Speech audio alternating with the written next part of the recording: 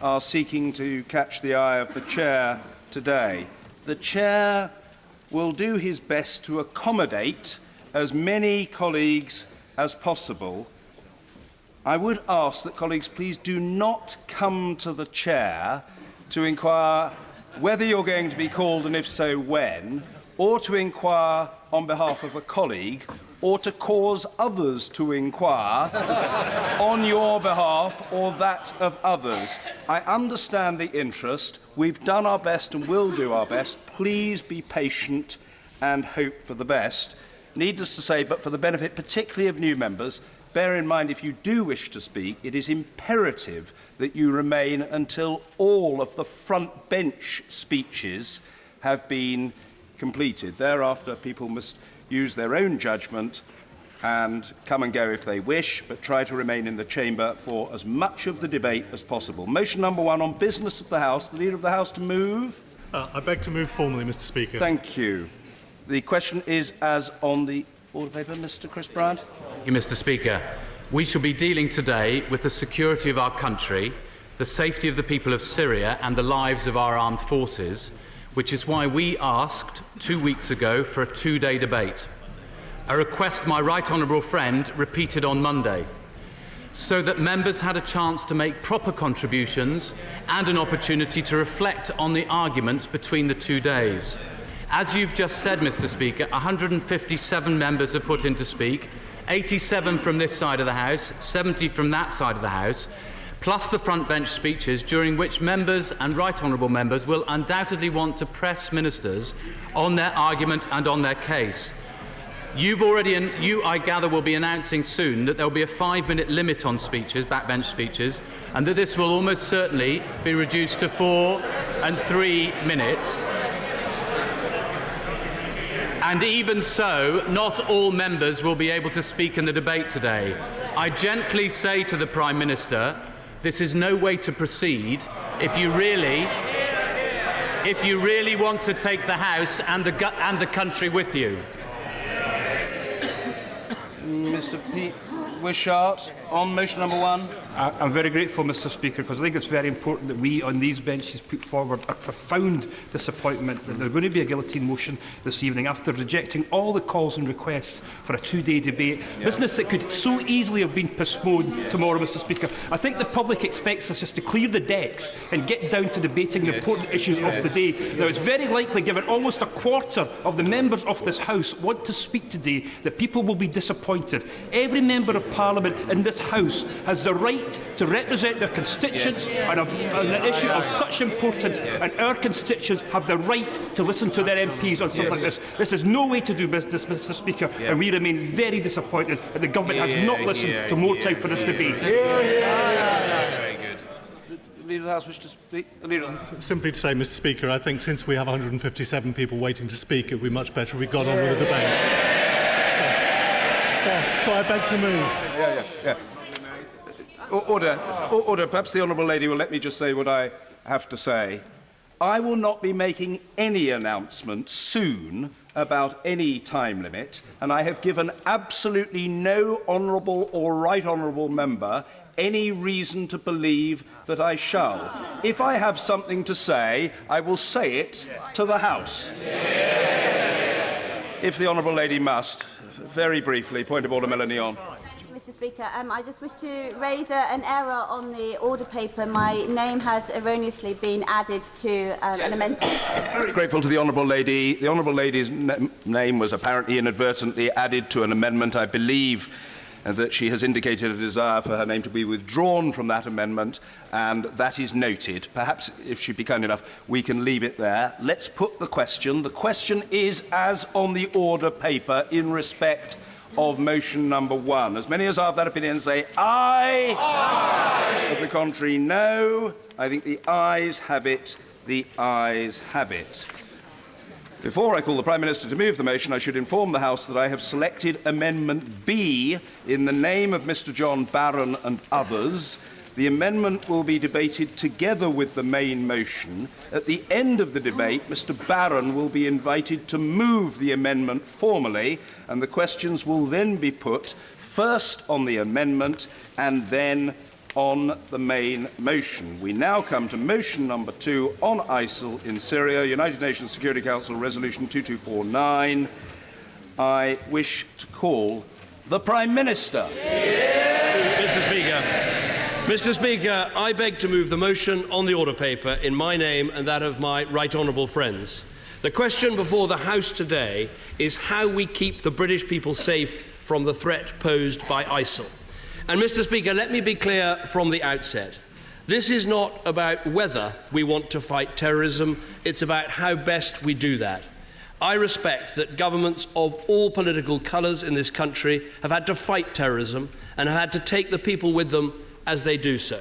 And I respect people who come to a different view from the government and the one I'll set out today, and those who vote accordingly.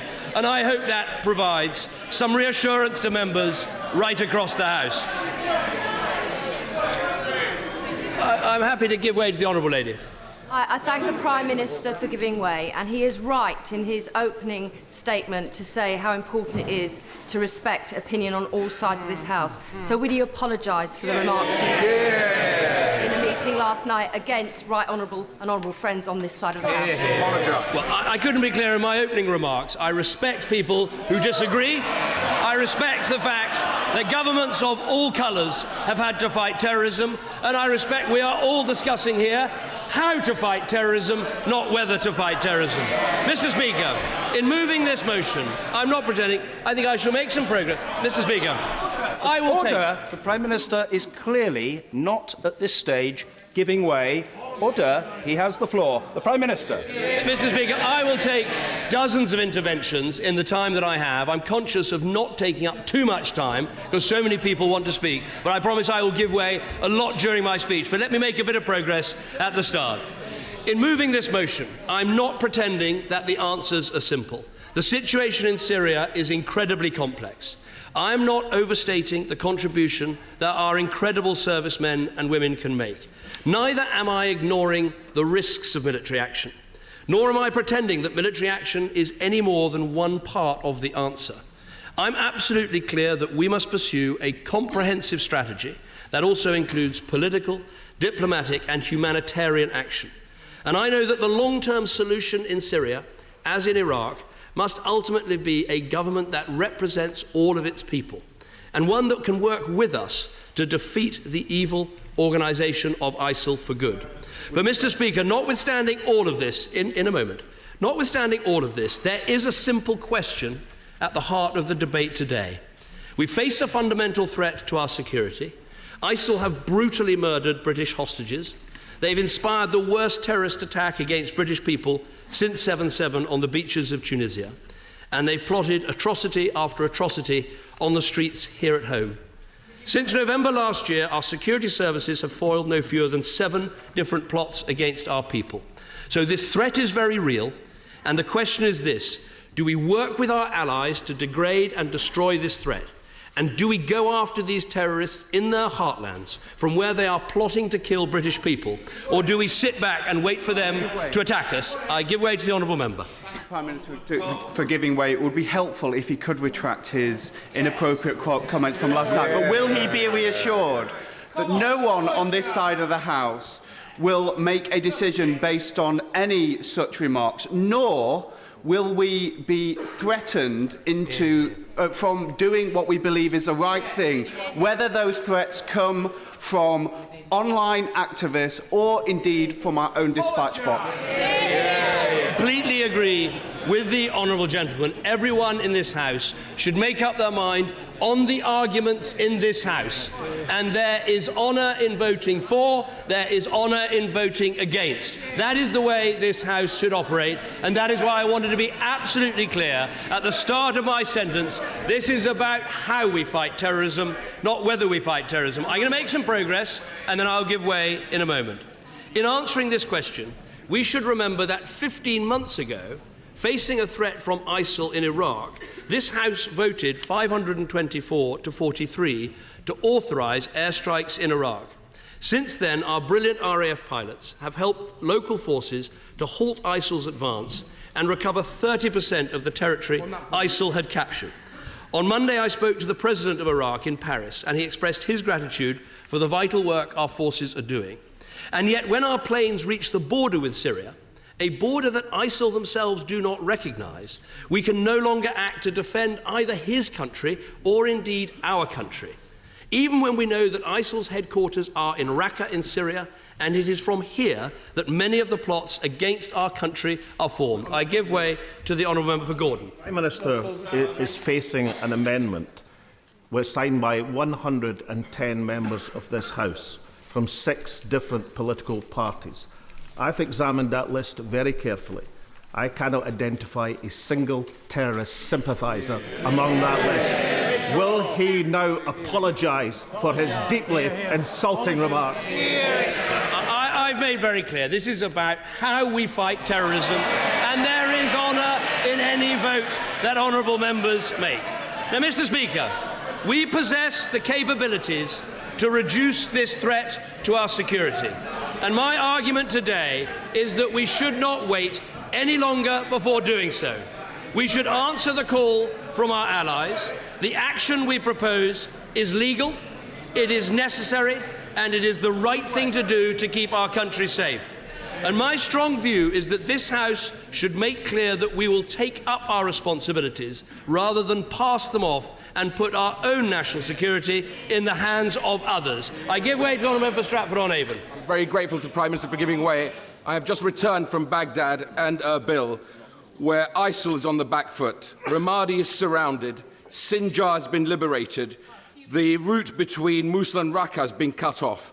But everyone on the ground tells me that unless we attack ISIL in Syria, there is no point liberating Mosul or the rest of Iraq, because all they will do is regroup in Syria and come back and attack that country and our country. I think my honourable friend makes a very important point, and it's set out very clearly in the UN Security Council that the fact this so-called caliphate exists in Syria as well as Iraq is a direct threat to Iraq and the government of Iraq. Now, he talks about some of the better news there's been from Iraq. I would also add to that what's happened in Tikrit since that has been taken off ISIL. We've seen 70% of its population returning to that city. Later on in this debate, I'm sure we'll talk about the importance of humanitarian aid, the importance of reconstruction. That can only work if you have good government in those towns and the absence of ISIL or Daesh in those towns. Let me make a little bit of progress, and then I will take some more interventions, including from the different political parties in this House. Now, Mr. Speaker, since my statement last week, the House has had an opportunity to ask questions of our security experts. I've arranged a briefing for all members, as well as more detailed briefings for Privy Councillors. I've spoken further to our allies, including President Obama, Chancellor Merkel, President Hollande and the King of Jordan. The King of Jordan has written in the Daily Telegraph today expressing his wish for Britain to stand with Jordan in eliminating this global threat. I've also listened carefully to the questions asked by members on all sides of this House, and I hope that honourable members can see the influence this House has had on the motion that stands before us. The stress on post-conflict stabilisation and reconstruction, the importance of standing by our allies, the importance of only targeting ISIL, not deploying ground troops in combat operations, the need to avoid civilian casualties, the importance of ceasefires and a political settlement, and the commitment to regular updates to this House. I've drawn these points from across the House and put them in the motion, because I want as many people as possible to feel able to support this action. I give way to the Honourable Member for Carshalton. I thank the Prime Minister, and can I say first of all that I will be supporting him today. I do think, however, that he needs to apologise for the comments he made in relation to the Labour Party. Could I ask him very specifically, in relation to civilian casualties, what the UK government are going to do to minimise those? The honourable gentleman raises a very important point. In Iraq, for a year and 3 months, there have been no reports of civilian casualties related to the strikes that Britain has taken. Our starting point is to avoid civilian casualties altogether. And I have argued, and indeed I'll argue again today, that our precision weapons and the skill of our pilots make civilian casualties less likely. So Britain being involved in the strikes in Iraq can both be effective in prosecuting the campaign against ISIL, but also can help us to avoid civilian casualties as well. Let me give way to the honourable member for Birkenhead. I'm grateful. I'm grateful to the Prime Minister. Is he aware that we have press reports that over the recent past, 60,000 Syrian troops have been murdered by ISIL, and our allies have actually waited to attack until after those murderous acts have taken place. And therefore there is a key part in the motion for many of us which talks about our action will be exclusively against ISIL. If ISIL are involved in attacking Syrian government troops, will we be bombing ISIL in defence of those troops, or will we wait idly by, as our allies have done up to now, wait for ISIL to kill those troops and then for us to bomb?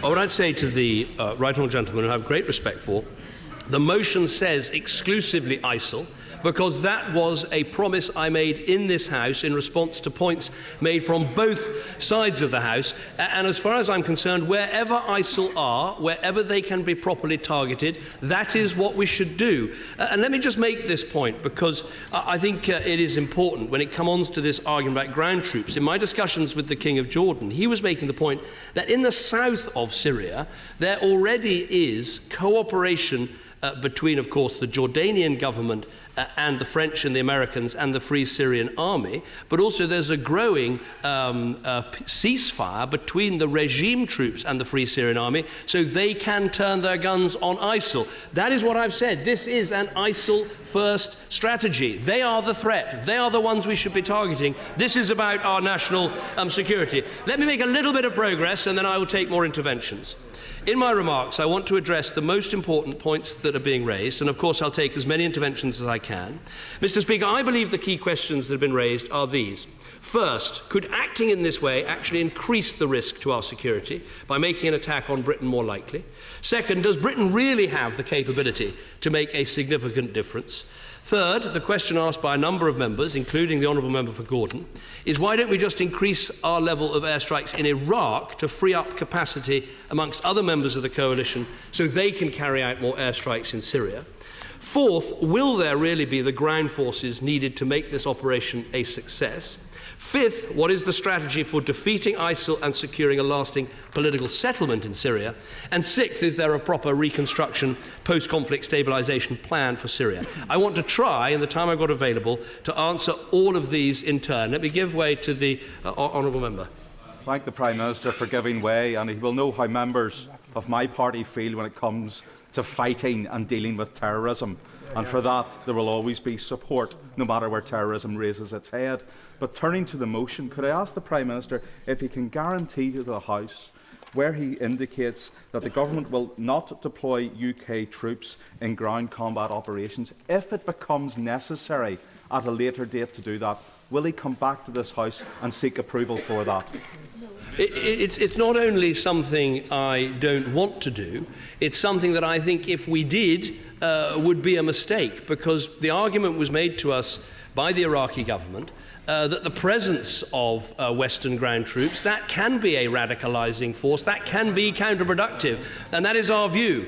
But I would say to him, and to colleagues behind me who are concerned about this issue, I accept that this means that our strategy takes longer to be successful because we rely on Iraqi ground troops in Iraq. We rely on the patchwork of Free Syrian Army troops there are in Syria. In time, we hope for Syrian ground troops from a transitional regime. But all of that takes longer. And I think one of the clear messages that has to come across today is that, yes, we do have a strategy. It's a complex picture. It will take time, but we are acting in the right way. Let me make one more point before I take some more interventions, because before we get on to all these things, Mr. Speaker, I want to say a word about the terminology we use to describe this evil death cult. Having carefully considered the strong representations made to me by the Honourable Member for Gillingham and Rainham, having listened to many members of Parliament across the House, I feel it's time to join our key ally France, the Arab League and other members of the international community in using as frequently as possible the terminology Daesh rather than ISIL. Because frankly, this evil death cult is neither a true representation of Islam nor is it a state. I give way to the Honourable Lady. I'm very interested to hear what the honourable gentleman says about what name we should call Daesh, but if we're talking about terminology, should he not take this opportunity to withdraw the remarks that he is calling those who will not be voted meeting with him tonight a bunch of terrorist sympathisers, because not only is that offensive, it is dangerous and it is untrue. I've made my views clear about the importance of all of us fighting terrorism, and I think it's time to move on. So let me turn to the important questions, and I will take interventions as I go through these questions. First, could acting increase the risk to our security? This is one of the most important questions we have to answer. Mr. Speaker, Privy Councillors across the House have had a briefing from the chair of the Independent Joint Intelligence Committee. Obviously, I can't share all the classified material, but I can say this. Paris wasn't just different because it was so close to us or because it was so horrific in scale. Paris was different because it showed the extent of terror planning from Daesh in Syria and the approach of sending people back from Syria to Europe. This was, if you like, the head of the snake in Raqqa in action. So it's not surprising, in my view, that the judgment of the chair of the Joint Intelligence Committee and the judgment of the Director General of the Security Service is that the risk of a similar attack in the UK is real, and that the UK is already in the top tier of countries on ISIL's target list. So let me be frank, Mr. Speaker. I want to make this point, and I will take some more interventions. If there is an attack on the UK in the coming weeks or months, there will be those who try to say it's happened because of our airstrikes. I do not believe that would be the case. Daesh have been trying to attack us for the last year, as we know from the 7 different plots that our security services have foiled. The terrorist threat level to the UK was raised to severe last August in the light of the threat from Daesh, meaning an attack is highly likely. 2 minutes. 800 people, including families and children, have been radicalised to such an extent that they've travelled to this so-called caliphate. The House should be under no illusion. These terrorists are plotting to kill us and to radicalise our children right now. They attack us because of who we are, not because of what we do. Honourable gentleman. Thank you, Mr. Speaker, sir. We all on these benches share the Prime Minister's horror for Daesh and its death cult and abhor terrorism. Will he take this further opportunity to identify which members of these benches he regards as terrorist sympathisers? Everyone in this House can speak for themselves, but what I'm saying is when it comes to the risks of military action, the risks of inaction are far greater than the risks of what I propose. Now, next, there are those who ask whether Britain conducting strikes in Syria will really make a difference. This is a question that came up. Okay, let me make my argument and then I'll take his question, because this point has been raised in briefing after briefing. I believe we can make a real difference. Now, I told the House last week about our dynamic targeting, about our Brimstone missiles, about the Raptor pod on our Tornadoes, and the intelligence gathering work of our Reaper drones. I'm not going to repeat all that today. But there is another way of putting this which I think is equally powerful. There is, of course, in the coalition, a lot of strike capacity. But when it comes to precision strike capability, whether covering Iraq or Syria, last week the whole international coalition had some 26 aircraft available. 8 of those were British Tornadoes. So typically the UK actually represents between a quarter and a third of the international coalition's precision bombing capability. And we also have about a quarter of the unmanned strike capability flying in the region. So we have a significant proportion of high precision strike capability. That's why this decision is so important. He's been very persistent. I'll give way to the honourable gentleman. He is right to sing the praises of the RAF pilots. And my constituent, Mike Poole, son was tragically killed training for the RAF in a tornado in 2012. He has asked me specifically this question. Will the Air Force in northern Iraq, or is the Air Force in North Iraq, and if we go into Syria, does it have coalition warning systems attached in this crowded airspace? Absolutely essential that the safety of our pilots. The honourable gentleman is absolutely right to raise this issue, and I pay tribute to his constituent son. We will be part of the deconfliction process that already exists between those coalition partners flying in Syria and the Russians. And of course, in terms of our own aeroplanes, they have the most advanced defensive air suites possible to make sure they are kept safe. So the argument I was making is one reason why members of the international coalition, including President Obama and President Hollande, who made these points to me personally, they believe that British planes would make a real difference in Syria, just as they are already doing in Iraq. Honourable gentleman. Very grateful, Mr. Speaker, for the Prime Minister giving way. It's important in this debate that there's respect across the House. In that spirit of respect, will the Prime Minister, he's been asked before, but he must apologise for the slur that was put on every member of the opposition last night. Do it now and let's have a proper debate. People who are going to vote either way tonight, either vote is an honourable vote, but I really do suggest that we get on with the debate that the country wants to hear about. Now, in many ways, what I've just said, I believe, helps to answer the next question that some members have asked about why we do not simply increase our level of airstrikes in Iraq to free up other coalition capacity for strikes in Syria. We have these capabilities that other members of the coalition want to benefit from, and it makes absolutely no sense to stop using these capabilities at a border between Iraq and Syria that Daesh simply do not recognise or respect. In fact, there was, let me make this argument because it's an important detailed point. There was a recent incident in which Syrian opposition forces needed urgent support in their fight against Daesh.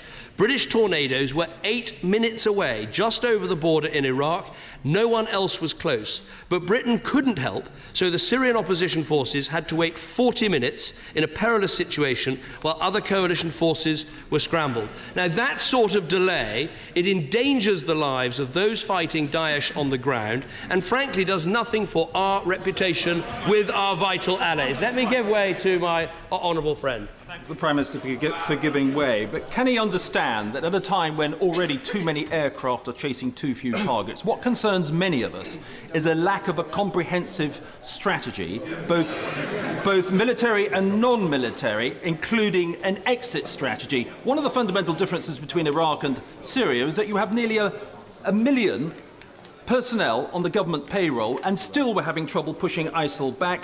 In Syria, the 70,000 moderates, quite frankly, we risk forgetting the lesson in Libya. Can I just ask, what is his reaction to the Foreign Affairs Committee's decision yesterday that actually the Prime Minister had not adequately addressed our concerns? Let me answer both of my honourable friend's questions. The second question, I think, is perhaps answered by something that I'm sure the whole House will want to join me in, which is wishing the honourable member for Ilford South well, given his recent illness, who normally is always at the Foreign Affairs Select Committee and always voting on a non-party basis, on the basis of the arguments that he believes in.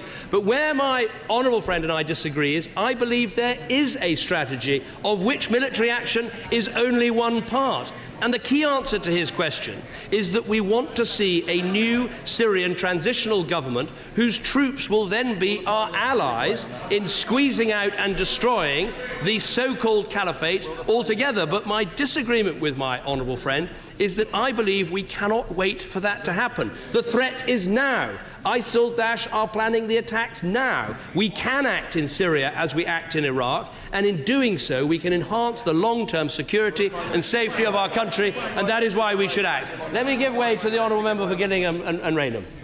Well, Mr. Prime Minister, can I first of all thank you for that change in terminology and all members of Parliament across the House for their support in this. Will the Prime Minister join me in urging the BBC to review their bizarre policy when they wrote to me to say that they can't use the word Daesh because it would breach their impartiality rules? We are at war with terrorists, Prime Minister. We have to defeat their ideology, their appeal. We have to be united in that. Will he join me now in urging the BBC to review their bizarre policy? Well, I agree with my honourable friend, and I've already corresponded with the BBC about their use of IS, Islamic State, which I think is even worse, frankly, than either saying so-called IS or indeed ISIL. But Daesh is clearly an improvement, and I think it is important we all try and use this language. Let me make some progress, and then I will give way some more. There is a much more fundamental answer as to why we should carry out airstrikes in Syria ourselves, and it's this. It is Raqqa in Syria that's the HQ of this threat to our security. It is in Syria where they pump and sell the oil that does so much to help finance their evil acts. And as I've said, it is in Syria where many of the plots against our country are formed. So we must act in Syria to deal with these threats ourselves. Give way to the honourable gentleman. I thank the Prime Minister for giving way. I would have preferred to hear an apology, but I want to discuss the facts. The fact is that we are proposing to be targeting very different things than what we're targeting in northern Iraq. And I'd like to ask the Prime Minister two questions. What practical steps will be used to reduce civilian casualties? And secondly, what sorts of targets will we be going against which will reduce the terrorist threat to the UK in terms of operations directed against our citizens?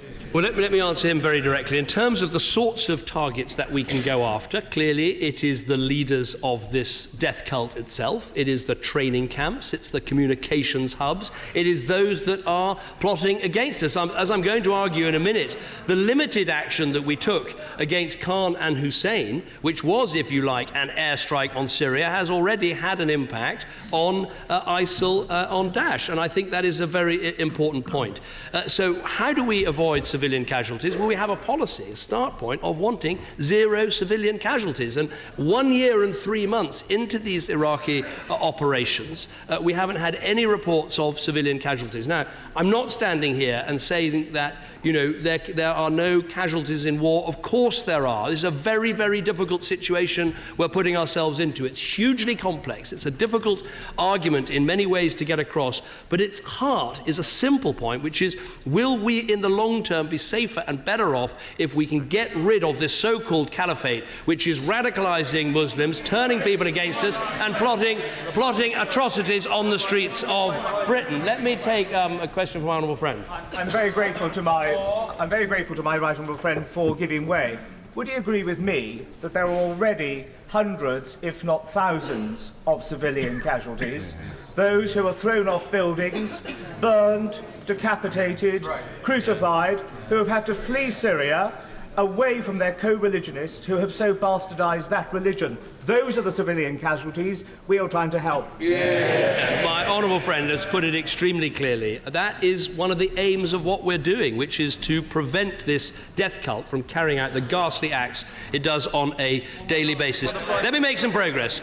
Let me turn to the question of whether there will be ground forces to make this operation a success. Those who say there aren't as many ground troops as we would like, and that they're not all in the right places, they are correct. We are not dealing with an ideal situation. But let me make a series of, I think, important points. First, we should be clear what airstrikes alone can achieve. We don't need ground troops to target the supply of oil, which Daesh uses to fund terrorism. We don't need ground troops to hit Daesh's headquarters, their infrastructure, their supply routes, their training facilities, their weapon supplies. It's clear that airstrikes can have an effect, as I've just said, with the issue of Khan and Hussein. So irrespective of ground forces, our RAF can do serious damage to Daesh's ability right now to bring terror to our streets, and we should give them that support. I give way to the honourable gentleman. I thank the Prime Minister. How would the Prime Minister respond to the point that Daesh, since its attack on its offensive against Baghdad was blunted by air power, has actually changed its tactics, dispersed its forces, and particularly in Raqqa, a town of 600,000 people at the moment, has dispersed its operations all through that city into small units, which make it impervious to attacks from our tornadoes, given the small number of tornadoes we have?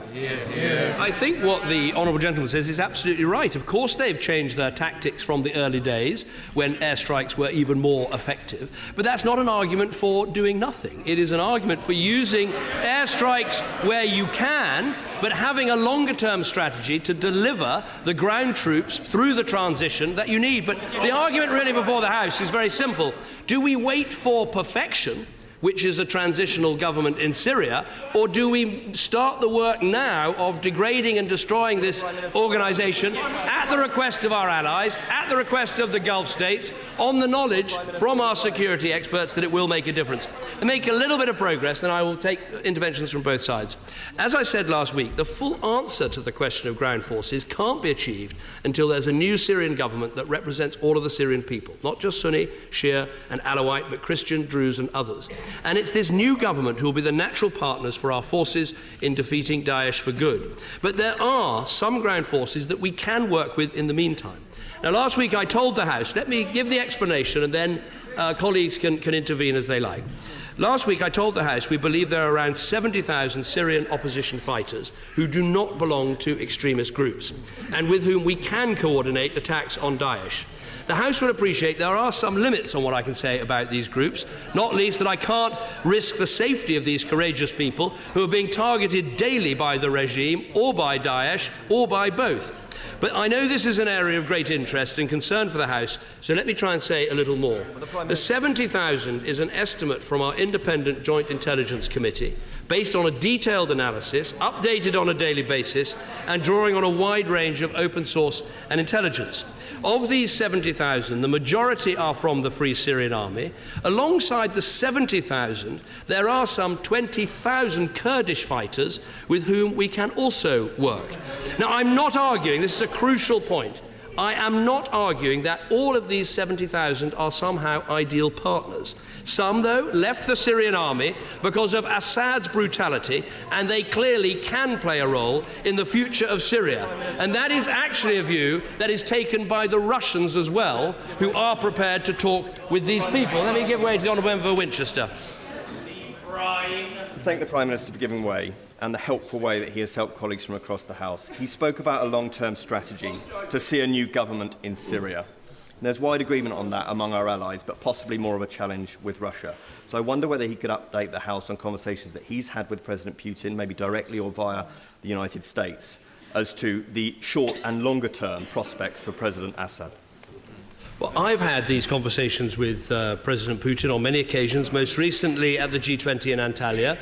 The President of the United States, Barack Obama, had a meeting with him at the climate change conference in Paris. And as I've said before in this House, there was an enormous gap between Britain, America and France, and indeed Saudi Arabia, and Russia on the other hand. We wanted Assad to go instantly. They wanted him to stay potentially forever. That gap has narrowed, and I think it will narrow further as these vital talks in Vienna get underway. And let me just make a point about the Vienna talks, because I think some people worry it's a process without an end. The very clear ambition in the Vienna talks is for a transitional government within 6 months and a new constitution and fresh elections within 18 months. So there is a real momentum behind these talks. Let me give way to the Honourable Member for Leicestershire.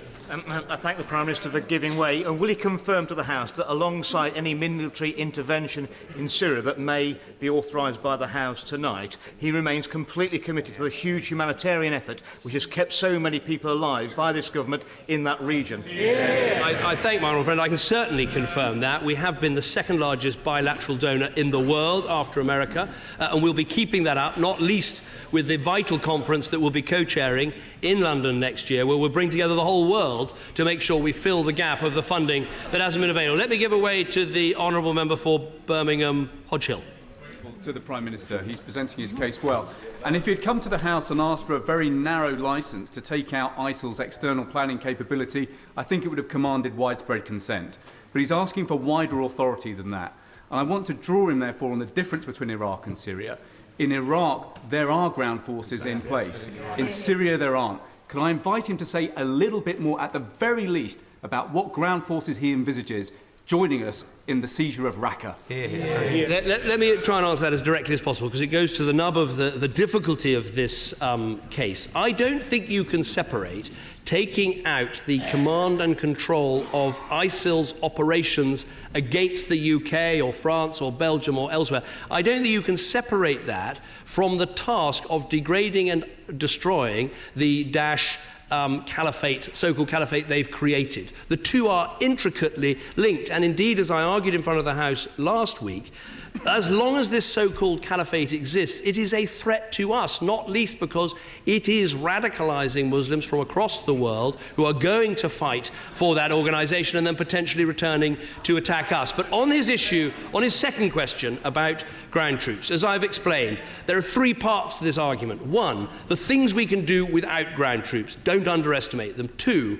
the ground troops that are there, not ideal, not as many as we'd like, but people we are working with and can work with more. 3, the real plan is, as you get a transitional government in Syria that can represent all the Syrian people, there will be more ground troops for us to work with to defeat Daesh and the caliphate, which will keep our country safe. Now, I know that takes a long time. I know that is complex, but that is the strategy. But we need to start with the first step, which is going after these terrorists today. Let me take the Honourable Lady. I'm very grateful, but I do think the Prime Minister has to acknowledge that the ground troops which we can work with will be absolutely essential for his long-term strategy. And at the moment, he has not shown to me that as we defeat ISIL, we simply create a vacuum into which Assad will move, and we will simply be fighting another enemy. And just the final word, can I give him some motherly advice? If he now just got up and said, whoever does not walk with me through the division lobby is not a terrorist sympathiser, he would improve his standing in his house enormously. I think I'm very happy to repeat what she said. As I've said, people who vote in either division lobby, they do so with honour. I couldn't have been more clear about that. But look, what I would say to her is, if she's saying there aren't enough ground troops, she's right. If she's saying they're not always in the right places, she's right. But the question for us is, should we act now in order to try to start to turn the tide? Let me make some progress, because there's some important. I'll certainly give way to the leader of the SNP in a moment. I just want to be clear about the 70,000. That figure does not include a further 25,000 extremist fighters in groups which reject political participation and reject coordination with non-Muslims. So although they fight Daesh, they cannot and will not be our partners. So, Mr. Speaker, there are ground forces who will take the fight to Daesh, and in many cases we can work with them and we can assist them. I want to make one final point, and then I will give way to the leader of the SNP. If we don't act now, we should be clear there will be even fewer ground forces over time as Daesh will get even stronger. In my view, we simply cannot afford to wait. We have to act now. Let me give way to the leader of the SNP. Grateful to the Prime Minister for giving way. Would you clarify for every member of the House the advice that he's been given and others have been given in relation to the 70,000 forces that he speaks of? How many of those 70,000 are classified as moderate, and how many of them are classified as fundamentalists who we can never work with? Well, on the 70,000, the advice I have is that the majority are made up of Free Syrian Army. But of course, the Free Syrian Army has different leadership in different parts of the country. The 70,000 excludes those in extremist groups like Al-Nusra that we will not work with. But as I said very clearly, I'm not arguing that the 70,000 are ideal partners. Some of them do have views that we don't agree with. But the definition of the 70,000 is those people that we have been prepared to work with and continue to be prepared to work with. But let me make this point again. If we don't take action against Daesh now, the number of ground forces we can work with will get less and less and less. If we want to end up with a situation where you have the butcher Assad on one side and a stronger ISIL on the other side, not acting is one of the things that will bring that about. Let me give way to my honourable friend. I know from my time in government how long and how hard and how anxiously the Prime Minister thinks about these questions.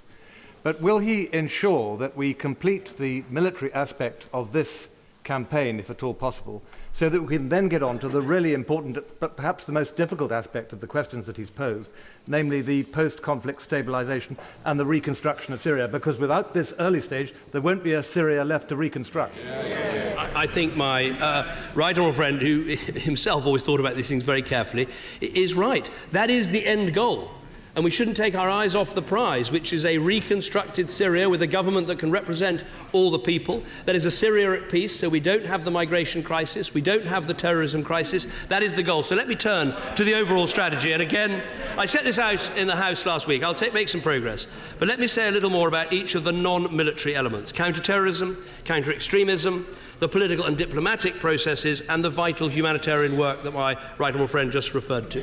Our counter-terrorism strategy gives Britain a comprehensive plan to prevent and foil plots at home, and also to address the poisonous extremist ideology that is the root cause of the threat that we face.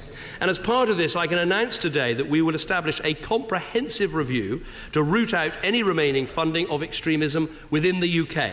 This will examine specifically the nature, scale and origin of the funding of Islamist extremism activity in the UK, including any overseas sources. It will report to myself and my right honourable friend, the Home Secretary, next spring. Mr. Speaker, I want to make this point finally before giving way again. I know there are some who suggest that military action could in some way undermine our counter-extremism strategy by radicalising British Muslims. So let me take this head on. British Muslims are appalled by Daesh. These women-raping, Muslim-murdering, medieval monsters, they are hijacking the peaceful religion of Islam for their warped ends. As the King of Jordan says in his article today, these people are not Muslims, they are outlaws from Islam. And we must stand with our Muslim friends here and around the world as they reclaim their religion from these terrorists. So far from an attack on Islam, we are engaged in a defence of Islam. And far from the risk of radicalising British Muslims by acting, failing to act would actually be to betray British Muslims and the wider religion of Islam in its very hour of need. I give way to the honourable gentleman. The Prime Minister said that they would fight all the time in this country.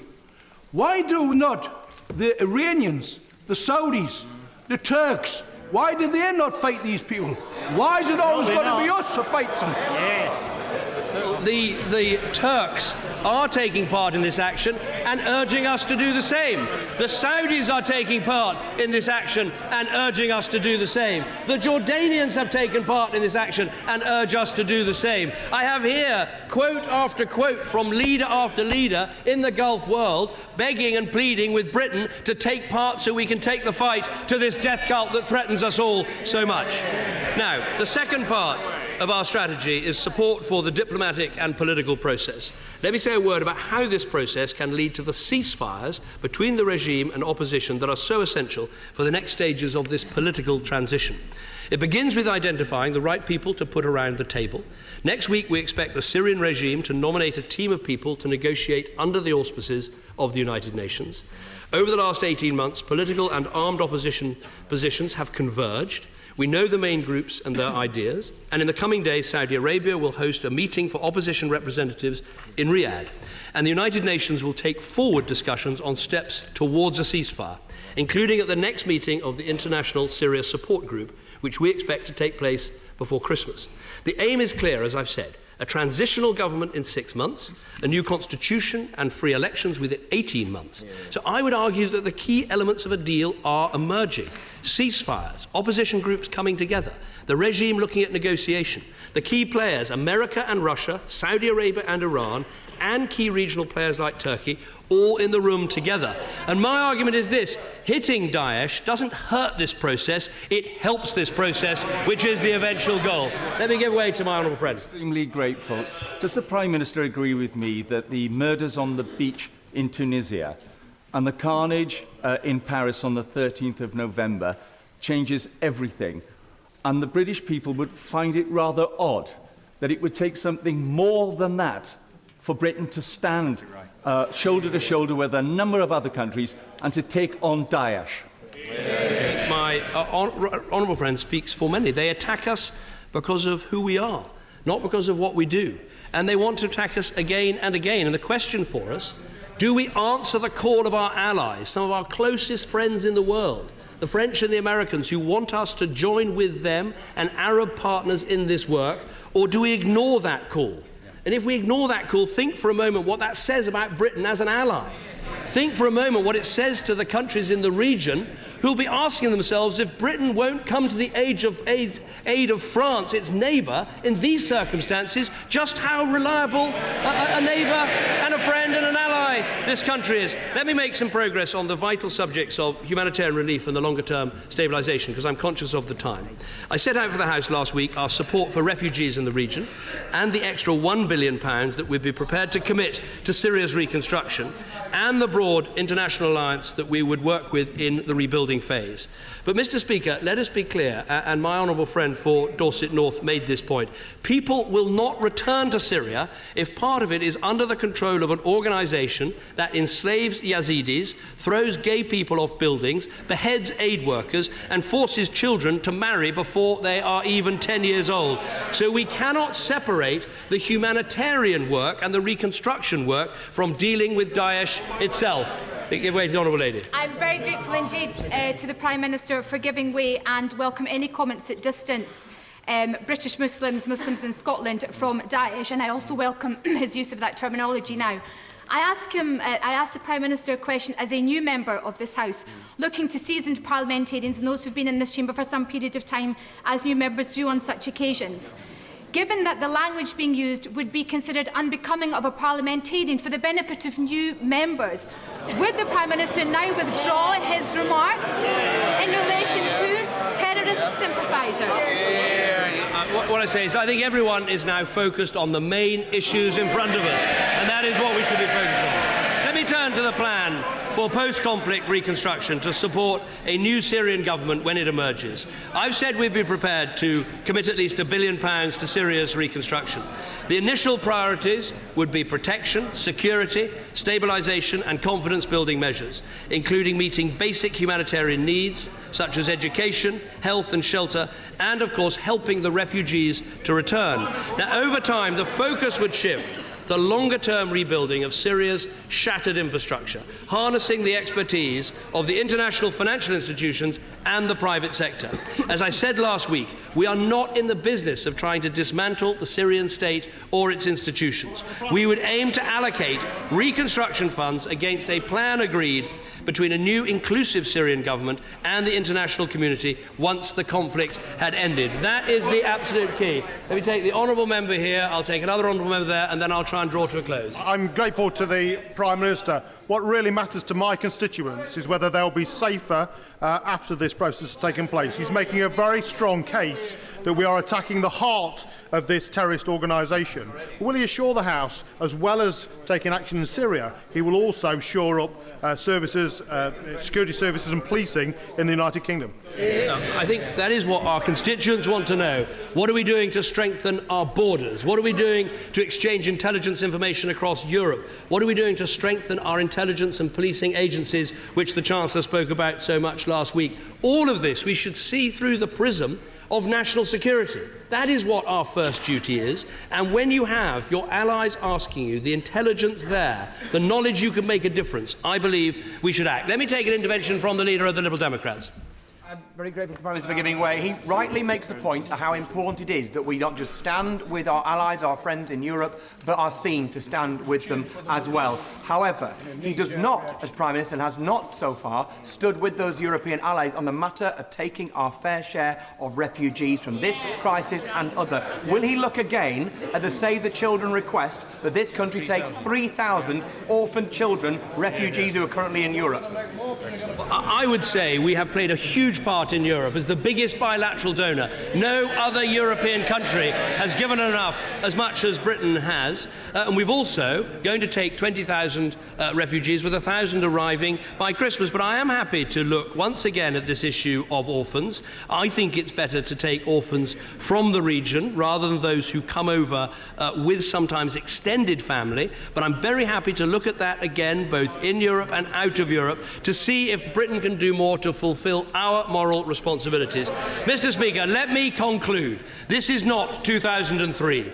We must not use past mistakes as an excuse for indifference or inaction. And let's be clear, Mr. Speaker, inaction does not amount to a strategy for our security or for the Syrian people. But inaction is a choice. I believe it's the wrong choice. We face a clear threat. We've listened to our allies. We've taken legal advice. We have a unanimous United Nations resolution. We've discussed our proposed action extensively at meetings of the National Security Council and Cabinet. I've responded personally to the detailed report of the Foreign Affairs Select Committee. We have a proper motion before this House, and we're having a 10.5-hour debate today. Now, in that spirit, I look forward to the rest of the debate. I look forward to listening to the contributions of members on all sides of this House. But I hope that at the end of it all, the House will come together in large numbers for Britain to play its part in defeating these evil extremists and taking the action that is needed now to keep our country safe. In doing so, I pay tribute to the extraordinary bravery and service of our inspirational armed forces, who will once again put themselves in harm's way to protect our values and our way of life. And I commend this motion to the House. Order. The question is motion number 2 as on the order paper. I call the Leader of the Opposition, Mr Jeremy Corbyn. Thank you, Mr Speaker. The whole House recognises that decisions to send British forces to war are the most serious, solemn and morally challenging of any that we have to take as members of Parliament. The motion brought before the House today by the Government authorising military action in Syria against ISIL faces us with exactly that decision. It's one with potentially far-reaching consequences for us all, here in Britain, as well as the people of Syria and the wider Middle East. For all members, taking a decision that will put British servicemen and women in harm's way and almost inevitably lead to the deaths of innocents is a heavy responsibility. It must be treated with the utmost seriousness and respect given to those who make a different judgment about the right course of action to take, which is why the Prime Minister's attempt to brand those who plan to vote against the government as terrorist sympathisers both demeans the office of the Prime Minister and, I believe, undermines the seriousness of the deliberations we're having today. If the Prime Minister now wants to apologise for those remarks, I'd be happy to give way to him to do so.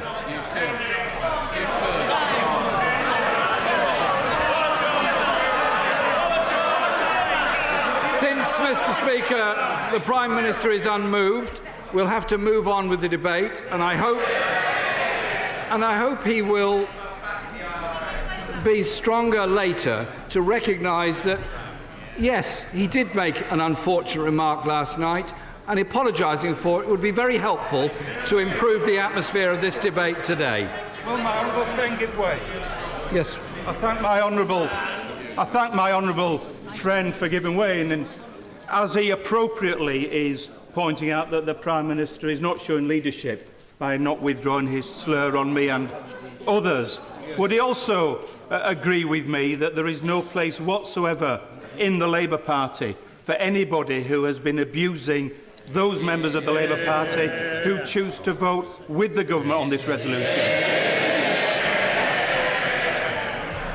Mr Speaker, abuse has no part in responsible, democratic political dialogue. That I believe very strongly, and that is the way that I wish to conduct myself, and I wish others to conduct themselves in that way. Yes, I do give way, then I'll move on. I'm very grateful to my right honourable friend for giving way. Would you agree with me that if the Prime Minister came to that dispatch box and made a clear apology, he would clear the air immediately and we could move on in this debate with a simple "I'm sorry"? Well, as he often does on these occasions, he appears to be taking advice from the Chancellor of the Exchequer on this matter. If he wants to apologise now, that's fine. If he doesn't, well, the whole world can note that he's not apologising. Mr Speaker, since the Prime Minister first made his case for extending British bombing to Syria in the House last week, the doubts and unanswered questions then expressed on both sides of the House have only grown and multiplied. That's why it's a matter of such concern that the Government has decided to push this vote through Parliament today. It would have been far better to allow a full two-day debate. That would have given all members the chance to make a proper contribution. And you yourself, Mr Speaker, informed us that 157 have applied to speak in this debate. It is, Mr Speaker... Yes. I'm very grateful for the Right Honourable Gentleman for giving way. He and I have worked together on the Kurdish issue. He knows how tough the Kurds are finding it, fighting ISIL in both Iraq and in Syria. His shadow Foreign Secretary believes that the 4 conditions debated at the Labour Party conference for taking action in Syria have been met. Why does he disagree with him on that? Well, he may have to wait a few moments to hear that, but it will be in my speech, I can promise him. But I also am pleased that he's made the intervention with respect to the Kurdish people, because at some point over the whole of the Middle East and the whole of this settlement, there has to be a recognition of the rights of Kurdish people, whichever country in which they live. He and I have shared that view for more than 30 years, and my view is not changed on that. I thank my honourable friend for giving way, and right honourable friend for giving way, and I'm glad that he has mentioned the Kurds. Could he be clear at this dispatch box that he or anyone on this bench in no way will want to remove the air protection which was voted on with an overwhelming majority in the House 14 months ago? I thank my friend for that intervention. It is not part of the motion today, so we move on with this debate. It's impossible, I think, Mr. Speaker, to avoid the conclusion that the Prime Minister understands that public opinion is moving increasingly against what I believe to be an ill-thought-out rush to war. And he wants to hold this vote before the opinion grows even further against it. Whether it's a lack of strategy worth the name, the absence of credible ground troops, the missing diplomatic plan for a Syrian settlement, the failure to address the impact of the terrorist threat or the refugee crisis and civilian casualties, it's becoming increasingly clear that the Prime Minister's proposals for military action simply do not stack up. I'm very grateful to the honourable gentleman give way, and I agree with what he's been saying, that the case has not been put for this. I wonder, under the circumstances and the slur that's been put on the opposition benches, whether or not he will reconsider that it's important that the Labour Party in its entirety joins with those on these benches here and opposing the government to whip the Labour MPs to make sure this government's defeated on this motion. Every MP has to make a decision today. Every MP has a vote today. Every MP has a constituency, and every MP should be aware of what constituents and public opinion is, and they will make up their own mind. Obviously, I am proposing that we do not support the government's motion tonight, and I would encourage all colleagues on all sides to join me in the opposition lobby tonight to the government's proposals.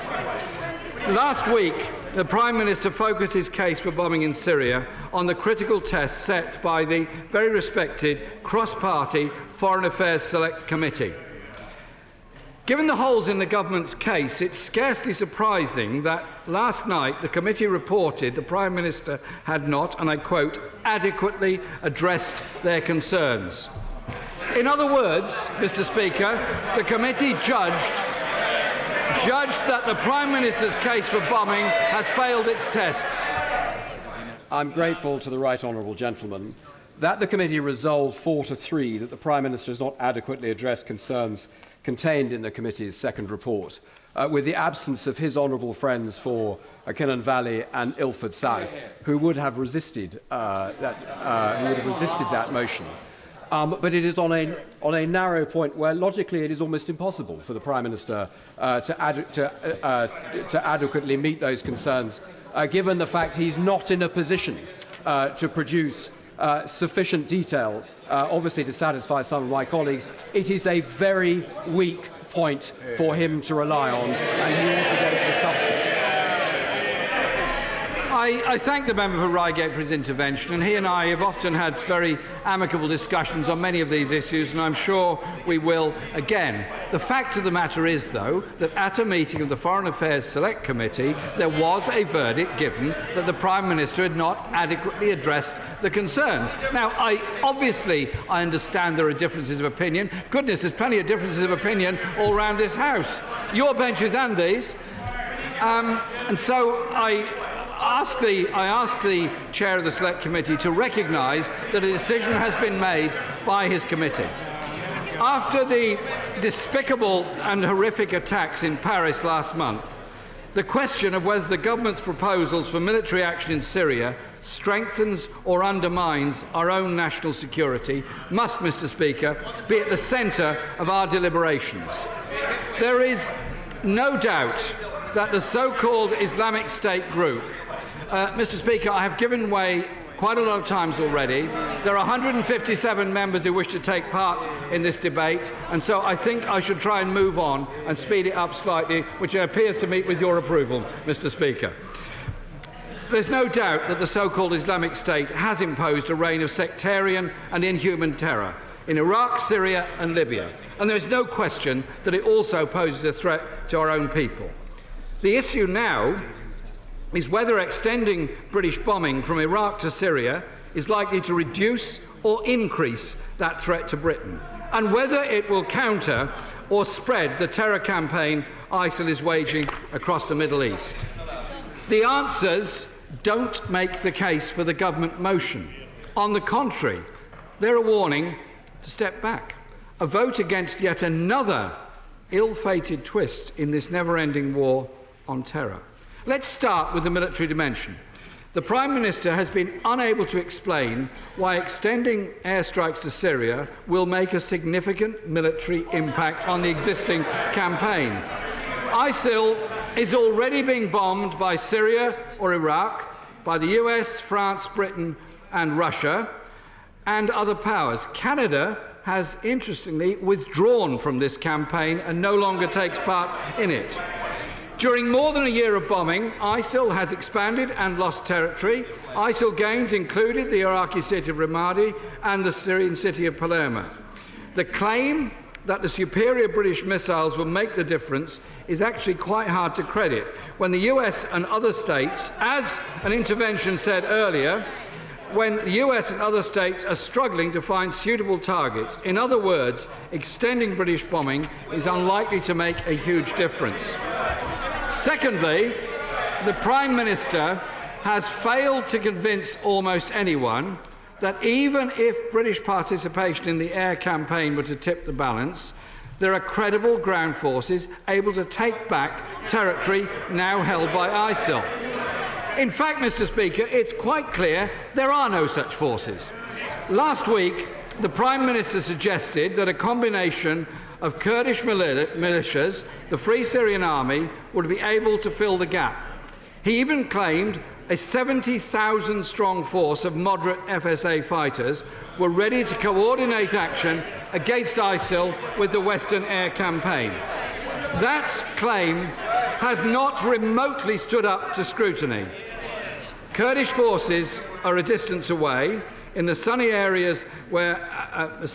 areas where ISIL controls, nor will the FSA, which includes a wide range of groups, few, if any, would regard as moderate and mostly operate in other parts of the country. The only ground forces able to take advantage of a successful anti-ISIL air campaign are stronger jihadist and Salafist groups close to the ISIL-controlled areas. I think these are serious issues that we need to think through very carefully, because I believe that's what the Prime Minister's bombing campaign could lead to. This is why the logic... Mr. Speaker, I will give way later on in my contribution, but I think I should be enabled to make what is, I think, an important part of this contribution. This is why the logic of an extended air campaign is, in fact, mission creep.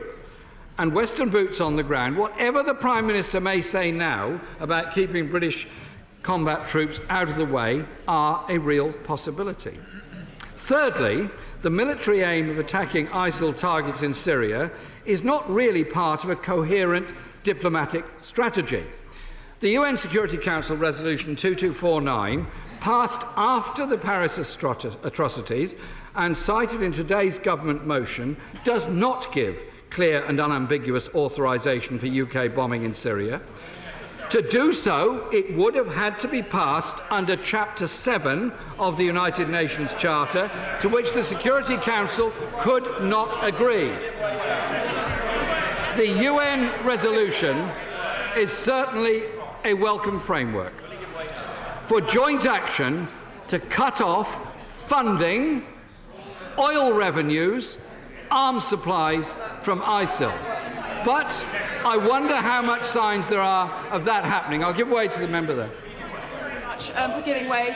Myself and the honourable member don't agree on very much, but on the necessity to cut off their oil supplies, I do very much agree with him.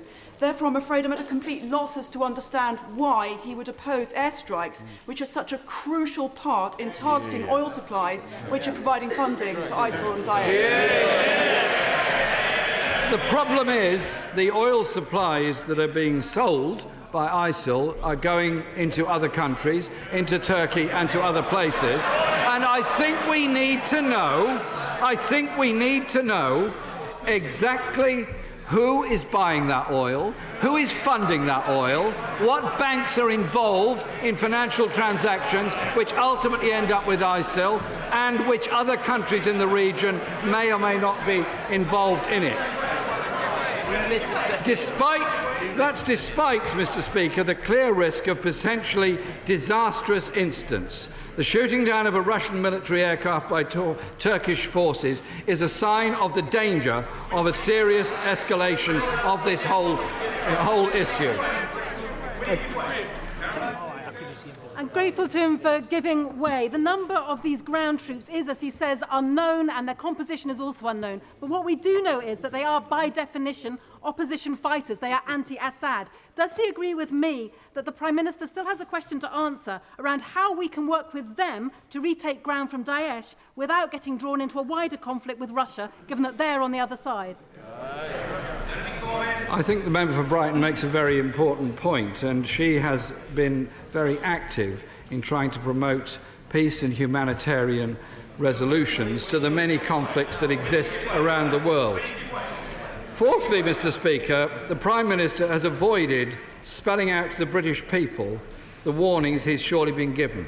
The likely impact of UK airstrikes on the threat of terrorist attacks in the UK. That's something everyone who backs the government's motion should weigh and think about very carefully before we vote whether or not to send RAF pilots into action over Syria.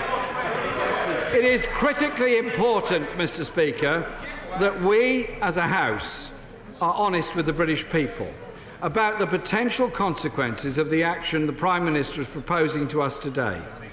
I'm aware that there are those with military experience, including members on the benches opposite as well as this side, who have argued that extending UK bombing will, and I quote, increase the short-term risk of terrorist attacks in Britain. We should also remember the impact, Mr. Speaker, on communities here in Britain.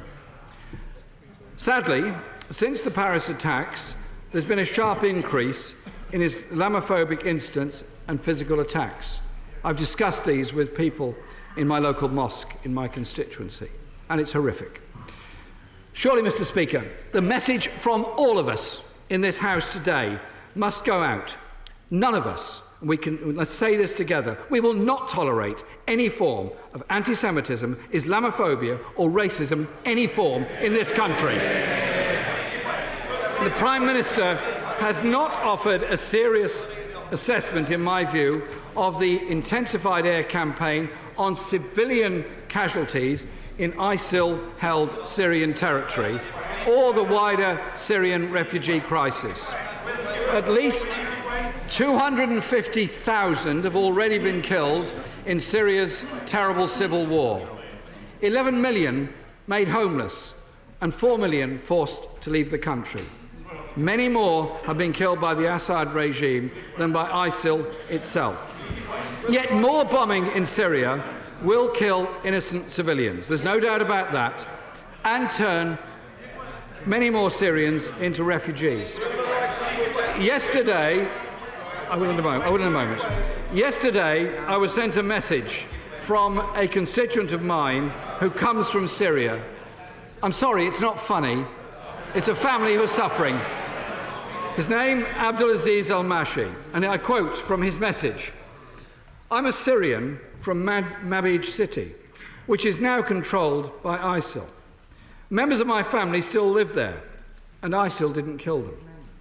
My question to David Cameron is, can you guarantee the safety of my family when your air forces drop bombs on my city? It's a fair question from a family who are very concerned. Yes.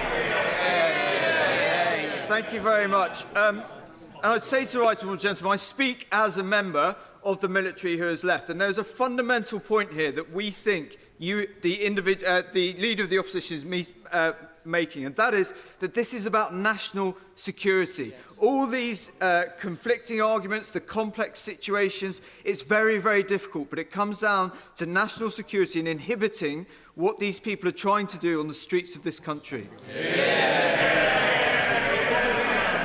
Yes, of course, security on the streets of this country in all of our communities is very important.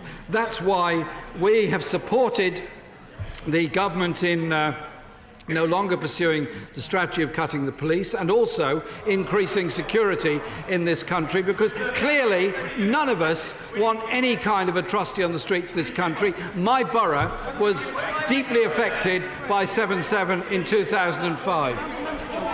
Can I just say that the member who has the floor cannot be expected to give way to a further intervention when he's in the process of answering an existing one. And the honourable gentleman is an experienced enough denizen of this House to be aware of that. Mr Jeremy Corbyn. Mr Speaker, but I'd like to give way to the member for Tottenham.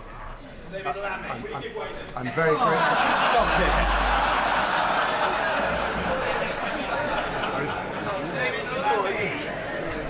I'm very grateful to the Leader of the Opposition. In making his points, does the Leader of the Opposition accept that this 70,000 moderate Sunnis that the Prime Minister claims is there consists of many different jihadist groups? And there is some concern, I think it's across the House, that in potentially degrading ISIL, Daesh, which is possible, we actually create a vacuum into which other jihadists come over time. That surely does not make the streets of Britain safer. Mr Speaker, in a sense of North London geography, I now give way to the member for Southgate. Thank you very much. I'm very, very grateful for him giving way. He has a consistent position in relation to opposing airstrikes. He has consistent in this House. On 26th of September 2014, when he voted against airstrikes against ISIL in Iraq, he said this. He said, "I do not believe that further airstrikes and the deepening of our involvement will solve the problem." So does he maintain his opposition to airstrikes in Iraq, let alone increasing and extending it to Syria? Mr Speaker, I thank both members for their interventions, and the point made by my friend, the member for Tottenham, is a very serious one. We have to be careful about what happens in the future. We have to, as the Prime Minister has said and others have said, we have to be very aware of the danger of some people, mainly young people, being deeply radicalised and end up doing very, very dangerous things indeed. Is the radicalisation of a very small number, but nevertheless significant number of young people across Europe a product of the war or something else? I think we need to think very, very deeply about that and think very, very deeply about what's happened in this world since 2001 and the increasing numbers of people that are suffering because of it. I rest my case at that point. There isn't, Mr Speaker, an EU-wide strategy to provide humanitarian assistance to those victims. Mr Speaker, perhaps most importantly of all, I ask the Prime Minister this. Is he able to explain how British bombing in Syria will contribute to a comprehensive, negotiated political settlement of the Syrian war? Such a settlement is widely accepted to be the only way to ensure the isolation and defeat of ISIL. ISIL grew out of the invasion of Iraq, and it has flourished in Syria in the chaos and horror of a multi-fronted civil war. Yes. I thank my right honourable friend for giving way. The Prime Minister spoke often of the choice between action and inaction that we face today. But those of us who will be voting against airstrikes, we also want to see action. The Prime Minister said almost nothing about cutting off the financial supplies for Daesh, which buy the bombs, which help radicalise recruits, Does my right honourable friend agree with me that we need action on this point? We absolutely need action to ensure there is a diplomatic and political solution to the crisis. I welcome what the Prime Minister said about speeding up the process in Vienna, but surely the message ought to be, let's speed that up rather than sending the bombers in now to bring about that political settlement. What we need, therefore, Mr. Speaker, is an involvement of all the main regional and international powers. Now, that I know that has been attempted. I know that there have been discussions in Vienna, and we welcome that. I think it is regrettable that Geneva too. Mr. Speaker, I'm going to try and make progress with the speech, if I may.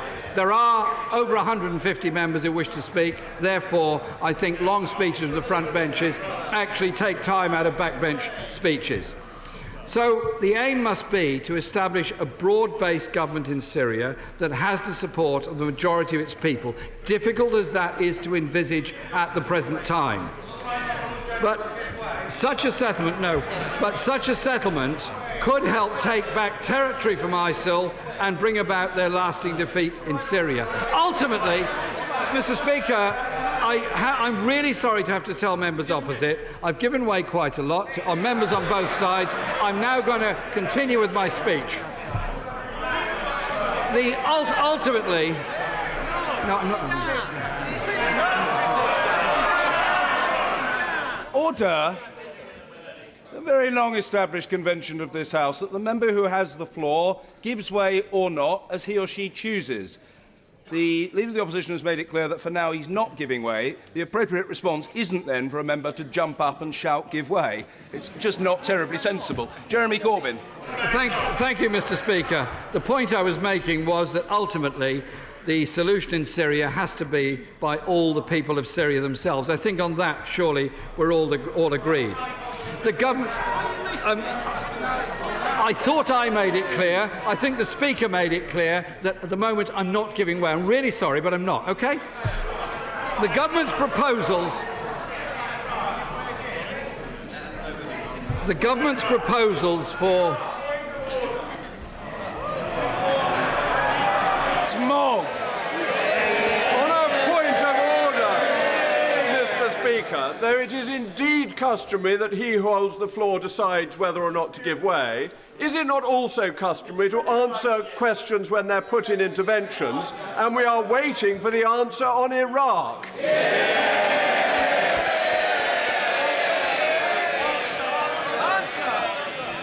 The honourable gentleman is a sufficiently experienced parliamentarian to know that he's made his own point in his own way, and it's on the record. Mr. Jeremy Corbyn. Mr. Speaker. The government's... Mr. Speaker, if I could move on with the speech, I'd be most grateful. The government's proposals... The government's proposals for military action in Syria are not backed by a clear and unambiguous authorisation by the United Nations. It does not meet the 7 tests set down by our own Foreign Affairs Committee. And it does not fulfil 3 of the 4 conditions laid down in my own party conference resolution of a couple of months ago. The past week, Mr. Speaker, voice has been given to growing opposition to the government's bombing plans across the country, in Parliament, outside, in the media, and indeed in my own party. And I believe it's a consideration of all the wars that we've been involved in the last 14 years. These matters were debated a great deal during my own campaign to be elected the leader of the Labour Party, and many people think very deeply about these matters. The light of the record of Western military interventions is one that has to be analysed. British bombing in Syria risks yet more of what President Obama, in a very thoughtful moment, called the unintended consequences of the war in Iraq, which he himself opposed at the time. The spectre, Mr. Speaker, of Iraq, Afghanistan and Libya looms over this debate. Now, Mr. Speaker, I'm not giving way. I'm going to carry on with my speech. Mr. Speaker, to oppose another war and intervention, in my view, is actually not pacifism, it's hard-headed common sense, which I think we should be thinking about today in this House. To resist ISIL's determination to draw the Western powers back into the heart of the Middle East isn't to turn our back on our allies, it's refusing to play into the hands of ISIL and what I suspect some of them want us to do. Is it wrong for us here in Westminster to see a problem, pass a motion, drop bombs and pretending we're doing something to solve it? That's what we did in Afghanistan, Iraq, Libya. And I ask the question of the House of this, has terrorism increased or decreased as a result of all of that? The Prime Minister said he was looking to build a consensus around the military action he wants to take. I don't believe he's achieved anything of the kind. He's failed, in my view, to make the case for another bombing campaign. All of our efforts should instead go into bringing the Syrian civil war to an end. Iraq, Afghanistan, Libya, I ask members to think very carefully about the previous decisions we've made. What we are proposing to do today is send British bombers. Point of order, Mr. David Winnick. Speak on a number of occasions of receiving complaints from the public, particularly over PMQs. What do you think the public makes when my right honourable friend, the Leader of the Opposition, is being shouted down constantly by the government benches? I think what the public wants is a civilised, though robust, debate by members on both sides of the House. I thank the honourable gentleman, a very experienced member, for that point of order. Let's proceed without fear or favour. Mr. Jeremy Corbyn. Thank you, Mr. Speaker. Sometimes in this House we get carried away with the theatricals of the place and forget there are millions of people who've sent us to this House to represent them, and we should be able to conduct our debates in a decent, respectful and civilised manner. And short as this debate is compared to the number who want to speak, I hope all those members that have applied to speak do get called. And I conclude with this point, Mr. Speaker. In my view, only a negotiated political and diplomatic endeavour to bring about an end to the civil war in Syria will bring some hope to the millions who've lost their homes, who are refugees, who are camped out in various points all across Europe, dreaming of a day that they can go home. I think our overriding goal should be to end that civil war in Syria, and obviously also to protect the people of this country. That is why, Mr. Speaker, I do not believe that the motion put by the Prime Minister achieves that, because it seems to put the emphasis on bombing now, whereas I think the emphasis should be not on bombing now, but on bringing about all our endeavours, all our intelligence and all our efforts. I think it's very strange that members don't seem to understand there are millions who watch these debates who want to hear what's being said, don't want to hear people shouting at each other. So for those reasons, Mr.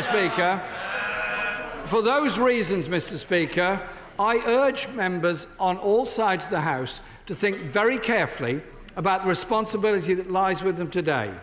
Do we send in bombers, not totally aware of what all the consequences are going to be, or do we pause, not send them in, and instead put all of our efforts into bringing about a peaceful, humanitarian and just political settlement to the terrible situation faced by the people in Syria? Sir Alan Duncan. Mr. Speaker, I don't think there is anybody on either side of the House, as all of us are trying to show responsibility and duty, who in any way relish the decision that we are being asked to take today. It is not straightforward like the response to the invasions of Kuwait and the Falklands. It's a very, very difficult decision we're being asked to take, and in taking it, I think we have to have two issues in the forefront of our thinking. First, the security of our own country, and secondly, the desperate need to restore stability in the Middle East. But rather than rehearse all the arguments, I would like to just pick out and emphasize a few points which I'd ask the House solemnly to consider. The question of whether to commit our armed forces has actually, over the last few years, become seriously muddied both by the painful experience of past decisions and by the complexity of the unfolding disorder across the Arab world. The experience of Afghanistan, in part, to which the Leader of the Opposition referred, and of Iraq, more significantly, have led to growing reticence and indeed distrust in this House and outside it about any proposal for military action. So the first point I would like to emphasize is that we must take the decision today based on the merits of today. We must base it on today's facts and not on yesterday's mistakes and regrets. So, well, before I give way quickly, may I just point out politely to the Stop the War coalition that when it actually comes to Syria, stopping the war is exactly what we want to do. I thank the Honourable Gentleman for giving way. I absolutely agree with him that what we need are facts and greater clarity about our capability to take on the task that's ahead of us. Yesterday, we were told that there were between 20 and 30,000 Daesh across Syria and Iraq. But I couldn't be given a number as to how many Taliban we were fighting in Afghanistan to get a comparator when we had 10,000 of our troops and 30,000 Americans fighting them. I couldn't get them. I couldn't get an answer as to how often we had used our brimstone missiles, and I couldn't get an answer as to how many more planes we would be flying.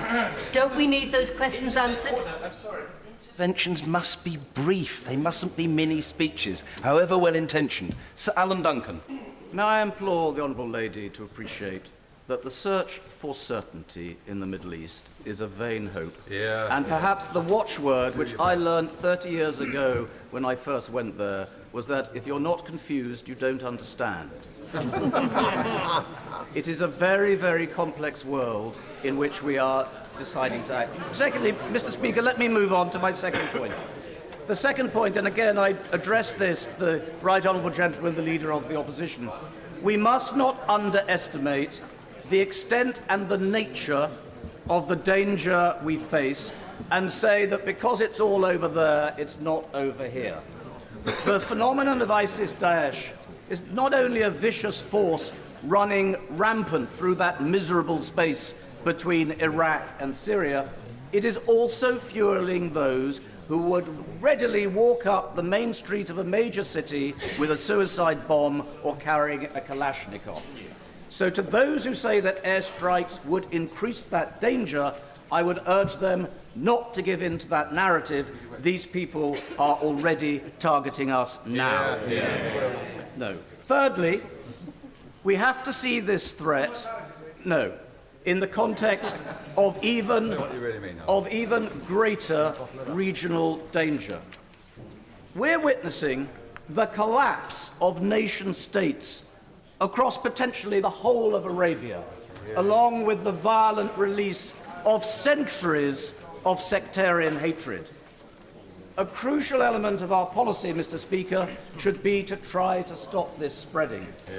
And that means that we must support stable rule within the 6 countries of the GCC, and those who just attack the conduct of our Gulf allies simply do not understand the horror that would be unleashed by further instability in the region. Even now, we face the real prospect of an arc of brutality and terrorism stretching from Syria through Iraq to Yemen, and right across into a terrifying link with the Horn of Africa. And fourthly, we can't turn away from this threat and subcontract our obligations. If we are to pursue the destruction of ISIS-Daesh and rebuild stable government and underpin wider stability and make all of that a serious and convincing objective of our foreign policy, we must be part of the convoy that is trying to do it. We cannot, as I would see it, negligently watch it roll by while not playing our part. Put frankly, our reputation, our international reputation, has suffered from the parliamentary vote in August 2013. Our allies now question, whether we can be relied upon when they call for joint assistance. Mr. Speaker, if we choose today to remain on the sidelines, especially when there is a new and unequivocal UN resolution in place, it would signal to the world that the UK has indeed chosen to withdraw. Mr. Speaker, we should not be in the business of national resignation from the world stage. Perhaps indeed the paradox of our position today is not that we're doing too much, but that we're doing too little. But if I do have a concern, and again, let me look directly at the Right Honourable Gentleman, the Leader of the Opposition, it is that the action I hope we'll vote for tonight is not the whole answer, and the Prime Minister is not pretending that it is. The hope that local so-called moderate forces can do the job on the ground and somehow put Humpty Dumpty together again is, of course, more of an act of faith than a certain plan. But I think it's wrong, however, for the Leader of the Opposition to dismiss their significance and conclude that their composition is sufficient reason to do nothing. Tonight, Mr. Speaker, I think we should carry this motion. We've got to carry it with our eyes open, knowing that we are flying into a mess that shows no easy prospect of being quickly resolved. But we cannot leave a vile force unchallenged. Mr. Speaker, these airstrikes do matter. I believe they're justified. But I also think that, in my view too, the future judgment of the Prime Minister about what then follows will eventually become more important than the decision we're taking tonight. Mr. Angus Robertson. It's a pleasure to follow the Right Honourable Gentleman, a fellow member of the Intelligence and Security Committee, although I fear that we will be in different lobbies later this evening. Mr. Speaker, may I begin by intimating support for Amendment B, which appears in my name and those of Honourable and Right Honourable gentlemen. I draw attention to the fact it's supported by an Honourable and Right Honourable ladies, of course. It's signed by members of 6 different political parties and over 100 members from right across the House, and it reads that while welcoming the renewed impetus towards peace and reconstruction in Syria and the government's recognition that a comprehensive strategy against Daesh is required, does not believe that the case for the UK's participation in the ongoing air campaign in Syria by 10 countries has been made under current circumstances and consequently declines to authorise military action. Mr. Speaker, may I begin by thanking the Prime Minister. I'd like to thank him for advanced sight of his statement and for the briefings by his National Security Advisor, Sir Mark Lyle-Grant, and colleagues from the Ministry of Defence, the Foreign and Commonwealth Office, DFID and other agencies. And I again put on record our appreciation to all of those who are charged with keeping us safe at home and abroad. And notwithstanding the profound differences that I have with the Prime Minister on the issue, I would wish to commend him for briefing parties and parliamentarians in recent weeks and the tone he adopted in last week's statement. It's disappointing, to say the least, that he chose to describe opponents of his bombing plans in Parliament as terrorist sympathisers. The amendment, Mr. Speaker, we have before us today against bombing is signed by the Honourable Member for Basildon and Billericay, who served with the Royal Regiment of Fusiliers in Northern Ireland. It's also signed by the Honourable Labour Member for Norwich South, who served with the Territorial Army in Afghanistan. The amendment is also signed by my colleagues from East Kilbride and Glasgow North West, both of whose husbands served in the armed forces with distinction. It's also been signed by members from Northern Ireland who've had to experience terrorism at first hand.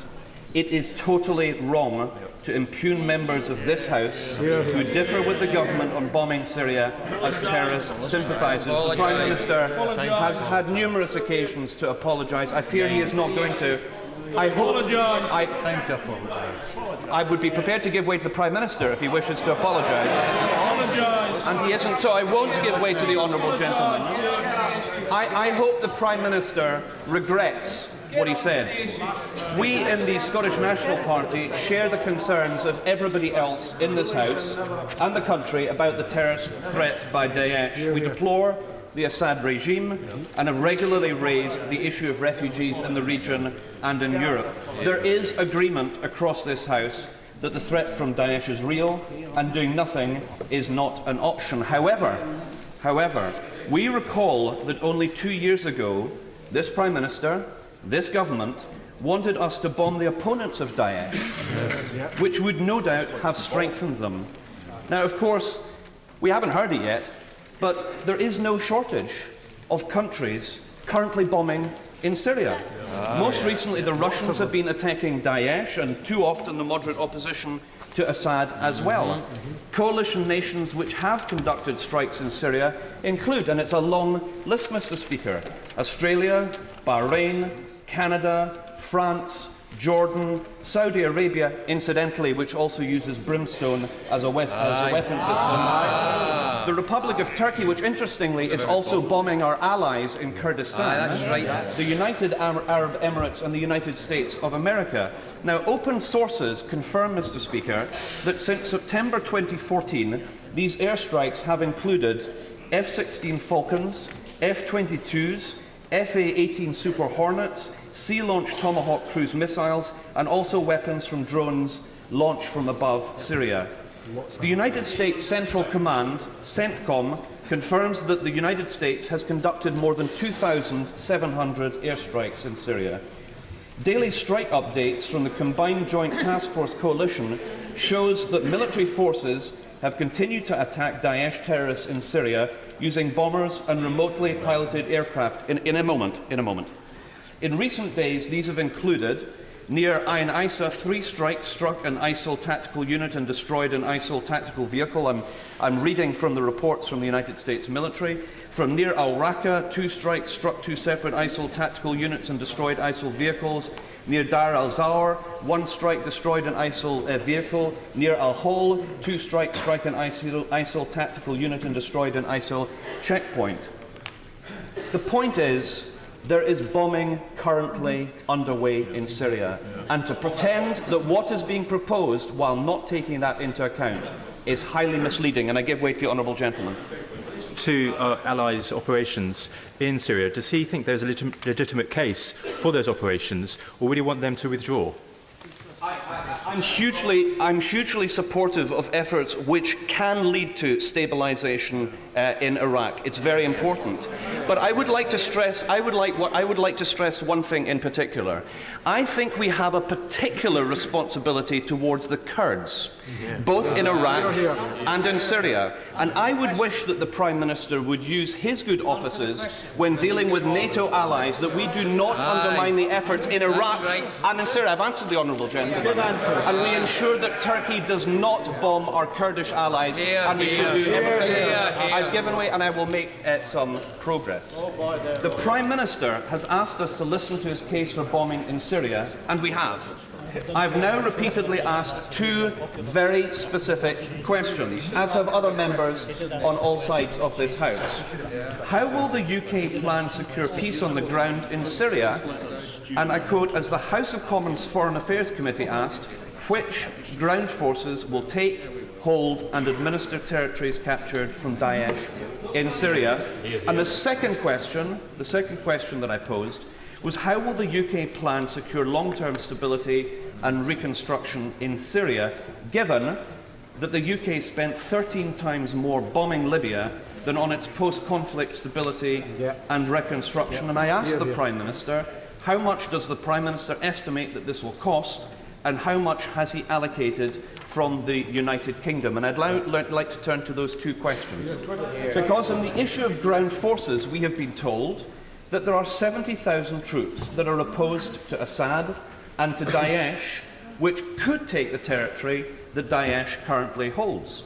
The problem is that only a part of those forces are moderate, and there is absolutely no evidence whatsoever that they would definitely deploy from other parts of the country to counter Daesh. Now, I asked the Prime Minister in intervention, and members will have heard, I asked the Prime Minister, of those 70,000, how many are moderate and how many of them are fundamentalist?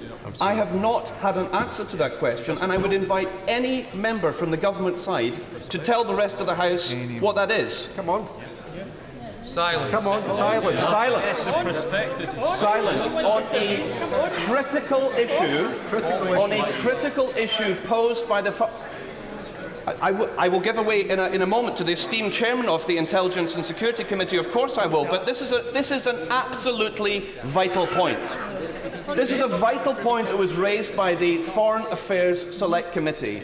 A key part of the argument of having any credibility that a bombing strategy will lead to medium and long-term peace in Syria and dealing with Daesh is that there are ground forces capable of taking the ground when they manage to displace and degrade Daesh forces. Now, we have asked repeatedly, and I ask again, I will give way if any member from the government side wants to elucidate and explain to the House what the Prime Minister was not. I see the Foreign Secretary chuntering from a sedentary position. I'm happy to give way to him if he will confirm from the dispatch box what is the makeup of these 70,000 forces.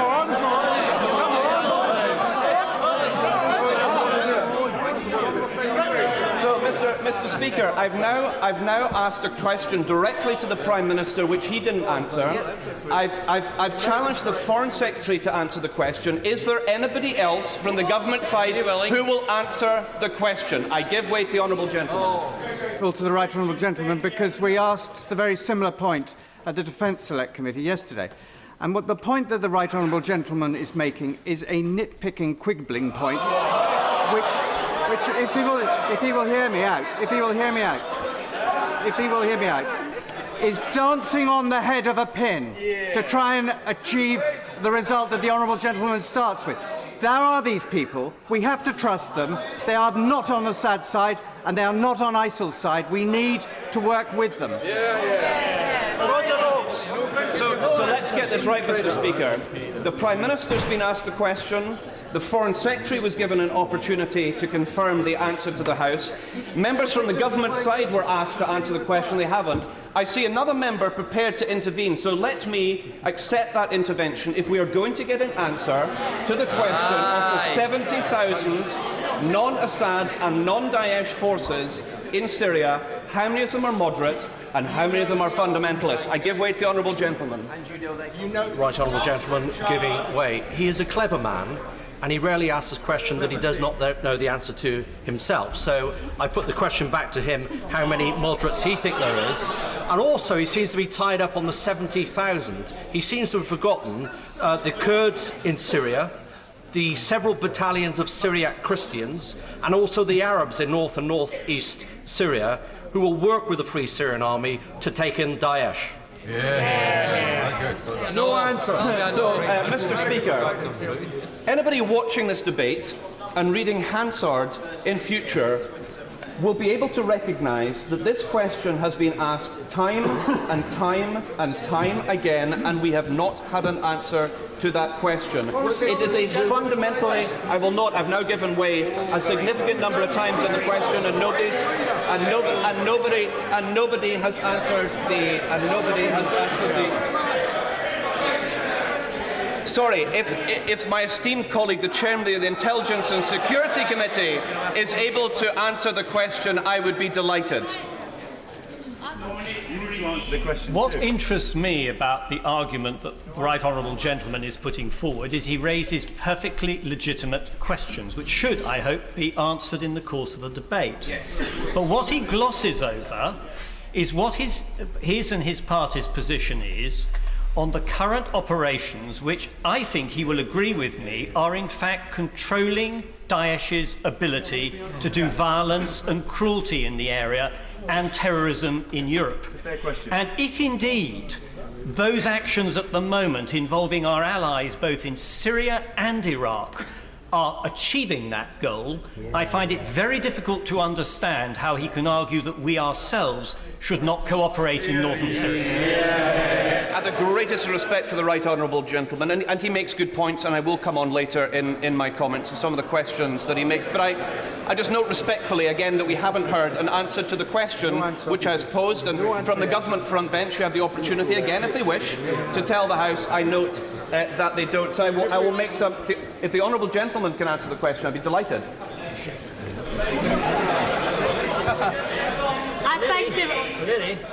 I thank the Right Honourable Gentleman for giving way. As member of the Foreign Affairs Select Committee, part of the committee, I was in the Middle East last week.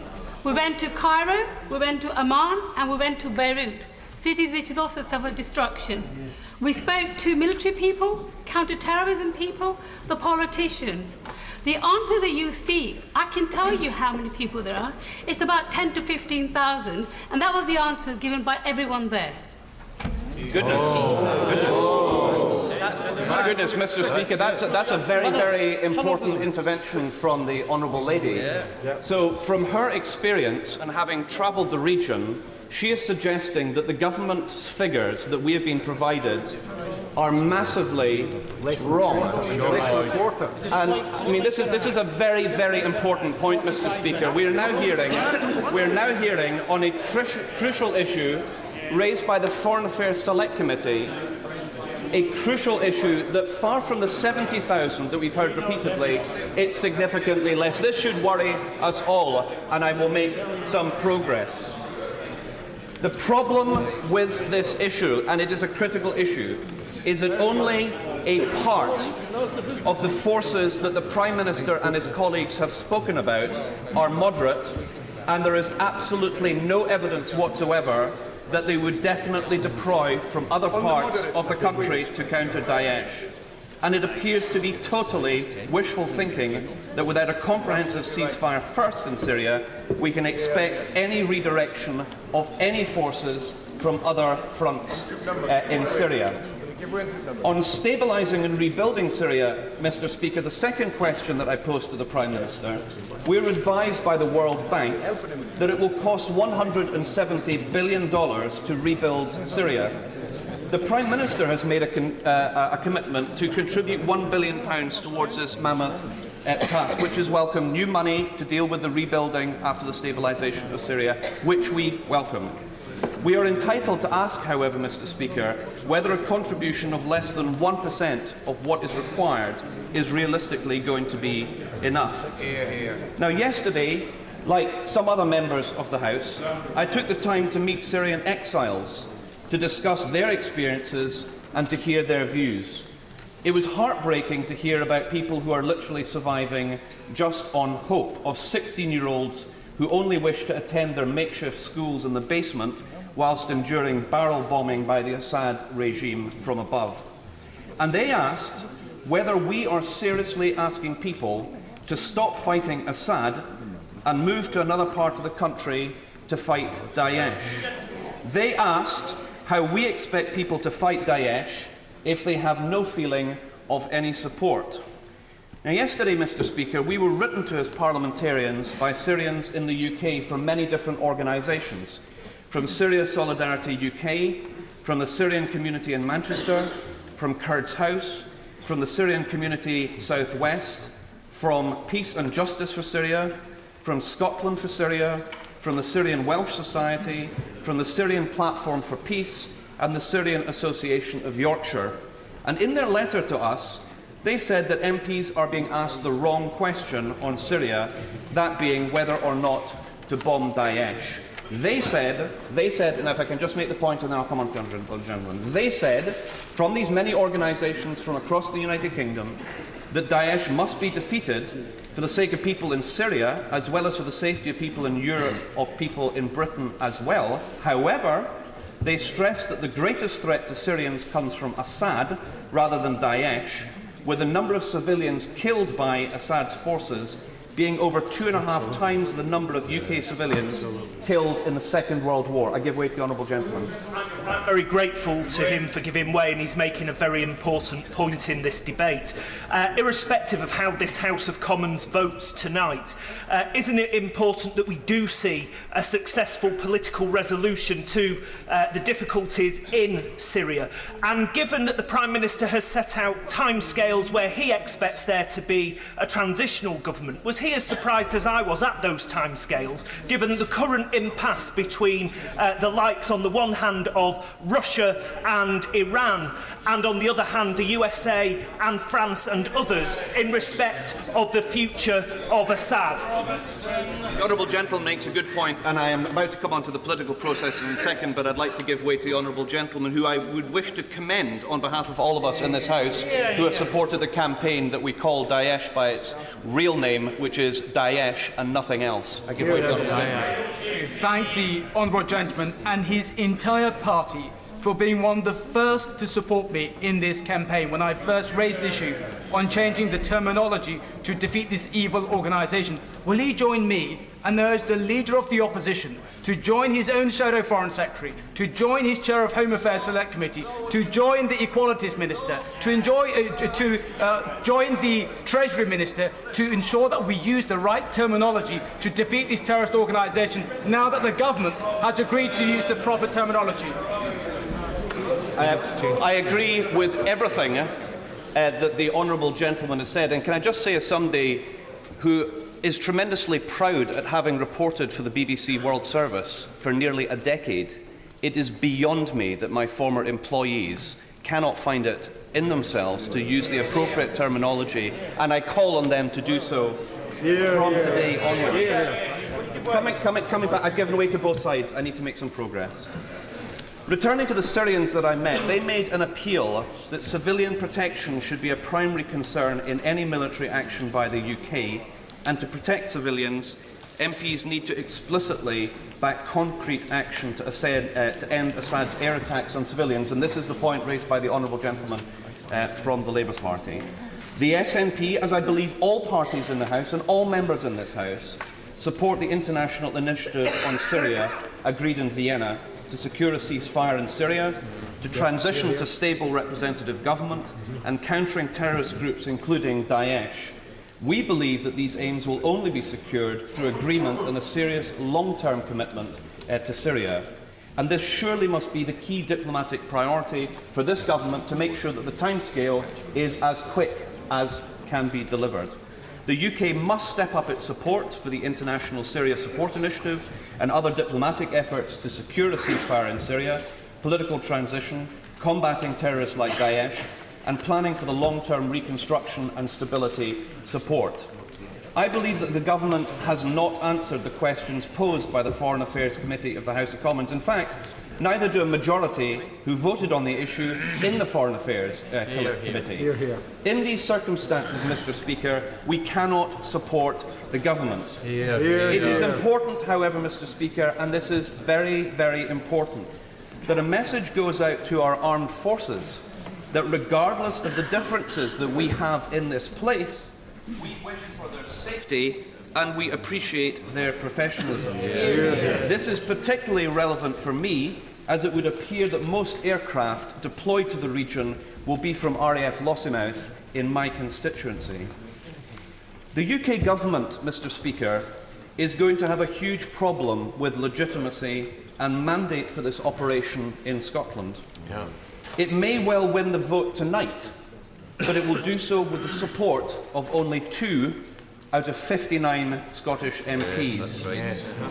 An opinion poll released today shows that 72% of Scots are opposed to the bombing plans of the government, And in normal circumstances, in a normal country under these circumstances, the armed forces would not be deployed. Mr. Speaker, I was a co-sponsor of the 2003 amendment to oppose invading Iraq, and I am proud to co-sponsor today's amendment opposing bombing in Syria. I appeal to colleagues on all sides to make sure we do not ignore the lessons of Afghanistan, ignore the lessons of Iraq, ignore the lessons of Libya. Let's not repeat the mistakes of the past. Let's not give the green light to military action without a comprehensive and credible plan to win the peace. Dr. Liam Fox. Thank you, Mr. Speaker. Mr. Speaker, it's very important for the whole House that in this debate today we're clear about what it isn't about. This is not about provoking a new confrontation with Daesh. They have already confronted peace and decency and humanity. We have seen what they are capable of in terms of beheadings, crucifixions, mass rape. We have seen the refugee crisis that they have provoked in the Middle East with its terrible human cost, and we have seen their willingness to export jihad whenever they are able to do so. It's also not about bombing Syria per se as it's being portrayed outside. It's the extension of a military campaign that we are already following in Iraq across what is in effect a non-existent border in the sand. And I'm afraid the unwillingness of the Leader of the Opposition to answer the question of my honourable friend will give the clear impression that he's not just against the extension of the bombing campaign into Syrian territory, but he's against bombing Daesh at all. And that is a very serious position to hold, and to understand the nature of the threat that we face and why it requires a military response, we need to understand the mindset of the jihadists themselves. First of all, they take an extreme and distorted religious position. They then dehumanise their opponents by calling them infidels, heretics, apostates. And let's remember that the majority of those that they have killed are other Muslims, not those of other religions.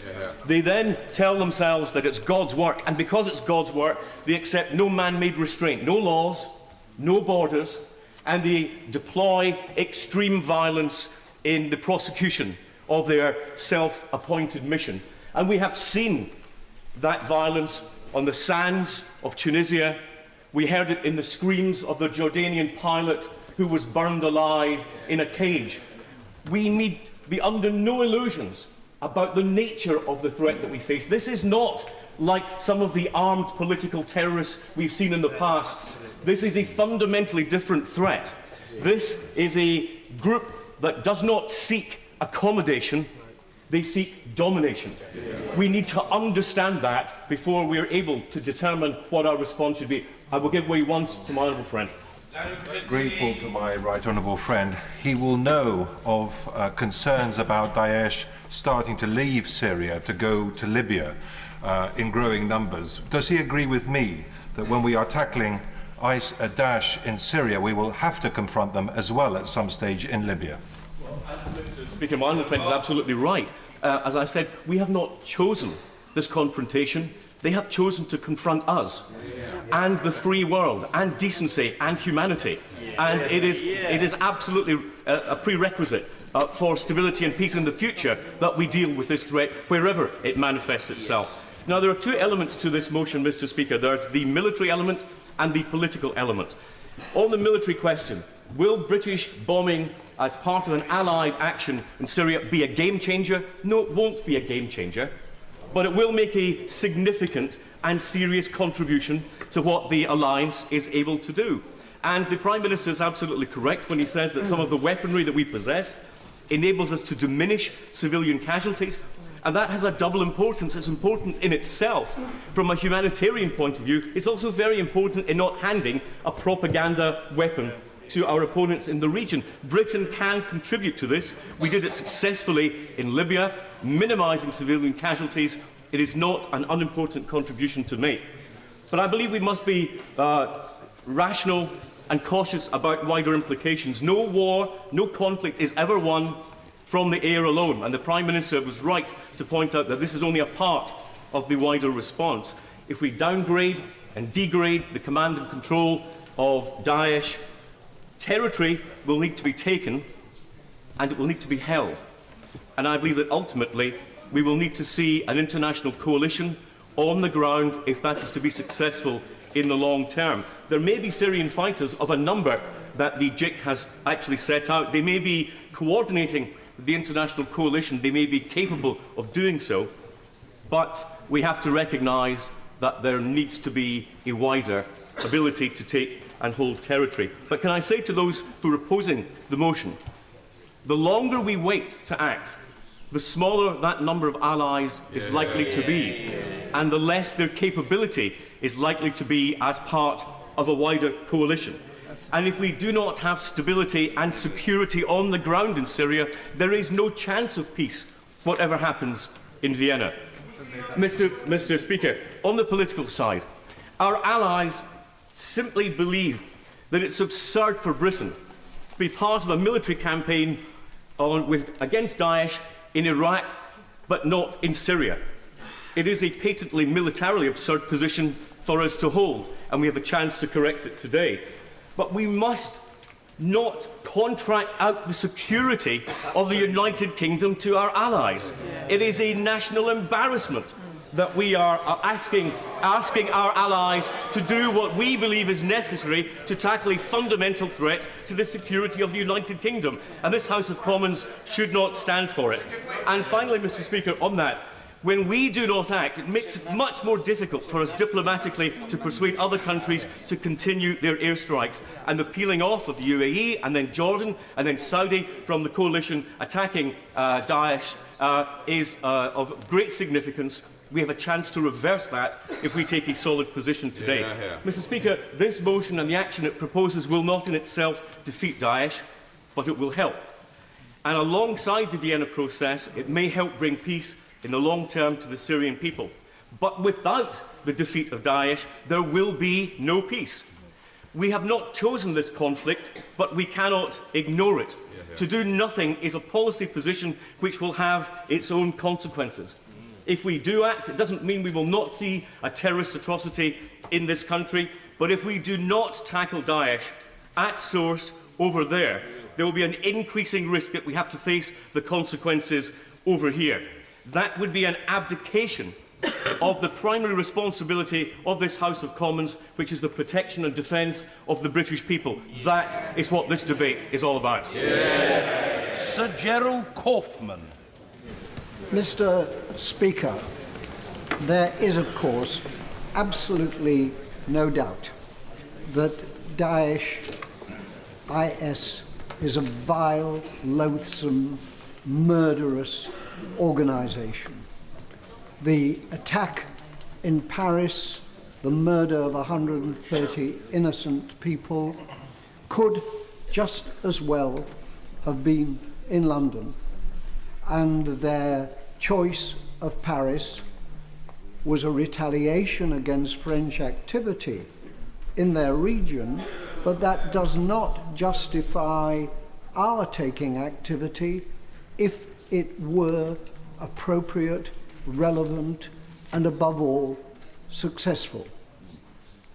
They claim to call themselves Islamic, and the Prime Minister talked about reclaiming Islam from them. They do not own Islam. Hundreds of millions of Muslims throughout the world are appalled by their murders, their beheadings, their kidnappings, all of the abominable things that they do. But, Mr. Speaker, our loathing of IS, our wish to get rid of it, to defeat it, to stop it, is not the issue here today. The issue here is what action could be taken in order to stop them, in order to get rid of them. And I have to say that I don't see such an action. The Prime Minister spoke about getting a transitional government in Syria. He spoke about the situation in Syria. I've been to Syria many times. I did it with some distaste as Shadow Foreign Secretary and met leading officials in the Syrian administration. Murderers. I knew they were murderers. They murder their own people. They murdered 10,000 people in Hama alone. I would be delighted to see them got rid of, but they're not going to go. And when there's talk about negotiations in Vienna, the assumption that somehow or other that is going to result in getting rid of Assad, getting rid of the administration, is a delusion. Putin, one of the most detestable leaders of any state in the world, will make sure that because they're his allies and because they suit him, action against them is not going to be successful. So what is the issue today? It isn't an issue about changing the regime in Syria, which would make me very, very happy indeed. It isn't about getting rid of Daesh. Getting rid of Daesh would make me very happy indeed. It's about what practical action can result in some way in damaging Daesh, in stopping their atrocities, in stopping the people who are fleeing from them, in stopping the people who are flocking to them, including, sadly, some small number of people from this country. If what the government were proposing today would in any way not simply or not totally get rid of Daesh, but weaken them in a significant way so that they would not go on behaving in the abominable fashion that we see, I wouldn't have any difficulty in voting for this motion today. But there is absolutely no evidence of any kind that bombing Daesh, that bombing Raqqa, will result in an upsurge of other people in the region to get rid of them. What it would do might cause some damage. It won't undermine them. What it will undoubtedly do, despite the assurances of the Prime Minister, which I'm sure are given in good faith, it will kill innocent civilians. And I am not going to be a party to killing innocent civilians for what will simply be a gesture. I'm not interested in gesture politics. I'm not interested in gesture military activity. I'm interested in effective military activity, and if that is brought before this House, I vote for it. When the previous Conservative government came to us and asked for our support to get rid of Saddam Hussein from Kuwait, I, as Shadow Foreign Secretary, formulated the policy that led Labour members of Parliament into the division lobby to vote for that. I am not interested in gestures. I'm interested in effective activity.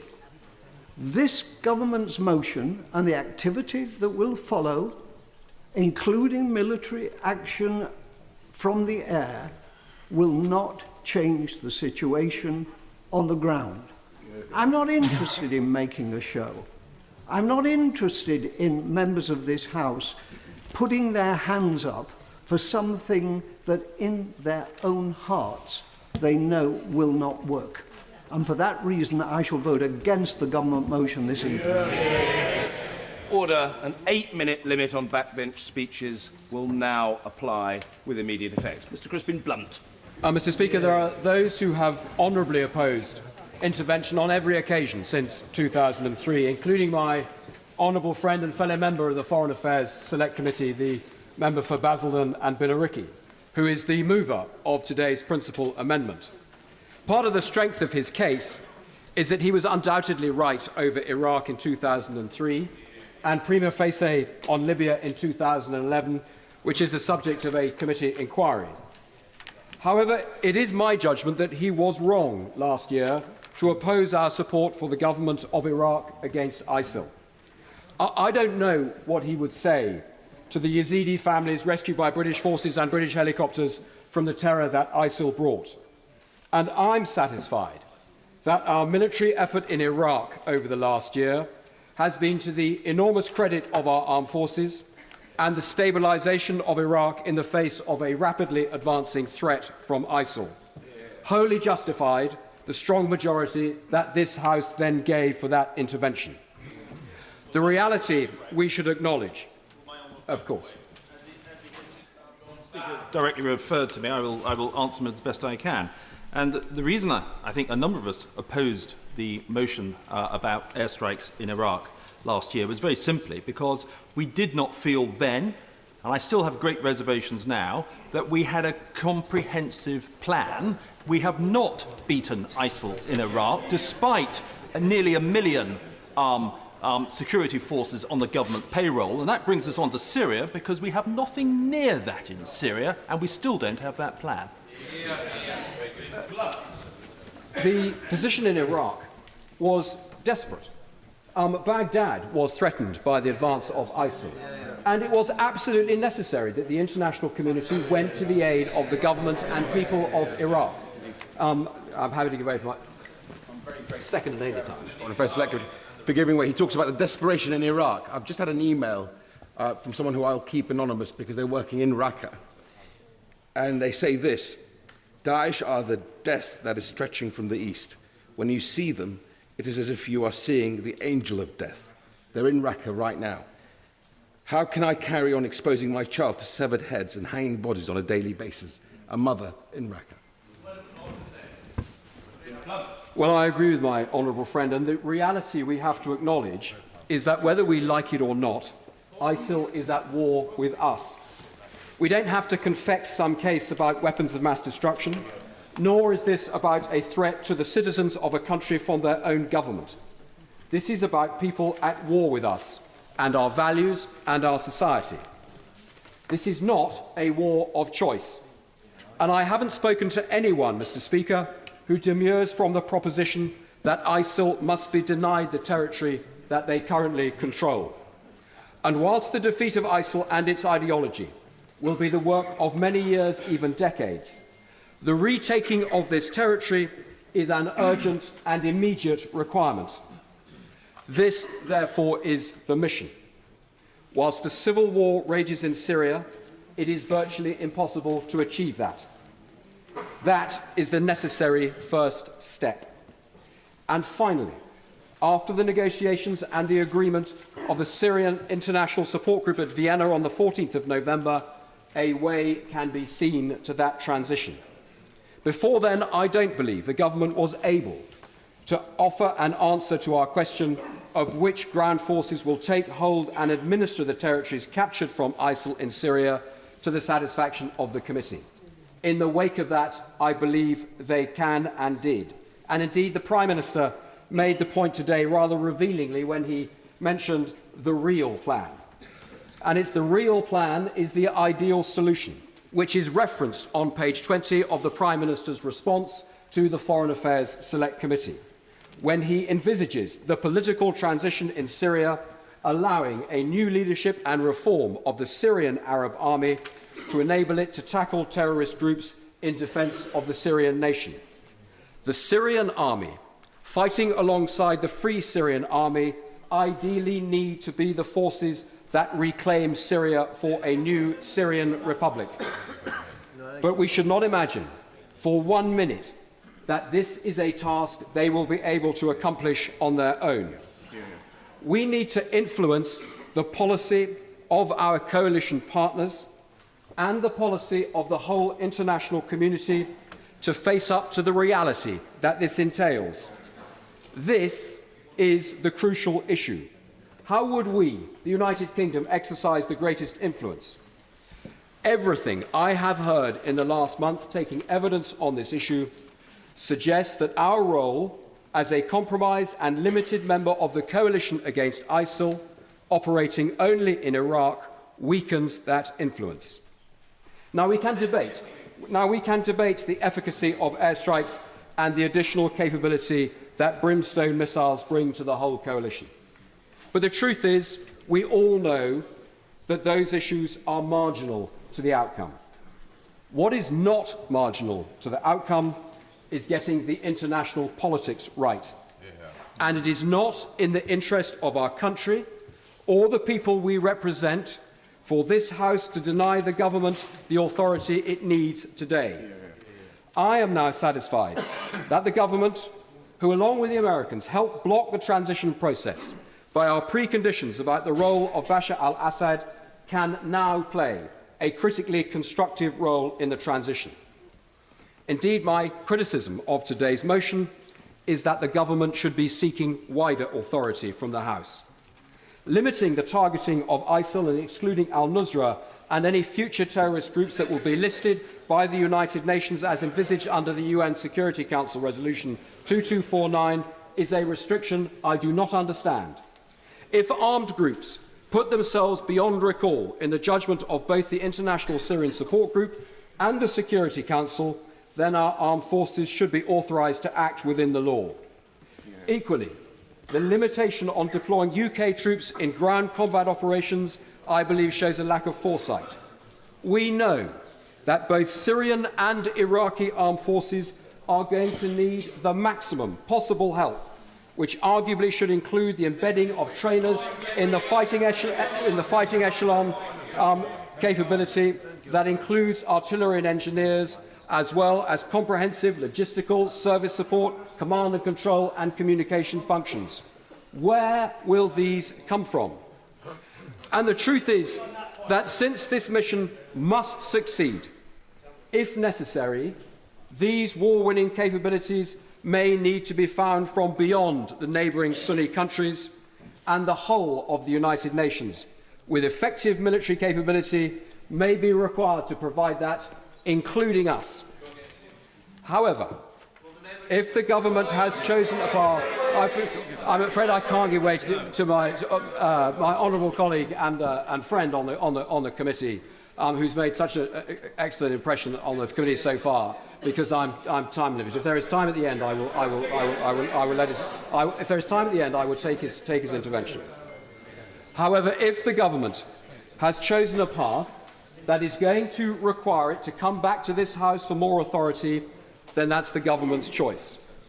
To my mind, ISIL is such a clear and present danger to the civilised world that if all necessary means are endorsed by the Security Council, then so should this House. The Foreign Affairs Committee will continue our inquiry into the international strategy to defeat ISIL, and on behalf of this House, to hold the government to account in detail. The Right Honourable Lady for Cullen Valley who is sadly unwell, but hopefully in recovery, and we wish her a speedy recovery, has communicated to me that she would be supporting the government this evening. The Honourable Member for Ilford Southsview does not take much guessing as to which side he would be on this evening. And in my judgment, this House will best discharge its responsibilities by giving our government the authority it needs, not just to act with our international partners against this horror, but to influence them to make the necessary compromises in their national objectives and to ensure the collective security of all nations. And I give way to my honourable friend from North East. I'd like to thank the member for Reigate, and if I can take the opportunity to pay tribute to his work as chairman of this committee. We will be on opposite sides tonight, but I pay tribute to that. Earlier on, the member mentioned the point about where we would sit, and I would like to make the point that during our evidence, it says in our report, several of our witnesses suggested that by participating in military action against ISIL in Syria, the UK would actually compromise its diplomatic capability. That's a point that's going to have to come to our own conclusions. I have to say to him and to the House that nothing I've heard in the last month has pointed towards anything except the opposite of that conclusion. and ministers have been clear about that evidence. Every single country we went to who was asked this question said that the United Kingdom's position was compromised by the fact that we were only half in and half out of the coalition. It's a position of no conceivable diplomatic benefit, and it's one that this House should rectify this evening. Mr. Speaker, part of the Prime Minister's challenge is that we were both present 12 years ago when another Prime Minister delivered an utterly compelling performance, and we made the United Kingdom party to a disaster in the Middle East. It's right that we should be mindful of our recent history, but we must not be hamstrung by it. This is Margaret Beckett. This debate centres on national security and on the safety of our constituents, and there'll be differences of view within and between every party in this House. So, in good faith and conscience, members will reach different conclusions. Anybody who approaches today's debate without the gravest doubts, reservations and anxieties simply hasn't been paying attention. But we're sent here by our constituents to exercise our best judgment, each our own best judgment. This is a debate of contradictions. The terms of today's motion, echoing the UN resolution, are stern, almost apocalyptic, in the threat they describe as an unprecedented threat to international peace and security. But the proposal before us amounts, as my honourable friend Forgotten said, only to a relatively minor extension of action we are already undertaking. We're being asked to agree to act both in Iraq and Syria precisely because that is what Daesh do, and their headquarters is in Syria. We're being asked to make a further contribution to an existing international effort to contain Daesh from extending the mayhem and bloodshed that accompanies their every move even more widely across the Middle East. Serious questions are being raised, and I respect those who raise them. There is unease about ground forces.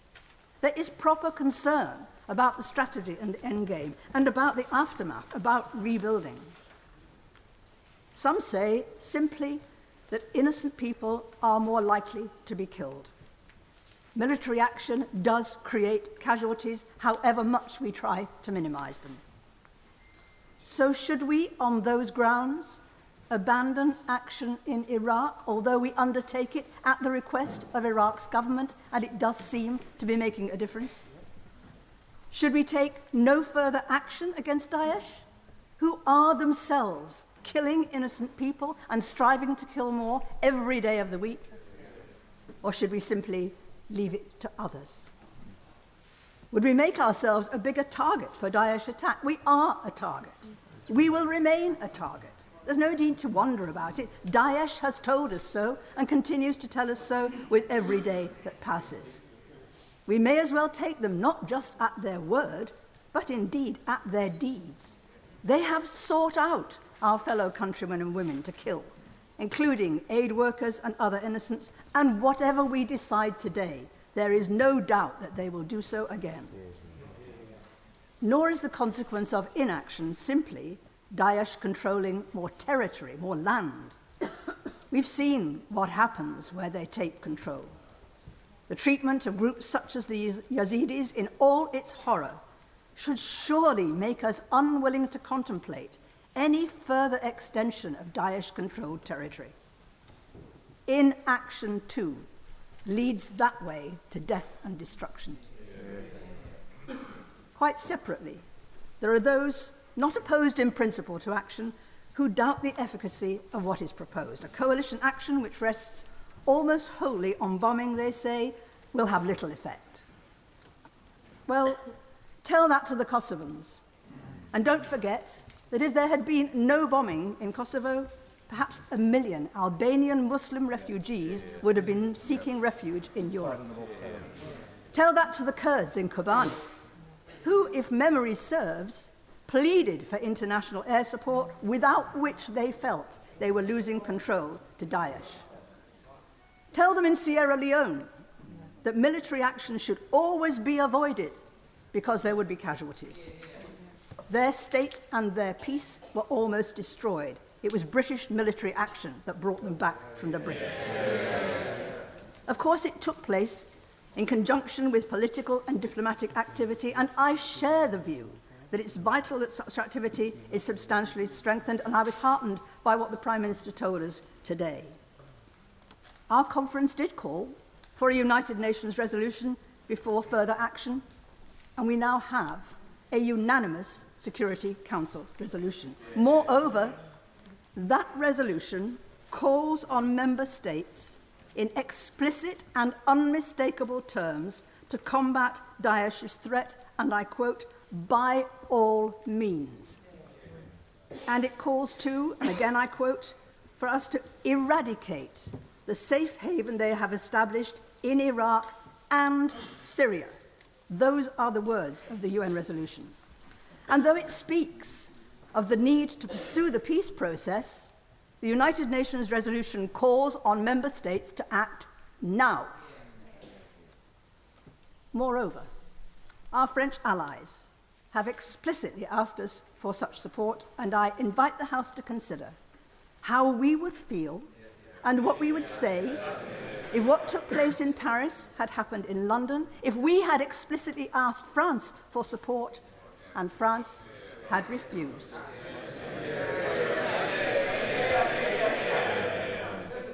These are genuinely, These are genuinely extremely difficult, as well as extremely serious decisions.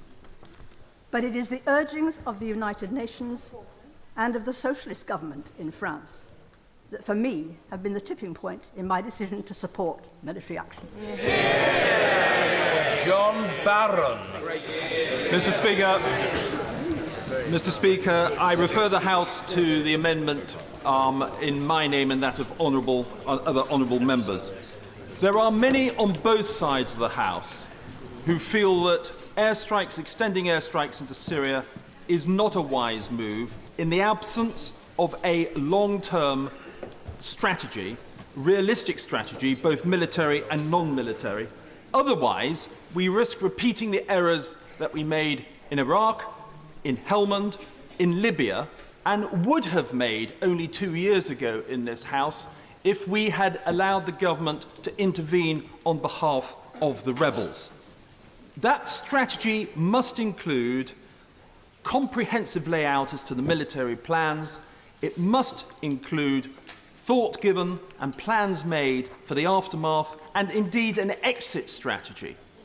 But many of these questions that we have asked remain unanswered. But can I just say that we all accept there are no easy answers in foreign policy nowadays, just a series of tough decisions. But as such, there has got to be respect on both sides to those views held. One or two people have suggested that one is playing politics or personalities with this issue. I would refer them to my voting record on Iraq, my opposition to the extension of the Afghan mission to Helmand, my opposition to Libya, and indeed 2 years ago in this House when we were asked to support arming the rebels and then extending or striking Assad. I have been called a pacifist and worse, and I would refer those people to my military record as a soldier, where I've got the medals to prove I'm certainly not a pacifist, and also to my record in Northern Ireland as a platoon commander during the 1980s. By all means. I have huge respect for my honourable friend. As a military man, will he agree with me that in all military operations throughout history, the first thing that goes wrong on day one is the plan? However, that should not stop us from making the effort and hopefully succeeding at the end, where we hope a peaceful solution can be finally found. I wouldn't disagree with my honourable friend at all, but at the same time, we owe it to those participating in any military action that we think very carefully through the plans to make sure they are as realistic, as comprehensive as possible. Otherwise, I suggest we do risk repeating past errors. Yes. I'd like to thank my honourable friend for giving way, and I have huge respect for him and his military record. Now, while he makes some eloquent points about the complexity of the situation and the seeking of a political solution in the end, surely the protection of our people and the safety on our streets has to come first. I completely agree with my honourable friend. There are many on both sides of this House who oppose the government on extending military airstrikes, who believe that to be the case. But don't forget, some of us supported the initial deployment to Afghanistan in 2001 on that basis because there was a clearly laid out strategy. What I don't see in this plan is a clearly laid out strategy, and that is why we have got to ask these questions and try and get some answers. But perhaps the most damning, Mr. Speaker, most damning accusation against those of us who say we don't want to support the extension of military airstrikes is that we're sort of sitting on our hands. We don't want to do anything. We want to stick our heads in the sand. And I would refer to that point that we do believe, or many of us believe anyway, in the need for military action to take on terrorists. Many of us supported that initial deployment to Afghanistan in 2001, and we succeeded very quickly within a couple of years. Where we had trouble with Afghanistan is when the mission morphed into one of nation building, when we simply did not realise what we were getting into and did not have the resources to back it up. But we need a long-term strategy. So what should that be? What should it include? It's no good just standing here and saying we need one if we haven't got an idea what it should be. Well, let me give some examples. Let's talk about the non-military side of this. We've been talking about disrupting Daesh's financial flows and business interests in this place for at least a year, if not 18 months. There has been no noticeable disruption of those business interests or financial flows. We have command of the skies in Syria. Why are we not disrupting those business and financial interests? There's no been real answer about that. Why aren't we doing more to disrupt their prominence on social media? Again, we've talked about it in this place many times, but I do not see any evidence of us actually disrupting that prominence. Something we should tackle, but perhaps above all, Mr. Speaker, we should be tackling the ideology and the sectarianism that feeds the extremism that these groups, including Daesh, feed off. Now, that is a long-term strategy. You can't do it overnight. But again, I don't see much evidence of that. Where are those awkward questions to our allies in the region about feeding this extremism? We're not getting that message across. But can I come back to the point that has been raised before, but courtesy of the Foreign Affairs Committee recent visit to the Middle East, we only managed to get back Thursday morning in time for the Prime Minister's statement, about these mythical 70,000 troops. We all know, we all accept, you cannot bomb ISIL out of existence through airstrikes alone. It will take ground forces. But everybody is having trouble identifying what those ground forces should be and who should actually supply them. We visited various capitals. We visited Tehran, we visited Riyadh, we visited Abu Dhabi, spoke to a lot of experts across a wide range of fields. And the point that kept coming across was the belief that there are very few moderates remaining in Syria after 5 years of civil war. But even if you believe the 70,000 figure, even if you believe they were all moderates, what the strategy doesn't address, and I haven't had an answer back, and I have asked this question before, is what is stopping these moderates, once the common enemy, once they've been somehow miraculously told to swing round, stop fighting Assad and take on Daesh, what is stopping them splintering into 100 or even 1,000 militias, as we saw in Libya? We ignore the lessons of Libya, Mr. Speaker, at our cost. Because what we were being told on the ground only last week is that they are a very splintered, very not a homogenous group by any stretch of the imagination. And they are liable to turn on each other just as they are to turn on an enemy if they are so set to do so. And we should, I've made this point, I'm sorry, I've allowed 2 interventions, I must now crack on. And we should also draw the lessons with Iraq. I mean, we are struggling to defeat Daesh in Iraq, and that is with, estimates vary, but certainly 800, 900,000 security forces on our payroll. I mean, one strategy you could employ is actually finish the job in Iraq before we actually start thinking about any long-term strategy in Syria. But again, we're struggling. And that is one of the fundamental differences between Iraq and Syria. As for the issue about sitting at the top table, can I just address this point very centrally? Because again, this was a strong message when we were visiting the Middle East. We are already at the top table. China is not intending to intervene in this situation, and yet sits at the top table in Vienna as a member of the P5. We would do so also, and it's quite clear that we are showing solidarity with our partners. In conclusion, Mr. Speaker, the short-term effect of British airstrikes will be marginal. I think most people accept that. But as we intervene more, we become more responsible for the events on the ground and lay ourselves open to the unintended consequences of the fog of war. Without a comprehensive strategy, airstrikes will simply reinforce the West's long-term failure in the region generally, at a time when there are already too many aircraft chasing too few targets. And I suggest, just as in previous ill-advised Western interventions, a strong pattern emerges. Time and time again, the executive makes a convincing case, often with supporting intelligence sources, and time again, it turns out to be wrong. Just a few weeks ago, the Foreign Affairs Committee produced a very reasoned and thoughtful report arguing against airstrikes in Syria in the absence of a comprehensive long-term strategy. Returning from my travels, I and other colleagues still hold to that view, and it was the decision of the committee last night that the Prime Minister had not adequately answered or addressed our concerns. So, Mr. Speaker, I will oppose this military action and will intend to move the amendment in my name and that of other honourable members. We have stood at this very point before.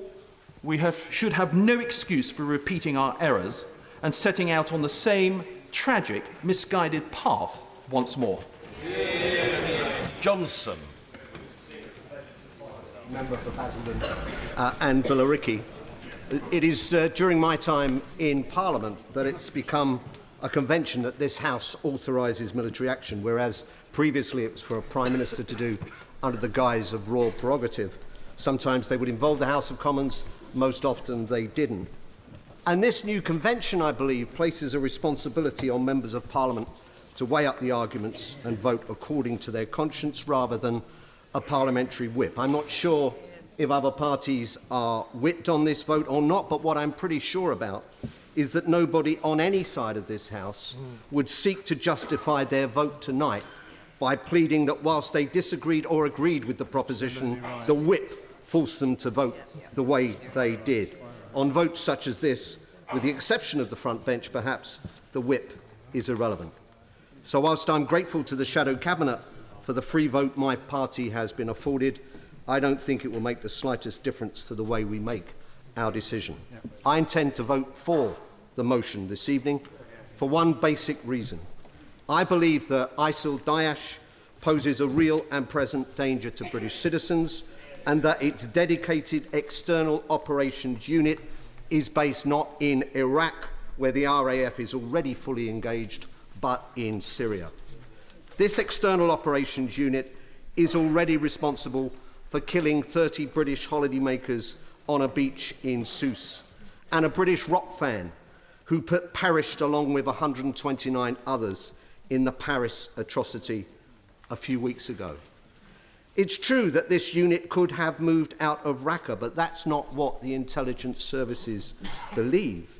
In fact, the fact is that just as Al-Qaeda needed the safe haven they created for themselves in Afghanistan to plan 9/11 and other atrocities, so ISIL Daesh need their self-declared caliphate to finance, train, organise and recruit to their wicked cause. Yes, there may be cells elsewhere, but there is little doubt that the nerve centre is in Raqqa. Just over 14 months ago, this House sanctioned military action in Iraq against ISIL Daesh by 524 votes to 43. Nobody expected that action to bring about a swift end to the threat from ISIL. Indeed, the Prime Minister, in responding to an intervention, said, and I quote, "This mission will take not just months, but years." Many honourable and right honourable members felt at that time that it was illogical to have the effectiveness of our action diminished by a border that ISIL Daesh didn't recognise. We were inhibited by the absence of a specific UN resolution. And so there was some justification for this House to confine its response to one part of ISIL-held territory in September 2014. There can surely be no such justification in December 2015. No such justification after Paris. No such justification given the request for help from our nearest continental neighbour and close ally in response to the murderous attack that took place on 13th of November. No such justification, I'll give way in a second, no such justification after UN Security Council Resolution 2249. Paragraph 5 of that resolution unanimously agreed, and I quote, "calls upon member states that have the capacity to do so to take all necessary measures to eradicate the safe haven ISIL has established over significant parts of Iraq and Syria." I give way. I thank the honourable member for taking my question. And can I put the point, which I would have put to the honourable member for South Derby? A similar call from France was met by Germany, with Germany sending reconnaissance aircraft but refusing to bomb. Mr. Speaker, Germany are constrained by their history, but the point I'm making is that after recent events, where we sit now in this Parliament, having authorised military action by the RAF in Iraq, we can no longer justify not responding to that by extending our operations into Syria. If we ignore that part of UN Resolution 2249 that I've just mentioned, we're left supporting only the pieties contained in the other paragraphs, unequivocally condemning, expressing deepest sympathy, reaffirming that those responsible must be held to account. In other words, Britain, this country, will be expressing indignation whilst doing nothing to implement the action unanimously agreed in a motion which, in our role as chair of the Security Council, we had helped to formulate. Furthermore, there is no argument against our involvement in attacking ISIL Daesh in Syria that cannot be made against our action in Iraq, where we've helped to prevent ISIL's expansion and reclaimed 30% of the territory it occupied. As the Prime Minister set out in his response to the Foreign Affairs Select Committee, I'll give one a second. The Prime Minister pointed out in his response, this means that RAF tornadoes with these special pods so sophisticated that they gather 60% of the coalition's tactical reconnaissance in Iraq can be used to similar effect in Syria, so long as another country then comes in to complete the strike. This is a ridiculous situation for this country to be in. I give way. I thank my friend again. Is the difference, though, in Iraq to Syria, that on the ground in Iraq is a long-established ally of ours in the Kurds, in the Peshmerga, who actually want to work with us? We haven't got that in Syria. We've got what the Prime Minister is now describing as a patchwork. I think my honourable friend, as always, makes a really important point. I've just reread the Hansard from that debate we had back in September 2014. This wasn't raised by anyone, incidentally. the issues of what comes next, and it's a very important consideration, and we've expressed concerns on all sides of the House. It mustn't stop us responding to what happened in Paris, responding to Resolution 2249, and the request for all countries with the capability to act now. The UN resolution didn't say, let's delay this, it said to act now. And I don't believe there's anybody in this House that believes that defeating this motion tonight will somehow remove us from the line of fire, that ISIL, Daesh and its allies will consider us to no longer be a legitimate target for their barbaric activities. The 102 people murdered in Ankara were at a peace rally. The 7 plots foiled by the security services so far this year were all planned against us before this motion was even conceived. Our decision today will not alter ISIL Daesh's contempt for this country and our way of life one iota. But it could, I believe, affect their ability to plan and execute their attacks. If it doesn't destroy this capability in Syria, it will force their external operations unit to move, and in so doing make it more exposed and less effective. The motion presents a package of measures which will be taken forward by the international community to bring about the transformation in Syria that we all want to see, and we're promised regular updates as part of this motion on that aspect.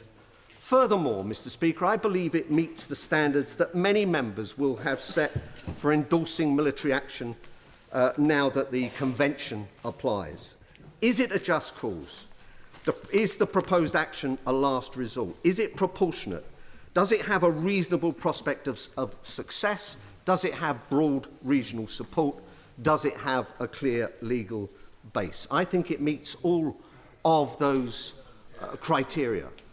I find this decision as difficult as anyone to make. I wish I had, frankly, the self-righteous certitude of the finger-jabbing representatives of our new and kinder type of politics who will no doubt soon be contacting those of us who support this motion tonight. But I believe that ISIL Daesh has to be confronted and destroyed if we are to properly defend our country and our way of life. And I believe that this motion provides the best way to achieve this objective. Dr. Julian Lewis. Mr. Speaker, honourable members are being asked to back airstrikes against Daesh to show solidarity with our French and American friends. Yet a gesture of solidarity, however sincerely meant, cannot be a substitute for hard-headed strategy. Most Defence Committee members probably intend to vote for such airstrikes, but I shall vote against airstrikes in the absence of credible ground forces as ineffective and potentially dangerous, just as I voted against the proposal to bomb Assad in 2013.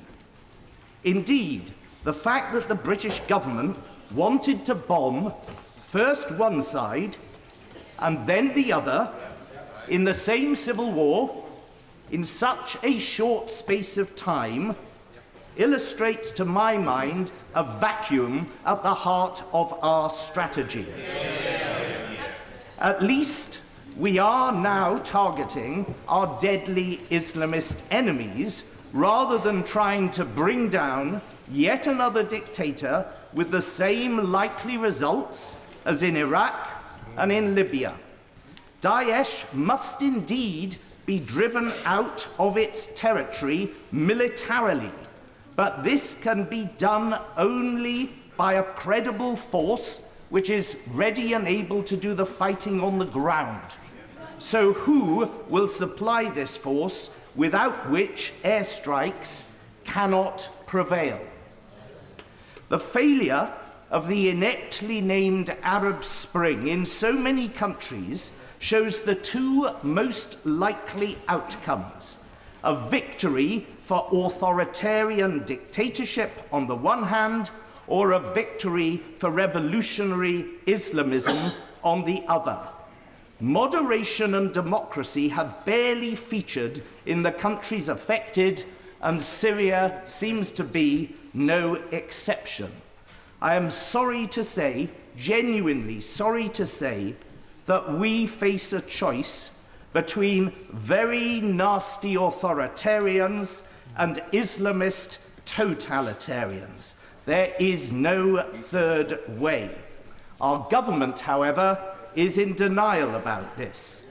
It does concede that airstrikes must be in support of ground forces and has come up with a remarkable figure from the Joint Intelligence Committee of 70,000 so-called moderate fighters with whom we can supposedly coordinate our airstrikes. It is very doubtful, however, that were such an alliance successful, the territory freed from Daesh would cease to be under Islamist control. Yes, I think I heard the Honourable Lady first. I thank the Honourable Member for giving way. Could he comment specifically upon the independent reports that indicate the Free Syrian Army are currently selling supplied weapons to Daesh in their own fight against Assad? It is certainly true that there have been well-documented cases of such weapons ending up in the hands of Daesh, though I wouldn't wish to tar the entire Free Syrian Army with what some of its factions might have done, or in fact have done, as the Honourable Lady rightly suggests. But in an attempt,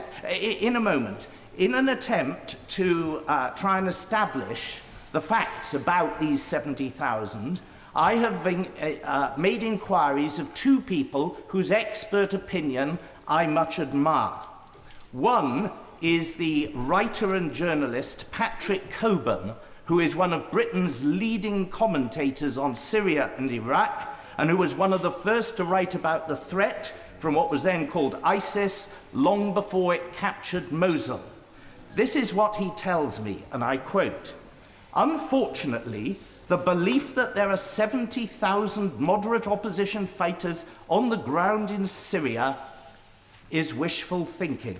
The armed opposition is dominated by ISIS or Al-Qaeda type organizations. There are many small and highly fragmented groups of opposition fighters who do not like Assad or ISIS and could be described as non-extremist, but they are generally men from a single clan, tribe, or village. They are often guns for hire, and they operate under license from the Al-Qaeda affiliate, the Al-Nusra Front, or its near equivalent, Ahrar al-Sham. Many of these groups, no, I'm sorry, I've promised over there. Many of these groups seek to present a moderate face abroad, but remain violently sectarian and intolerant inside Syria." I promise the Honourable Gentleman. Thank the Honourable Gentleman for giving way.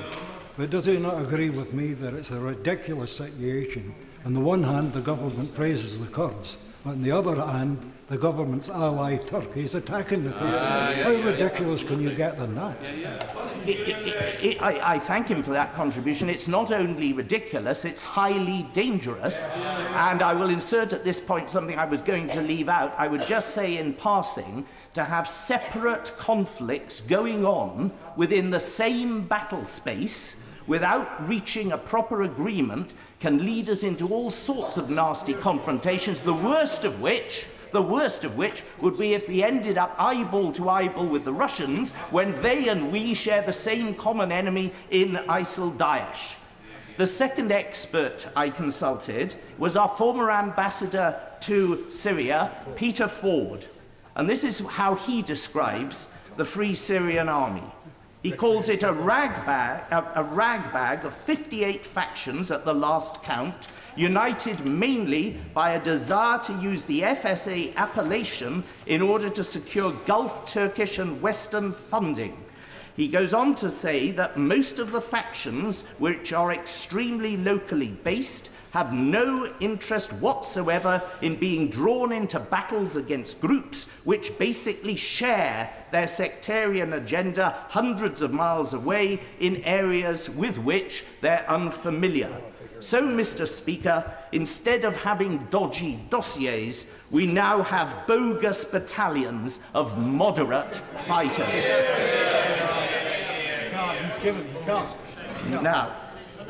Now, I wish to continue as follows. Once Daesh has been driven out, if eventually we get an overall military strategy together, which adding a few bombing raids does not comprise, once it has been driven out, as it must be driven out, there arises the question of the occupying power. Because there will have to be an occupying power remaining in control for many years to come if other Islamists are not going to take over from Daesh. That occupying force must be a Muslim one, and only the Syrian government army is likely to provide it. Indeed, as the Prime Minister himself acknowledged in the Commons on 26th of November, and I quote, "In time, the best ground troops should be the Syrian army."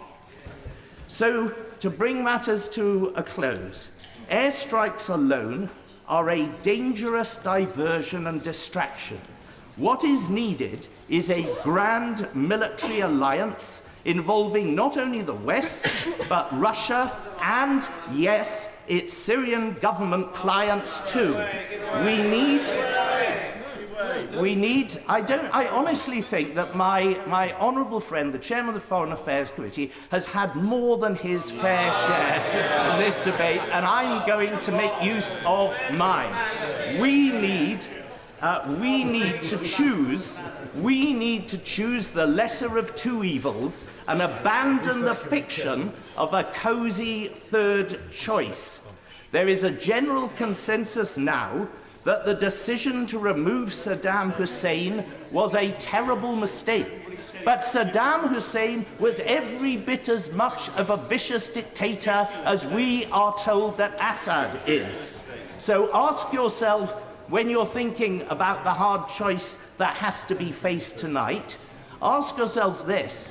You may feel pious about it, looking back on the wrong decision that was made about Saddam Hussein, but a very similar decision confronts us tonight. It is a question of choosing the lesser of two evils, not fooling ourselves that there's a cosy third option, which in reality is a fantasy. Yvette Cooper. Thank you, Mr. Speaker. We know that no Parliament ever takes a more serious decision than what we should do to protect the security and safety of our nation and whether to put our forces in harm's way. And I know that every member of the House will be weighing that decision very seriously, not least because the truth is we have got those decisions wrong before, and our governments have got those decisions wrong before. When we went into Iraq in 2003, but also when we failed to intervene early enough in Bosnia a decade before that. And so, since the Prime Minister made his case last Thursday, I've raised a series of questions, sought for a series of assurances, some of which I have received and some of which I have not. And I do not believe that the Prime Minister has made the most effective case, and so I understand why many in this House feel that they are not yet convinced. But I also feel that I cannot say that the coalition airstrikes that are underway already in both Syria and Iraq should somehow stop. And if they're not to stop, and France has asked for our help, I do not think that we can say no. So I think that there are changes that need to be made to the government's approach, and I will argue for them. And I think there are more limits in the approach they need to take, but I will also vote with the government on this motion tonight, even though I recognise how difficult that is for so many of us. The whole House, I think, agrees that we need a strategy that delivers peace and defeats ISIS, Daesh. But I disagree with any suggestion that somehow this can be done as ISIS first or Daesh first in their approach, because I think that simply will not work. In the end, we know that it is the Vienna process, that it is the process to replace the Assad regime, which is dropping barrel bombs on so many innocent people across Syria, which is crucial to also preventing the recruitment for ISIS as well. And if we or the coalition are seen to be siding with Assad or to be somehow strengthening Assad, that will increase recruitment for Daesh as well. I also disagree with the suggestion that somehow there are 70,000 troops who are going to step in, and the purpose of these airstrikes is to provide air cover for those troops to be able to take on and defeat Daesh, because we know that's not going to happen anytime soon. We know that there aren't such forces anywhere near Raqqa. We know too that those forces are divided. The airstrikes won't be part of an imminent, decisive military campaign. But I also disagree with those who say that instead of ISIS first, somehow we should have Vienna first, and we should wait until the peace process is completed in order to take airstrike action against Daesh. And that's why I think the coalition airstrikes are still needed. We know that ISIS is not going to be part of the peace process. They won't negotiate. They are a death cult that glorifies suicide and slaughter. And we know too that they have continuous ambitions to expand and continuous ambitions to attack us, to attack our allies, to have terror threats not just in Paris, not just in Tunisia, but all over the world and anywhere that they get the chance. They hold oil, territory, communications that they want to use to expand. And I don't think that the coalition can simply stand back and give them free rein while we work on that vital peace process. When coalition airstrikes are already in place involving France, involving Turkey, involving Jordan, the US, Morocco, Bahrain, Australia, if we have evidence that there are communication networks that are being used in order to plan attacks in Paris or Berlin or Brussels or London, can we really say that those coalition airstrikes should not take place to take those communication networks out? If we have evidence that there are supply routes being used to plan an expansion to take over more territory, to increase their barbaric regime into wider spaces, do we really think that the coalition airstrikes should not be able to take those supply routes out? And if we think that the coalition airstrikes should continue, can we really say no when France, having gone through the terrible ordeal of Paris, says they want our help in continuing those airstrikes now?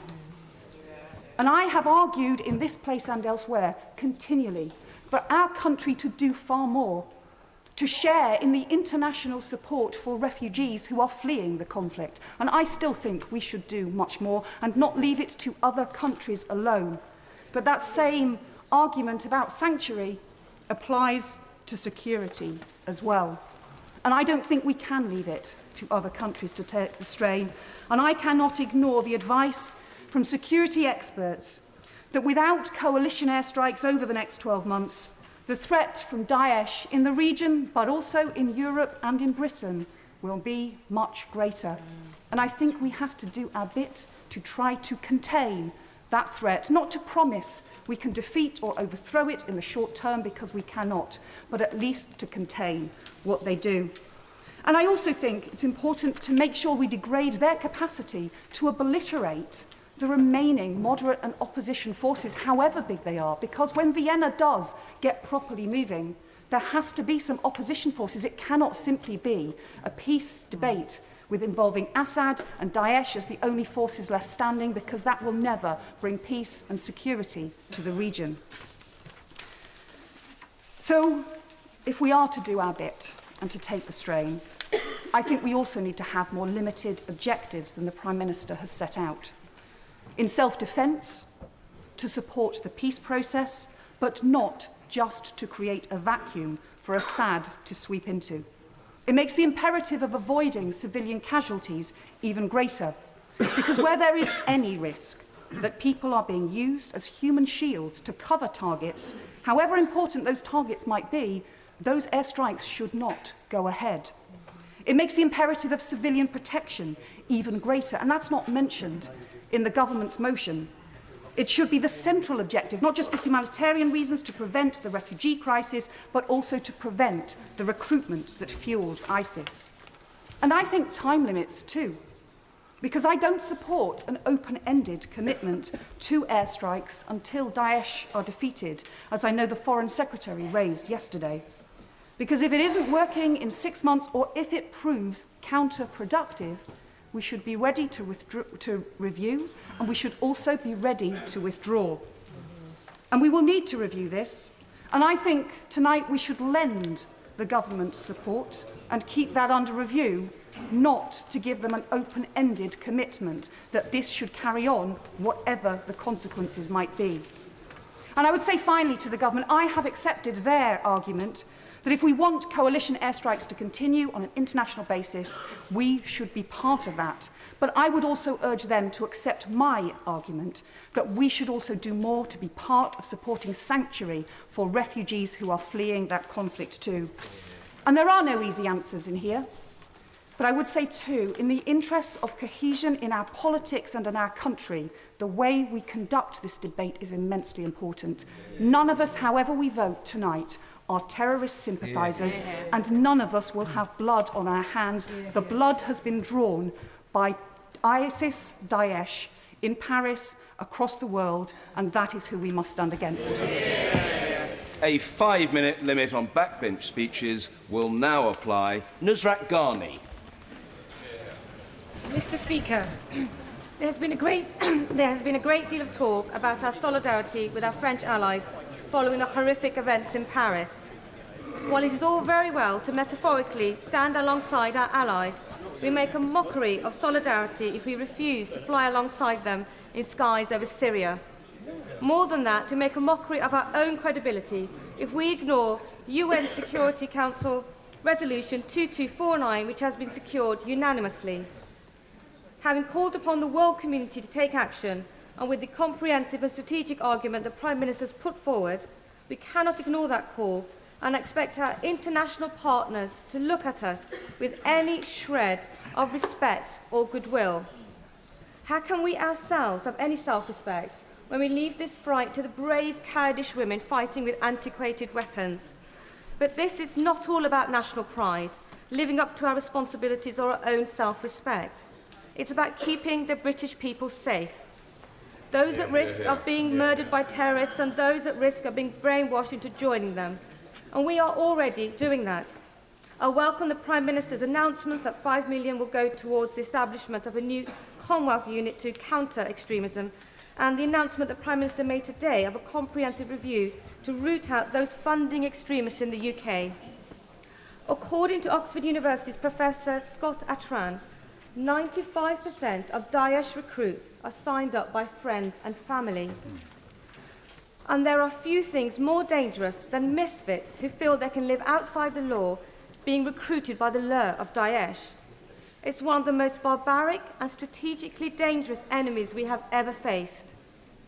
Its ability to recruit ordinary Westerners, its commitment to transforming them into murderers and suicide bombers, and its lack of mercy to any man, woman or child are unparalleled. It rapes, enslaves and decapitates. Its victims are Muslims, Kurds, Yazidis, Syrian, French and British. Acts of atrocity are how it sustains its image of invincibility, and its growth depends on a steady beat of battlefield victories looting along the way. It craves headlines which reinforce its apocalyptic propaganda, so much so that a manager of an electronics store in Raqqa said that Daesh loses popularity among ordinary, uneducated people when it loses its brilliant victories. And that, for me, is at the heart of this argument. The very destruction of the Caliphate state in itself is the right thing, because its existence, along with its self-proclaimed caliph and the nonsense that they have fulfilled the Wahhabi ideology, Wahhabi prophecy, is the ideology. Will my honourable friend give way? I'm very grateful to my honourable friend for giving way, and I'm enjoying listening to her develop her points. But does she agree with me that this motion tonight is not about military action alone in isolation? It's about a broader strategy. Tonight's motion is not just about military intervention, it's about humanitarian and diplomatic relations as well. We must break the umbilical cord that acts as an anchor from Raqqa and offers a seduction of salvation and destruction to the already damaged minds of Westerners and Middle Easterners alike. Until we can demonstrate that we can scar and humiliate Daesh, we won't be taken seriously by those who are attracted to Daesh's bidding. Raqqa is its command and control. It's from there that it plans its trilogies of terror to control parts of Syria and Iraq and to establish wilayats or provinces which have already been declared in Algeria, Libya, Egypt, Nigeria, Syria, Iraq, Saudi Arabia, Yemen, Afghanistan and Pakistan, and closer to home to create command and control cells in Europe. Mr. Speaker, caliphates cannot exist as underground movements because they are founded upon territorial authority. So to destroy it and its pull, we must take away its command of territory. And to do that, we must take military action because Daesh cannot be negotiated with. They are not going to sit at a table and agree to a 10-point plan for a political settlement. So you have to take the fight to them. And I haven't met anyone opposed to airstrikes who's willing to go over and negotiate with them. There is nothing that we have that they want apart from our demise. They recently said, "We will conquer your Rome, break your crosses and enslave your women." As a Muslim woman, I will stand with people of all faiths who abhor Daesh's ideology, their rhetoric and their actions. We are justified in taking action to destroy them. They are a threat, and they won't rest until they have destroyed us and everything we stand for. And for that reason, Mr. Speaker, I will be voting in favour of the government's motion this evening. Mr. Derek Twigg. Thank you, Mr. Speaker. There is a group of us on this side, Mr. Speaker, who are caught in between, not opposed to any action, but of course also want to take action but feel the strategy isn't in place. We are making a decision today not based on airstrikes but an overall strategy.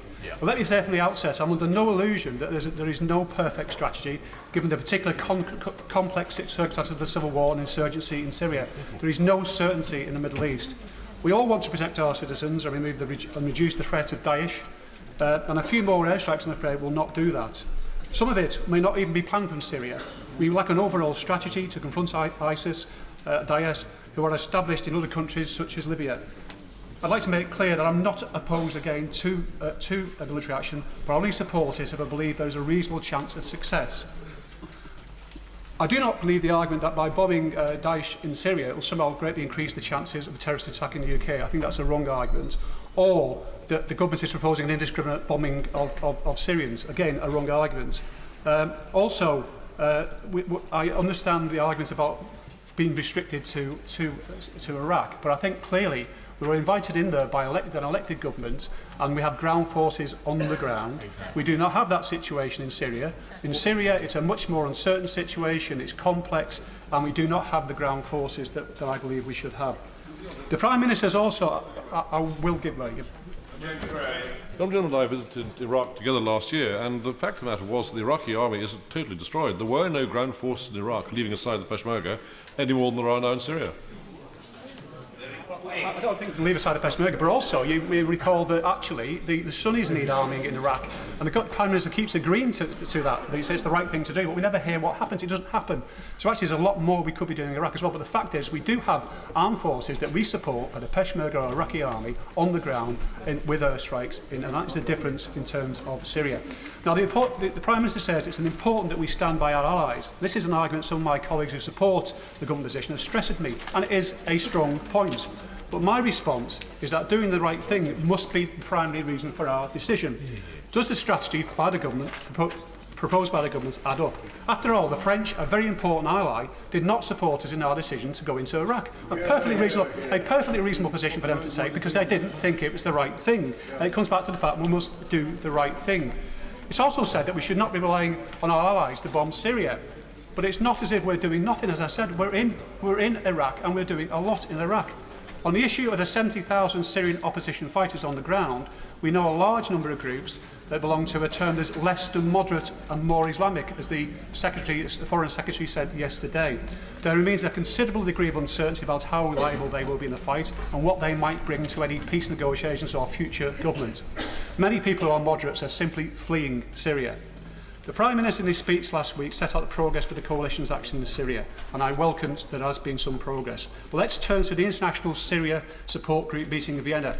And there has been progress. The pathway the Prime Minister has set out leading to elections is not tied down, and it still leaves what to do about Assad. In his memorandum to the Foreign Affairs Select Committee, he made the statement that there were differences to resolve. So I asked the Foreign Secretary yesterday what those differences were. By way of example, he said the Russians want to store up the Assad regime to take on Daesh. That's a pretty big difference in terms of where we are at the moment. And I want to come finally to the issue of ground troops. This may or may not be used by some opponents of action for not doing something. It's certainly not my right way for doing it. Military action, as a cover for not taking action. This is certainly not my position. I've been consistent on this matter from the start, and it's a major stumbling block in support for this motion. We should look to the example in Iraq, where a concerted campaign with drones, US and UK special forces launched a concerted attack on Al-Qaeda, which was with considerable success. But there also was a surge of Americans, with tens of thousands of American troops on the ground. Now, the government has said that ground troops will be needed, but it does not say when, and rules out British ground troops. It appears wrong to me to embark on a strategy without having ground troops or a coherent explanation of when, who, or how many. What assessment has he made of the numbers of ground troops and other military assets that will be needed? But it gets more complicated because the government says there is no military solution, only a political solution to stop the civil war in Syria. What if Assad refuses to go? Is that really true? Is it realistic? I do not believe we can have one without the other. In my mind, and the solution, there's got to be some solution, but in my mind, I'm clear that the UN needs to agree to putting a huge coalition force in Syria, in the hundreds of thousands, to stop the civil war, maintain safe areas, at the same time put in place a political strategy that is achievable to run alongside it. Preferably, I'd like to see as many Muslim countries sending their soldiers as possible. A firm deal with Russia and Iran will be needed. Now, the government has not convinced me of the wider strategy, but it has a reasonable chance of success, and instead we should be getting into a situation which will gradually up our involvement in a piecemeal way and find ourselves in a much more complex situation than even in Iraq. Those in the government who argue that we're somehow making us less secure by not doing this, I disagree. I would support action if I felt it was feasible and deliverable. But at the same time, the government did cut our armed forces and police forces, which is important in terms of security as well. So I believe that Daesh need confronting. I believe ideologically and military they must be defeated. It's essential to both our security and that of the Middle East that the Prime Minister will come forward with a strategy that has a reasonable chance of success. He has not done so today. He must come back with a better plan. Mr. Keith Simpson. Thank you, Mr. Speaker. I would like to begin by, and this may be, of course, the kiss of death to them, by congratulating the Right Honourable members for Derby South, for Kingston upon Hull and for Normanton on 3 formidable speeches. I think that it always takes incredible courage to stand against your own party, and I don't think you should be denigrated for doing so. Secondly, I will be supporting the government's motion, and I fully understand all the caveats that colleagues have put forward of one kind or another. But the most important immediate issue is the strikes against Daesh in Syria, which our intelligence and security agencies have identified and wish to carry out, who are offering a present threat now to us, to our constituents, and to our allies in Europe. This is a present threat. Now, you know, they may not get it entirely right, and I can see my right honourable friend from his constituency is... No. I've got so many.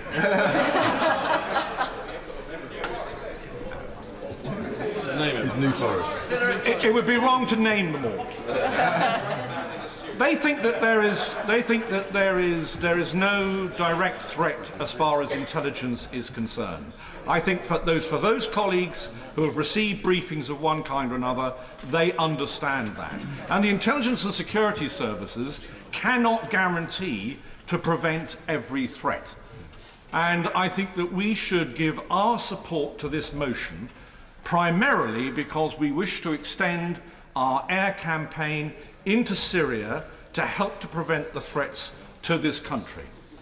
Secondly, I am very much minded of the fact that the sort of elephant in the room is the Iraq war and the fact that we tend to keep looking back to previous wars to draw lessons of one kind or another. I think the Prime Minister is absolutely right to think that we've got to look at the present situation and the future. We hopefully have learnt lessons, both political and military, from that war. But you know, we can end up by having our current operations, our current politics, determined by past experiences. Our predecessors sat in this Commons in the 1930s, determined never to have a great war again. The Labour Party was divided, there were pacifists, there were those who wanted collective security. My own party supported appeasement, which the overwhelming majority of the British public did, because they genuinely, these weren't evil men and women, they genuinely wanted to prevent another war. They failed, of course, because they were dealing with people in other countries who were not prepared to negotiate. The second lesson learnt from that was in 1956. Anthony Eden believed that Nasser was another Mussolini, and therefore he was prepared to take action which was the wrong action at the time.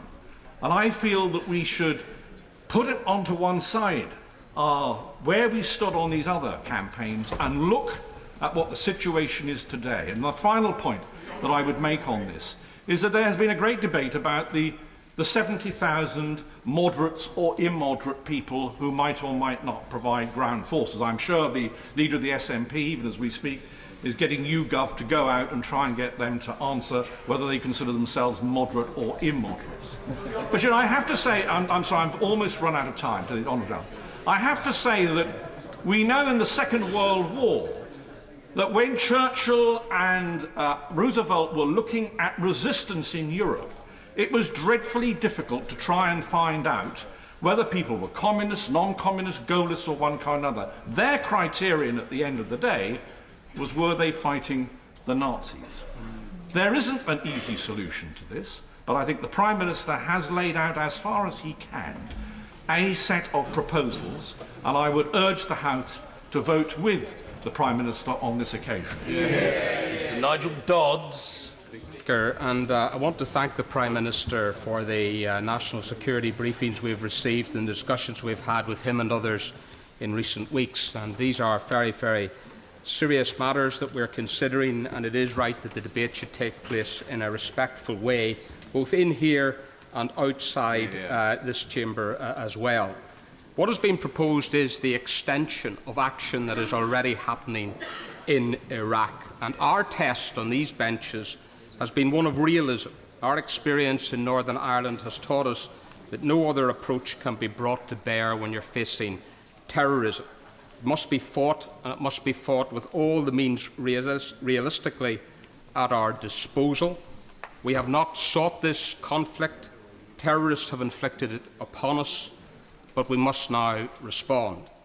And we know on these benches only too well the consequences of terrorism being appeased and indulged. Terrorism must be faced up to. It isn't a choice between political initiatives and fighting terrorism. Both go hand in hand. And that is why it is important that this motion talks about action now. So our case to the Prime Minister has been clear and consistent throughout. 4 things were necessary for our support. First, we needed to know that the vile terrorists of Daesh, ISIL would be the target. And in the motion before us, that has been made explicit. I welcome that clear objective being written into the terms of the motion. We all know the convoluted complexity of the Syrian civil war. Today, we're not being asked to take sides in that war. Today, we're being asked to take the side of civilised people everywhere, the side of our own citizens. We're being asked to strike at the terrorists who have decided to wage war on us. Secondly, we also had to be sure these people do represent a clear and present danger to the United Kingdom, to our own citizens. There can be no one in any doubt whatsoever about that fact. Our citizens are under attack, or threat of attack, both here and abroad. And to those who say that this action will merely serve to increase the threat or to bring violence and retaliation, the reality is, as we have heard over and over again, that we're already at the top, if not nearly at the top of the terrorist target list. The Russian airliner blown up over Egypt could just as easily have been a plane carrying British holidaymakers. And the fantastic work done by our security services in thwarting attack after attack already illustrates the level of threat that exists against us. Thirdly, we needed to be convinced that British action would make a real and practical difference. The Prime Minister is right to say that this action will not in itself resolve the terrorist threat, but if it helps to reduce, degrade or lessen the threat to British citizens, as I believe it will, then it would be wrong, utterly wrong, not to act. And Mr. Speaker, we require an overall political and diplomatic strategic framework to be in place to address the underlying problems and to work towards a settlement of the Syrian civil war. These factors make the situation very different from the vote in 2013. And can I commend again the government on the humanitarian support that the UK government gives day in, day out to those fleeing conflict in Syria. And it should not be forgotten in the midst of this debate that the UK is the second highest donor of such aid in the world, and British aid workers, backed up by massive British resources, in collaboration with our international partners, are giving enormous help to civilians and refugees in Jordan, Turkey and Lebanon, and that, of course, should continue. I'm happy to give way, yes. I thank the honourable member greatly for giving way. And isn't that a demonstration that this is about one aspect of our strategy, not just about a purely military strategy? The honourable member is right. It is about an overall package. Military intervention on its own won't solve it, but it's got to be part of an overall package. But to say that we should wait until there is a political or diplomatic outcome is like saying that we should have waited 30 years for the Belfast Agreement or the St Andrews Agreement to bring about a settlement in Northern Ireland. We need to protect people, our own citizens, now when there is a real and present danger to them, and not to do so would be a dereliction of duty. Mr. Speaker, Paris, like the downing of the Russian airliner, were assaults upon civilised values which must be faced up to. And if we can realistically do something to destroy or to degrade this evil, to prevent it spreading still further, then we must act. It's a heavy burden of responsibility. So it isn't a choice between military intervention on the one hand and political diplomatic initiatives on the other. Both go hand in hand, as I've said. There's now a realistic chance that overwhelming pressure can be brought to bear against ISIL Daesh in Syria. And therefore we in these benches will be voting for the motion tonight.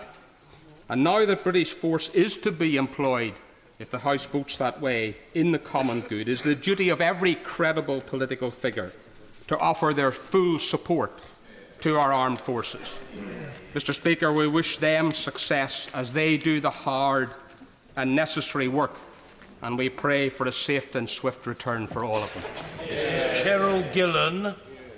Mr. Speaker, there is a dangerous and deadly cult operating within this country and within Europe and on the doorstep of Europe. And today we're going to decide whether we duck our responsibilities and do nothing, or we extend our military operations and widen our attack on the territories that they have taken over.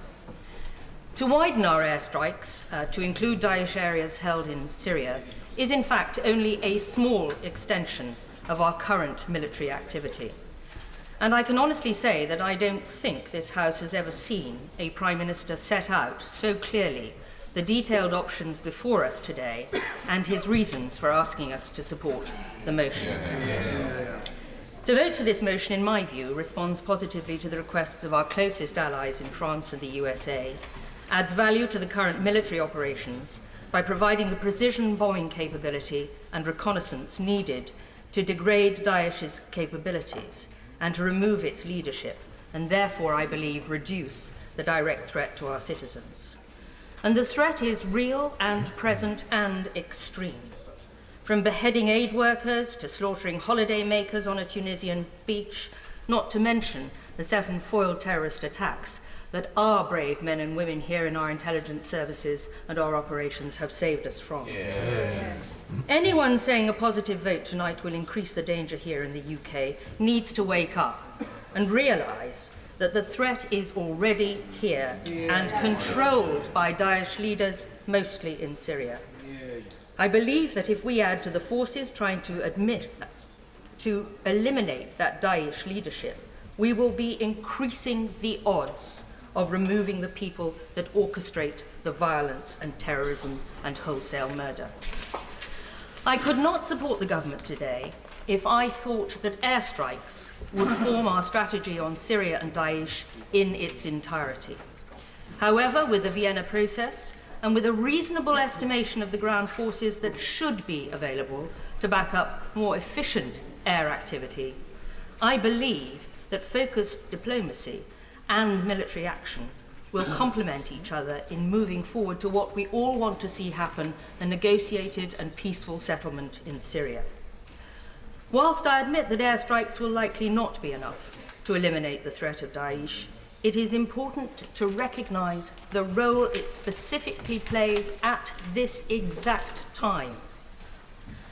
Now, like many members in this House, I've had representations from the people in Chesham and Amersham on both sides of the argument. But I think that after that attack in Paris, where we saw the wholesale slaughter of many young people, that it has resonated even more with the general public that Daesh is a dangerous force and must be defeated at its roots.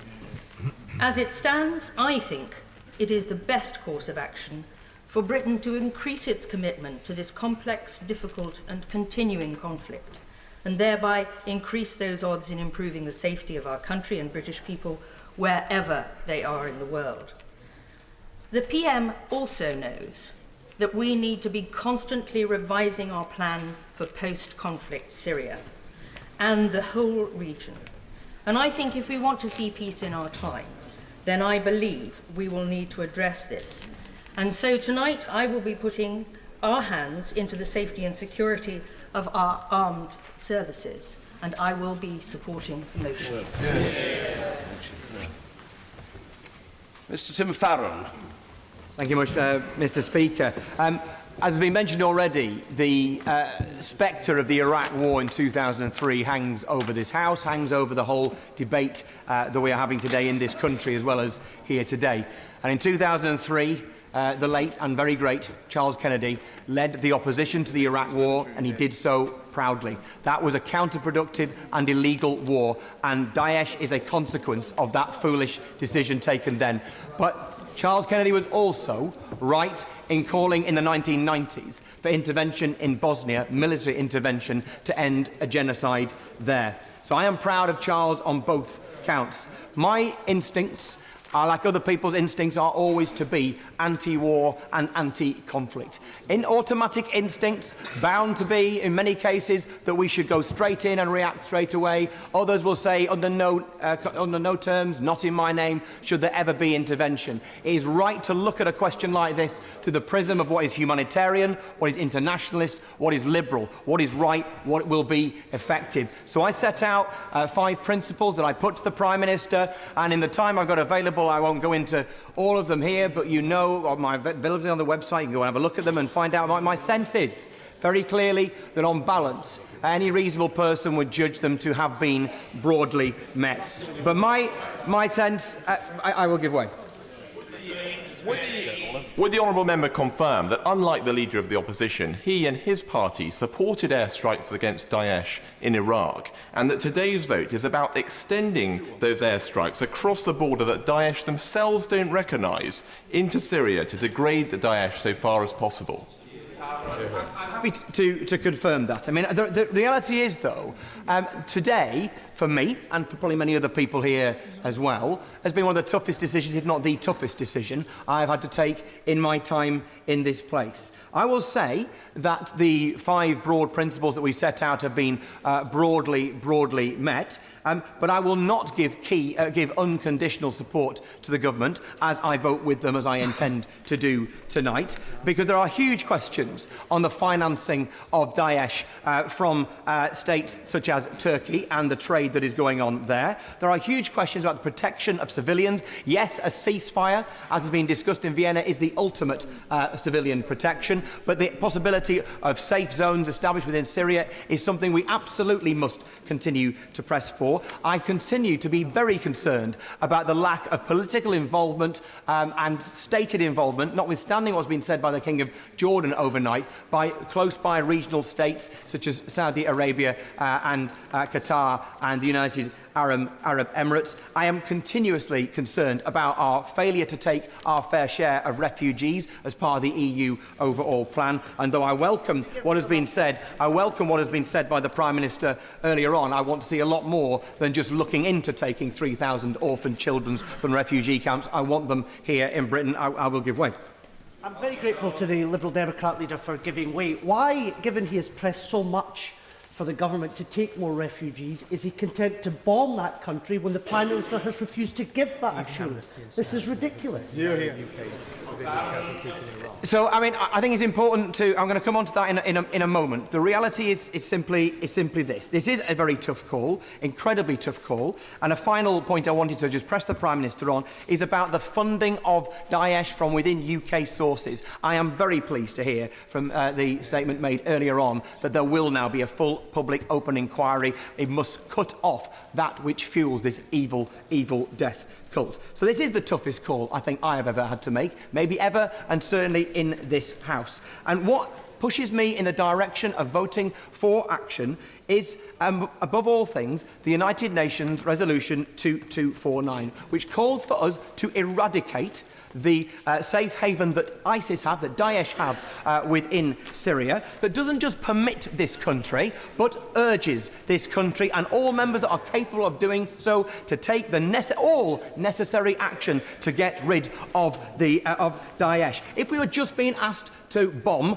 Syria, I would be voting no. I would be out there demonstrating in between the speeches. I would be signing up to those emails and the Stop the War Coalition. But this is not a case of just bombing. This is standing with the United Nations and the international community to do what is right by people who are the most beleaguered of all. I was so proud to tears when I watched at Wembley the other week as English fans singing La Marseillaise, probably very, very badly indeed, but doing it with gusto, standing shoulder to shoulder, literally, with our closest friends and allies. How can we then not do that today when asked to do something where we are literally putting our money where our mouths are? But if you want to know what's really pushed me into the position where I feel we have, on balance, to back military action against Daesh, it is my personal experiences in the refugee camps this summer. I cannot pretend not to have been utterly, personally moved and affected by what I met. I could give you anecdote after anecdote that would break your heart, but one in particular is a 7-year-old lad being lifted from a dinghy on the beach at Lesbos, and my Arabic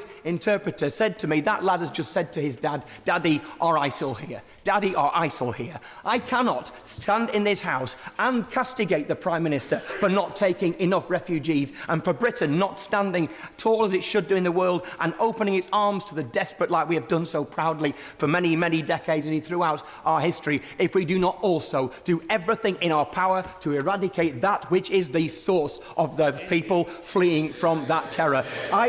We are absolutely under the spectre of a shocking, an illegal, a counterproductive war in Iraq, and that is a lesson from history that we must learn from. The danger is today that for too many people we will be learning the wrong lessons from history if we choose not to stand with those refugees, not to stand as part of the international community of nations. This is a very tough call. On balance, it is right to take military action to degrade and to defeat this evil death cult. Owen Patterson. Thank you, Mr. Speaker. I entirely endorse the comments of the last leader of the Liberal Democrat Party. Until we remove Daesh, we are all at risk. We are at risk with or without bombing in Iraq, with or without bombing in Syria. I was in France and saw the stunned reaction of the French populace, people going about their daily business. There is no negotiation, as the leader of the opposition suggested, with people who are going to gun down people in a restaurant, people who are going to go and take a bomb to a crowded football stadium. So an absolute priority is to remove Daesh. And it is clearly nonsense that if we've all voted, or large numbers voted a year ago, to bomb in Iraq, that our aeroplanes stop at an arbitrary boundary through the sand. And if we are invited by our severely damaged and hurt allies and neighbours, the French, to bring special technology, it is a terrible dereliction that we do not involve ourselves and offer that technology. I've talked the past couple of days to some very experienced Allied generals. There is also an intangible benefit, there is no doubt whatever, that having the UK playing a full part in a coalition, bringing intelligence, bringing planning and bringing our experience, does have an intangible moral and philosophical boost to the campaign. So I am quite clear that this is about the safety of our citizens. We are better off if we engage in this activity. But, Mr. Speaker, I would briefly like to touch on that artificial boundary. My honourable friend for Melton and Rutland called these nation-states. These entities, Syria and Iraq, were created in the 1920s out of elements of the Ottoman Empire. If you look at Iraq, it was three old Ottoman vilayats. There was Basra, which is very Shia, there was Baghdad, which is mainly Sunni, and then there was Mosul, which was Kurdistan. The Kurds emerged from the First World War. They were promised, their biggest nation, about 19 million then, about 30 million now, they were promised a country. They didn't get one. So we are living with the consequences of what was decided then. I remember when I was at Cambridge, the late Professor Jack Gallagher talking about the fat cats. France and Britain came out of the First World War with these new entities very much increasing their sphere of influence. It was always assumed that there would be British and French influence, passive military influence if necessary, very active military in the case of the bombing campaign in Iraq in the 1920s. This system worked in 1958 when the king was killed. It sort of worked under the horrendous dictatorships of Saddam Hussein and Assad pair. It's broken down now, and I think it could have worked. All the criticism of the Iraq War, I think it was a terrible, terrible decision by the Obama regime to withdraw the US garrison. There's a US garrison still in West Germany, there's still one in Japan, there's still one in South Korea, there's still one in the Philippines. And they should have been there for the long term. I'm extremely grateful on that point. The reason why the Americans, of course, withdrew was because the Iraqis would not give a status of forces agreement under which US forces would not be liable to Iraqi law. That's why the Americans were forced to withdraw. Yes, and I think the administration was weak not to get their way on that, and of course the Maliki regime, which was corrupt and very sectarian, has now gone. So what we need to look at now is how do we make these entities work? You talk to anyone who's an expert in the area, it is not an option to destroy these boundaries. What I would put to the front bench, and there's a line in the motion which gives grounds for this, is to follow what the current Prime Minister is doing in Iran. He's talking about functioning federalism. What we need to do is to give these ethnic groups security within these old post-World War I boundaries. And if you look at how the Ottomans did it, they basically left the locals to run their own show. And there is a clear breakdown in Iraq where you could give, and it's already happening obviously with the Kurds, significant autonomy within these entities. We will not get support for locals to remove Daesh, considering the terrible conditions they're living under, if they don't feel they will emerge at the end of this very difficult process with an entity to which they are loyal and in which they are safe. You will not get Sunnis in Iraq to stick their head above the parapet and end up with another corrupt Maliki Shia regime. You will not exactly the other way around. You won't get the Shia if they're going out with another Saddam regime. So I appeal to the... I will. Very grateful to my honourable friend. I agree with him entirely on the federation point.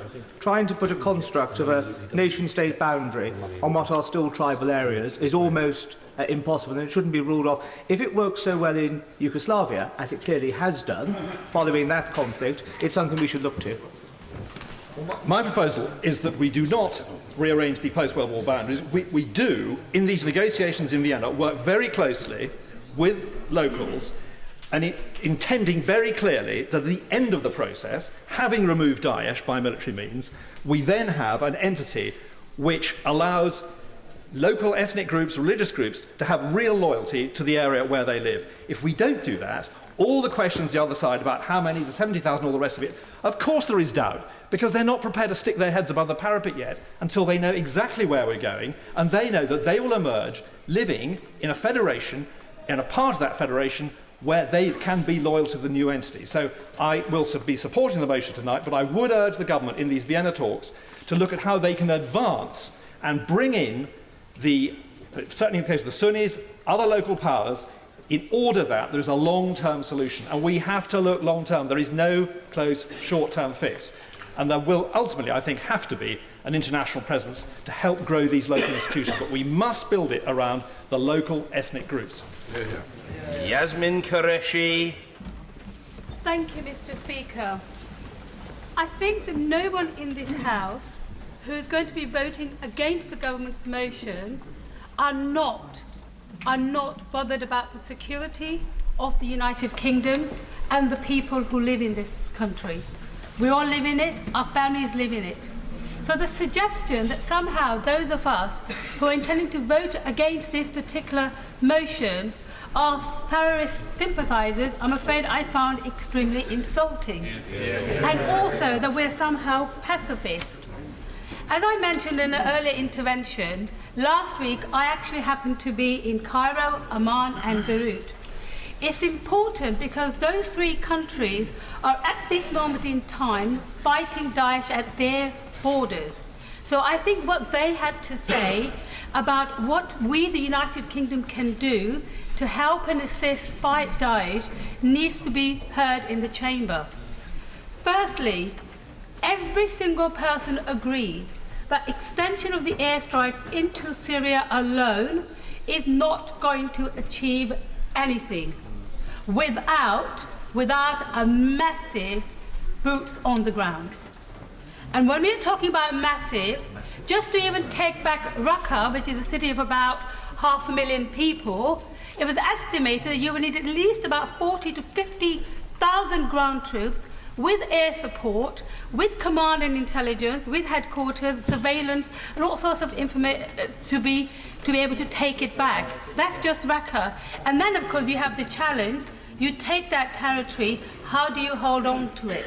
So unless and until the Prime Minister is saying that we're going to get those boots, whether it's the surrounding Arab countries or whether it's the international community, we need to have those sort of strategies if you're really serious about containing and destroying Daesh.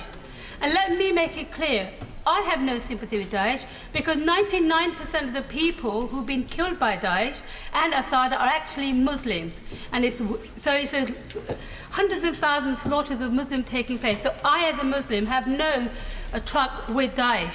And I would, of course, happily support the motion today if I genuinely believed that it was going to actually make a dent on Daesh, if actually we in the United Kingdom were actually even more safer, and whether we get rid of Daesh. And I think this is important. What's going on here, I sense, with all due respect to the Prime Minister and the government, is this is a symbolic gesture, basically, to show that we are in the international community, that we are siding with France. I mean, of course, what happened in Paris, we're all devastated by that. But to use that as the main reason to go into this extension is wrong. Now, what we need to do, these other people said, when we were talking to the people in the Middle East, they said, apart from the armed troops, they thanked the United Kingdom for all the help we provide to the Jordanian and the Lebanese army and the intelligence services.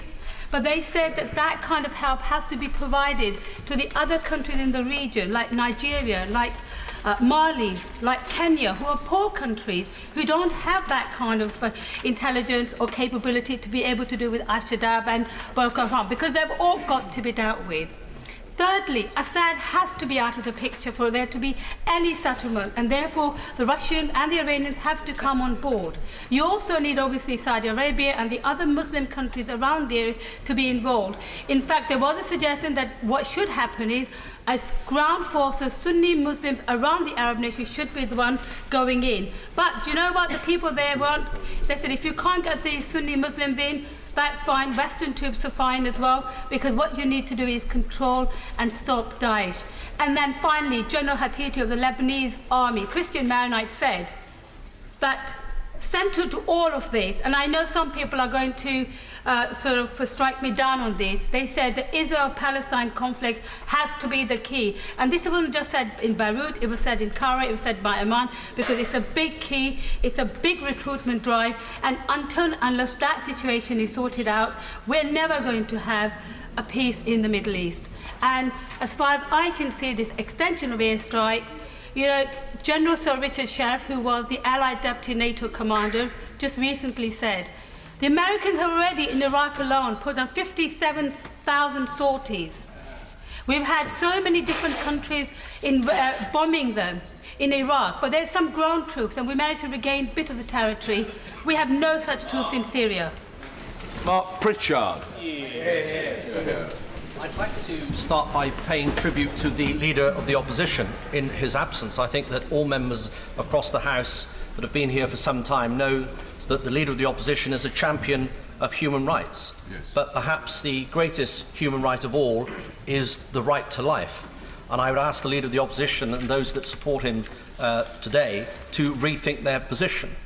Because if we don't take on Daesh, more men, women and children, in their hundreds, in their thousands, will continue to be murdered.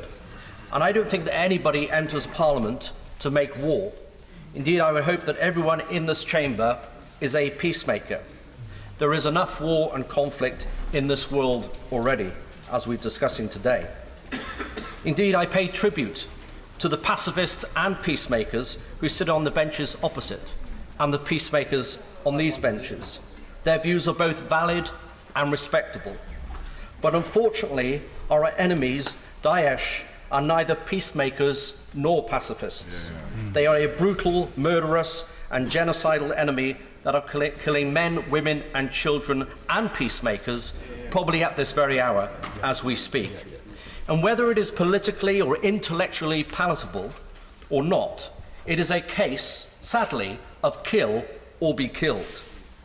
And on a point of law, and for some of the waverers opposite, I would say to them that the motion before us today is both legal and legitimate, both in terms of UN Resolution 2249 and the right to self-defence in international law.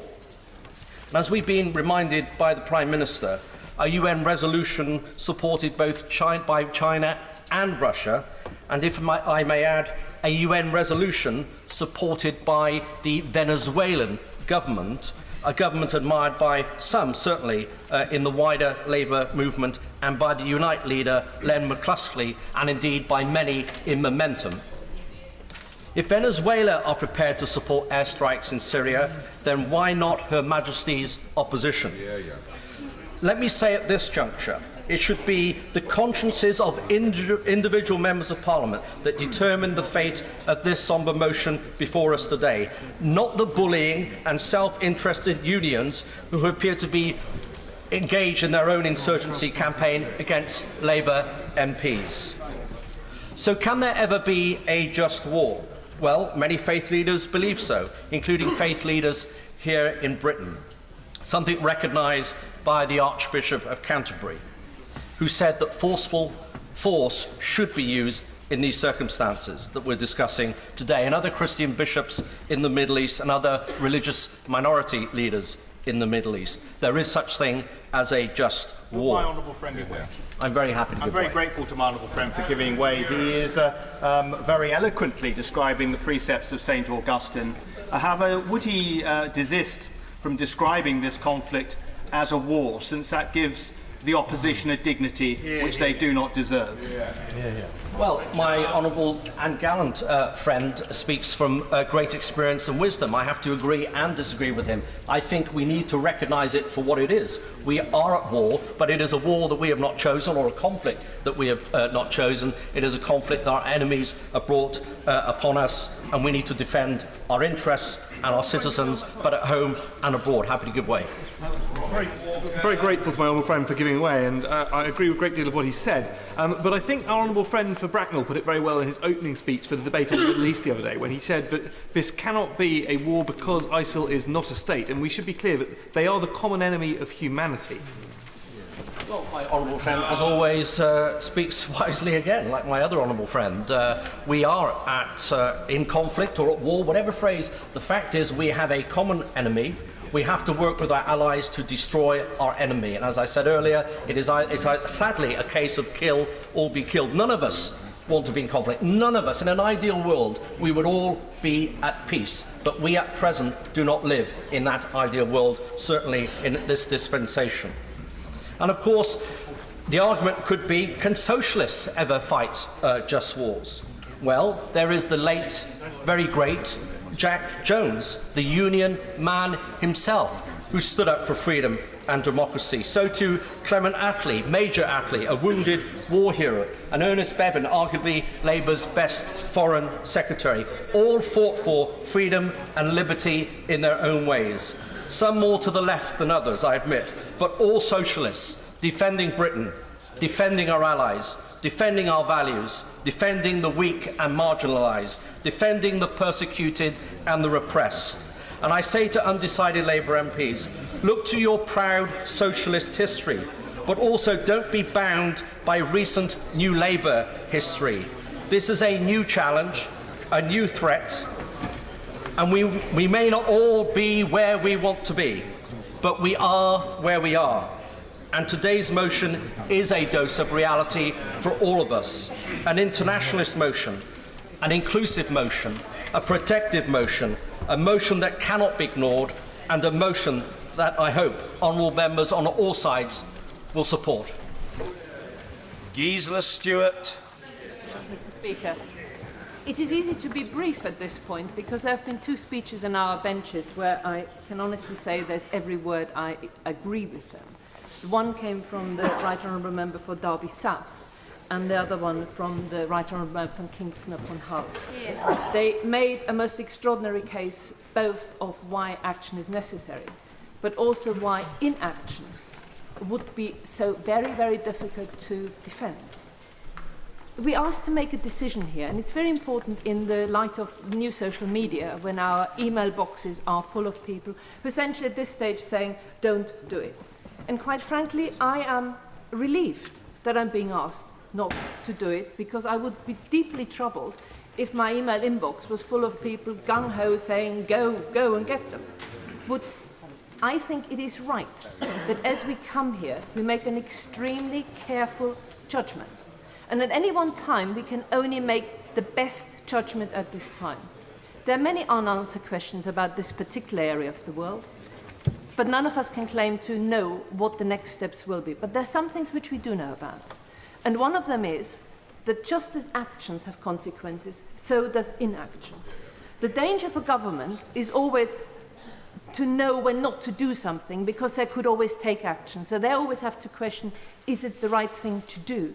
And the danger for oppositions is to think that because we are in opposition, it is appropriate to always oppose. No. Occasionally, it is right to do things, and occasionally it is right for an opposition to support a government, even when they don't entirely agree with the motion that is on the order paper. But I will be supporting the motion tonight because it is good enough. And it is good enough for three reasons as far as I'm concerned. And they're very much intertwined. The conflict we're facing is both Daesh, who are terrorists and essentially bad people who I don't think have got any redeeming features. But we also face on top of that a potential civil war with Assad, and what has not been mentioned so far is a really difficult conflict in terms of Turkey and Russia. However, just because it is complicated does not mean we're not doing anything. And the four things which persuade me that it is on balance better to do something than to do nothing is the starting point was the UN resolution. Absolutely important. The second one was that in terms of the strikes we're taking, we are adding capacity, and capacity which will enhance the actions we're already taking in Iraq, and we're taking it to Syria. Not only will we bring something to the table, we will actually strengthen the coalition. The third, as the motion says quite rightly, we are looking at a political process, and anybody who's been involved in negotiations knows that military actions without a political process on their own will not succeed. Both go hand in hand, and both enhance the other. Therefore, I think the political process is going to be vital. And third, the one mistake I hope we're not going to make again is take our eye off the fact that you need functioning state institutions when you take military actions. One of the errors which we did make in Iraq, but I hope in Syria and the work which DFID is doing and the work we're doing with the coalition to keep the state structures so that whatever happens next, and we all know we can't predict what's going to happen next, but we will be acting with our allies. We will be acting because countries like France calling on us, if it had been reversed, if this had happened in London, and we'd asked France and they turned no, we would have been appalled, quite frankly. And the final question is, we have to answer the question, why now? Why don't we wait a few weeks? I think the why now is because, A, Russia entering the theatre has changed the dynamics, and second, and most importantly, because this is in the national interest, Daesh's ability to both operate within Syria but also to organize terrorist attacks in mainland Europe has increased tremendously. And the reason why we have to ask now is because if we actually want to stop that war, it may not be the perfect first step, but quite frankly right now, it's the best first step I'm being asked to support. Mr. David Davis. Mr. Speaker, I agree entirely with the excellent speeches of my honourable and gallant friend, the member for Billericay, Basil and Billericay, and the chairman of the Defence Select Committee. Both of them made very eloquent speeches, and I can therefore just focus not on the high principle but on the practicalities of this. And I'll start from the Prime Minister's point at the beginning when he said all members of this House on all sides want to see the end of ISIS. Therefore, we are not talking about the aim, we're simply talking about the practical method of going about it. And the House, I think, all the House can agree with 90% of the motion in front of us. The contentious part is solely the issue of bombing, of whether or not we should engage in the bombing.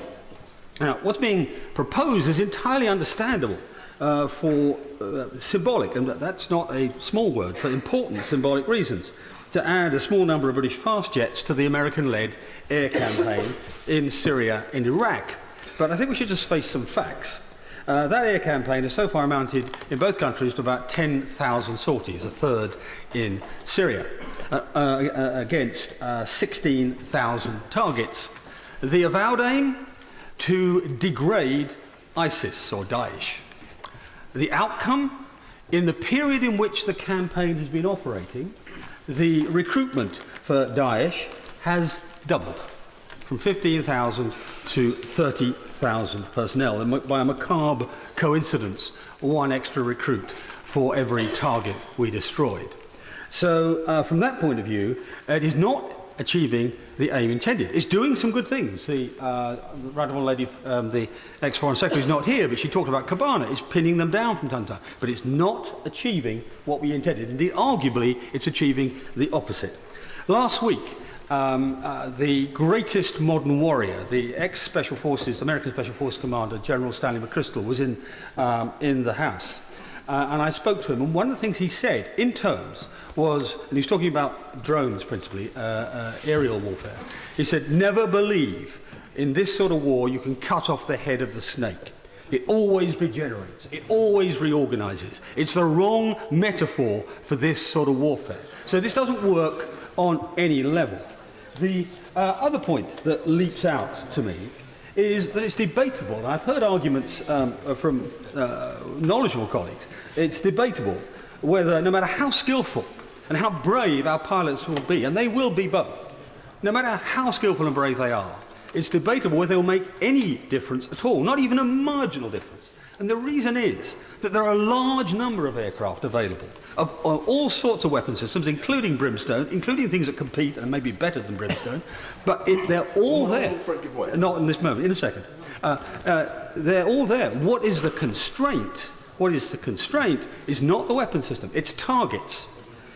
The Americans in Syria are flying about 7 sorties a day. The Russians, on their declaration, over 140. Because the Russians are getting 800 targets a day from the Syrian army. We're getting less than half a dozen, by the sounds of it, from the Free Syrian Army. So if you wanted a practical demonstration of the usefulness in war of the 70,000 that we're told about, you have it there. They're not useful even as target spotters. I give way. Will he inform the House what his opinion is on the actual bombings in Iraq that are taking place? He's got a very clear view on what we may or may not do in Syria. I've told him. I've already told him. He can't have been listening. The simple truth is that they have not achieved the aim they were set out to do. They are doing some useful things. They're pinning down some people. But by themselves, they cannot achieve what we have been told is their aim, the reduction and removal of ISIS. And that's the failure. That's the failure. So where do we go from here? Now, I'm not going to go into great elaborate detail about the long-term plan. We've had that from a number of colleagues, and I think all the arguments on that have been made very well. And we know the diplomatic creation of the future Syrian state, the creation of the army on the ground, they're all going to be difficult and they're not going to be very dramatic. But what we can do immediately, and if people are looking for immediate actions, there are a couple of things we can do pretty much straight away. We can demand, not request, demand of Turkey that it shuts the Turkey-Syria border. ISIS has got $1 billion of income from putting oil across that border, and it sends weapons the other way, and it gives freedom of movement to ISIS. Turkey is a NATO member. It should not be giving any sort of comfort to our enemies. Secondly, Saudi and the Gulf states are supposedly our allies. They send tens of millions of pounds, as dollars, into these Islamist organisations, not just ISIS, also al-Nusra and the others. The use of this money is essentially to employ soldiers in a country where starvation is always at the door. So that money is incredibly powerful. So if we want to do something straight away, which will do more than several squadrons of aircraft, it's get our allies to do their job. And if I may turn around to the issue that people have raised several times, shouldn't we help the French? Yes, we should help our allies. We should help our allies by destroying ISIS, by doing it properly, not by symbolism. Khalid Mahmood. Speaker, I first of all welcome the Prime Minister's use of the name Daesh for these barbaric group of people who have absolutely no connection at all whatsoever to Islam, the faith that I am of, and has been affirmed by the Grand Imam Sheikh Al-Taib of Al-Azhar University only in the last few days, ensuring that those people are not referred to in any way as Muslims, and they should be seen as such. For a period since 9/11, we've been saying to a majority of the Muslim countries and nations that they should start to take action against radicalization and terrorism. They have started to do that. They've done that right from Indonesia, from Pakistan, Jordan, Egypt, Tunisia, and other countries that are involved in that. Pakistan, over the last 3.5 years almost, has lost 5,000 troops in tackling them. Before that, it was a common occurrence in that country where you had at least a number of suicide bombs taking place across the country, and particularly in Karachi, where there was a huge number of deaths that took place disproportionately across from the rest of the country. By taking the very difficult steps of putting boots on the ground in the northwestern frontier areas and dealing with them and going through street by street, door by door, they've managed by and large to deal with that. If we are to tackle the terrorists, if we are to tackle the ideology, if we are to tackle these people, then we cannot do it alone by airstrikes. The case that has been put forward today, and I have had a fairly strong position for a long time that we should support action against Daesh. Today, I'm in a quandary at the moment from all the people that have spoken to me, my constituents, some of the people that have spoken to in this place, and I find myself in a very different place at the moment. I find myself in a different place because of some of the things that have been said by the Prime Minister. The Prime Minister said that, and the Foreign Secretary has said, is that under no circumstances will we have any people on the ground. If we are to defeat this horrid group of people, the only way that we're going to deal with that is by having people on the ground. And that means not just us, not just America, not just that France, from people from the EU, but we need a coalition of the nations, the Muslim countries that are around there, to deal with that.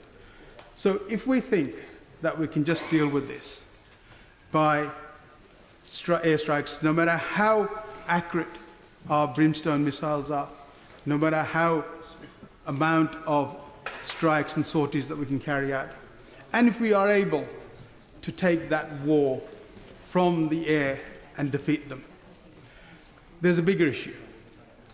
Because consistently on this issue of terrorism and radicalization, we've managed to jump out of the frying pan into the fire. The Syria dispute started when there was the Muslim Brotherhood and Al-Qaeda. That popped on for a bit. Nobody took really notice of that. It was fine because they were having a go at Assad, and that's okay, we could stand by, allow them. And of course, some of our allies also wanted to supply arms to them as well. So we turned a blind eye and allowed them to carry on doing that. That then turned into Daesh, ISIL. The barbarity of those people, what they wanted to do, joined by the Baathists in Iraq, joined by all those people that we call, in some instances, Sunnis, for a geographic stake in Iraq. And we've discussed now about how we divide Iraq up to meet different religious groups within that. It's complete nonsense. What we've got to be able to do is to, first of all, take this ragtag and bone tail of these people who do not represent anybody or to be able to do anything. And the only way we'll do that is move forward. And I very quickly say that we need to tackle the assertions of 70,000 people who we call the Free Syria Army. That is, again, Al-Qaeda, that is the Muslim Brotherhood, and those people who are never going to be our friends and never are friends. Thank you. Amanda Soloway.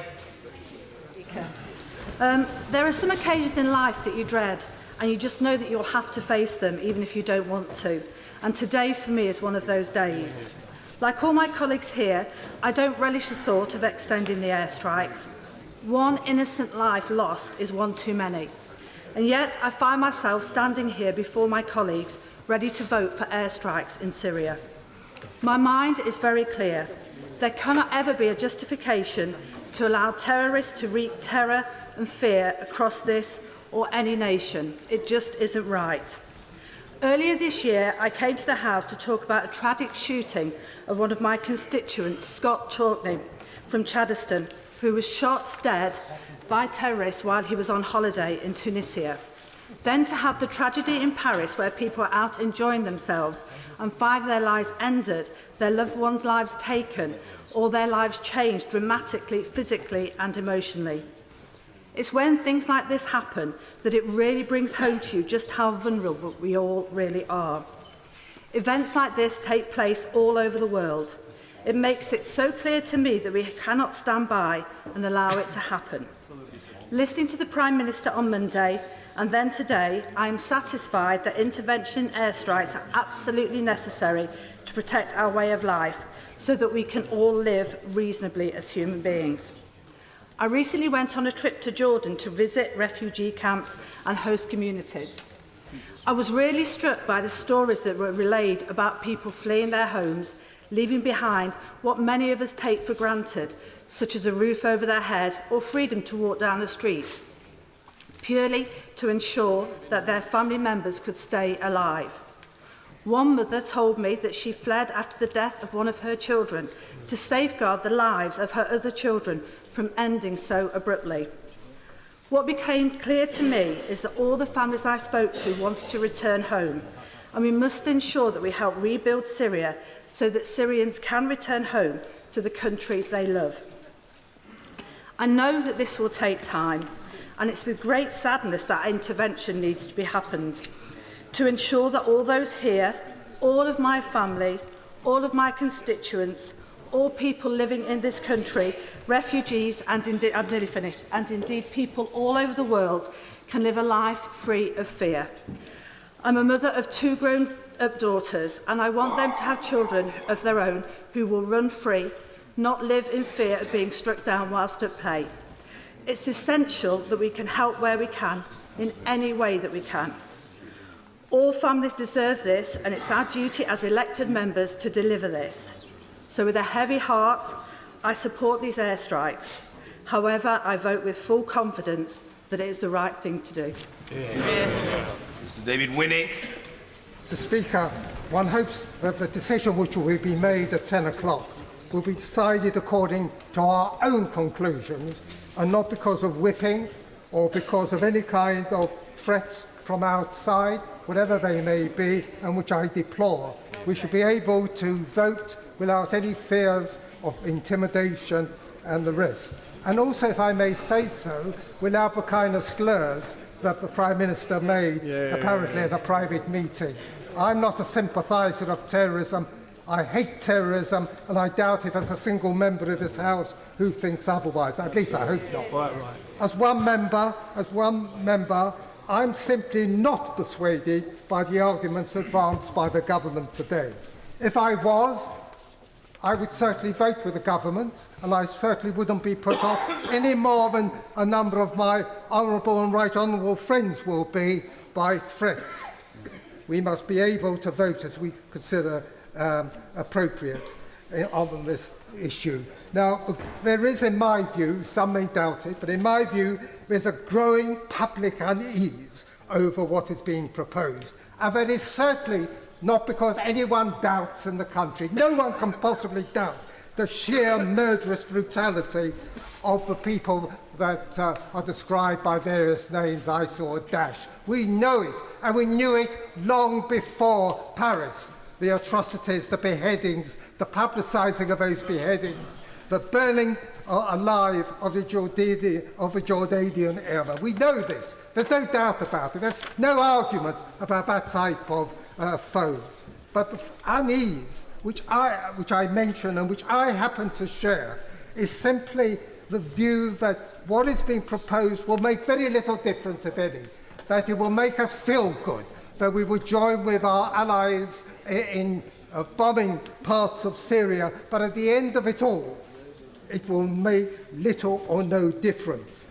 And it's interesting to note, can I just say that I've supported more military action in the last 30 years than I've opposed it. But I've done so on the basis that there's an objective.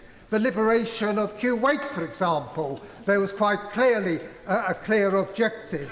There was a clear objective over Kosovo, which I supported, but I urged that the massacre of Muslims should be halted. And we knew that if the Serbian leadership would not give way, ground troops would be used by this country and the United States. Now, there's no one, and the point has been well made, no military chief, no one who's held senior military positions, be it here or in the United States or France, states, and the government doesn't state, that airstrikes alone would defeat ISIL. Everyone knows that. I mean, there's no feeling that if we approve the motion at 10 o'clock, we're on the way to victory. We know that airstrikes in itself will not do what is necessary. And my fear is that, as the government now argues, their government argues, we're bombing in Iraq, then why not in Syria? How long would it be? How long will it be before the argument is advanced, which I've just heard, where the government says, well, Parliament has agreed to airstrikes. Airstrikes are not sufficient. Why not ground troops? Yes, ground troops are excluded in the motion, but isn't there a possibility that in time, the government will come back with that argument? Ground troops will be necessary to defeat ISIL. No one, I assume, doubts that, but it shouldn't come from this country. And the final point I make is simply this. Sunni Muslim opinion asks, and will continue to ask, why is action being taken against ISIL and not the other lot of mass murderers who rule Syria, the Assad regime, the regime which is responsible for the civil war and all that has emerged? Mr. Speaker, it will be with some reluctance that I will not be able to support the government tonight, because I want to see ISIL defeated. But what is being proposed will not achieve that objective, and that's why I will not be able to support the motion. Mr. Gary Streeter. Thank you very Very much indeed, Mr. Speaker, and it's a pleasure to take part in this debate where strongly held views are being put forward with passion, but also with respect for the other side's point of view. But I rise, following the honourable gentleman, who I've known for many, many years, I rise to support the motion before us this evening. But I can well remember back in 2003, sitting on that side of the chamber, of course, very much second-class seats compared to this side, third row back, studying the face of the then Prime Minister, Tony Blair, as he made his case for invasion of Iraq. And of course, none of us ever vote lightly to send our forces to war, but I have 4-2 Commando in my constituency, Mr. Speaker, magnificent Royal Marines, knowing that if we voted to send them into battle, not all of them would come back, not all of them would come back in one piece. A very, very weighty matter. And now, looking back on that, I have acknowledged publicly that decision was a mistake. There were no weapons of mass destruction. Going to war on a false premise is a very serious matter, perhaps the most serious thing, the worst thing a government can ever do in a mature democracy. But just because it was wrong to invade Iraq in 2003 does not mean that it's wrong today to join our allies in a bombing of Daesh in Syria. If we are to keep our citizens safe here in the United Kingdom, we have to take the fight to Daesh and destroy them where they are, as well as protecting ourselves in our own land through our excellent security forces and police. I will give way to the gentleman. I'm grateful to the honourable gentleman give way, and I wonder if he would reflect on what he has been saying about the dodgy dossier that we had in Iraq, but also having heard in particular from the chairman of the Defence Select Committee that the stories of the 70,000 troops we now know is something of a fantasy. And given that that's central to the government's story and strategy for this, will he reflect on what we've been told today as far as the 70,000 are concerned? Yeah. Dodgy dossier, and I certainly don't accept that the number of the Syrian Free Army of 70,000 is a fantasy. I don't accept that. There are different views on this, but I prefer to trust the Prime Minister's security briefing, and I certainly take a lot of comfort from that. But I recognise that bombing alone will not solve this problem. Revenge for the Paris attacks is not a sufficient motivation. But I am fully persuaded that we cannot do nothing. I realise that bombing is just a part of a much wider response, which I believe the Prime Minister set out last week and again today in very credible terms. I realise it does not lie within the gift or power of European nations alone to resolve these deep-rooted and complex regional conflicts, but just because we cannot do everything does not mean that we should do nothing. Now, I will give way. Thank you. Will he agree with me that just because the future is uncertain and just because we are not going to have a neat Hollywood-style finish, we should not prevent ourselves from taking action that we know will at least take us in the right direction, even if the ultimate destination is unclear? Speaker, I agree very much with my honourable friend, and that's the case I'm seeking to make, that we must not do nothing and we've got to do the right thing. Now, some of my constituents believe that this action, if taken, will make matters worse for us here in the United Kingdom, and I simply do not accept that. We are already a top target of these evil people. It's clear that our military capability will make a strategic difference to the fight to eradicate and destroy them, and that's why France, the USA, and the Gulf states are so keen for us to join in with their action. There is in existence, as we've widely heard, a United Nations resolution authorising all means necessary. And it makes no sense, surely, to carry out airstrikes in Iraq, but to have to stop at a border not recognised by Daesh, especially as their headquarters is in Syria. And it's from these strongholds that they plan and launch attacks against the West. Now, we all know that in every conflict of which we've had recent experience, the long-term resolution is to be found in political settlement, i.e. the warring factions ultimately talking to each other and agreeing on a way forward. And so it was in Northern Ireland. But how could anybody possibly believe that we could negotiate with the fanatics behind the butchery in Iraq and Syria? It's simply not possible. Now, I realise that the presence of ground forces is vital, and I hope that the forces from the region, whether the Free Syrian Army or others, will be able to seize the opportunity to advance that airstrikes will bring. It's vital that the Vienna talks make progress, and I understand that good progress is being made, and that they will deliver a long-term settlement for Syria that encompasses a transfer of power from the Assad regime in a way that maximises the prospect of stability. In both Iraq and Syria, we need to see a government representing all of the people which the international community can support. Syria is not like Libya, where removing the leader created chaos. Syria has a highly educated population and a strong middle class and civil society. But, Mr. Speaker, we all must accept, and many people have said this, the situation is a mess. There are no easy answers. But in the end, we are being attacked by a bunch of ruthless barbarians who seek to destroy the values that we hold dear.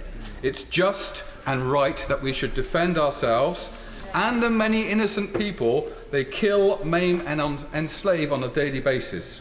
We are right to do all we can to eradicate this evil force from the face of the earth. I will be supporting the motion tonight. Mr. Alex Salmon. We cannot do nothing, said the honourable member from South West Devon. But that's not an argument for doing anything. It's an argument for doing something that works and doing something that's part of an overall strategy which has some chance of success. I find myself in the unusual position, give me a minute or two and then perhaps, I find myself in the unusual position of going to compliment some speeches from the Conservative benches. There are very fine speeches in this debate thus far, but some of the best have come from the Conservative benches, people who are dissenting from the government's line on this debate. The Right Honourable Member for Holton Press, in a minute or two, the Right Honourable Member for Holton Press and Howden did this House a service by reminding us of the proportionality of what we are actually discussing here.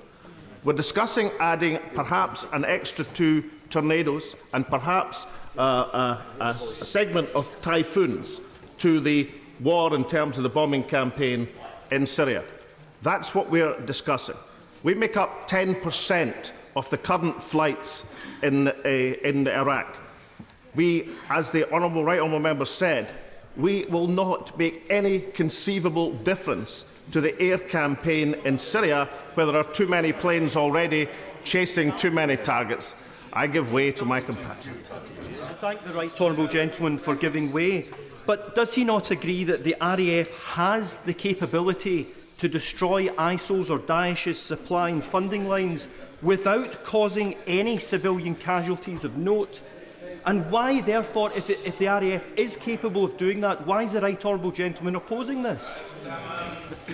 If I could say to the Honourable Gentleman, the number of times I've heard the argument about minimising civilian casualties from a bombing campaign, and I bow to no one in terms of the skill of our pilots and sophistication of weapons, but if he actually believes that we're going to engage in a bombing campaign in a concentrated urban city area like Raqqa, and there's not going to be civilian casualties, then he is living in a different planet from any other. And as the Right Honourable Member for Holton Price and Howden indicated, that there is no conceivable balance of difference that we're going to make to the campaign in Syria. Now, the Prime Minister said we mustn't be haunted or hamstrung by past mistakes. And by that he meant the war in Iraq. I actually am more interested in mistakes which are far more recent in terms of this House and its decision-making, and this government and its decision-making. I mean, first of the mistake last night of describing opponents of the government's action as terrorist sympathisers.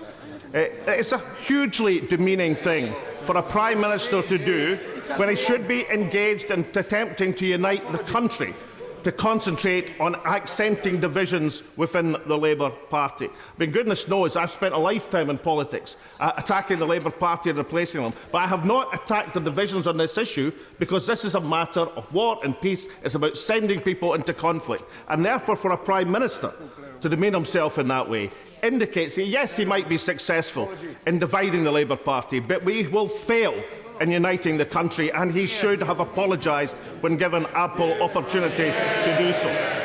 The speech from the the right honourable member, the chairman of the Defence Select Committee, he reminded us that only 2 years ago, the same Prime Minister came to this House asking to bomb the other side in the Syrian civil war. Now, that can be called many things to honourable and right honourable members, but it's not the sign of a coherent military or political strategy. And then, of course, another mistake which is less thought of, and that's the mistake which spent 13 times as much bombing Libya as we did in reconstructing that country after the carnage and the total disarray and dysfunction of society that resulted. I give way to the Honourable Gentleman.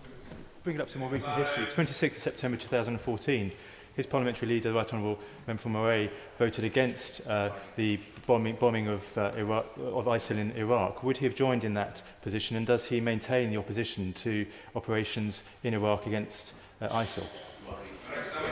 Because this party has been demonstrated to be correct, not least in Iraq, in terms of being cautious about military interventions. Because the difficulty with military interventions is once you get in, it is hugely difficult to get out. But what I will concede to the honourable gentleman now, there is in one part of Iraq a logical reason for having an assisted bombing campaign, whether it be the US or by the 10% contribution of the UK, and that is the Peshmerga forces on the ground, probably be our only reliable ally across this region, have had some success in pushing back Daesh. Now, I asked, because the Prime Minister referred to this earlier on, he asked about a question, didn't develop the argument about what the question I asked about why don't we accent our action in Syria as opposed to in Iraq, as opposed to diverting to Syria.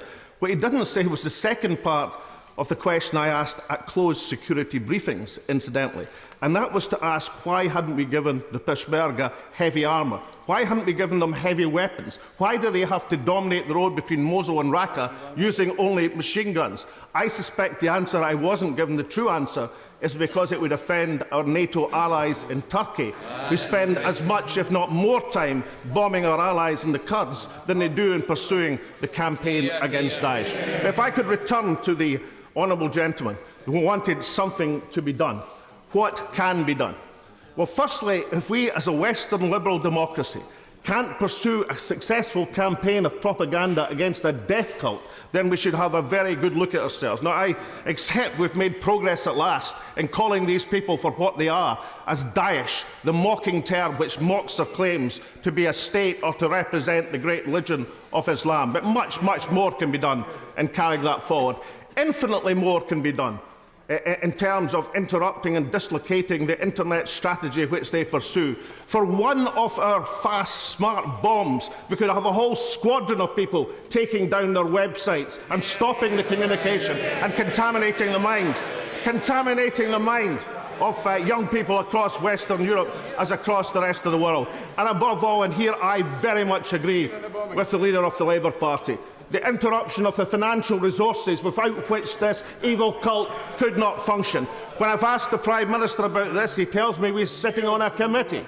For 2 years, nothing, little or nothing has been done to interrupt the flow of funds, to identify and stop the financial institutions without which Daesh could not have lifted a finger against us or anyone else. And finally, I would say this. We are being asked to intervene in a bloody civil war of huge complexity. We're being asked to do it without an exit strategy and no reasonable means of saying we're going to make a difference. We should not give the Prime Minister that permission. Dr. Andrew Murison. Can I start by drawing the attention of the House to my interest as a current member of the Reserve Forces? The shadow of Iraq is clearly hanging heavy over this debate, and in particular it's hanging over the Labour Party. And I understand that. And I understand it because I have only rebelled against my party once, and I'm very pleased to see my right honourable friend, the Prime Minister, on the front bench, because it gives me the opportunity to point this fact out. It was in 2003, and it was over Iraq. And the debate around Iraq has overshadowed our politics in this place for 12 years, and I sense the pain is particularly felt on the benches opposite. But what we're considering today has very little to do, in my mind, with what we were considering 12 years ago. And let us just cast our mind back to 2003, where we were presented with the proposition of supporting or otherwise what the Prime Minister of the day had committed us to. This is different because it is permissive. It's different because this isn't actually a war at all. That was. It was entering a conflict with all our armed forces against a sovereign state with a government, however unsavoury it was. And boy, was it unsavoury. This is quite different. This is the extension of a conflict we are already joined in, and I would argue, though others may disagree, a conflict in which we are making a real contribution. The border between Syria and Iraq is not respected by our opponent. That opponent is not subject to any form of reasonable negotiation. It is a death cult. It is an organisation that gives you a grisly form of Hobson's choice.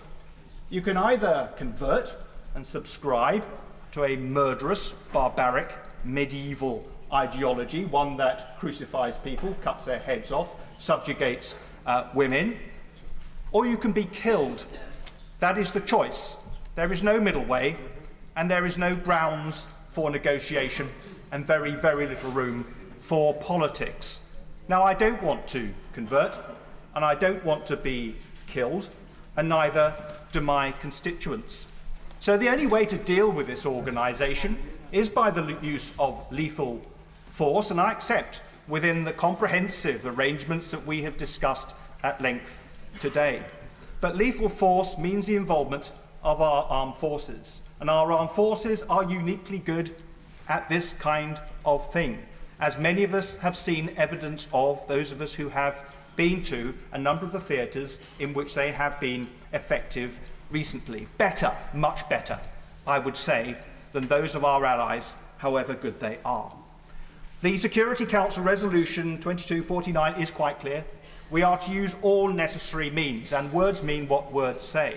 And I think sometimes some of those opposite are wrapped up too much. They've been reading too much of Lewis Carroll in their interpretation of what words mean. They mean what they say, and it gives, I think, a green light in clear and unambiguous terms for this country to do what I believe is necessary. And France has made a direct request. And those of us who stood in this chamber only a few weeks ago and emoted over what was happening in Paris need to think about this very clearly. Because those who were happy to sing the Marseillaise and express solidarity at that time, and yet are not prepared to support a direct request from our second closest geographically European neighbour, need to think about that hubris, for that is what it would be, that was expressed at that time. Can I say in respect to the Vienna process, and this is a plea that I have, in Iraq one of the big mistakes we had was de-Baathification, in which everybody from a corporal or clerk upwards was stripped out, generally speaking, at the behest of expats with axes to grind. That made our job extraordinarily difficult when it came to reconstruction. We must not make that same mistake. And I'd like to finish, as indeed the motion, which I will be wholeheartedly supporting this evening does, in expressing my support and admiration for our brilliant armed forces. They are truly the best in the world. Many of them are my constituents, and I think need the wholehearted support of the whole of this House this evening, and I'm confident we will give them it. Mr. Dan Jarvis.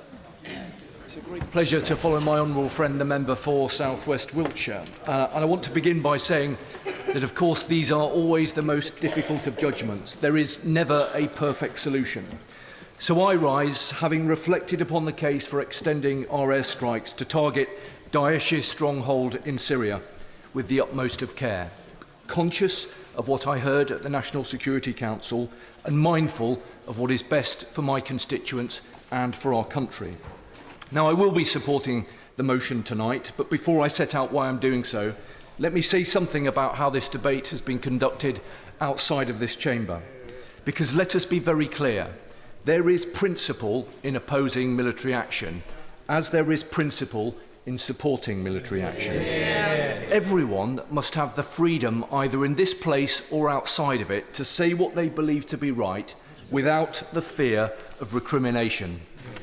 Now, Mr. Speaker, the question before us today is not whether our country enters into a new conflict.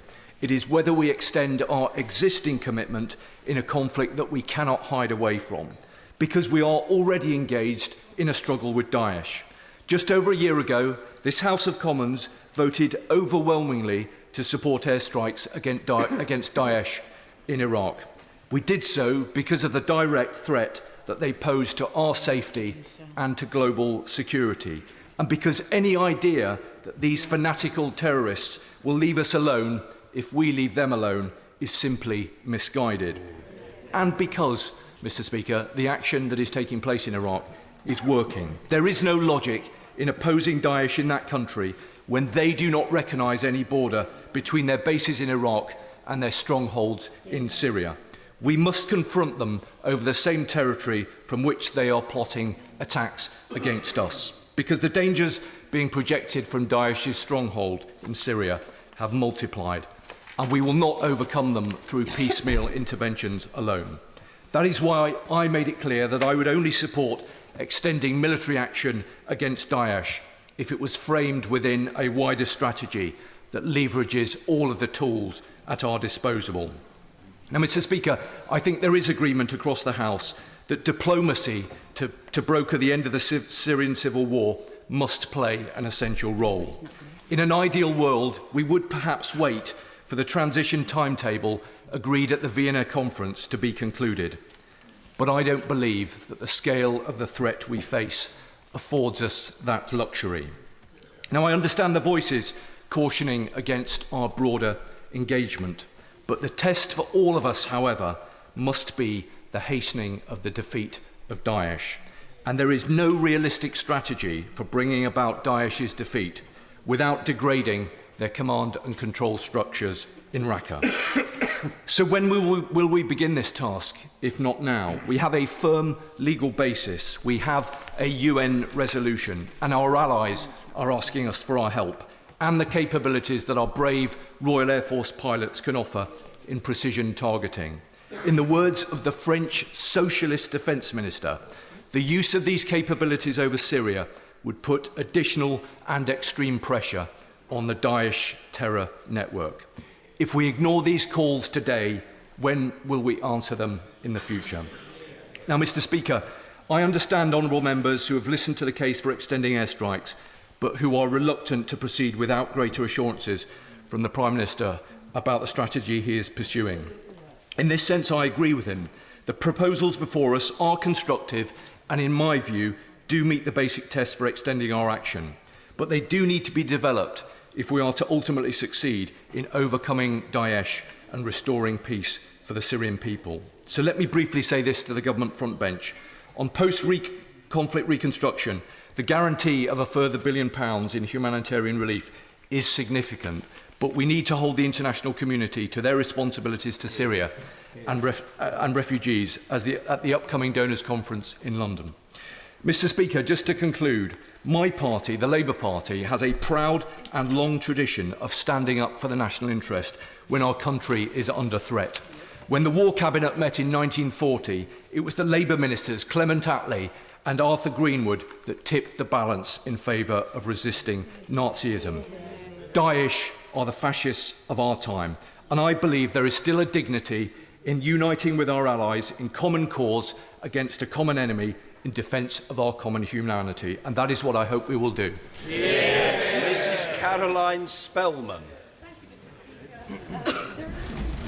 Religious dimension to this debate, and faith leaders do shape public opinion, so I thought it might be helpful if I shared with the House the views expressed by the Church of England on the subject. At a meeting of its General Synod last week, a motion on the migrant crisis called unanimously upon the government to work with international partners in Europe and elsewhere to help establish safe and legal routes to places of safety, including this country, for refugees who are vulnerable and at severe risk. That motion passed with 333 votes, none opposed. And the Archbishop of Canterbury made it clear that, in his view, force might be necessary to keep the refugees safe. He also said the Church wouldn't be forgiven if it turned inwards at this time of crisis. Rather, it must face the facts that extremism is now a feature of every major faith, including Christianity. Cardinal Vincent Nichols has backed proportionate military intervention to tackle Daesh, and he cites Pope Francis saying that where aggression is unjust, aggression is licit against the aggressor. And these are views which I share, which is why I will support the motion. As the Prime Minister has said, this is not a war against Islam. Religious extremism is global, and the key to solving this is the determination of people of faith to overcome it, not just in Syria, but right round the world. The Church is well placed to help, as the conflict is both theological and ideological. By reaching out to other people of faith and showing common cause in tackling extremism, we can demonstrate to a fearful secular world that faith leaders hold one of the keys to finding a solution. Where religion is being hijacked for political ends, we should say so. The Anglican Communion offers a worldwide network of churches to deploy in the joint global endeavour to stamp out extremism. Together, the integration of hard and soft power is likely to produce a better outcome. So I would urge my right honourable friend who will be replying to the debate to consider this question, that to combat Daesh, it's important that prominent theological and ideological strategy is alongside any potential military humanitarian intervention. Because unless we understand our enemy and those we choose as our allies in the region, we'll be unlikely to properly understand the conflict. And I hope you'll be able to inform the House as to what thought the government has given to this advice as it develops its strategy. The Church can also play an important practical role in offering hospitality, accommodation, support and friendship to refugees, whatever their religious tradition, and advocacy for those who are being persecuted because of their faith. Hospitality is a spiritual gift, seen as a spiritual gift by the Church, and explains why this country, with its Judeo-Christian roots, has got a long tradition of providing successive waves of migrants safe haven. We need to recognise the conflict may affect the number of migrants and displaced people, and therefore I believe the Prime Minister's right to convene a donors' conference early in 2016. We should also recognise that international development aid agencies, many of whom are Christian in origin, would emphasise that it's better to help refugees in their own region, so that once it's safe, they can more easily return and rebuild their country. My local imam, who is from Syria, and who has family still there, is very anxious about the safety of civilians and the need to avoid a power vacuum. The public will also need continuous assurance and transparency about why action is being taken and what outcomes are being achieved. So I welcome that commitment to quarterly updates of this House. It's all important how we give our international aid during and post-conflict, and how we ensure the voice of the displaced is heard in the post-conflict planning. Mr. Speaker, as we know, it is the most vulnerable, often the women, who have no voice at all in war. We have a duty to make sure they get heard. Mr. Pat McFadden. There are two issues at the heart of this debate. The first is how we view the terrorist threat that we face, and the second is the specific proposal before us tonight. And I want to take each of these in turn. There is a view that the Islamist terrorist threat that we face is a product of what we have done or a reaction to it. In this view, while of course the activities of terrorists are condemned, the real source of the problem is seen as the actions we've taken in the past and the kind of action proposed in the motion before us tonight. In this view, the killings in Paris were seen as, I quote, reaping the whirlwind of action that France, or perhaps the West more generally, has taken. The danger of this view is that it infantilises terrorism and it absolves it of the full responsibility. This is at heart a view which separates the world into adults and children, perpetrators and victims, with the West as perpetrator and others as victims. But life is not as simple as that. The world is not, in foreign policy terms, split up into adults and children. The terrorists are adults motivated by their own ideology, which justifies the killing of innocent people from France to Mali to Iraq and to Syria. They are fully, not partially, responsible for what they do. No one forces anyone to sell women into sexual slavery. No one forces anyone to behead innocent aid workers. No one forces anyone to bomb the London Underground or to kill innocent Parisians at a pop concert. And the problem with this argument is not only that it misunderstands what we are up against, but it also implies that if we lie low, they will leave us alone. They will not. That's right. And if we disarm ourselves against the threat that we face, then we cannot confront it or overcome it. This argument is also too timid about our own values. Our society is not perfect, but we strive for a society where women and men are equal, where we have freedom of association, where we have freedom of religion, where we have democracy and we have diversity. And these things are worth defending. Yeah. Now let me turn to the specific proposal before us tonight. Too much of the debate in recent days has discussed this as though it is an entirely new military intervention. It is not. It is an extension of the military intervention that we've been engaged in against ISIS in Iraq for 15 months. And that military intervention has had some effect. And the argument is, why is it right to take action against ISIS in Iraq but not in Syria? And several things have happened since we took that decision. First, we've had more terrorism on the beaches in Tunisia, in Paris, in Mali, on the Russian passenger jet and elsewhere.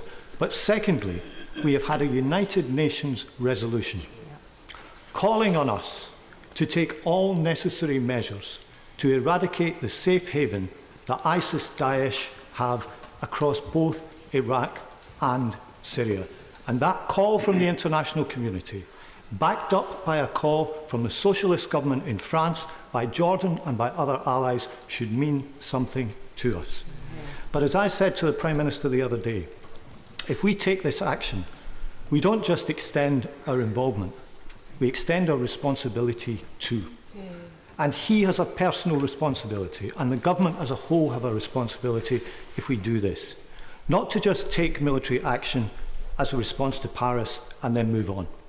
It is a big moral responsibility to use every means that we have, diplomatically, with our soft power, politically, through the Vienna process, to get people round the table, including many who see one another as enemies or opponents, to try to carve out a better future for Syria. The use of hard power and soft power go hand in hand.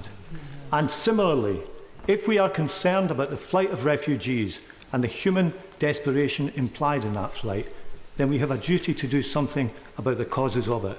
And that means both tackling Daesh ISIS and also trying to shape a better future for Syria, a future where people can live in that country rather than seeing it as a place from which to flee. Johnny Mercer. Thank you very much, Mr. Speaker. And we've heard a lot of the complexities around this very difficult question tonight. So I stand with humility now, not to add any particular clever intellectual insight into this debate, but I will seek to lay out very briefly my view, and hopefully by extension the views of most of those whom we asked to conduct these operations, and what this means for our country and the choice we face tonight. I feel very strongly about national security. I've seen the threats that we face with my own eyes, and I've felt them with my own hands. We have a privileged way of life in this country, a free democracy, a free speech society and a healthy economy. We are privileged for reasons too numerable to enter into here, but we are chiefly blessed because throughout our generations we have had men and women who believe so much in this nation that they have taken difficult political decisions, and some have even taken up arms and sacrificed everything to protect this way of life. Mr. Speaker, I've become worried of late that we've lost some of that spirit, something that makes us recognise a dangerous threat to this precious way of life and to resolve to deal with it appropriately. We must always remember how privileged we are in the sea of humanity of which we are a part. We earned this privilege through the years. From generation to generation, we protected the gift, and it is time to protect it again. Yeah. We are under threat from a group of individuals who seek to destroy our very way of life in this country. They hate everything about us and work night and day to disrupt and kill us whenever the opportunity presents itself. This is not the Iraq problem of 2003. Would my honourable friend give way? Yes, of course. I'm grateful to my honourable friend for giving way. Would he agree with me that the heart of this matter is that one of our closest allies just last month suffered the most horrific terrorist attack? That same ally is asking us for military help. And it will be quite the wrong message to send out for us simply to turn our back on one of our closest allies at this particular time. I thank my honourable friend for his intervention, and I completely agree with him. I do think this is a hugely complex issue, and there is no easy answers, but I do think we are in danger of almost overcomplicating it in what this is, a threat to our national security and people's individuals' capability to project force into this country and the duty we have to defend. We're under threat from, like I say, from a group of individuals who seek to destroy our very way of life in this country. They hate everything about us and work night and day to disrupt and kill us whenever the opportunity presents itself. These individuals have demonstrated they have this strategic reach. They can reach into our homelands, into our communities, into our families and destroy all that we hold dear. I understand the avalanche of questions that are being put forward by colleagues, and I think in the history of this House it would be impossible to find a Prime Minister who has done more to answer them. We will add to the mission in that part of the world militarily. We operate in a way that not might, but will accelerate in a moment. We will add to that mission because we operate in a way that will, not might, but will accelerate the process of destroying the networks and individuals who operate against us. We've been doing that in Iraq. We must also do it in Syria, where they regenerate themselves. We use weapons, and I've used them myself, that are specifically designed to limit collateral damage while retaining pinpoint accuracy and lethality. They are better at this than anything else currently being used. We've been asked by our international partners to step up, and we must deliver on that. But, Mr. Speaker, overlaying these technical arguments must surely be a greater calling that I think, in the relative comfort of the United Kingdom in 2015, we can neglect. We have a duty in this House to keep our nation safe. Keeping our nation safe involves a multifaceted approach. We must do all we can to stabilise the instability through aid. We must ensure our security and intelligence services have the resources and powers to act here at home to retain an effective goal-line defence. We must train and mentor indigenous forces. We must do everything possible to stop the source of funds for terrorist organisations, however uncomfortable those conversations with those in the region may be. I have personally interrogated this government's response to this threat, and I'm satisfied that we are doing all of those things. But in our comfortable existence in this country of ours, Mr. Speaker, we must also accept some uncomfortable truths. There are some, thankfully few, but a significant few in this world, who trade on man's inhumanity to man. They use fear, religion and violence to promote their own self-interests and power, nothing more and nothing less. The so-called religion they proclaim is as far removed from Islam, a religion as peace, and any Muslims who I have ever known and lived amongst as it is possible to get. In 2008, I wrote a reconciliation strategy towards Tier 1 Al-Qaeda target set in Afghanistan and Pakistan. The truth then is as valid as it is today. This group of people will never be reconciled to a peaceful, democratic, equal society that they hate so much. They want to die, they want to kill all those who do not conform, and until they are killed, they will not deviate from their path. So military action is a part of this national security. We as a society must get used to that in this barbaric world in which we now live. We cannot honestly say that we are doing all we can to our constituents at home if our full spectrum response does not include military action. Finally, I respect and to an extent understand those who would disagree with me this afternoon. We have made catastrophic mistakes of late that has damaged our standing on the world stage, but they are done, they are history and they cannot be changed. We must wear them and carry them as our burden. It is the least we owe to the families of the men and women we lost in pursuit of those actions. Similarly, I understand those who think that some of us are too quick for action and would seemingly take every opportunity to engage militarily abroad. All I would say to those is conducting those operations makes you less likely, not more likely, to want to do it again or ask anybody else to do it for you, unless it was absolutely necessary. Today I say to the House that this is absolutely necessary. We must do all we can to keep our people safe. A part of that is surgical foreign military engagement, and if we neglect that part, We cannot honestly say we're doing everything we could to keep our families safe. I'm not prepared to go back to Plymouth tomorrow night and say to my constituents that I was fully aware of the threat that we face from this particular angle, but I was not prepared to do everything possible to protect them from this threat. Caroline Lucas.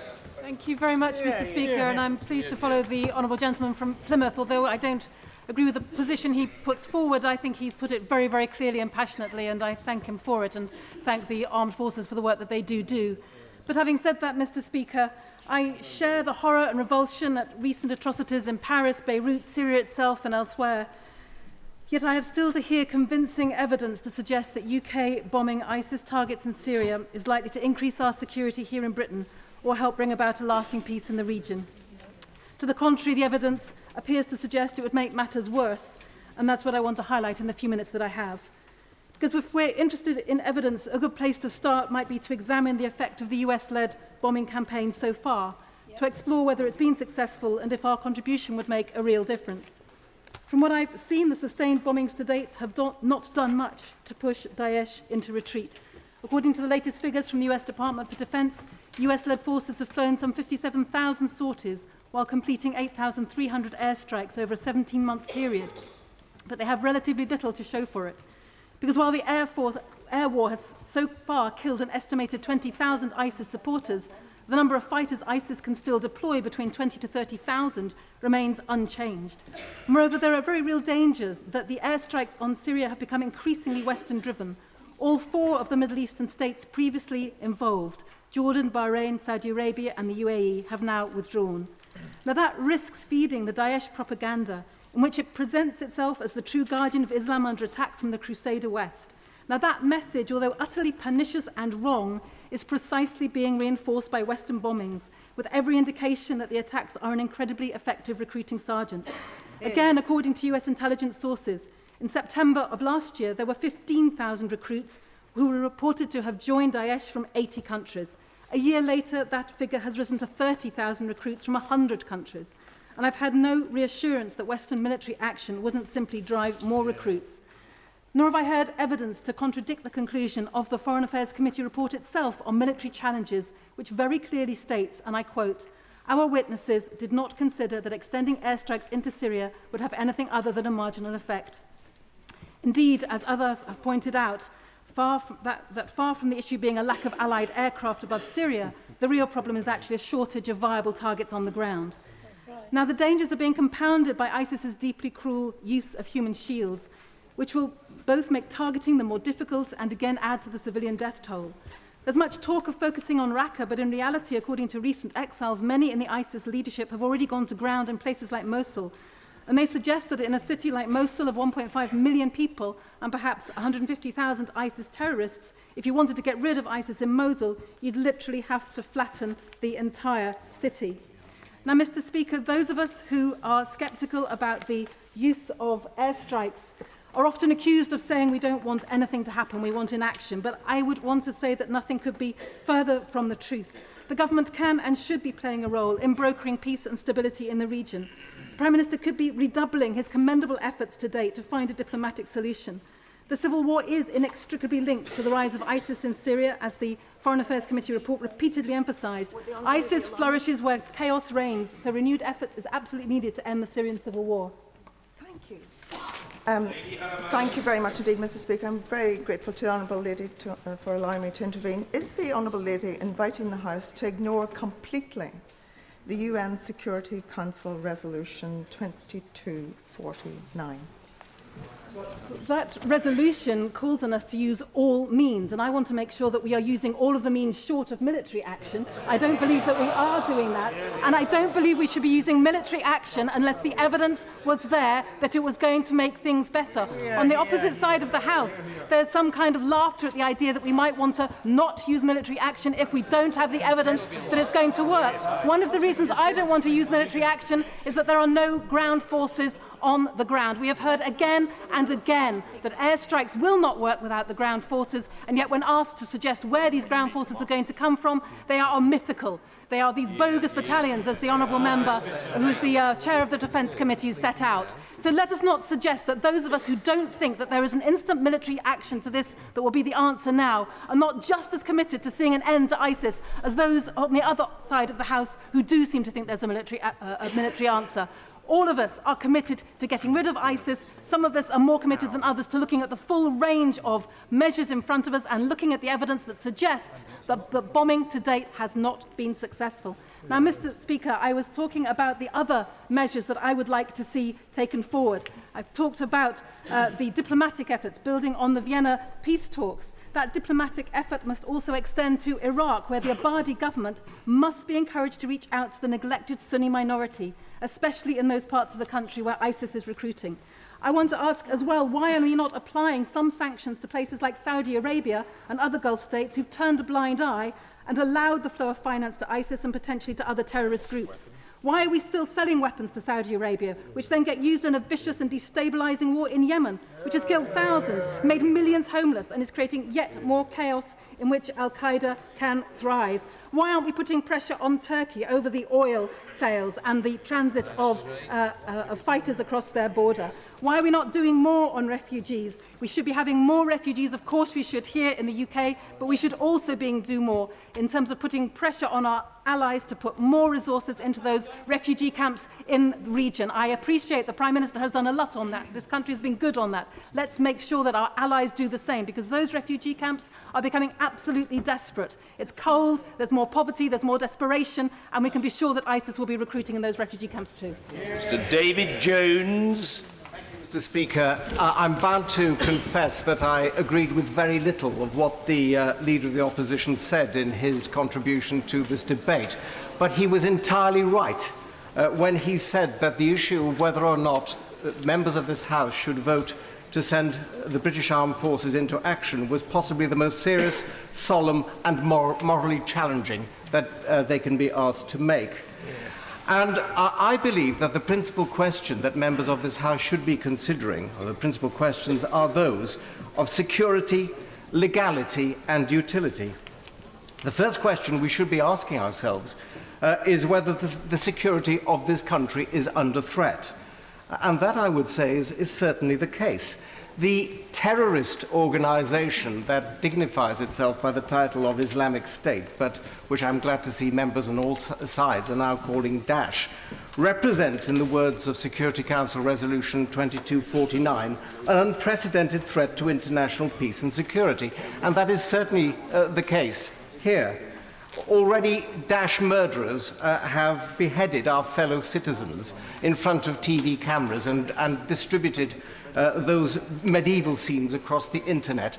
30 of our fellow citizens were murdered on the beach at Sousse. And we've heard of 7 plots that have already been disrupted by the security services. So there can be no doubt as to the threat that Daesh poses. And I know that many honourable members will also be concerned about the issues of legality, but that, I believe, is properly addressed by Resolution 2249 itself, which calls upon states to take all necessary measures to prevent terrorist attacks and to eradicate the safe haven that they have created in both Iraq and Syria.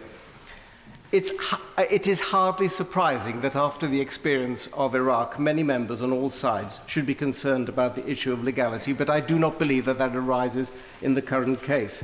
Indeed, it's clearly the case that the international community regards Daesh as such a unique threat to the peace of the world that military action is not only justified but is positively encouraged. And the question of utility, will British military action make a difference? And I believe that it will. Britain should not be standing by while our strongest ally, the United States, and France, which has itself suffered so grievously and so recently, bear the greatest load to rid the world of this pernicious and evil organisation. As the Prime Minister rightly put it, we should not subcontract our security to our international partners. Mr. Speaker, the Royal Air Force boasts some of the finest military pilots in the world. It possesses formidable weaponry, including the Brimstone missile, which is unique to the British Armed Forces and which will make a considerable contribution to degrading the power of Daesh. Our allies are calling for us to join them. I give way. The honourable gentleman for giving way. You say that the honourable gentleman says that the Brimstone missile is unique to the Royal Air Force. Isn't it the case, and didn't I ask the Prime Minister this the other day, that the Saudi Arabian Air Force have been using the Brimstone missile in in Syria since February of this year? So far as I know, and I stand to be corrected by the honourable gentleman, but I don't know whether he's right, the Brimstone missile is unique to the British military forces, and of course we have the finest of pilots in the world flying out those planes. To those who say that British engagement over Syria will put this country at risk of retribution by terrorists, I say, yes, that is probably right. However, that will not change the state of affairs that prevails at the moment. The fact is that ISIL, Daesh, is an organisation that does not recognise the border between Iraq and Syria. It regards the land on both sides of that border as part of its own territory. And we're already in action against Daesh in Iraq, and therefore already at risk of retribution.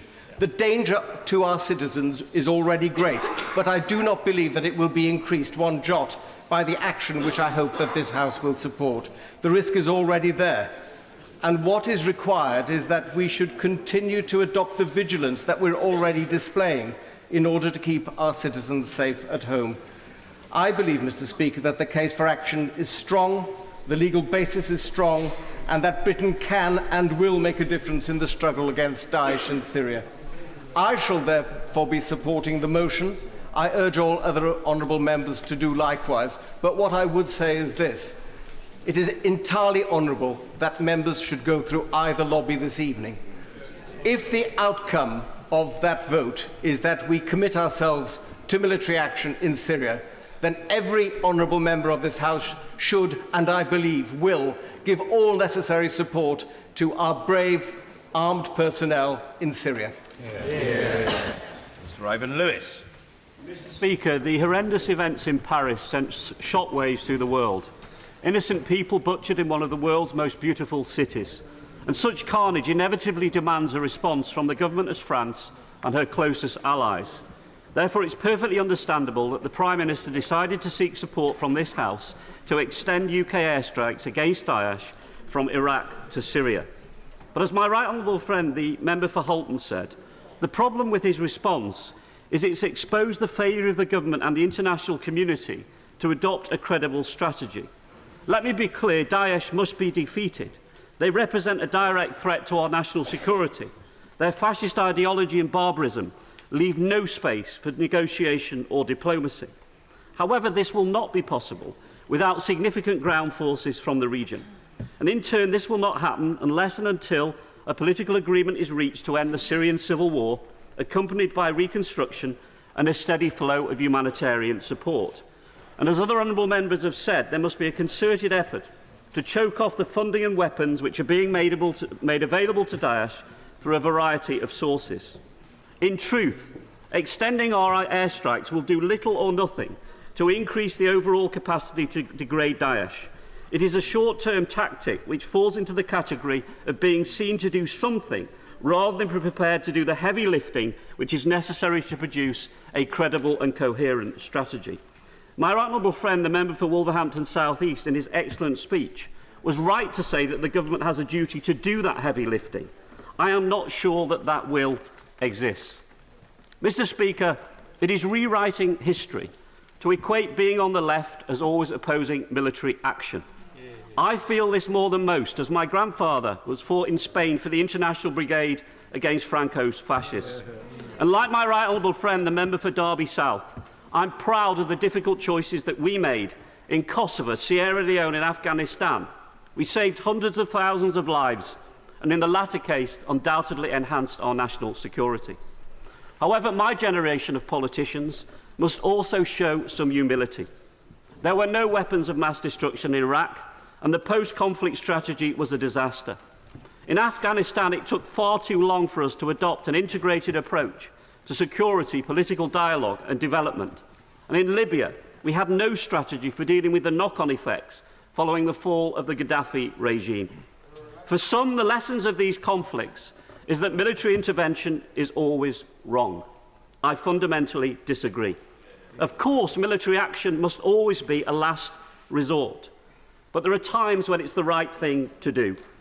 However, a common denominator over many recent years has been our failure and the failure of our allies to have a credible, sustainable strategy beyond our initial interventions.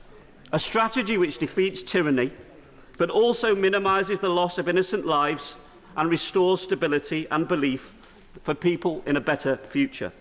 And I'm afraid, Mr. Speaker, in the absence of such a strategy, I am not prepared to risk this mistake again, which is why tonight I will be voting against the government's motion.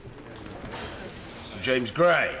Just sympathy, Mr. Speaker, I have a great deal of sympathy for the way in which the honourable gentleman from Bury South advanced his argument, although I disagree with the conclusion to which he arrived, because he has spoken, I think, in the way that many people in the debate this afternoon have, in saying that can be no certainty that the motion that we're being asked to vote for today will necessarily achieve the result the government is seeking to achieve. Of course, we can't say that. Of course, there are a great many very difficult questions to be asked, and they need to be answered, and I'm very glad, incidentally, that the House of Commons Defence Committee will shortly be addressing some of those very practical questions about the way in which military force will be used. Will our modest 8 Tornadoes, even with their magnificent brimstone missiles, make much difference? We don't know. Who will carry out the ground operations necessary to achieve the ultimate destruction of Daesh? And the absolutely central question, how are we going to prevent the deaths of innocent civilians? What effect will it all have on security here at home? Will it make it better or worse? And then there are the geopolitical questions we haven't really addressed very much this afternoon. By fighting in Syria against Daesh, will we be on the same side, for example, as President Putin or even Mr. Assad? Is our enemy's enemy our friend? Is the great question. No one has really addressed that question. So anyone who claims to have straightforward, clear answers to these questions is probably fooling himself. I don't believe there are straightforward, clear answers. I don't believe that this motion can be supported simply on dogmatic or on or straightforward grounds. No one can be certain that what we're asking our armed forces to do today will necessarily have the right outcome. Yet by the very same token, Mr. Speaker, if we don't know and we cannot say with any certainty that the motion today will have the result we seek, by the very same token, nor can we say that doing nothing will have a better outcome. We cannot say that at all. And who, after all, can really ignore Paris? Can we ignore Tunisia, Sharm el-Sheikh? Can we turn a blind eye to women sold into slavery, crucifixions, the beheadings, gay people thrown off buildings as we heard so much this afternoon? Are we really too timid to react with force to mass rape, genocide, thousands of people murdered? How will we look at our constituents in the eye if doing nothing means an outrage of some kind or other to come in the UK? And can we really sit back, Mr. Speaker, and let the US and France, let Russia, let Hezbollah do our job for us?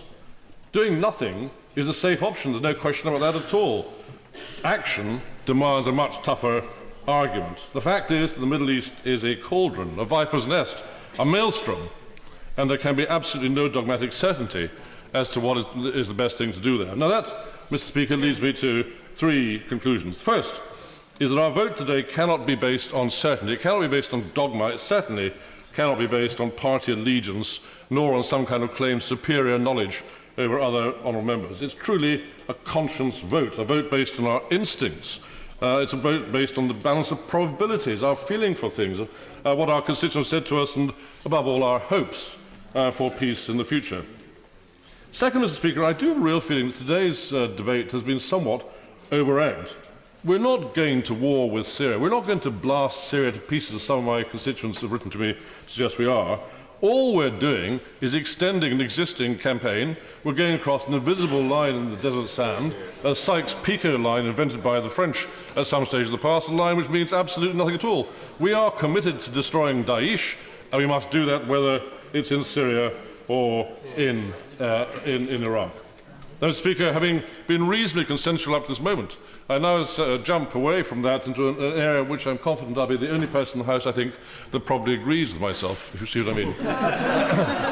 And that is that, given the complexity of the matter, and given its insignificance in a sort of way, is it really right that we are committing all of this argument, all this debate, to the outcome that we're seeking this afternoon? The only war in the history of Great Britain in which we've actually voted was the illegal war, Mr Blair's illegal war in 2003. And I don't think the vote of the House of Commons is necessarily a very good precedent for that. Is there not an argument that says the generals and the intelligence chiefs and the Prime Minister should be the people who take these difficult decisions, giving us then the opportunity to scrutinise and criticise what they have done? Is there not some argument that by asking us to vote for it, we are in fact removing the right subsequently to disagree with our leaders? Surely there's an argument in favour of setting up some kind of structure, maybe a War Powers Act such as they have in the United States of America, maybe return to the Royal Prerogative, some kind of structure by which the Prime Minister and the generals take these decisions, and it's our right thereafter to criticise them rather than emasculating ourselves by voting for them. Mr Angus Brendan McNeill. Mr Speaker. This debate, in essence, boils down to UK RAF jets going into Syria, into a war that is already in existence, a multi-cornered, a multifaceted war. It probably has been mentioned, it's not the great squadrons that are imagined in the press or in the minds of the public as a result of what's been put into their minds from the press. It is, as we've heard, 8 jets, and as the chairman of the Foreign Affairs Select Committee told me, probably 2 active at any one time on any day in Syria. For context, that we have been, I'm grateful to the member for Brighton Pavilion for this, there have been 57,000 sorties flown in Syria, with 8,000 of those dropping bombs in 17 months. That's 113 sorties a day, with 16 of those sorties dropping bombs. We're going to deflect what we're doing in Iraq. 10% of the sorties flown in Iraq are by the UK. I asked the Prime Minister last week if bombing Syria would mean he'd be bombing ISIL less in Iraq. He's made that choice to bomb ISIL in Iraq. Would he be bombing them less or not? He couldn't answer. I'm afraid that is something the Prime Minister should have been able to do, but wasn't able to do. The Prime Minister then claimed he would have 75,000 free Syrian troops. But I have to tell the House that the Americans tried to raise a force of moderates and mobilise them, but it failed. According to David Waring on CNN from the University of London, who lectures in Middle East politics, the US initiative to stand up a 15,000-strong moderate force to confront ISIS recently collapsed in failure. In fact, they only managed to put a half-dozen troops onto the battlefield, 6 onto the battlefield. I great the honourable gentleman. The one issue that doesn't seem to feature in his discourse or that of any of the members of his party is what would have happened if there had been no intervention in Iraq at all. Because surely the consequences might well have been that Daesh would have spread very quickly and in fact caused a generalised conflict. And it's ignoring that point, which seems to be remarkably selective on the part of those who are arguing that we shouldn't be taking further steps now. And I'd be very grateful if you cared to address it. Well, the honourable gentleman might like to know about interventions in Iraq, and the award-winning journalist this year, Martin Chukov, and I think it is an Australian who works at The Guardian, just got the award from the Foreign Press Association after speaking to ISIS commanders, has noted from them that they were incubated in Iraq in the camps of the Americans. That is what intervention has done, and the honourable gentleman knows full well that is the result of intervention. I'm very grateful. Only 2 months ago, we have to notice, well, only 2 months ago, one of the central views of the US and its allies was that Russian involvement in Syria would only fuel more radicalism and extremism. Mehdi Hassan in The Guardian noted the UN's Defence Secretary Ashton Carter warned that the consequences for Russia will itself to become rightfully fearful of terrorism. The point that is almost censored in public debate here in the UK and in this House, and the discourse, is that involvement in disastrous wars increases, not decreases, threats to us in the West. And I'm also grateful to Mehdi Hassan for reporting the words of the retired US General Mike Flynn around the US Defence Intelligence Agency. The more bombs we drop, that just fuels the conflict. That is a very, very hard truth for some to hear, but it is indeed the truth. Indeed, the war on terror started by George W. Bush was straight from the must-do-something school of thought, a school of thought that is all too prevalent, Mr. Speaker, in this House today. It turned a few hundred terrorists in the Hindu Kush into a force of 100,000 almost globally, certainly active in 20 countries. It had classic recruiting tactics of the unjust war in Iraq based on lies. 12 years ago, the must-do-something rhetoric in the UK at the time talked of appeasement, trying to conjure images of Neville Chamberlain. But all the while, the unseen appeasement then was that of George Bush by the poodle that we had as the UK leader Tony Blair. As the writer Jürgen Todelhofer said in a recent article in The Guardian, war is a boomerang that will come back and hit us in the form of terrorism. And we have to be honest about that very real possibility with the people. The Daily Telegraph said as much very recently about the crash of the Russian Metrojet in Egypt. That was, said the Telegraph, as a direct consequence of Russia's involvement in Syria, indicating further that perhaps Putin had incited this attack on the Russians. We have to be very sure what we can see in the eyes of others we've seen in our own eyes. So what have we got in Syria? We have 10 countries bombing, Kurds fighting, the Free Syrian Army fighting, which, as the chairman of the Defence Select Committee told us earlier, is a rag bag of 58 separate factions. We have Assad, we've got Daesh, ISIL. Meanwhile, significantly, Russia bombs our allies, but we are looking like we won't or can't bomb theirs. We then have the Turkey bombing a Russian plane. They're also bombing the Kurds. When they bombed the Russian plane, they were taunted by the Greeks, both in NATO. Throw in America, France, the UK, the regional powers, and we have the powder keg of 1914 that we seem blissfully unaware of. All in all, we have a debate here about two jets that is taking us into a situation we shouldn't be going into. I'm against this, as you can see, in many ways, but I'm also, I would like to say, against this in the way the government are doing it and handling it.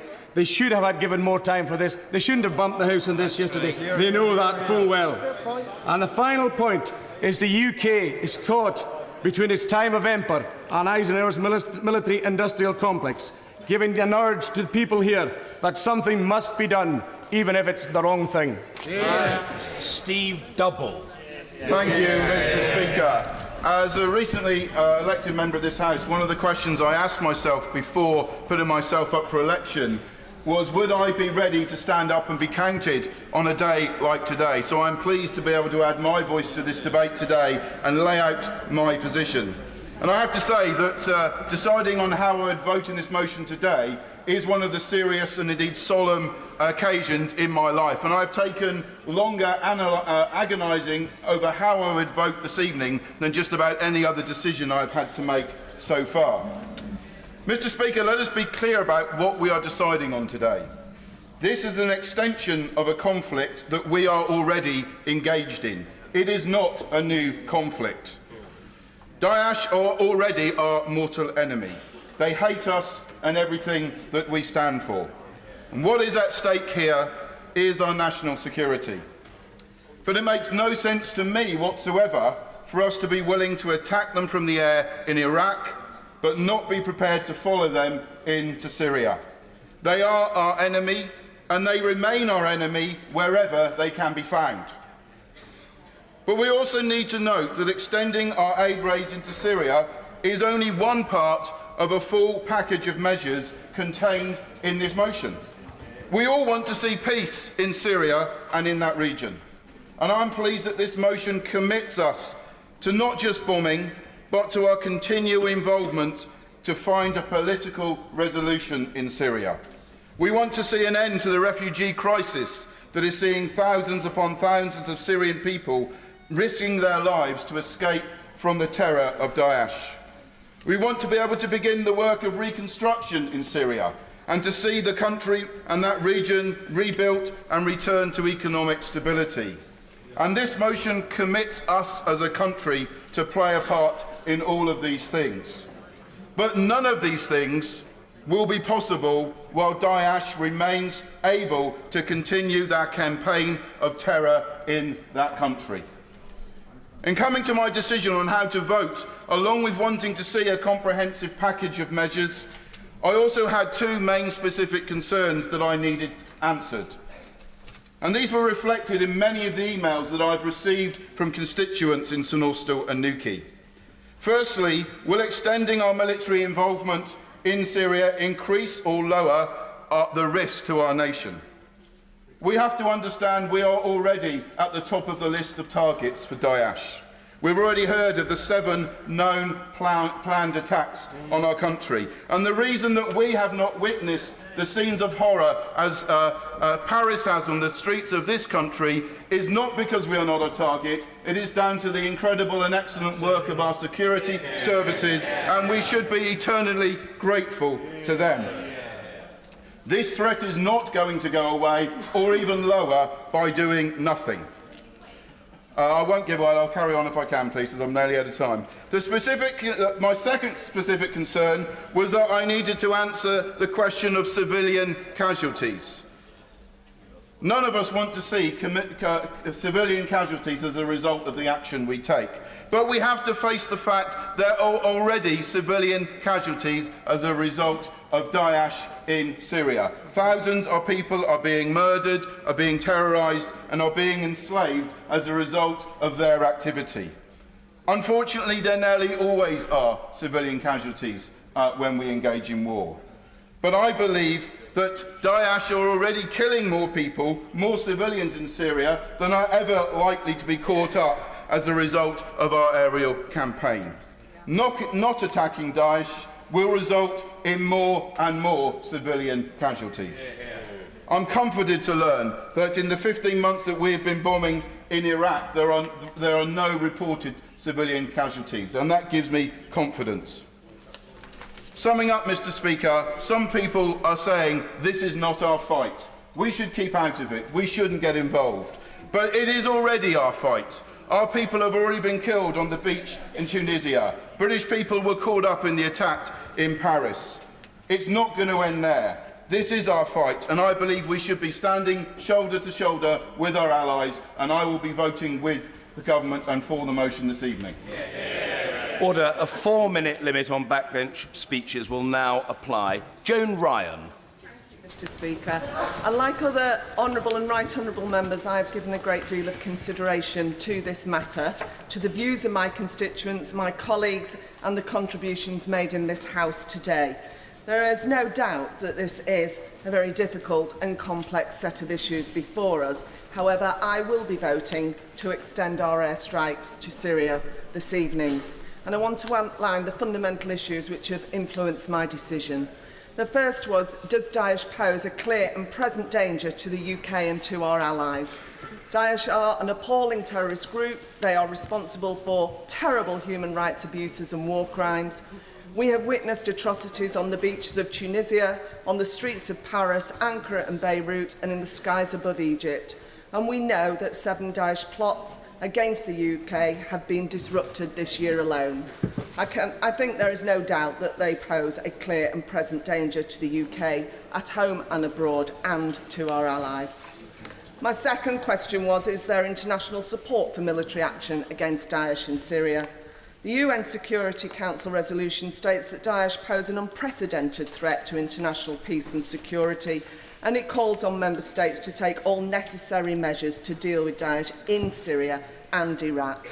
This resolution is unequivocal, and it asks us to act. And following the atrocity in Paris, the French President has also made an explicit request to the UK to join the airstrikes against Daesh in Syria. Thirdly, I ask myself, what has been the outcome from the UK's involvement against Daesh in Iraq? The RAF has helped to shrink the territory controlled by Daesh by some 30%. They've succeeded in doing great damage to their infrastructure, and they have helped Iraqi forces, security forces and Kurdish Peshmerga troops to liberate towns from Daesh. My fourth question was, is the UK already involved in confronting Daesh in Syria? The UK has reconnaissance drone aircraft operating over Syria, and we are providing equipment to forces opposed to both Daesh and Assad in the country. The primary motion under consideration is not a decision to go to war, but to extend military action against Daesh into Syria. Given that they do not recognise borders, I see no sense in allowing them safe haven from RAF strikes in one country when we are confronting them in another. My fifth question is there a comprehensive plan to end the civil war in Syria? Military action can only be part of a wider process involving further political and diplomatic efforts which enables a Syrian peace process. The International Syria Support Group, which includes major regional players and our allies, has been holding constructive discussions in Vienna on this issue, and I am encouraged by the progress being made. A sustainable peace in Syria will help bring an end to the chaos that has allowed Daesh to thrive. And on this issue, I would ask the Prime Minister to give assurances that the bravery shown by Kurdish Peshmerga forces and the Kurdish community will be recognised and they will be engaged in the Vienna process. Hear, hear. Mr. Speaker, I believe there is agreement in this House that Daesh pose a clear and present danger to the UK, and our first duty is to protect our citizens. Therefore, it is not right to expect our allies to fight Daesh in Syria on our behalf. Extending military action against them will not be the cause of plots against the UK. They have already attempted multiple attacks on us over the past year. But I believe striking at Daesh has the potential to erode their capabilities to bring terror to our streets. I will be voting in favour of military action. Thank you, Mr. Speaker. Thank you. Sir Edward Lee. Mr. Speaker, there have been many powerful speeches, and I admire those people who have such a certainty of view about this, which I don't share, and I suspect for that reason that many people may find it difficult to support what I'm going to say because I'm full of doubts, and I think many people in the country listen to this debate. Many good people are full of doubts. I was talking to a friend, an Arab friend, only yesterday who lives and works in the region and who loves his country, and he said, really, I think you're not being honest, you in the British Parliament. You've got to go to war if you want to, on the basis that your friends and allies have asked you. Your closest friends and allies, the French and the Americans. If that's what you want to do, you go ahead and do it. But bear this in mind, when you go to war, you almost certainly won't make any difference, and you might make things a lot worse. I'm afraid that is the rather nuanced opinion of many people in the Middle East. And I know that there's a sense of wanting to be in solidarity with one's own friends in this chamber, but I was there in this chamber during that Iraq debate, and I was one of only 15 Conservative MPs who voted against it. I haven't regretted that decision, and I have been there and I have talked to people who've been horribly scarred by war. Tens of thousands of people have lost mothers and sons as a result of our actions. So we have to learn from history, Mr. Speaker, and we have to learn the lessons of our involvement in Afghanistan and Iraq and Libya, and we have to approach this debate ultimately obviously not from a party point of view or from what is important for our own country, but with a deep sense of humanity and love of peace and care for some of the most vulnerable and traumatized people in the world. And we have made terrible decisions which have made the lives of many people in the Middle East much worse. So it is a nuanced decision, and I accept that our military involvement will make some difference. I'm not going to repeat all the arguments. I'm not competent to comment on brimstone missiles. I'm sure they will help to degrade ISIL. I accept the arguments that have been made that if we are bombing ISIL in Iraq, why not in Syria? But there is a difference in that in Iraq we are supporting a legitimate, if inadequate, government. We are supporting ground forces, whereas the situation in Syria is hopelessly confused.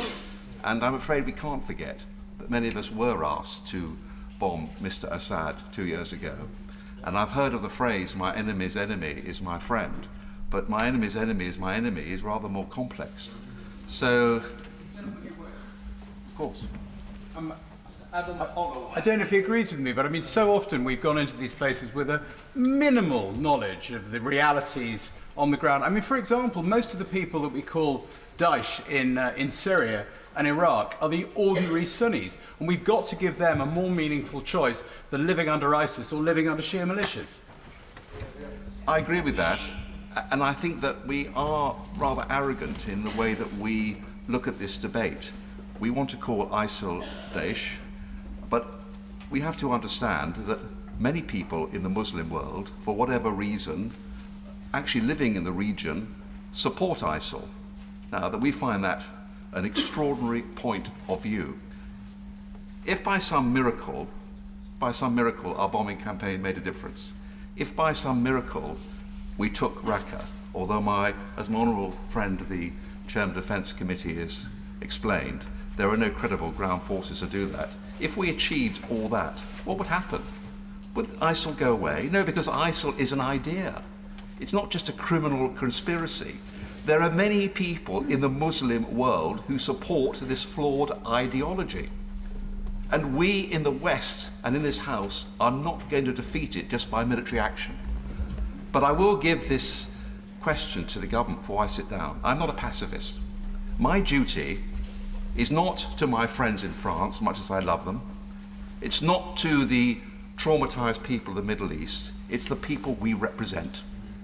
If, in his summing up, the Secretary of State can convince us that not that some people are inspired, but there is a direct threat to this country from Raqqa, that there is a command and controlled structure, and they are plotting to kill our people. Honourable friends are nodding. Let's hear it from the Secretary of State. If we are acting in self-defence, then by all means let us go to war. But let us be a just war, defending our people and in a sense of deep humanity and love of peace. Mr. Tom Elliott. Thank you very much, Mr. Speaker. And obviously, it's a very difficult decision. None of us here, I don't think, want to be in the position that we're in. None of us here want to actually believe that going into Syria or bombing in Syria is a good decision. But the reality of it is, let us be quite clear, we are not bombing or planning to bomb Syria. My understanding is we are planning to bomb ISIS in Syria. We are planning to take on that regime and that terrorist regime. And my goodness, coming from Northern Ireland, we know what it's like to fight terrorism. We know what it's like to have to undergo that scrupulous nature of people trying to assess every movement that you take. And look, I have great sympathy for the Prime Minister and the government taking this decision. I have great sympathy for all of those around us who have to take this decision, whatever chamber they go through tonight or whatever voting lobby they go through, because it is not an easy decision. But can I also say, what are the alternatives? Yes, I would love to be able to negotiate with the Syrian government, with those people in the Middle East who are genuinely interested in a peaceful outcome. But is that realistic on its own? And we have heard the case made here today that this is not going to be the silver or golden bullet. This is not going to be the resolution for everything that will happen. But what I am sincerely hoping it is, that it will be part of a process that can bring a positive resolution and positive outcome. Mr. Speaker, I would love to be here today saying that we are going to be at peace in the Middle East for the next foreseeable future. But that is not the reality, and that is not the case. I just hope that we have that strategy. And I talked to the Prime Minister and some of his officials just last week. And one of the challenges that I put was, have we a short-term and long-term strategy that will actually resolve this, not just with bombings and not just with a military action, that there are overarching strategies to resolve this in principle. I have heard it since then. I've heard it on that evening when I met the Prime Minister and his officials. I've heard it in a statement that there are strategies. Now, none of us can guarantee those will positively work, but I am sincerely hoping that they do and they will work. But I want to assure this House that I don't take this decision lightly. I will be voting for the action as proposed by the Prime Minister here today. I do not take it lightly, but I do want sincerely a genuine outcome to this. I want to reassure all the people of the Western world, all of those people in the Middle East, that we are standing for a peaceful society. that we are standing actually with those shoulder to shoulder, and hopefully that we can get a genuine resolution that will help not only the people in this chamber here today, but our wider society. And I say to the people in this House here today, there is one overarching strategy that we must look at, and that is the protection for the citizens of the United Kingdom and the protection of the citizens of the Western world. And that is, Mr. Speaker, what I am hoping we are doing here today. Thank you. Gerald Howarth. Speaker, no one who's taken part in this debate today has approached it lightly, and I think that we would all agree that anyone who were to suffer recriminations as a result of whatever decision they've come to should have the sympathy of the House. There can be no recriminations. We must be free to express our views as we think fit. We are accountable for what we say and what we do to our constituents. Notwithstanding the enormous media hype that there has been about this debate today, it is not a decision to go to war.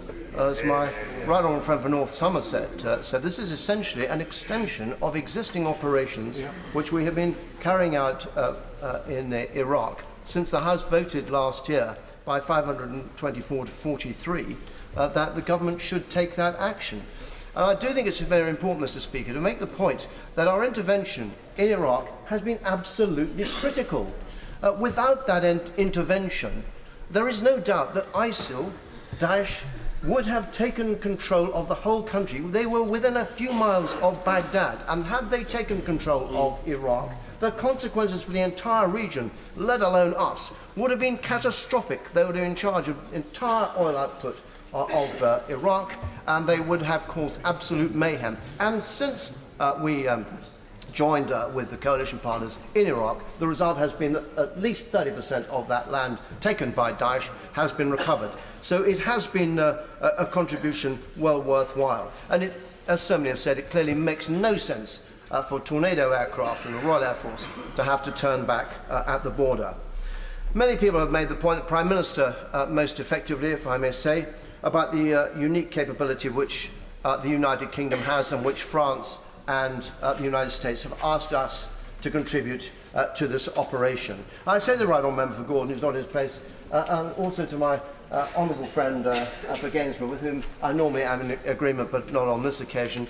The Brimstone missile is a unique capability which only the United Kingdom is able to deploy. There is one other country which has it, but the United Kingdom is the only one currently able to deploy it. And that is a missile which has proven to have precision strike, which reduces the likelihood of civilian casualties to a minimum. Of course, there will never be complete absence of civilian casualties, but Daesh are attacking people every day of the week.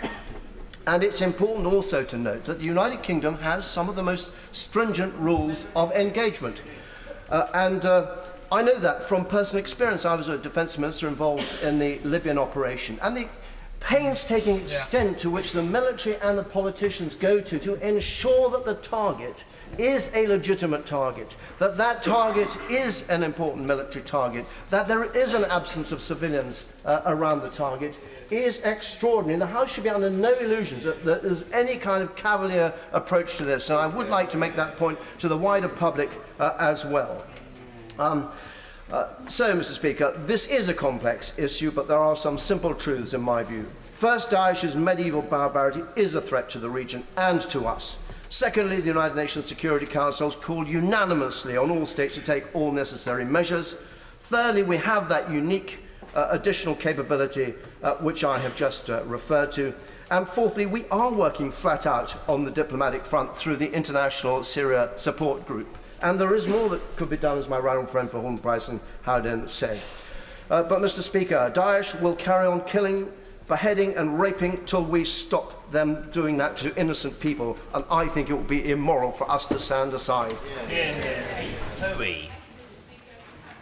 For my voice, and yes, it is hurting, but I wanted to speak today, and I wanted to say 12 years ago I sat just over there listening to a very eloquent speech from our Prime Minister, very emotional speech, a lot of pressure on us on the backbenches in that debate, I think even more pressure than there's been today. And I've listened today to a speech from the Prime Minister, also very eloquent.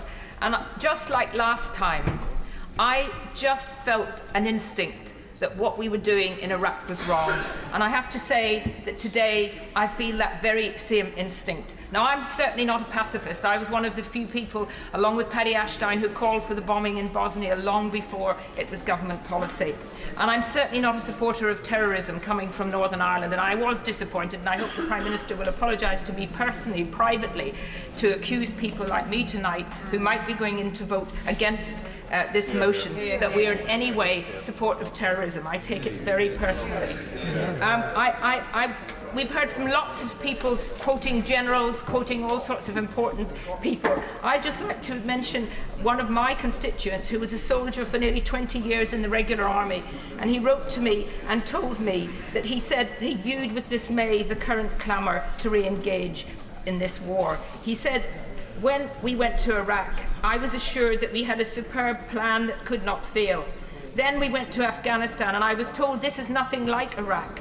And when the RAF were sent to bomb Libya, they were told this is nothing like Afghanistan. They always get it wrong. And I'm not against bombing to remove Daesh if I really believed that it would work. But there are so many questions at this stage which need to be answered convincingly. Otherwise, I believe the action is futile. Do we know who our enemy really is? Is it just Daesh, or is it all or many of the multiple jihadi groups? Do we know who our allies are? Is it Russia? Is it Assad, perhaps now? Anyone against Daesh? Do they share our objectives and all of our other allies? I think we do not know that, and can it, as it is at least a five-sided war. Can we trust our allies? This is the trouble with alliances of convenience.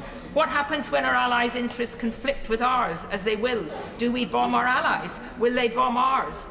Are Daesh sufficiently concentrated that we can bomb them without unacceptable loss of civilian life? Is Daesh under a centralised command structure that can be destroyed through bombing? When Daesh is removed from an area, who will come in, and we've heard this from so many people, to rebuild, repopulate and keep the peace? No. Will removing Daesh from Syria by bombing reduce worldwide, and in particular jihadism here in the UK? Will it increase it as Muslims react to the deaths? Why do we always have to be the policeman going in first? And I haven't yet heard a convincing answer genuinely to any of these questions. And if they are unanswered and we go ahead and bomb civilians, then we are being as unthinking and reactionary as some of those people we're fighting. Daesh is an organisation that has no civilised values. We're fighting a cult that has no moral values whatsoever. Bombing will not change that. We have to look at other cleverer ways, and we have to spend some of that money that we're going to spend on this bombing on guarding our borders and making sure that the work against jihadism and fundamentalism in this country is tackled in a way. There is no moral case, I believe, and I will be supporting the amendment tonight. Mr. Nigel Huddleston. Mr. Speaker, I do not wish to try the patience of you, Mr. Speaker, or the House by merely repeating comments and arguments made by honourable members earlier today. I would just say, if anybody wants to know my opinions, all they need to do is review Hansard for the comments made by the member for North Somerset earlier today. I agree with them completely. At heart, my main reason for supporting this motion today is very simple. We have friends and allies, and I have great respect for the friends and allies. And when our friends ask us for help, we need to deliver. The French and the Americans are asking for our help, and they're asking for our help because we have special capabilities that they do not currently have in their arsenal. A constituent emailed me earlier today and said, what would happen if we needed assistance in the future but do not help our allies on this occasion? I could not agree more. I will simply say, therefore, that it is part of what makes Britain great that when our friends ask for help, we deliver. Indeed. Mr. Richard Burden. Speaker, this debate is not about certainties. I think we all know in our heart of hearts that it's not about certainties. It's about judgment. It's about finally balanced judgments, but ones on which the lives of people depend, both here and in Syria. What we do know is that defeating Daesh requires a strategic action across a number of fronts. It does mean taking them on ideologically, it means tackling the causes of their rise, it means thwarting the grubby financial trade paths that keep them in business. And I, for one, accept that military action has to be part of the strategy too. Now, last year, when Yazidis, Christians, Muslims and others were encircled down Mount Sinjar, I believe it was the right decision for the UK to join coalition airstrikes to push Daesh back and to stop further massacres taking place, and to provide air cover for the Kurdish and Iraqi government forces that could take territory back from Daesh and to hold it. And I do not accept that if it is morally defensible to use airstrikes against an enemy like Daesh 200 miles in one direction, it becomes morally indefensible to do so 200 miles in another direction, because there's a border in the middle which Daesh do not recognise.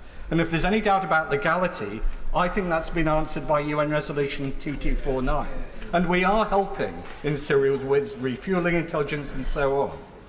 Where I have concerns, and what will influence my vote tonight though, is this, under the circumstances we now face, whether RAF participation in airstrikes on the densely populated town of Raqqa makes sense.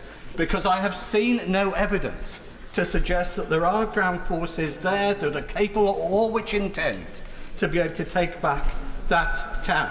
And I'm afraid that there's no time. We do need to let others get in. So that's not what these airstrikes are about. We've been told what they're about is about degrading Daesh capabilities, communications and so on. An important objective, certainly. But we've also been told that that does not mean a generalised bombing campaign and the use of, by the RAF, of sophisticated weapons to minimise civilian casualties. So I've asked the Prime Minister to give more information about the rules of engagement involved. I've yet to receive a reply. But I am prepared to believe that the RAF will target its strikes very closely on military targets. The point is that it is not simply RAF planes that will be hitting Raqqa. It is already being bombed, and as far as I can tell, with a lot less selectivity than it was being suggested that the RAF would use. A reporter in Raqqa recently, I read an article from him that said there's been a massive escalation since November the 14th, civilian casualties dramatically on the rise and proportionally Daesh casualties going down. Like it or not, we will be seen as part of that general coalition activity, and we have to ask ourselves whether that will increase down the line, indigenous forces joining us, or decrease it. Will it build support for Daesh, or will it reduce it? And I think the risk is very, very real that we will be handing Daesh on a plate a propaganda victory, and we will allow impressionable people to be won towards their murderous brand of jihadism. So in the absence of evidence that these airstrikes will achieve their military objective, in the absence of further evidence about what that objective is, I have concluded that I should not vote today for direct UK participation in those strikes from Raqqa in this House. Dr. Daniel Poulter. Thank you, Mr. Speaker, and it's a pleasure to follow on from the member for Birmingham Northfield, who made some thoughtful remarks. I have come to a different conclusion about the direction in which I'm going to vote this evening to the honourable member. But it's worth reflecting, Mr. Speaker, that no MP, no government takes decisions about committing UK forces into combat lightly.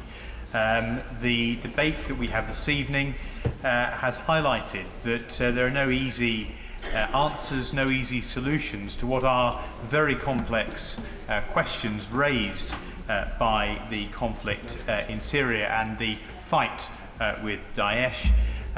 But in broad terms, there are three issues that we're considering this evening in debate. First of all, the issue of combating extremism at home and the impact that airstrikes may have upon that. Secondly, is it right to engage in airstrikes against Daesh, given concerns over our ability to engage in ground combat in an effective and coordinated manner, or support those troops that are in Syria? I believe yes, and I'll come back to that later.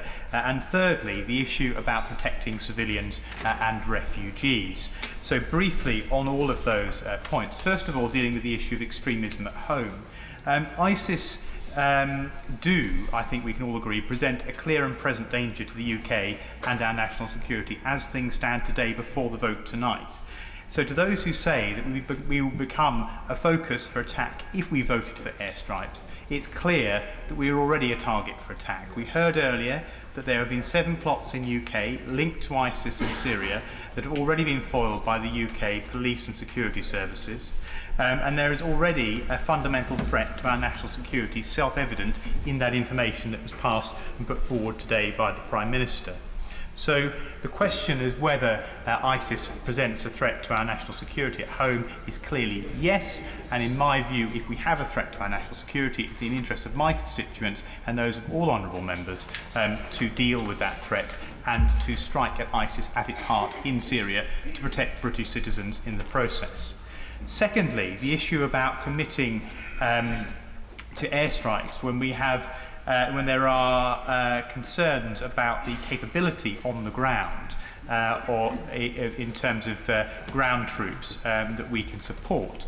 Now, we have heard there is a patchwork of ground troops that are involved and working to fight ISIS on the ground.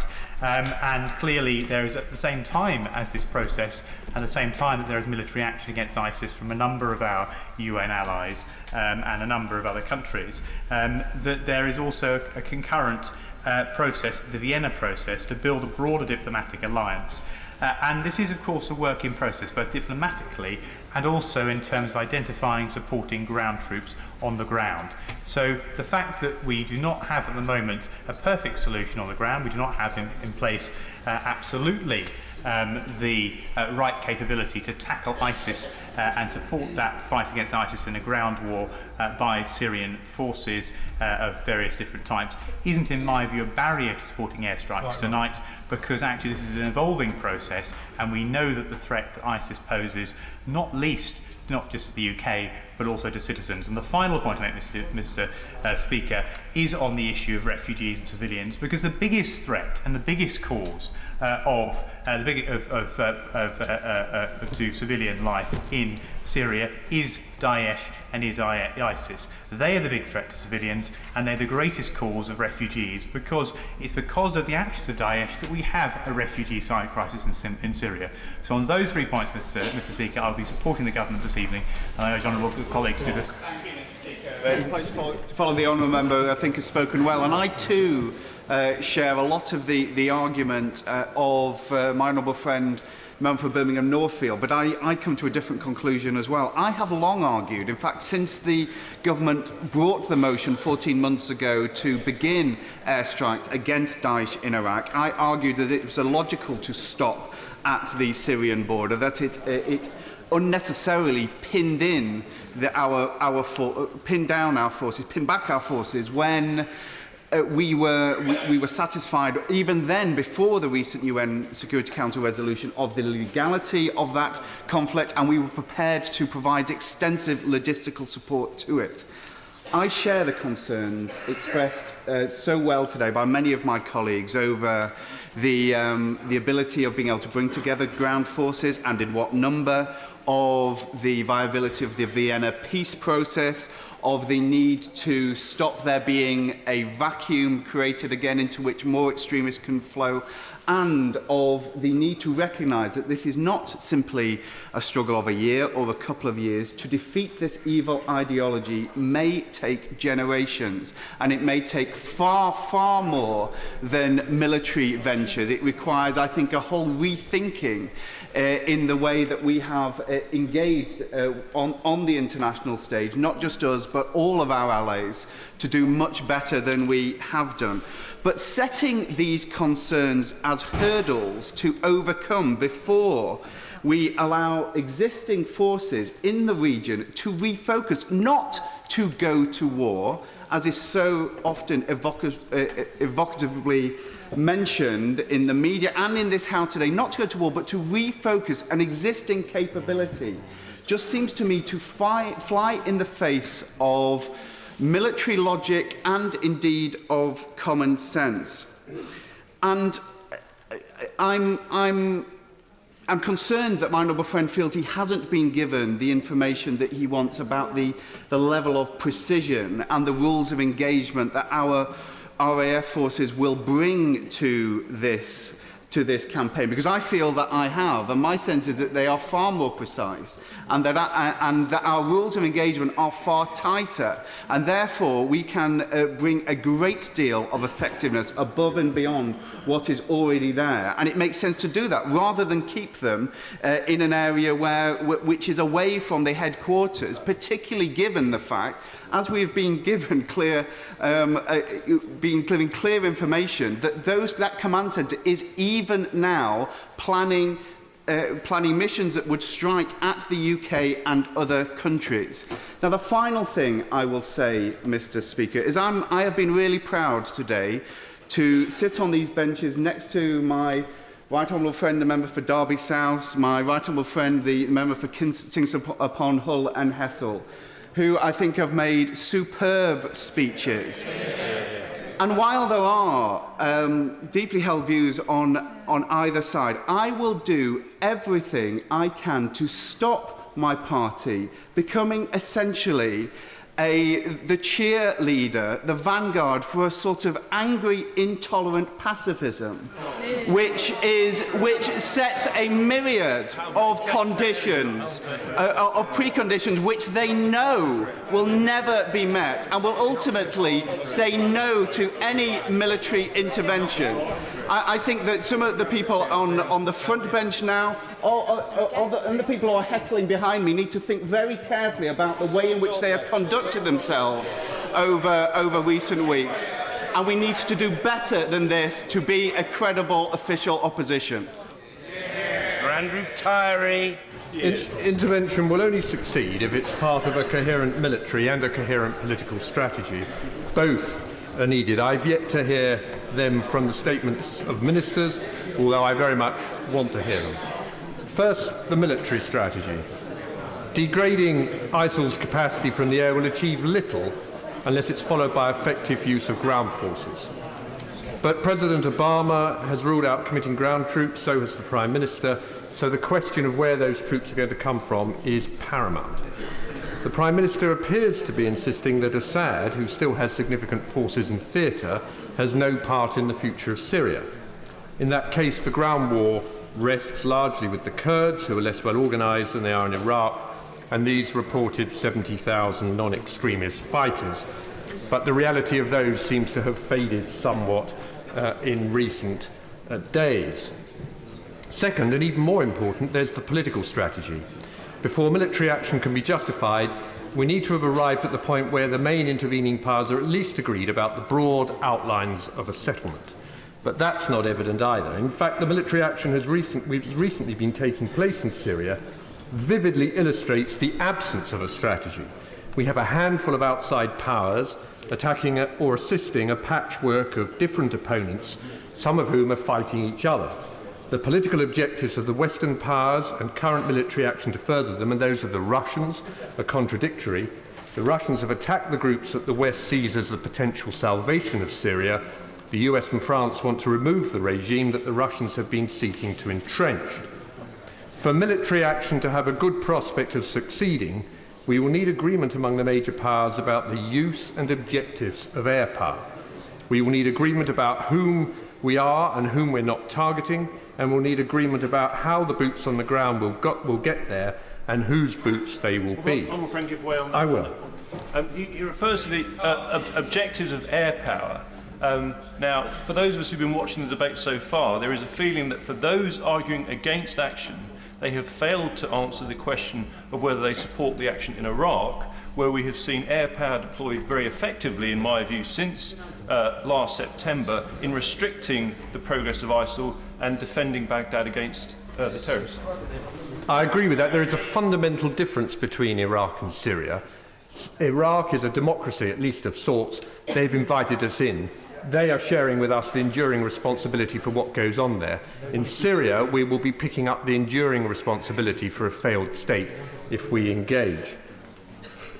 A political plan is absolutely essential. This requires at least a measure of agreement on a policy for regional stability, and that can only be achieved in collaboration with the Russians and probably the Iranians. There are some grounds for cautious optimism on this. I have very little time to talk about it, but in a nutshell, I don't think there's enough. In the absence of both a military and a political strategy, the West may succeed only in suppressing ISIL temporarily. In time, an equally virulent Islamist-inspired anti-Western militancy may well return. The ruling out of Western ground forces is very significant. It tells us that after Iraq and Afghanistan, the West appears to lack the will and probably perhaps the military strength to commit the resources that may be needed to construct a new order from the shaken kaleidoscope of Syria. As in Libya, it would be relatively easy to remove a brutal dictator and to suppress ISIL perhaps also from the air. But it would be extremely difficult to construct a regime more favourable to our long-term interests. On that, we don't need to look into the crystal ball, we can read the book. The result of over a decade of intervention in the Middle East has not been the creation of a regional order more attuned to Western values and interests. It has been the destruction of an existing order of dictatorships which, however odious, were at least effective in suppressing the sectarian conflicts and the resulting terrorism that have taken root in the Middle East. Regime change in Iraq brought anarchy and terrible suffering. It has also made us less safe. Above all, it's created the conditions for the growth of militant extremism. We should not be under any illusion. Today's vote is not a small step. Once we have deployed military force in Syria, we will be militarily, politically and morally deeply engaged in that country, and for many years to come. That is why the government's description of the extension of bombing to Syria is merely an extension of what we were already doing in Iraq is misplaced. And we simply haven't heard enough from the government about exactly what that reconstruction will mean. Mr. Deputy Speaker, the timing of this vote has everything to do with the opportunity to secure a majority provided by the shocking attack in Paris. Everybody feels a bond with the French, but an emotional reflex is not enough. Military action may be effective at some point, but military action without a political strategy is folly. We have yet to hear that strategy, and so I cannot support the government's motion Paul tonight. Flynn. Fighting and losing the wrong war. Yeah. This is a war of hearts and minds which can never be won with bombs and bullets. The situation is truly terrifying, and we underestimate it if we imagine it confined to a couple of countries. People who've been brought up here, gone to our schools, absorbed our culture and values, find themselves seduced by the message of Daesh. Two went from Cardiff, now dead, gave their lives to this mad, murderous cult. Why? And we must examine that. And the reason is that the narrative of Daesh is very clever. It's very well conceived to appeal to adolescents. It offers danger, it offers adventure in foreign parts, and it offers martyrdom. And it also deepens the sense of victimhood that's there by churning up all the stories from the Middle Ages about the wicked Christian crusaders, how they slaughtered without mercy the Muslims. And it's that dialogue of hate that we must challenge, and we must have a different narrative. And there's a good narrative for us to take, because we've had great success in the last 200 years in places like Cardiff and Newport of building up mixed communities of races and religions. But we mustn't imagine that anything will be over in Syria or Iraq. This is spread throughout the world, throughout Asia and throughout South America. There's hardly a country in the world where Daesh doesn't want to spread its hatred. They have a worldwide plan to divide the world into Muslim communities and Christian communities that are at war. There's great suffering in many of our communities, with the Christian communities in other countries that are being persecuted now. We're falling into the trap. They designed Sharm el-Sheikh, Tunisia and Paris to pull us onto the punch, to say this is the way to get a world war going. This is the way to incite the West to send in military people and have a world war there. This is precisely what they want. They've said so. They want a world war, and we mustn't fall into the trap. I believe that what we've heard today from throughout this House are very good, sincere speeches. Well, I believe that the combination of two dangerous views, something must be done and give war a chance, leads us to the position that we're in now. And those of us that were in the House when we went to war in Iraq, and we were told by the same people who are telling us now there are 770,000 friendly troops there, they told us then there were definitely weapons of mass destruction there. There weren't. In 2006, we were told that we could go into Helmand with no chance of a shot being fired. We lost 454 of our soldiers there. Little has been achieved. Because of decisions taken in this House in the last 20 years, we've lost the lives of 633 of our soldiers. I believe if we go in now, nothing much will happen. There'll be no improvement. We'll change, rearrange the rubble perhaps on this, but we will strengthen the antagonism. We will deepen the sense of victimhood by Muslims worldwide. They will have another excuse. We mustn't fall into that trap. I believe we need to have a counter-dialogue, get it on to the media, get it on to the World Wide Web, to say that there is a great story to be told of harmony in our country, and that's one that we must put forward as a genuine alternative. Mr. Dominic Grieve. Thank you, Mr. Speaker. It's a pleasure to follow the honourable gentleman, the member for Newport West, and my honourable friend, the member for Chichester. I shall have to endeavour to explain to them why I think they are both mistaken in their conclusions. All of us in this House have acknowledged, and indeed it's a legitimate subject of debate, that the condition of the Middle East is frankly pretty close to being catastrophic. There are powerful forces at work pulling civil society apart. There is sectarian conflict. There are grievances of a whole variety of kinds that have been exploited by various dictators throughout the ages and which are being repeated regularly. And all the signs are that in many places the structure is extremely fragile, and we are very fortunate that in one or two areas it is subsisting. We can all agree on that, and I also agree that in fact it is not amenable to any easy solution, or we would have found that solution a long time ago. But none of that explains to me logically why some honourable members in this House consider that our action in extending our military operations against Daesh into Syria is wrong. If indeed it is wrong, then our intervention in Iraq in the first place was wrong 12 months ago. Whereas I have to say, all the analysis I've seen suggests to me it is the one thing that has prevented the situation wholly spinning out of control. We have a remarkable tendency in this House, I think, perhaps it's a good thing in a democracy, to look at our shortcomings and not look at actually the benefits of what we may have achieved. It seems to me that if we had not intervened, the serious risk is that generalised war would have broken out in the Middle East, with Iranian intervention in Iraq to prop up the Iraqi regime, and moreover, ultimately intervention by Saudi Arabia as well. So we ought to look on the bright side of what has been achieved and then consider whether the limited steps that are being proposed are in fact reasonable. It seems to me that they are. They are not a solution to the problem, and to that extent the challenge that remains to my honourable friends through the Vienna process is a very real one. But it doesn't seem to me that they are going to make matters worse.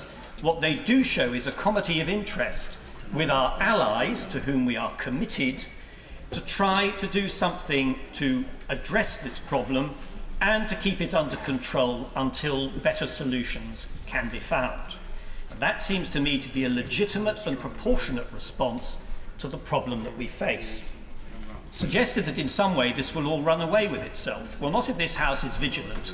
The legal basis for intervention is very limited.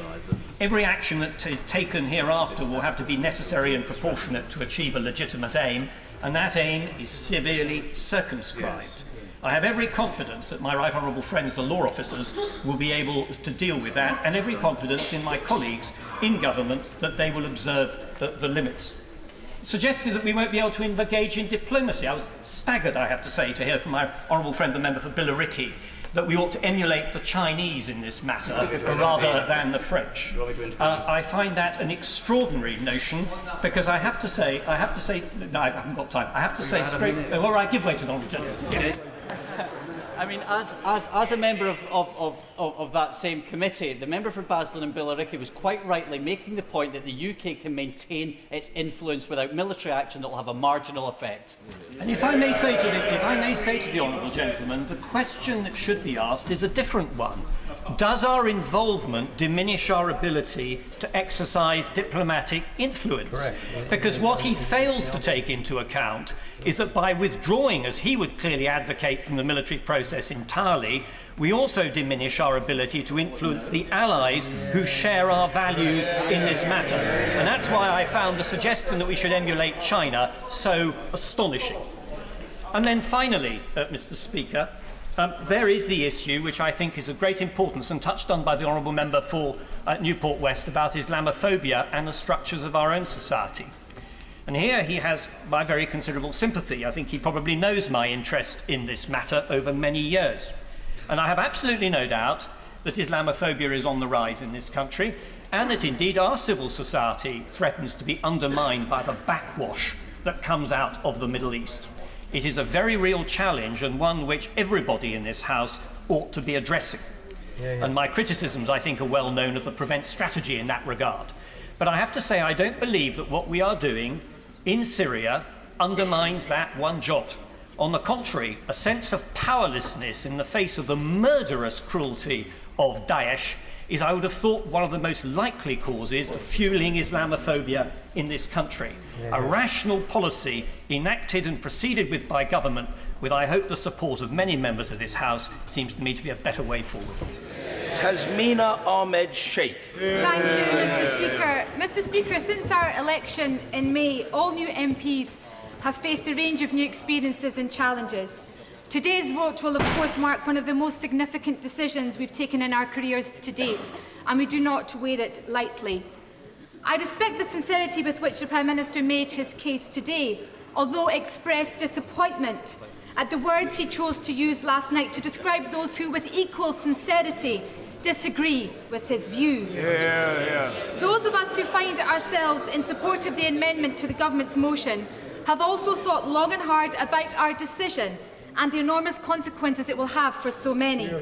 We've each listened to our constituents and the organisations the length and breadth of the country who have contacted us to share their views. We've also considered and acknowledged the outstanding service of the brave women and men of our armed forces who put their lives on the line to protect us every single day. But, Mr. Speaker, we've also thought as well about our own security of the people of Syria.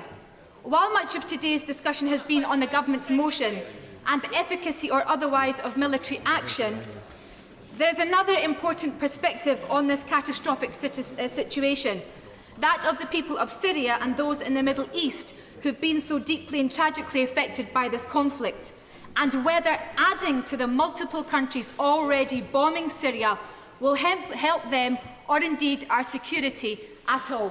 Happy intervention. Thank you, Honourable Friend, for giving way. Would she agree with me that in all of these discussions and considerations we must think about the human cost on the ground, and in particular those vulnerable groups, for example the LGBTI community, who we've not talked about, who are already being persecuted, other than the member who made a brief mention that they are already being persecuted, and further bombing will only make that situation worse. I thank the Honourable Friend for her intervention and would implore other members of this House to give the respect to us that we've given to them as we've listened to their interventions too. Your intervention has been heard and I agree with it in its entirety. More than half the Syrian population are now living in poverty and civilian casualties are on the increase. Recent Russian airstrikes have killed 485 civilians, including 117 children and 47 women.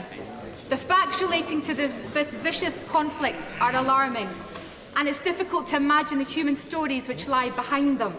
That's why I visited Nizip refugee camp near Gaziantep to see for myself the scale of the humanitarian disaster there, and to hear firsthand the accounts of refugees who have fled Syria. Mr. Speaker, I listened as the people told me how their families have been uprooted by violence, who want nothing more than to return home. I heard that their towns and villages had been reduced to rubble by airstrikes ordered by President Assad. I spoke to Nafal Hassan from Idlib. Her house was flattened by Assad forces in an attack which killed her mother, father, brother and husband. I met with Basil from Damascus. He spent 2 years in prison being tortured by Assad's security services. He's now unable to walk, confined to a wheelchair. Mohammed was a pilot in the Syrian Air Force and fled the country with his family when he was asked to take part in bombing raids on civilian targets within his own country. Salwa, who is a writer, said to me, "We are not numbers, we're not animals. We want to be human beings, not numbers on a page. And I'm not a woman after this conflict. I have no dreams. I just want to go home, but Daesh are occupying my home now." What these individuals and families were united in was their desire to return home one day to rebuild their lives. They are human beings with a story, and that story should be heard. A story which confirms to us all the complex nature of what's happening in the region and the number of protagonists already involved, crucially with different agendas and different targets.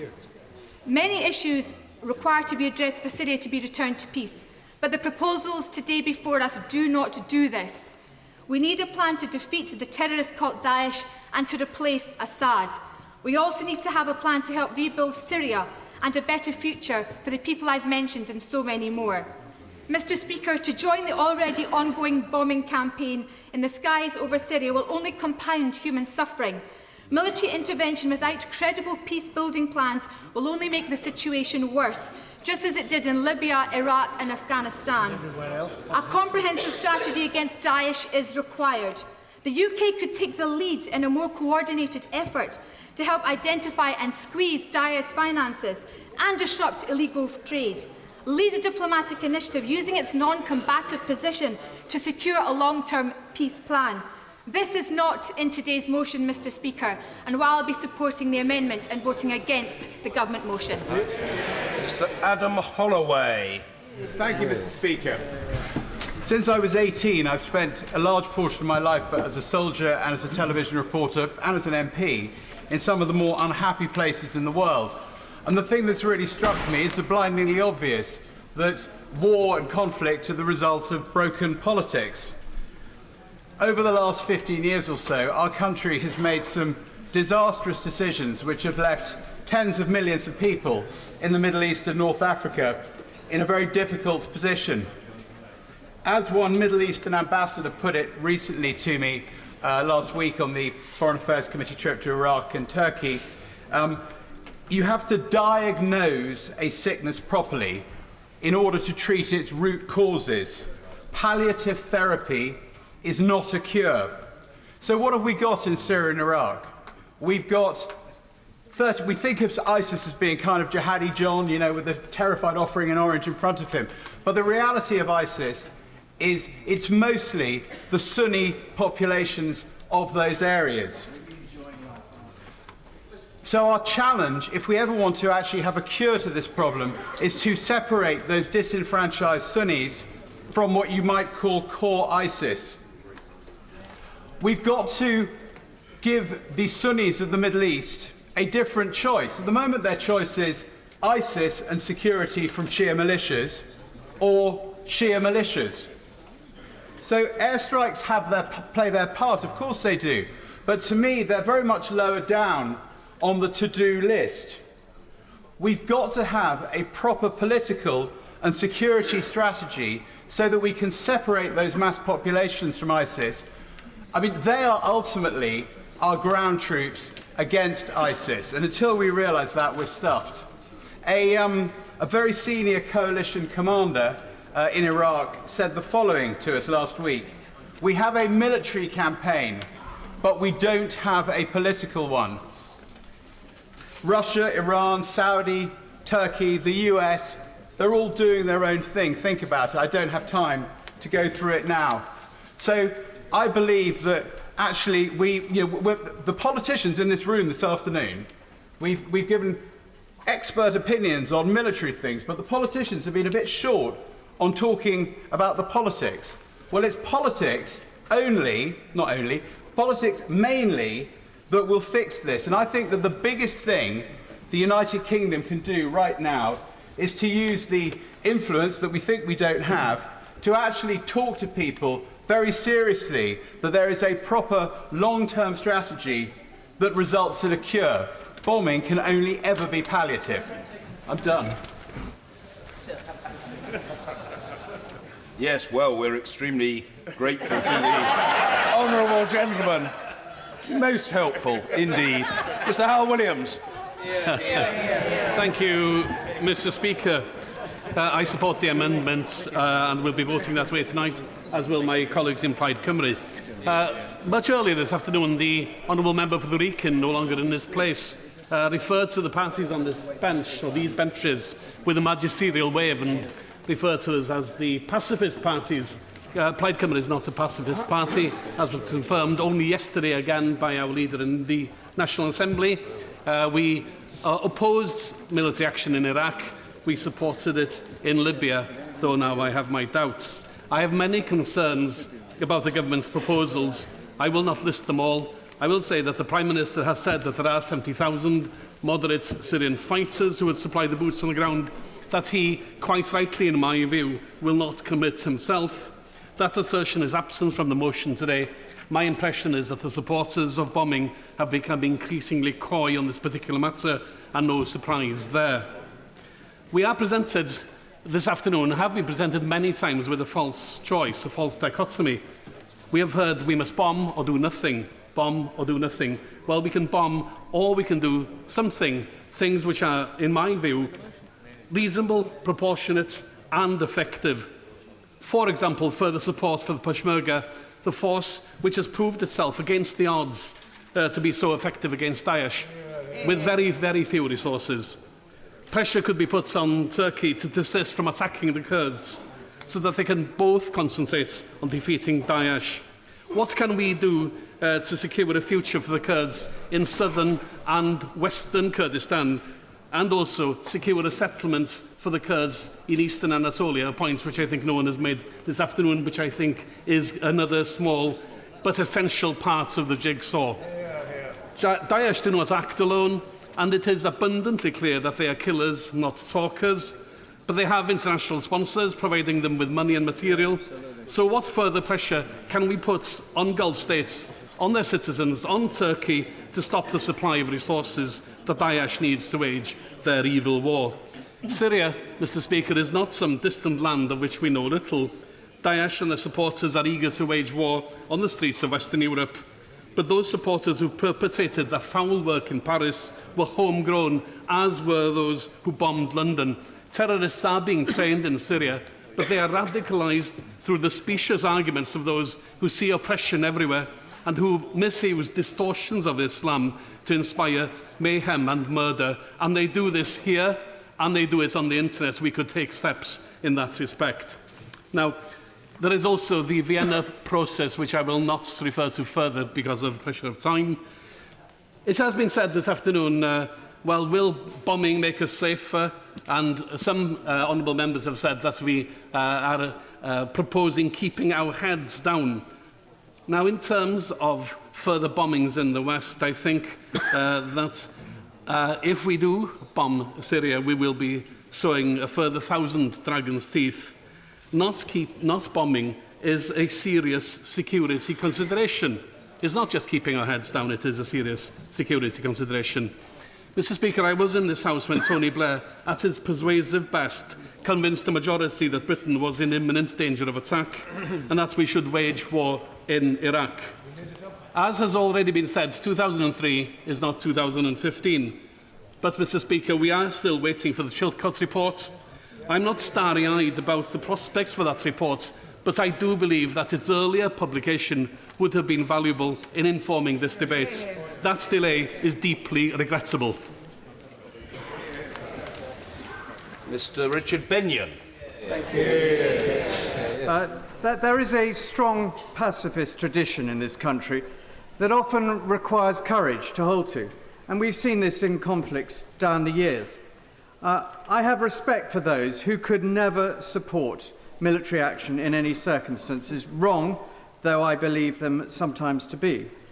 The rest of us have to reach a settled view about whether this proposal before us tonight is right or wrong.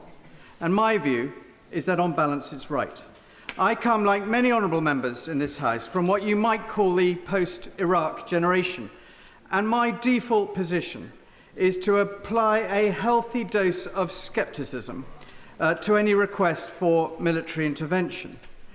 And we can all think of a great many reasons, and they've been listed on all sides tonight, a great many reasons why not going ahead with an extension of this air campaign is the right thing to do, and I entirely concede it's not without its risks.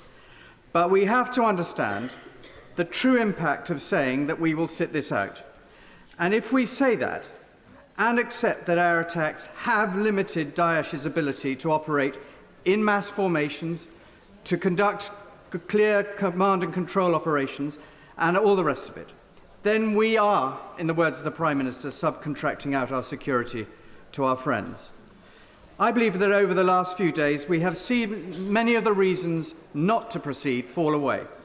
A unanimous UN resolution, a political and diplomatic process involving key parties underway, and a greater understanding of what an air campaign is and is not.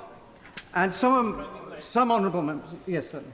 I thank my honourable friend for giving way. I agree with him wholeheartedly that we do need to take action, however difficult it is, because ISIL just will want to destroy everything we believe in their murderous act. So we do need to act, and act now. I'm very grateful to my honourable friend, and I entirely agree with him. One of the main arguments being put by a number of colleagues, even the chairman of the Select Committee on which I sit, a few days ago, was that air campaigns are only to be used successfully with little green men in battalions moving along the ground underneath the top cover provided by the RAF. And in a perfect world, that is how we use air cover. But we do not live in a perfect world. I asked one of my constituents, someone who knows a bit about this, General Sir Mike Jackson, whether he could remember any conflict where air power alone made a difference. And he thought and said one word, Kosovo, and then started to recite other circumstances in which an air campaign can diminish an enemy. And the point was very ably made by the Right Honourable Lady, the member for Derby South. Now we have moved on to question the existence of these so-called 70,000 combatants. And we can all dance on a head of a pin. We can all say that this is the reason why we can't support this tonight, because they may not be all the kind of people we like. They may not be the kind of people to whom we would find an effective force on the ground immediately. But they're there, and they have not signed up to Assad, and they have not signed up to the evil death cult that we are targeting. And we've got to use them. And after the failures of the Iraq War, we have at least got an independent and analytical organisation like the Joint Intelligence Committee that provide the details of this, so they are not being provided by politicians or their advisers. Now, we can quibble about who these people are, but broadly speaking, since the Prime Minister raised that figure of 70,000, it has more or less stacked up. They are militias, some local, but through the 4-year civil war, they are still there, and they are still there in a way that we should use them. I believe that also standing by our allies at this time, particularly France, matters. Not stepping up now would give the impression that we are happy to subcontract our security. It would leave Britain's role in the world in a very different place in the minds of our friends and our enemies. But Britain's place in the world is not reason enough for armed conflict. Reason enough is found by recognising that the threat is right here and right now. To the thousands of my constituents who travel to London every day to work or to attend a peaceful event such as was taking place at the Bataclan Theatre, or the cafes where lovers and friends met in a way that we would want to see in every town and city in this country. The action proposed is limited, is legal, and has the authority of the UN. And in supporting the motion tonight, we'll be taking the fight with our friends to the heart of the ground controlled by one of the most hideous death cults of modern times. Mr. Phil Wilson. Yes, obviously strongly held views on this issue on both for and against action. And I believe that we should respect views that are contrary to our own. But I am convinced of the merits of the case to extend military action into Syria. It seems to me impractical to take military action on the Iraqi side of the border, but we can't take part in military action on the Syrian side of the border, where Daesh, ISIL are strong, and where their headquarters are situated, where they supply their forces in Iraq, and where they are organising attacks on the streets of the UK. This is a matter of national security, and we need to act in self-defence. I do not accept that if we take action in Syria, that will increase the possibility of terrorist threats on the streets of the UK, because that threat exists now. They are out to get us because they do not agree with our way of life, so they want to end our way of life. It is a fallacy to believe that if we leave ISIL alone, they will leave us alone. We need to degrade and destroy them, and we need to play our part. We bring to the table military ordnance that will help to target ISIL operatives specifically, while limiting the threat to civilian life. We have heard a lot about the Brimstone missile, a missile that can be launched from an RAF jet and target ISIL in such a way as to avoid civilian casualties. Even Lieutenant General Gordon Messenger, the Deputy Chief of the Defence Staff, has said the threshold for approving the strikes are high and the skills sets are high. As yet, the UK has not had a civilian casualty incident after months of bombing, and he means in Iraq. We have heard much about the Syrian ground forces that can help, or not, to destroy ISIL.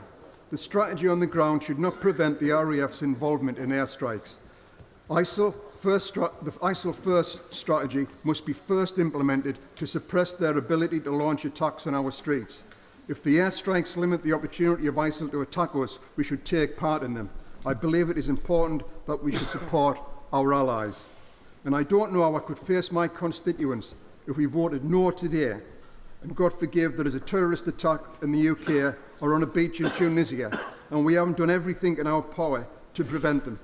And what do you say to our allies who are taking military action and we aren't with them after such an incident? Do we say, get on with it, but sorry, our involvement in military action in Syria stops on the Iraqi side of the border, even though we know the attack on the UK was organised from Syria?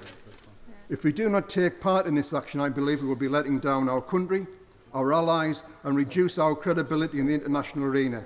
So my prime motivation for supporting this motion today is the protection of our citizens. The wider strategy, both political and diplomatic, are important and won't happen overnight, nor will the involvement of ground forces.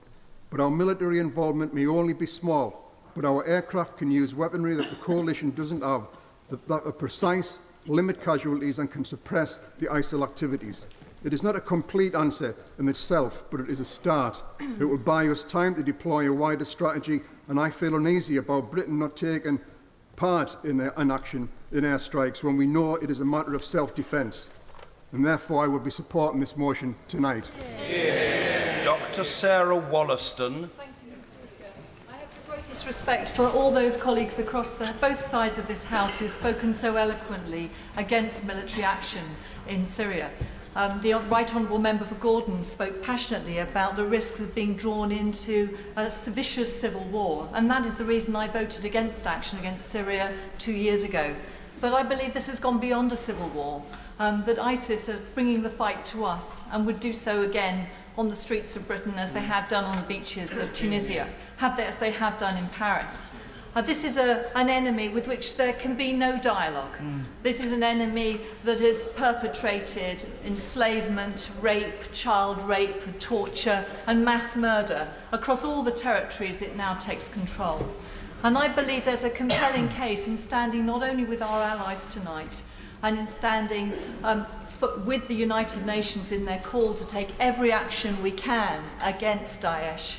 I believe there's also a case for standing with the civilians on the ground where our military action so far against Daesh in Iraq has helped to push them back and to prevent the kind of atrocities that we have been witnessing across Syria and Iraq today.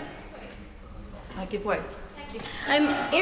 Thank you. Airstrikes by their nature are intended to inflict death and pain and suffering on people, and also on families, some of whom will be innocent. Can someone please tell me how this action will stop new people becoming radicalised, how it will stop new terrorists, and how it will improve the human rights situation on the ground? I thank the Honourable Lady because I think this goes to the heart of the matter. And the heart of the matter is, I would say to her, is that people are already being tortured and suffering across these territories. And I would say to her that actually the action we have taken so far in Iraq, very careful, measured action, has actually reduced the kind of civilian casualties to which she refers. Because I am wrestling with this just as she is, and on behalf of my constituents. And I would say the majority of my constituents who've contacted me agree with the Honourable Lady. And therefore it's with a very heavy heart that I am trying to make the case to them about why I believe it is now not only in our national interest, but the interest of those civilians who risk being taken over by an evil that is beyond our imagining here in the comfortable world that we live in the UK. And I would say to her that those people have no hesitation whatsoever in perpetrating the most barbaric of atrocities. I'd point to the over 5,000 Yazidi women and girls, for example, who have been kidnapped and who are held in conditions of slavery, enforced slavery, and indeed child rape, which is allowed by Daesh. And I'd say to her, would she like to spare civilians across Iraq and Syria that fate, the fate that awaits them? But I agree these are very heavy considerations. And I'd also like to say, as the proud daughter of an Air Force family, that our Air Forces are already putting their lives on the line in the skies in Iraq. And I'd like to call on the Leader of the Opposition, who is no longer in his place, to actually reflect how much it will mean to those forces' families following this debate today, to know that they don't count on his support.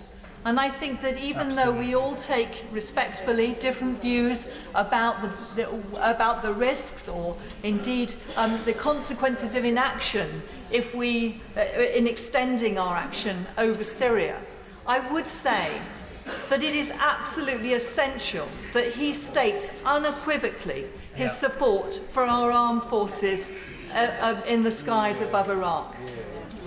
But I would say that for any of us considering whether to vote, I would like to just focus for a moment on the consequences of inaction, because our first responsibility in this House is to protect the citizens of this country.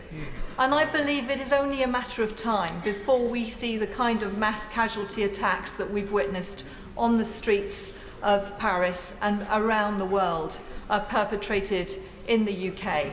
And I think we all have to ask ourselves, is there a greater sin in omission than in commission? And I feel very strongly that there is now a compelling case for us to be able to look the families of those who may lose their lives in future in the eye and say that we did absolutely everything we can to try and diminish the powers of this evil organisation. This is the fascist war of our generation. And just as we had to take action against fascism in Europe, I think that there is a compelling case to say that we have done everything we can today. Mr. Jim Dowd. Thank you very much indeed, Mr. Speaker. Can I just say it's a pleasure to follow the Honourable Lady. She says she's from an RAF family. My father served for 15 years in the Royal Air Force and indeed through all the years of the Second World War. And I was actually born at the RAF base in Gütersloh in Germany, so that's something we have in common. I want to make just a few brief points, Mr. Speaker, and hopefully I won't even use all the 4 minutes I need. Bill Clinton, when he was first elected as US President, they had the slogan, "It's the economy, stupid," as the primary reason why people vote as they do in general elections. Well, there's actually, I don't disagree with that entirely, but there's actually a higher consideration that people have, and that is that the primary duty of any government or any party purporting to be the government should do anything and everything they need to do to protect them, their families and their homes. And any party that does not do that, and any government or parliament that does not do that, will pay a terrible price, because that's what people expect the government to do. I'm sure everybody in this chamber actually agrees with that. The only question we need to decide is how best to protect those people, our citizens and our communities. And I would ask, others have said this, that we should accept the genuine depth of feeling that there is on this issue on both sides. And I'm grateful for the many constituents who have contacted me, as indeed I'm sure they've contacted all members, for their views on this. Many have just sent formalised text given to them by other organisations, but I don't dispute their belief in what they were saying and doing. And I'm grateful for them. I'm particularly grateful for the ones that said, even if you don't agree with me, I hope you will do what you think is right. And that is what I intend to do this evening. We've got to decide what is the nature. I think this argument, others have said this whole debate is really out of all proportion. We're not talking about a new engagement somewhere else over there. We're talking about really a variation of the commitment that this House overwhelmingly endorsed not so long ago. It will have complications. Actually, I have some sympathy with those who say the effect will only be marginal. That may well be true. But the question is it worth doing or not?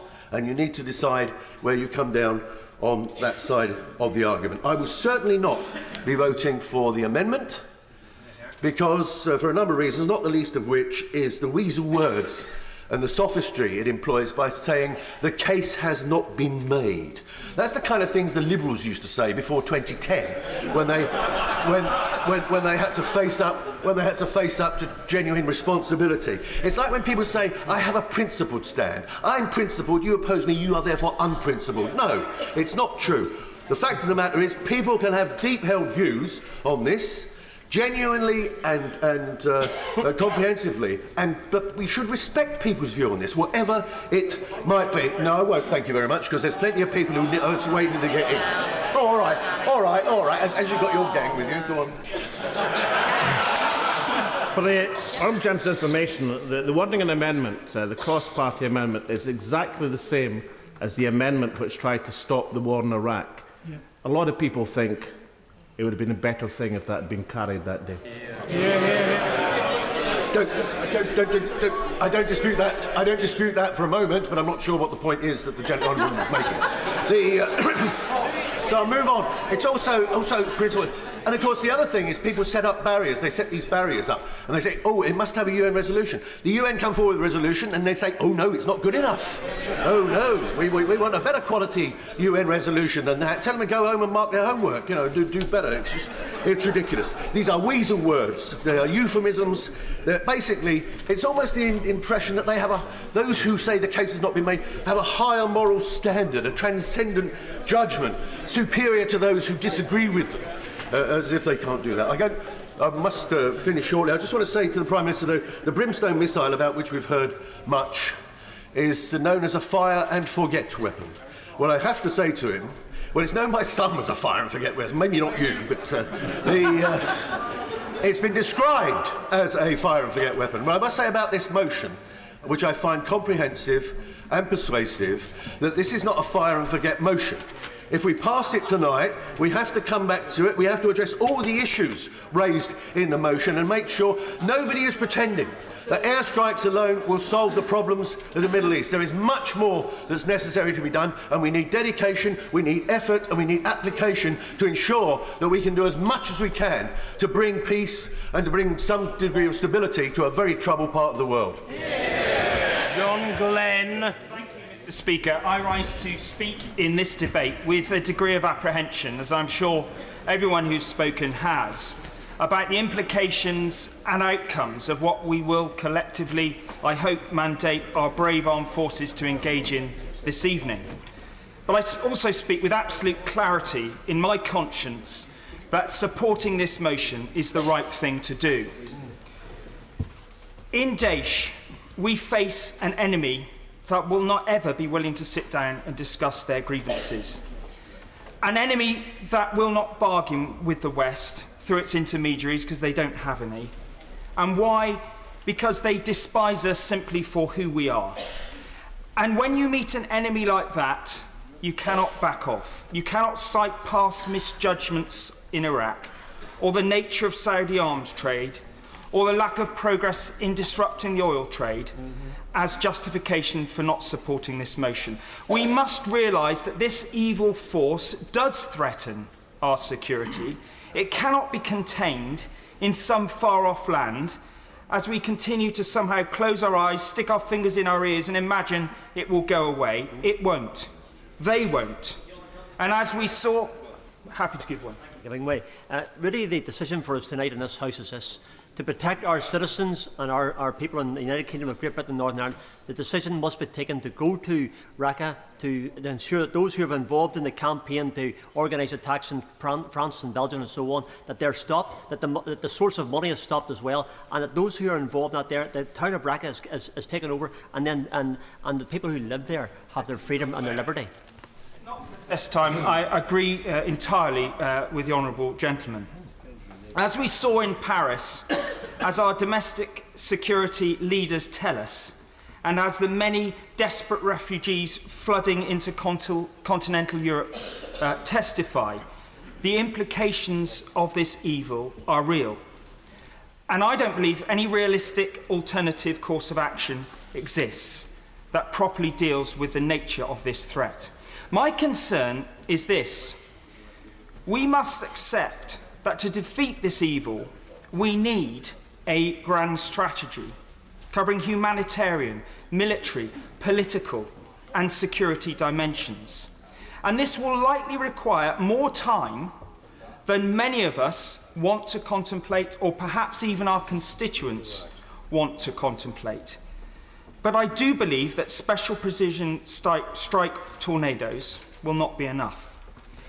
We will need to embrace uncomfortable compromises with Iran, with Russia, and yes, with Assad himself. Syria will not become benign in its outlook until a comprehensive, long-term political solution is found, which demonstrates acute sensitivity to many conflicting but coexisting outlooks. Yet this political solution does not have a hope of success until we realise that some enemies of our way of life, our freedoms, cannot be hidden from. They cannot and will not become less lethal. They will not diminish unless we take military action to degrade them, a task we cannot justifiably outsource to our French and American allies. But let's be clear. Although I believe it is true that air power will not defeat an enemy by itself, by this enemy by itself, it will not be defeated on the ground alone. We will need to see a coordinated approach involving an Arab coalition, NATO, Iraq and Syrian Kurds, the Iraqi army and Syrian army. But our airstrikes are instrumental to the task that we have to defeat this evil.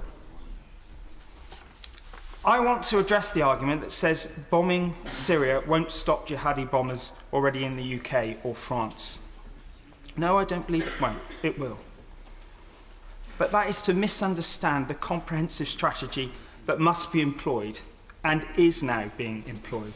Special forces, the police and intelligence services are well positioned to prevent these atrocities, but the severe risk we face currently will not be likely to diminish if we fail to support today's motion. By failing to act, the evil heart pumping life into this death cult will remain healthy. Finally, we must not underestimate the scale of the humanitarian crisis facing Syria, or the length of time needed and the scale of resources to help bring order to this country. Mr. Speaker, I have thought very carefully about these matters. There is much I do not know, I concede that, but my conscience is clear. We must act to begin this long process, an intense and delicate and difficult process of facing up to a profound evil and I will support today's motion and our Prime Minister's compelling case. Mr. Barry Gardner. I pay tribute to the honourable gentleman for Salisbury who spoke with great integrity. The Prime Minister has been plausible in public, graceless in private. I and other colleagues who will vote against his motion tonight are not terrorist sympathisers. He was wrong to say that we are. The Prime Minister wants us to take action, but he is not prepared to take action that, in my view, is adequate to the task. The House is being presented with a false choice today. The Prime Minister wants us to believe that the choice is between taking the inadequate action proposed by the government and taking no action. That is vacuous. I want to see effective, comprehensive action that will ensure an adequate ground force under United Nations authority, not made up of Western countries whose presence can only inflame the situation, but made up from predominantly Islamic countries and Sunni countries in particular. The PM's statement and the government response to the Select Committee talk repeatedly of, and I quote, the moderate opposition. But the opposition in Syria is neither unitary nor moderate. It is wrong of the government to try to present it otherwise. The Prime Minister knows that the United States had a programme to train and equip Syrian rebels to fight against Daesh. It was so unsuccessful in identifying any capable, trustworthy allies in action against Daesh that they abandoned the programme in September. Every single expert witness to the Select Committee said that there were thousands of disparate groups where allegiances are like shifting sands and there are few moderates left. In September, the US announced that instead of training people, it would now focus on distributing weapons and ammunition to existing groups. The House may consider that to distribute arms to groups whose members are increasingly radicalised and defecting to Daesh, of course I will, is a very foolish strategy indeed and risks doing more to strengthen Daesh than to eradicate it. I thank my honourable friend. Would he also agree with me that as part of the same programme he talks of, a number of individuals that were trained on that programme ended up joining Al-Qaeda? My honourable friend is absolutely right and simply reinforces the point that I'm making. I want to eradicate Daesh. To do so requires an effective ground force that can coordinate with the existing Allied airstrikes in Syria. Airstrikes which, in the words of Lieutenant General Sir Simon Males, are not a war-winning campaign. Airstrikes can create a temporary opportunity for territorial gain. But in default of a competent ground force, that opportunity is squandered. And at what cost? The population of Raqqa, who are subjugated under Daesh, will not be allowed into the tunnels. They will not be whisked out of the city in armoured jeeps with Daesh commanders. They will remain in the city and wait for British bombs. All military action comes with the risk that innocent lives will be lost. I understand that. Sometimes that risk must be accepted, but only when the military and diplomatic strategy that is put forward is coherent, comprehensive, and has a reasonable chance of achieving its objectives. The government's motion today does not. Absolutely right. The government has argued that it makes no military sense to curtail our pilots at an arbitrary border. They correctly point out that we are already engaged in military action. It is in itself a reasonable argument about the efficient use of military resources. I accept that. But the government cannot then also try to argue that by voting against today's motion, we are voting to do nothing. That's right. We are still engaged in Iraq, where the Kurdish Peshmerga and the Iraqi army can provide a limited but credible ground force. Right. The government has also argued, and it is a powerful argument, that in the face of a request from our allies, we should respond. Of course we should. But we should not respond by doing anything. We should respond by doing something that is effective. What the government proposes is not. I will vote against the motion tonight. Finally, Mr. Speaker, can I simply say to you, I applaud the fact that you have spent the entirety of this debate in the chair. I also admire your bladder. I'm extremely grateful. Mr. Tom Tugendhat. Mr. Speaker, may I also give praise to your endurance rather than any other part of your anatomy. I've sat here all day, sir, listening to this debate. And I remember a debate that I heard in this place when I was somewhere else. I was sitting in a forward operating base waiting to go to war in 2003. And when many people in this place were talking about it, I was preparing for it. And I remember vividly the fear in my heart and in those of the men and women I had the honour to serve with. And I remember the nervousness. And I feel it again here today, sir, because again, sir, we are making a similar decision. And I feel that burden heavily.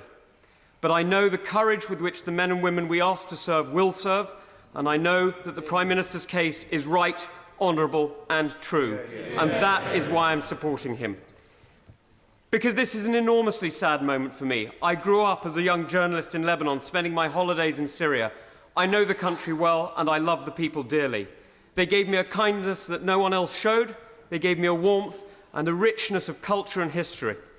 It has been the most extraordinary sorrow for me to watch the destruction of Damascus, of Aleppo, of Homs and Hama, to see the Christians driven from Malula, to see friends of mine, priests and monks, driven from their monasteries and murdered. And I know who is doing it, and we know who is doing it. Yes, it is the Islamic State, the so-called Islamic State, this twisted perversion of Islam that is to Islam what fascism is to nationalism, that is to Islam what communism is to socialism. This vile Stalinist death cult, this dreadful regime must, I'm sorry to say, be stopped. And sadly, the only way to stop it is not through talks. These are a people, this is a group that does not wish to speak to us. They have defined us clearly in their theology as infidel. They have taken the readings of Muhammad Abdul Wahhab and they have interpreted them for the modern age. And they have defined us, sir, as people who must die or convert. I will do neither, sir. I will fight. Because it is not enough for us to look at Syria today and to wish for peace. It is not enough for us to stand here and hope for it. We must fight for it. When our friends are attacked as they were in France, and here I declare a very close interest as my wife is French, when we see our friends injured and murdered, and they ask for our help, we must think not only of what is the right thing to do for them, but what is the right thing to do for us. Because militarily, sir, and for very good reasons, we keep armed forces that are actually too small. Too small in technical terms, because actually our armed forces are not limited to our own planes, our own men and our own ships. I will give way. He is making his point in an incredibly powerful way, which I think will resonate across the House. But would you agree with me that is absolutely the important reason why we must build an international coalition? No one country can defeat ISIS. It has to be international, Western and Muslim resolve against these people. Hear, hear. I agree entirely with the honourable member, because what he is saying is absolutely right. Our defences do not start at Dover. They include the Emiratis, alongside whom I was proud to serve. They include the Kuwaitis, the Bahrainis. They include, yes, the French, the Estonians. They include so many of our allies.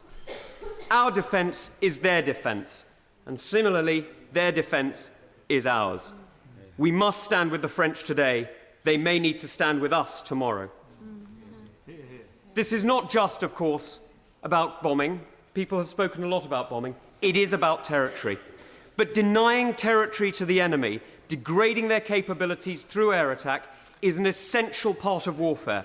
I've heard so much about military strategy here from armchair generals, and may I say to the academic generals that even academics need universities in which to associate. Even academics need places to meet. So too is it true of terrorists. They need space, they need land, they need freedom of movement. And that is what they have now, and that is what we must deny them. It is not enough, as I say again, sir, to wish for peace. We must fight for it. And as Ibn Khaldun said when he wrote his histories and the Muqaddamiyah of the 13th and 14th century, history does come round. And one day, sir, I'm sure we will all be pleased to see that the Middle East regains its rightful position as the heart of light in the region, as a centre of science, of excellence, and indeed of innovation. But today, sir, it is our duty to stand with those who strive for it and fight those who would destroy it. We must stand today against ISIS and with the government. Mr. Stephen Twigg. Thank you, Mr. Speaker, and can I congratulate the honourable gentleman on a very powerful speech. I've reached a different conclusion to the one that he reached, but I think it was a very powerful case nonetheless. May I, Mr. Speaker, draw the House's attention to my relevant entry in the Register. I visited Jordan in October with my right honourable friend, the Shadow Foreign Secretary. The visit was arranged by Oxfam so that we could meet Syrian refugees in the Zatari camp and living in host communities. And in the motion today, the government's renewed commitment to providing humanitarian support to Syrian refugees is welcome. I believe on all sides of this House we can be proud of the role that our country, and in particular DFID, have played alongside civil society in this humanitarian effort. And can I also pay tribute to those countries in the region which have welcomed very large numbers of refugees from Syria, notably Jordan, Lebanon and Turkey. It is vital that we maintain our support for these neighbouring countries. But it's also increasingly important that we focus on the needs of people displaced within Syria itself. It is estimated that just in October of this year, around 120,000 Syrians fled their homes in Aleppo, Hama and Idlib. So our support for multilateral organisations like the World Food Programme and UNICEF is absolutely crucial. The International Development Committee is currently looking at the Syrian refugee crisis, and we plan to publish our report in early January. We're looking at both the challenges in the region and what more our country can do to help refugees. When I was in Zatari refugee camp, the people there said that they wanted to return home to Syria, but they live in fear of their own government and its barrel bombs. That is part of the context of today's decision. As the Prime Minister said, our debate today is not whether we want to defeat Daesh. We all want to defeat them. The evil actions of this organisation are well documented and have been covered during this debate. The question is how. Last year, I supported the decision to join airstrikes against Daesh in Iraq. I agree with those on both sides of today's argument who've said that our airstrikes have played an important role in helping the Iraqi government forces and the Peshmerga to take territory from Daesh in Iraq. But I also agree with those colleagues on both sides of the House who've said that the situation on the ground in Raqqa is very different to the situation in Iraq. I don't necessarily question the 70,000 figure. The issue for me is where those troops are. Those are Syrian opposition forces that are typically in other parts of Syria, typically fighting the Assad regime. I think it is fanciful to suppose that they will provide a ground force for an operation combined with airstrikes in Raqqa. So I'm not convinced there's a credible ground force for Raqqa. After the Prime Minister's statement last Thursday, I went back to Liverpool and met a Syrian doctor who lives there. And he expressed the views of, I think, many Syrians living in exile, that for them, the biggest threat comes from Assad. Indeed, the moderate forces that we seem to be relying on are currently being bombed by Assad and by Russia. I fear, Mr. Speaker, that the lack of ground forces will limit the effectiveness of airstrikes, and I fear that the strategy the Prime Minister set out last week, ISIL first, in other words, Daesh first, will have the unintended consequence of strengthening the brutal and murderous Assad regime. And for those reasons, I will vote against the government tonight. Mr. David Warburton. Thank you, Mr. Speaker. One or two members of this House may not recently have read the Daesh propaganda sheet Dabiq, or indeed heard the address of their leader Abu Bakr al-Baghdadi speaking in Mosul to mark his leadership. He spoke about territory. He spoke about establishing his hardline caliphate in that territory, and he described how his organisation would trample the idol of nationalism, destroy the idol of democracy, and uncover its deviant nature. I think this perspective is rather important in our debate. Unlike the threat from Al-Qaeda, without the occupation of territory, Daesh's claims to authority are literally baseless. Their notional caliphate has quickly turned from a spiritual aspiration into a geographic reality. And so loosening their grip on that territory, on that land, is an essential precondition of meeting the wider challenge that they pose. So Dabiq, their propaganda sheet, consistently emphasises the fact that the existence and the integrity of this territorial caliphate is necessary for Daesh to function. Even the name Dabiq refers to the site of a mythical future battle between them and the West. In that name, even there, the emphasis is on territory. And from reading their material, it would seem that the short and medium-term foreign policy of Daesh, such as it is, has two distinct aims. The first is to consolidate its holdings in the Levant, already covering an area larger than the UK, and the second aim is wholly contingent on that, the spread of Daesh's contorted version of soft power into Western societies where they hope it might calcify into extremism. The Paris attacks tragically highlighted Balzac's principle that the cool, measured gaze of Paris was an arbiter not only of French but of universal human values. But alongside a clear articulation of Enlightenment values, alongside the search for a political solution, alongside the humanitarian effort, and alongside our commitment to the post-conflict reconstruction, we must also respond militarily. These people are implacably opposed to our way of life in all its aspects. For them, plurality, diversity, and individual freedoms indicate weakness rather than strength. I don't believe also, Mr. Speaker, that we should abdicate our moral duty to others.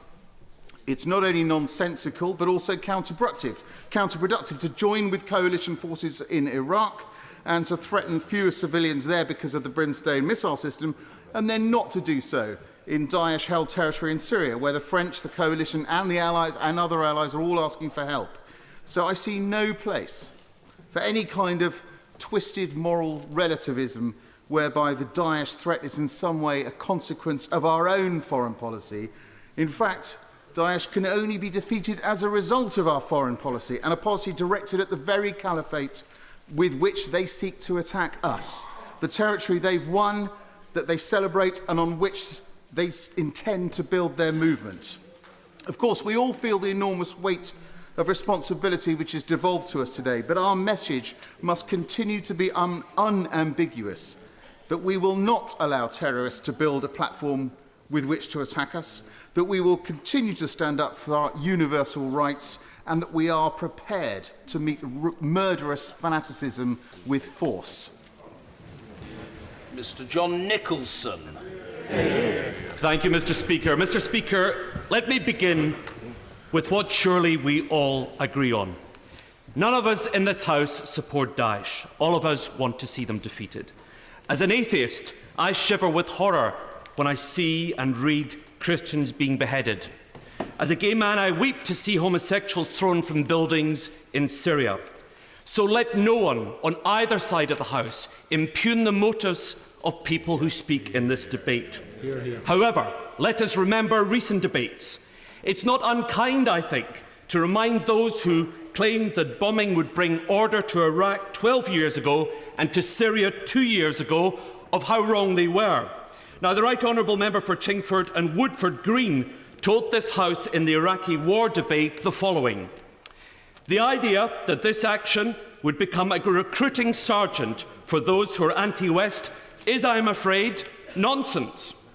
The same Right Honourable gentleman now sits in the Cabinet and advocates a new bombing campaign against another Middle Eastern foe, but arguing very much the same line. You see, this debate pits mostly the same arguments with the same proponents as did the Iraqi war. I was a journalist at the time. I got to interview all the main political players and the country's leading experts in chemical warfare, missile accuracy, and Sunni Shiite politics. And I concluded that whilst Saddam was a monster, he was a monster who controlled the monsters. Now, the Labour government and the Tory frontbench disagreed, and they removed Saddam, thereby unleashing the forces of medieval hell on Iraq and its neighbours. As Eliza Manningham-Butler, Director General of MI5 during the invasion, put it, the bombing increased the terrorist threat by convincing more people in the region that Islam was under attack. It provided an arena for jihad. Now, the armchair generals might be chastened, one might have thought, but no. 2 years ago, and by then in government, the Conservatives asked this House to bomb the region again, this time to bomb another secular despot, President Assad.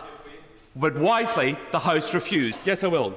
I thank the honourable member for giving way. The honourable member mentions that thank you, Mr. Speaker. The honourable member mentions that we all want to see the end of Daesh. If we pass this motion this evening, and I would invite him to join us in the lobbies, our precision airstrikes can destroy Daesh supply lines and, more importantly, the terror training facilities, which are a danger to his constituents in East Dunbartonshire as they are in South Leicestershire and the whole of the United Kingdom. Why doesn't he support that? Interventions must be brief, not mini speeches, however eloquent. Mr. John Nicholson. Thank you, Mr. Speaker. If bombing could destroy Daesh, then surely the dozen countries that are already bombing Daesh would already succeeded in that aim. Without a blush, the government, which 24 months ago wanted to bomb President Assad, now wants us to bomb his enemies. And as members, we're offered ever more florid claims by the Conservative frontbench and its Labour allies. Perhaps the most absurd that we've heard today is that 70,000 fighters spread across Iraq from disparate groups and with no central command or shared vision will march collectively thousands of miles to support a British bombing mission. It is clearly and utterly absurd, Mr. Speaker, and that argument has fallen apart during today's debate. So let's examine whether the UK's bombing would make a difference, as the honourable gentleman contends that it would. I don't think so. Between August 2014 and August of this year, 17,000 bombs were dropped on Iraq. 12 countries are bombing Syria at the moment, including Russia, the United States, Canada and France. It's reported that 2,104 civilians have been killed in collateral damage in 267 separate bombing incidents in the last year alone. It is a disgrace, and further bombing will not help. Now, the UN's envoy to Syria says the following: all evidence shows that the overwhelming majority of all the civilian victims in the Syrian conflict have been caused so far by the use of aerial weapons. Now, Daesh is not a Napoleonic army standing out in the open waiting to be attacked. They want to draw us into the conflict.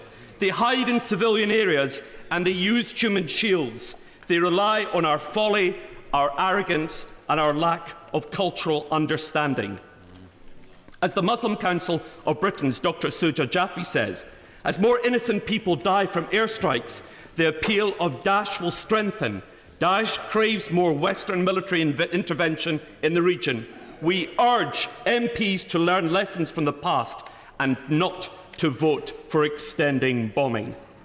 Let us not repeat the mistakes of the past. We will kill numerous civilians. We will radicalise the bereaved survivors. We have no credible peace plan in place. We are being fed ludicrous statistics, and on a wing and a prayer, we are hoping for better luck this time. Let's say no. I'm very grateful to you, sir, to call me in this important debate. We've heard many speeches from both sides which have shown considerable passion and a surprising, I think, in many ways, degree of knowledge and commitment. And this has been one of the best debates that I've had the privilege to participate in.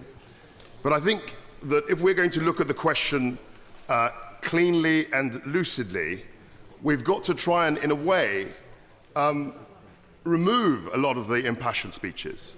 As other people have mentioned, everyone in this House is equally united and appalled by the barbarous crimes of ISIL or Daesh. Everyone is appalled by that. No one can claim the moral high ground by being more against ISIL or Daesh than anyone else. But what we have to do as legislators is look at the premise of the argument and what the government is trying to do.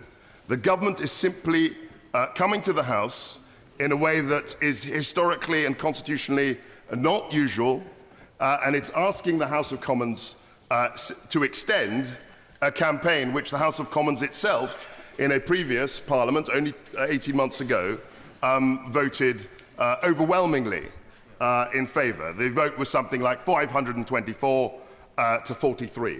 And this gave the Prime Minister and the government authority to launch attacks on ISIS, on Daesh, in Iraq. Now, for the life of me, I have not been able to understand why those people who were in the last Parliament, who voted for intervention in Iraq, draw the line, as it were, in Syria. These borders, as everyone knows, are incredibly artificial. In fact, over the last 100 years, they've moved around, certainly after 1918, they moved around 2 or 3 times. The Sykes-Picot that people go on about, Sykes-Picot didn't define Iraq and Syria. It simply defined regions within those countries under which, which were under British, forgive me, I'll just finish my sentence, under British and French rule in the form of a mandate. I'm happy to give away. I'm very grateful to the honourable gentleman for giving way. I would ask him to understand some of the problems that we have on this side, because we all want to see peace and stability. We all agree on that in this House. But the difficulty that we've got is that we can't see that the air campaign in itself is going to defeat Daesh. And what we now know is the 70,000 troops don't exist. How are we going to defeat them? It's not clear. You're right. I'm very pleased to see him in his place. I mean, he wasn't in the last Parliament, but we had an extensive debate about intervention then. And it was never the case. No one ever believed that an air campaign on its own would destroy and defeat this terrorist organisation. No, that was never the case that was made. And when I hear people say, well, it's no good to have an air attack because they'll still survive it, I don't think that's what anyone has suggested. It's part of a suite of things that we can do to fight against this evil terrorist organisation. I've given away once. I want to make some progress.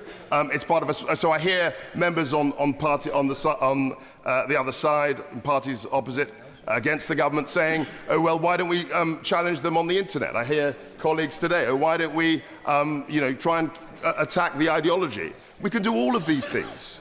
We can do all of these things. None of these things militate against each other. It's not a question of either or. It's a question of a range of responses that we need to deploy against something that we've rarely seen, that we've never seen, I would suggest, in the modern world. And so I think that when people are looking at what the government is trying to do, it's no good talking about the 2003 invasion of Iraq. That was a completely different set of circumstances. It involved the commitment of ground troops, British ground troops, in a transnational coalition. What we're doing and what the government is asking today is simply an extension of what has already happened. And you can't on the one hand say it'll be the most devastating thing in the world if we do bomb ISIS targets, and then on the other hand say, well, it doesn't do very much, so what's the point? It's one thing or the other, and I think people on the other side have said both. They've said it's so insignificant that we shouldn't be bothering, and they've said that it'll just devastate and bomb Syria into oblivion. Both of those things cannot be true. And it's never been the part of the case of the government that a bombing campaign in itself would destroy ISIS. What has happened has been 3 things. There's been the Sharm el-Sheikh outrage, there was the Tunisian outrage, and there were the particularly savage attacks in Paris. These have completely shifted the circumstances in which we find ourselves, and it is entirely justified for the government to extend the provision to attack Syria as it has done in Iraq. Curtin. Thank you, Mr. Speaker. I won't dwell on any sense of resentment that the SDLP might have about the line from the Prime Minister around terrorist sympathisers, but I do think it was an unworthy line, and it did warrant an apology in the context of this debate. But today is not about any feelings of personal offence that any members of this House might bear. It is about the real fears, the real threats and the dire suffering faced by people in Syria, and the concern that so many honourable members have expressed for the safety and security of their own constituents as well. And people in Syria, as we know, are caught between the barrel bombs of Assad, the barbarism of Daesh, and they struggle to reach the barbed wire that is now going up in Europe. And yes, their plight does need a comprehensive strategy, does compel a much stronger response by this House, by the government in this House, and by other governments across Europe. The Prime Minister has told us that he is offering a comprehensive strategy. He told us in the opening statement of this debate that he has listened to many of the considerations and concerns raised by honourable members, and in effect he has collated these. He has co-opted these considerations into the rolling references that we now have in today's motion, which is presented as a comprehensive strategy. I don't believe that it is coherent or complete in its parts. I don't believe that it is convincing in the collateral considerations and claims that are or are not addressed, nor is it cohesive in how its different dimensions actually meet and join. And like the honourable member for Spelthorne, I do think that it is right that we test the logic of what we are hearing in both sides of this debate. I am not among those who, in arguing against the government motion, is saying that it creates a bigger risk of a terrorist threat in anybody's constituency in the near term. I don't think it makes a difference one way or other to a threat that is real and live. So it is not that. But I do think there is a severe risk of feeding what we are trying to fight, by feeding a wider agenda of radicalisation, by adopting the role that the jihadist playbook actually craves a House like this to adopt, and say we are going to go for airstrikes. And why? Airstrikes, we are told, should happen because it is merely an extension of what is already happening. And the people who tell us that are also the people who tell us there is no danger of mission creep in what the government are proposing. Yet there has been absolute mission flip already in relation to this, because only 2 years ago the idea was to go in an airstrike against Assad. Now it's to go in an airstrike against the very people that we would have been assisting if we had done the airstrikes 2 years ago. What feeds the jihadist agenda? Territory. And the more territory they gain, the bigger their so-called caliphate to be able to recruit jihadists, indeed from this country as well. So the fact that we've been able to reduce territory, regain it by 30%, has been able to degrade them, been able to get it back, and been able to start to degrade their ability to radicalise jihadists. But let's remember, their concept of the caliphate isn't merely geographical and physical. They have another concept in relation to the caliphate, and there is a danger of Western powers all piling in because we say it's merely an extension of what we're already doing. We have the argument been made, well, we shouldn't recognise that border because ISIL don't recognise that border, so ISIL dictate the terms in which judgments are made. We shouldn't be taking our standards just by Daesh. The argument is also made, well, we have to do it to stand by our allies. Does that mean that the next thing the allies do, this House also has to do and support? What about the issue of ground troops, for instance? So, honourable members who are supporting this motion, who are supporting airstrikes, many of them are very clear that they wouldn't agree with ground forces. We're told that that's one of the merits of the motion, that there's no commitment in it to ground forces. But what if people say, well, that's what required? That is what is required. The operational circumstances and requirements, the exigencies of the conflict in which forces will then be, require ground forces because the 70,000 Free Syrian Army people aren't there. They can't be provided by CGA. What is going to be done if everybody agrees that ground forces would be needed to make a success in terms of what the government say they're trying to achieve in Raqqa? Then what is to be provided? What happens then whenever Assad decides he's moving into that position, supported by Russia? And then we have a conflict within the alliance itself, because we have government are doing this on the basis of a shifting alliance with some very shifty allies, including some who have been the syndicators of terrorism. powers and personages within the Gulf states. Question what Turkey have been doing in relation to oil and arms in relation to Daesh. Question what is going on in terms of Saudi Arabia and what they have been doing. And these are our allies. And according to the government's mission, when that turns, where do we go? We will have mission creep. Though I share the government's objectives, I'm afraid I have strong and deeply held reservations about supporting an extension of the bombing campaign without a longer-term strategy. Indeed, my concerns were admirably summed up by the chairman of the Defence Select Committee and the member for Chichester in their earlier speeches. I am not opposed to a bombing campaign per se, but as my right honourable friend the Prime Minister himself has acknowledged, and across the House there seems total agreement that a bombing campaign alone cannot succeed. It can only be a prelude to a ground campaign. The motion before us specifically excludes UK ground forces, and so we are to fall back on the 70,000 members of the Free Syrian Army. Whether this figure is accurate, I don't know, but I'm very prepared to accept the government's acknowledgement that it is.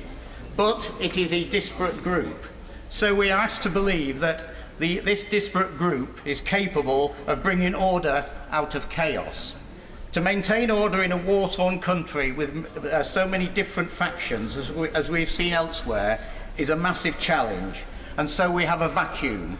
And as we know, vacuums will always be filled. I'll give way, yes. I thank the honourable member for giving way. On top of the points that have already been made and he makes in terms of the 70,000 opposition forces, does he agree with me that those opposition forces are in the southwest of Syria whilst the Daesh is in the northeast, so there are logistic issues as well? I've no direct evidence of what the honourable gentleman says, but I'm very prepared to accept that that may well be the case.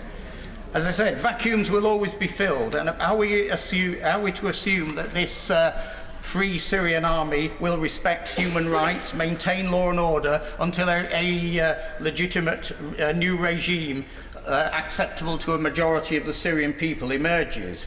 And how would we assess whether indeed a new regime was acceptable to the Syrian people? Who will install this new regime? Mr. Speaker, I want to be convinced of what is of a way forward, but sadly I am not yet convinced. We went to help and support our French neighbours, but because unlike the suffering that we often see on our TV screens in, say, Gaza, Yemen, Mali, they tend to be distant places, whereas we can readily identify with our French neighbours.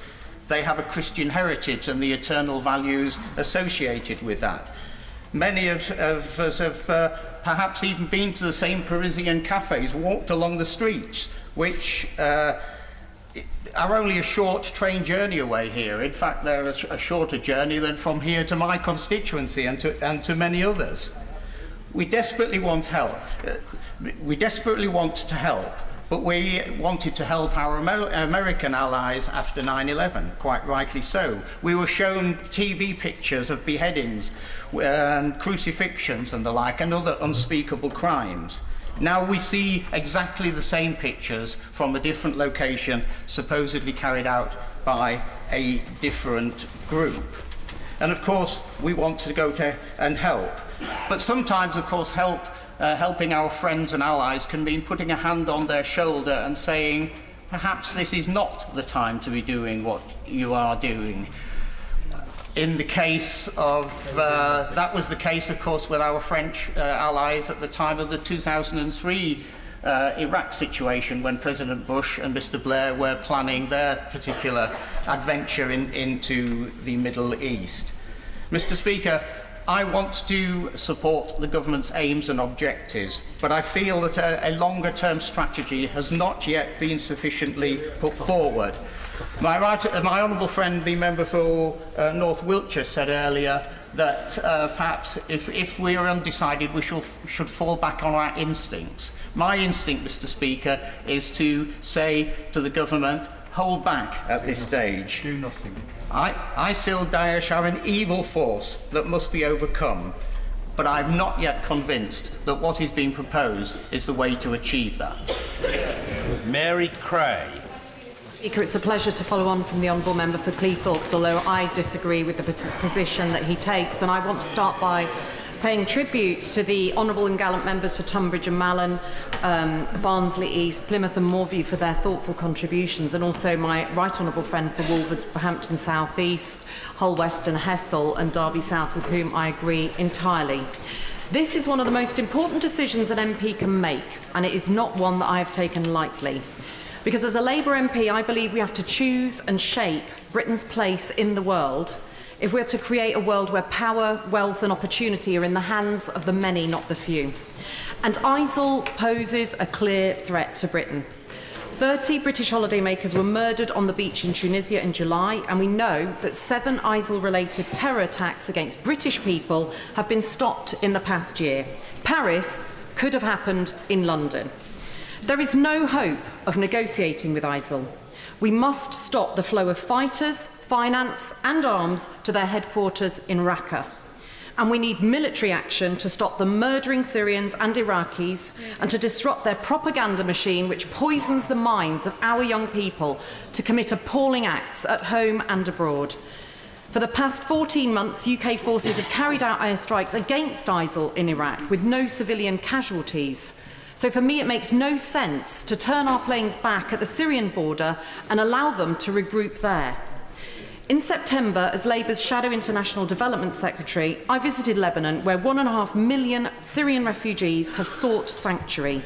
1 in 4 people in Lebanon is a Syrian refugee. DFID has made a huge contribution to the aid effort there, opening up Lebanese schools to Syrian children so they can continue their education and have some form of normality after witnessing the horrors of that war.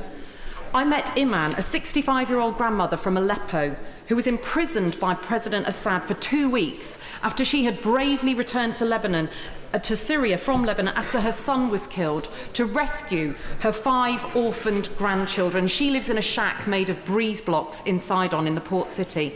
Hadia told me how her husband, a Red Cross volunteer, was killed in Syria and how her 4 older children are still trapped in Homs, but she didn't want to go to Germany on a resettlement programme because she couldn't bring her elderly mother with her and she would not leave her alone to die in a camp. And I met Ahmed from Raqqa, and I met the 10-year-old girls working as agricultural labourers in the fields, their childhood stolen from them by ISIL, taking over their town, but still better than staying in Raqqa and being enslaved there.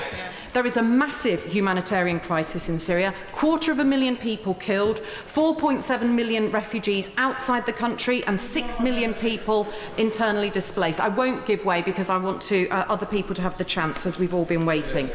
The UK has given aid to Jordan and Syria, but aid is not the answer to the problems of Syria. Peace is the answer, and we need a fresh diplomatic effort to bring peace to that country. The Vienna talks offer a real hope of that, with Russia, Saudi Arabia and Iran all around the table for the first time.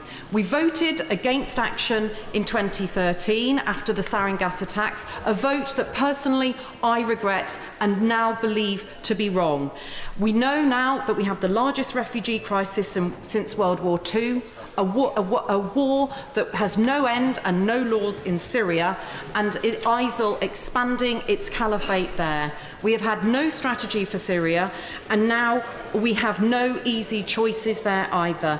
We need to see a ceasefire, a political settlement, and a path to democratic elections, which is why I shall support the government tonight. Helen Whately. Thank you, Mr. Speaker. May I pay tribute to you for your incredible stamina this afternoon, which I've been unable to match. I pay tribute to the member for Wakefield for her impassioned speech. Like her, I have recently visited refugee camps. Mr. Speaker, a few weeks ago I was in Gaziantep talking to refugees in a camp near the border between Turkey and Syria. There were rows of containers converted into 2-room dwellings, a school, a clinic. It was basic but sufficient. But without exception, every refugee I spoke to was desperate to leave, desperate for an end to the chaos, for their children to grow up to live a decent life. And there are millions of people with that plea in countries around Syria and within it who want us to help bring about peace in Syria. But, compelling though that may sound, that is not the case to go to war. The justification for airstrikes in Syria is, first and foremost, because Daesh is a threat to our national security. They and their affiliates have targeted British people on holiday in Tunisia, through social media inciting young people to leave their homes and fight, and here in the UK, though their plots have been foiled so far. And as other members have said, targeting them in Iraq but stopping at the border doesn't make sense. If we are serious about reducing their ability to attack us, we have to degrade their capabilities in their heartland in Syria. Secondly, Mr. Speaker, we should stand by our allies. After the Paris attack, if we don't stand with France now, when will we? And what confidence can our allies in the Middle East have in us if we sit on our hands now? For months, they have called for us to play a leading role in the coalition against Daesh. We cannot ignore that call any longer, and we have to restore their faith in us as an ally. Of course, there are concerns, and we in this House are right to raise them. Is this another Iraq? Well, the member for Spelthorne just spoke sagely on this point, and I am reassured that we have learnt lessons, and we should be careful that mistakes of the past don't mar our judgment in the present. Airstrikes will degrade Daesh but not defeat them, so what will happen next? Well, some boots on the ground will be needed, and one group of terrorists must not be replaced by another. But as the Right Honourable Member for Rutland has said, we may search in vain for certainty. However, one thing I believe for certain is that the coalition, and Britain as part of it, must commit to seeing this through. I think my colleagues are keen to speak, so I will press on. I'm sorry. This action needs to be part of a serious and long-term commitment, not only to Syria, but to the region. And we must use our influence to promote stability and legitimate governments there, for there are many fragile states in the Middle East. And as I heard time and again on my recent visits to the region, stability in almost any form is better than chaos. And we will need to be pragmatic, because democracies take generations to develop. This action is just one part of the battle we need to wage against Daesh and Islamic extremism. It's a battle which we must wage culturally, ideologically, economically, militarily. It is a battle of our generation, and it's imperative that we win it. I'm just wrapping up. So we must commit, and for that reason, I will be supporting the motion tonight. Albert Owen. Contribution by paying tributes to the RAF and the personnel, men and women, many of whom will have done their training in my constituency.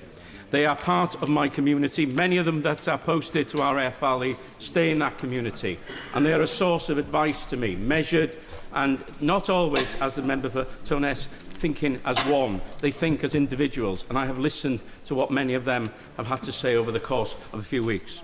I listened also to the Prime Minister last Thursday, and I agreed with a lot of what he said, but I don't think that he had a coherent policy and plan for the action that he's asking us to take tonight, because I believe that it is flawed on the grounds that we don't have sufficient ground forces. Now, I don't come to that decision lightly. I listened to the debate when we were debating Iraq, and I supported action then, because the Prime Minister convinced us that the very reason we were taking that action is because there was solid troops on the ground and a solid government. We do not have that in Syria. So those that say it's just the same, there's an artificial boundary, should listen to what the Prime Minister wants. And I will quote the Prime Minister, but unlike you, Mr Speaker, when you were on these benches, I have to read the exact column. I don't have the memory that you once had when you're doing it. Because in column 1257, on the 26th of September 2014, in an answer to the honourable gentleman from Gainsborough, who suggested that airstrikes without ground forces would be just gesture politics, the Prime Minister said, and I'm quoting directly, "To be absolutely direct," he said, "I'm not claiming that airstrikes alone can roll back this problem. What this problem requires is a comprehensive strategy. What the problem also is a well-formed Iraqi government and a well-formed Iraqi armed forces, because they, in the end, will be the ones that will defeat ISIS on the ground. Now, the lack of that in Syria makes it, I think, unfortunate and makes it wrong for us to proceed with that action. For those reasons, I won't be supporting the government motion tonight, because I believe in consistency. I believe that the Prime Minister is not being consistent in his arguments of that period and what he's saying today. Yes, external factors have changed, but the practical ability on the ground has not changed. I want to ask the Foreign Secretary a question directly. I intervened, as you know, on the Prime Minister early on, and the Foreign Secretary is somebody who I believe can answer this question directly. My constituent's son was killed in an accident as a trainee pilot in 2012. His father has asked me today to ask the government directly that will all the airplanes, and I'll quote his sentence here, will all the airplanes required and are now in Iraq, will they have CWS, which, as he knows, is a collision warning system? Will all the tornadoes have that, and will the typhoons have them as well? Because it's important when we're sending people to war that they have the correct kit. You know, we've argued for that for years. I wanted today to listen to the Prime Minister to come up with something, a UN resolution that he's moving towards, which will give Chapter 7 status and to deal with it. That is not there today. For that reason, I don't think there is a comprehensive strategy. I voted for Libya. I'm certainly not a pacifist. I didn't vote in Iraq because I didn't think the case was to be was made. And I have to say this, it was my colleague Peter Kilfoyle who put that motion, and he's no woolly liberal. Ms. Antoinette Sandbach. Thank you, Mr. Speaker. Today, in his response to the Prime Minister, the Leader of the Opposition quoted from Abdulaziz al-Mashi. He quoted part of his email, but I would like to go on and read some of the rest of it. We have driven ISIS out of our towns before, but it is becoming impossible to do so while we are facing the relentless bombardment of the Assad regime and Russia. The territory that ISIS controls is crucial to their growth, their capture of resources, and their ability to conduct terror attacks abroad. We need help in order to keep them out of our towns. The Syrian regime has killed 7 times more civilians than ISIS this year. No, it is not, as Julian Lewis says, that Assad is the lesser of 2 evils. Assad and the Russian airstrikes have been focused on our hospitals, our schools and homes, and much less so on ISIS assets. As their bombardments continue, our towns are weakened, ISIS comes in to fill the void, and amidst economic collapse, provides services and the promise of steady salaries, beefing up their recruitment and their hold on the land. Make no mistake, however, Syrians are resisting. Just last week, in my own hometown of Manbiji, women were kidnapped, an activist was tortured to death, and protesters were shot for trying to keep ISIS out. These people deserve your support, and supporting them is the only way to defeat ISIS. I was not present. I was not present in the parliament that refused to take action against Assad and his regime. But as Edmund Burke said, the only thing that is necessary for the triumph of evil is for good men to walk by. This has not been an easy decision, but my decision to support the motion is based on a clear plan agreed in the Vienna process, the support from the UN to tackle the barbaric operations of Daesh, and the commitment of the United Kingdom to action which is focused on diplomatic, humanitarian, military and national security issues. I have read every email from my constituents on this matter. I agree wholeheartedly with the speeches made by the Honourable Member for Tunbridge and Malling and also the Honourable Member for Derby South.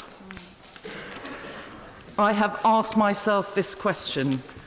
If an attack happened on Chester, masterminded from Raqqa, and my constituents were caught up in such an attack, and I had voted no to further intervention in Syria, would I have acted in their best interests, or indeed in the interests of the civilian populations that are under the devastating rule of Daesh? I believe that answer to that question is no, and I will be voting with the government tonight. Roger Godsiff. As has been said on many occasions during this debate, everybody agrees that Daesh is an organisation which is a threat to us all, our way of life, our liberties, and it has to be destroyed. However, I'm not convinced that dropping more bombs on Syria is going to add anything to the defeat of this organisation. There are already a lot of bombs being dropped by Russia, America and France. And apart from not destroying Daesh, it's creating terror amongst the population and resulting in mass displacement of the Syrian population. This in turn is causing huge problems for European governments who are trying to cope with the flood of refugees. Of course, we in this country should support France, and we should give support, solidarity in various other ways. The member for Halton Price has outlined some, other members have outlined other ways we can assist. And of course we should give logistical, intelligence and special forces support to the Kurds and the elements of the Free Syrian Army who are actually doing the fighting on the ground, because it is only ground forces and Arab ground forces which will eventually bring about the displacement and defeat of Daesh in Syria. Now, the PM has said that there are 70,000 Syrians who are ready to fight, and I take him at his word, and we shall have to see. However, I suspect that this assertion will come back to haunt him in the same way that the assertion made by a predecessor at the very same dispatch box that the UK was only 45 minutes away from a nuclear or chemical attack by Saddam Hussein has continued to shred the legacy of this former PM.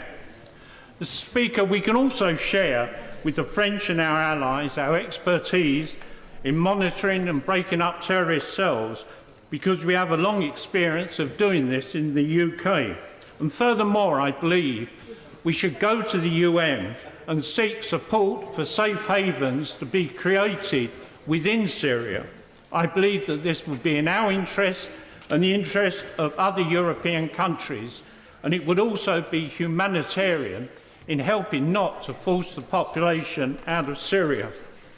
But, Mr. Speaker, there has been one voice amongst the many that have been raised today that has not been heard, and that is from somebody who's actually experienced Daesh and been a hostage of that organisation. And I refer to the French journalist Nicolas Henning. And in a recent article he wrote, "I know for sure that our pain, our grief, our hopes and lives do not touch them. Theirs is a world apart. Central to their world view is the belief that communities cannot live together with Muslims." But he then goes on to say, "They came to Paris with Kalashnikovs, claiming that they wanted to stop the bombing, but knowing only too well that the attack would force us to keep bombing and to intensify these counterproductive attacks." He ends by saying, "I know them. They expect to be bombed. What they fear is unity." Mr. Speaker, we must have unity of purpose in seeking out and destroying Daesh. The Prime Minister will have his majority tonight and he will win the vote, but I don't believe he's won the argument. Mr. Richard Drax. Speaker, First, may I pay tribute to the brave pilots and crew of the RAF who already fly in operations over Iraq. As always, they do our nation proud, and we are indebted to them. Can I start by quoting from the great man himself, Winston Churchill? Never, never, never believe that any war will be smooth and easy, or that anyone who embarks on the strange voyage can measure the tides and hurricanes he will encounter. The statesman who yields to war fever must realise that once the signal is given, he is no longer the master of policy, but the slave of unforeseeable and uncontrollable events. It's a cautionary observation, and one that runs through all the speeches I've heard tonight. The government's laudable aim is to safeguard the peoples of this great nation, to stand with our allies, and to degrade Daesh. Please note that I did not say destroy Daesh, as bombing alone will not achieve this. So what does success look like? The only way Daesh can be truly destroyed in Iraq and Syria is by a large-scale, multinational ground offensive, for which there is no appetite for a multitude of reasons, not least the ghosts of the past which clearly stalk this chamber tonight. But if we truly intend to tackle this problem, destroy Daesh in its lair, and follow through on UN Resolution 2249, a ground offensive is the only practical and logical conclusion. Bombing will degrade Daesh, kill their operatives, and give heart to those fighting this organisation on the ground, but it will not destroy them. The government has made clear that it has no wish to put boots on the ground, which today's motion specifically excludes. But I suspect one consequence of a bombing campaign is that is exactly where it might lead. We are a major player and must play a prominent role, standing up for values that are envied across the globe. Islamic fundamentalism is regrettably our generation's scourge, and it's not going to dissipate in the short term. Could this be our 30-year war? The current threat is real and present and can and must be fought. So let's not discard the idea of boots on the ground, whoever's they may be, but explore that option in the eventuality. As Churchill indicated, conflict subjects us to forces outside our control. Subsequently, every eventuality needs to be examined. Finally, bombing alone will not solve this vexed question, which has divided the House and will do so later.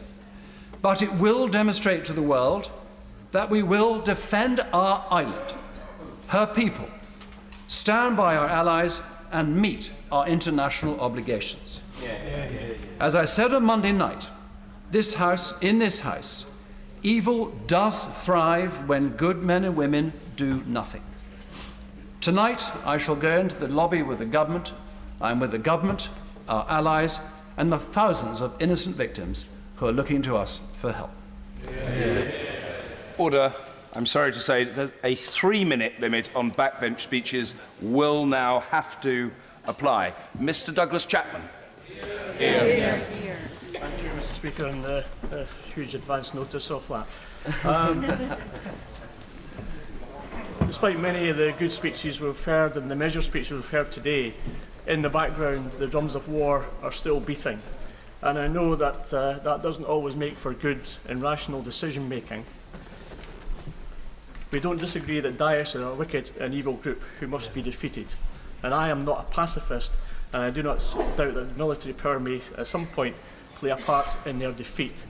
But I am utterly unconvinced by the case that the Prime Minister has made here today. Those speaking in favour of the motion seem to be that they're deploying 3 main arguments for the necessity of British action in Syria. Firstly, that we should do so much to help our allies. Secondly, that the UK has special capabilities vital to the completion of coalition aims. And lastly, that doing so will make us safer at home. I doubt that such arguments are seductive, but I would caution the government and ask itself whether this bombing campaign brings us any closer to a solution or stability in the region. The most emotive argument is the one they're helping our allies, particularly France, which had to endure the most horrific attacks which struck at the heart of their capital city just over a fortnight ago. I followed the First Minister of Scotland, and I was the first MP to sign the book of condolence in the French consulate in Edinburgh. So I and my SNP colleagues beside me here take our duties to France and indeed our other NATO partners extremely seriously. And we have a determination to go after the financiers, the planners, the enablers of that terrible attack, and that will never cease. It just so happens that I think bombing Syria does not bring justice any closer. The Prime Minister, I believe, has made a terrible mistake in forcing the issue through the House, despite the extreme unease of many in this place and outside about the efficacy of airstrikes. Why has he not focused instead of many of the other ways that the UK could help Syria militarily? UK bases in Cyprus have already been offered. UK logistics and support forces are in the area, and intelligence sharing has increased. At a time where it's widely accepted that the UK has lost its strategic edge, the Prime Minister's attempt to make up for this to say, there's a fight somewhere, why is Britain not in it? There's so much more we could do to help our allies. Churchill once said that in face of war, that jaw was better than war.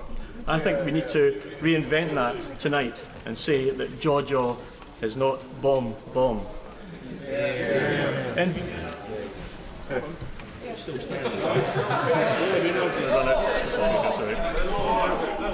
Just to say that we will be supporting the amendment in the name of the SNP. Thank you very much. Thank you. Mr. James Heapy. Thank you, Mr. Speaker. Mr. Speaker, on 3 occasions, I left my family and boarded a plane bound for Afghanistan or Iraq. As the plane went through the clouds, I took what could have been my final look out of the window at this country. And when you do that, you cannot help wonder whether the people that have stood in this place have made the right decision, whether the nation is with you, whether what you are going to do is worthwhile. Today, I rise to contribute to that decision-making process, and I can tell the House that this responsibility weighs heavily on my shoulders. But, Mr. Speaker, I am clear that this motion should be supported. It clearly states that the continuation of airstrikes into Syria is just one part of the solution required to defeat Daesh and to secure a peace both there and in Iraq. Bombing, diplomacy, aid and countering radicalisation at home and abroad are not mutually exclusive. Indeed, in Iraq, Afghanistan and Libya, we have surely seen that they are utterly interdependent. Today, we must decide on military action, and so, Mr. Speaker, I'd like to briefly speak on 4 themes in support of that. Firstly, we are being asked to join a coalition of our closest allies and some of our most important partners in the region. We must answer their call. Secondly, our contribution does enhance the capability of the coalition. Difficult targets present themselves only fleetingly. Prosecuting those targets requires air cover constantly with highly skilled pilots and deadly accurate munitions. Our RAF offers that. Thirdly, the necessity of indigenous ground manoeuvre. In Basra, my battle group was fighting an insurgency that existed almost entirely just because we were there. The 70,000 Syrians and 20,000 Kurds under arms could and should become a cohesive and capable force. However, that bombing campaign will buy the time for them to be manoeuvred into the place that we need so that we can coordinate their efforts in support of those airstrikes. But it is important to note, of course, that those airstrikes do degrade Daesh in the meantime. They have a military effect of their own. And that is why my final point, Mr. Speaker, is that having listened to the debates today, it is clear that the House agrees on the ends that we are seeking to achieve. It is clear that most of us agree on the means with which we are seeking to achieve them: diplomatic, humanitarian and military. The disagreement is when and in what order. I say from personal experience that when trying to buy time in a combat zone, you need to suppress the enemy, keep their head down and deny them any freedom of action of their own. Nothing in a combat zone is perfect, the timing is never right, but we must get on with this. It is what we are required to do to help the Syrian people. Alison McGovern. Mr. Speaker, and I think I speak for the whole House when we remark on our admiration for you today. I pay tribute to the contributions of my friends for Derby, South and Hull West. I agree with the points that they made. We come to this House to choose, Mr. Speaker. Yes, to criticise. Yes, to express our anger at times, but not to commentate. Our purpose of our debate is not entertainment, it's education. It's the education we need to choose. And the choice today is not, as some have implied, on a grand new strategy. It's a relatively narrow choice between a motion that extends our involvement in an existing battle or a vote for the status quo. I will. I thank my honourable friend for giving way. It's not the choice also one between... It's a choice that takes risks, involves risk. The risk of doing something has to be balanced with the choice involved in doing nothing, which equally carries great risk for the country and indeed for the world. Thank you, Mr. Speaker. I couldn't put it better than my honourable friend just did. Now, Mr. Speaker, not for the first time, I have to confess I'm quite angry with the government. I'm angry with them because I believe that they have turned their backs on vulnerable refugees from the conflict in Syria to whom we should have held out our hands.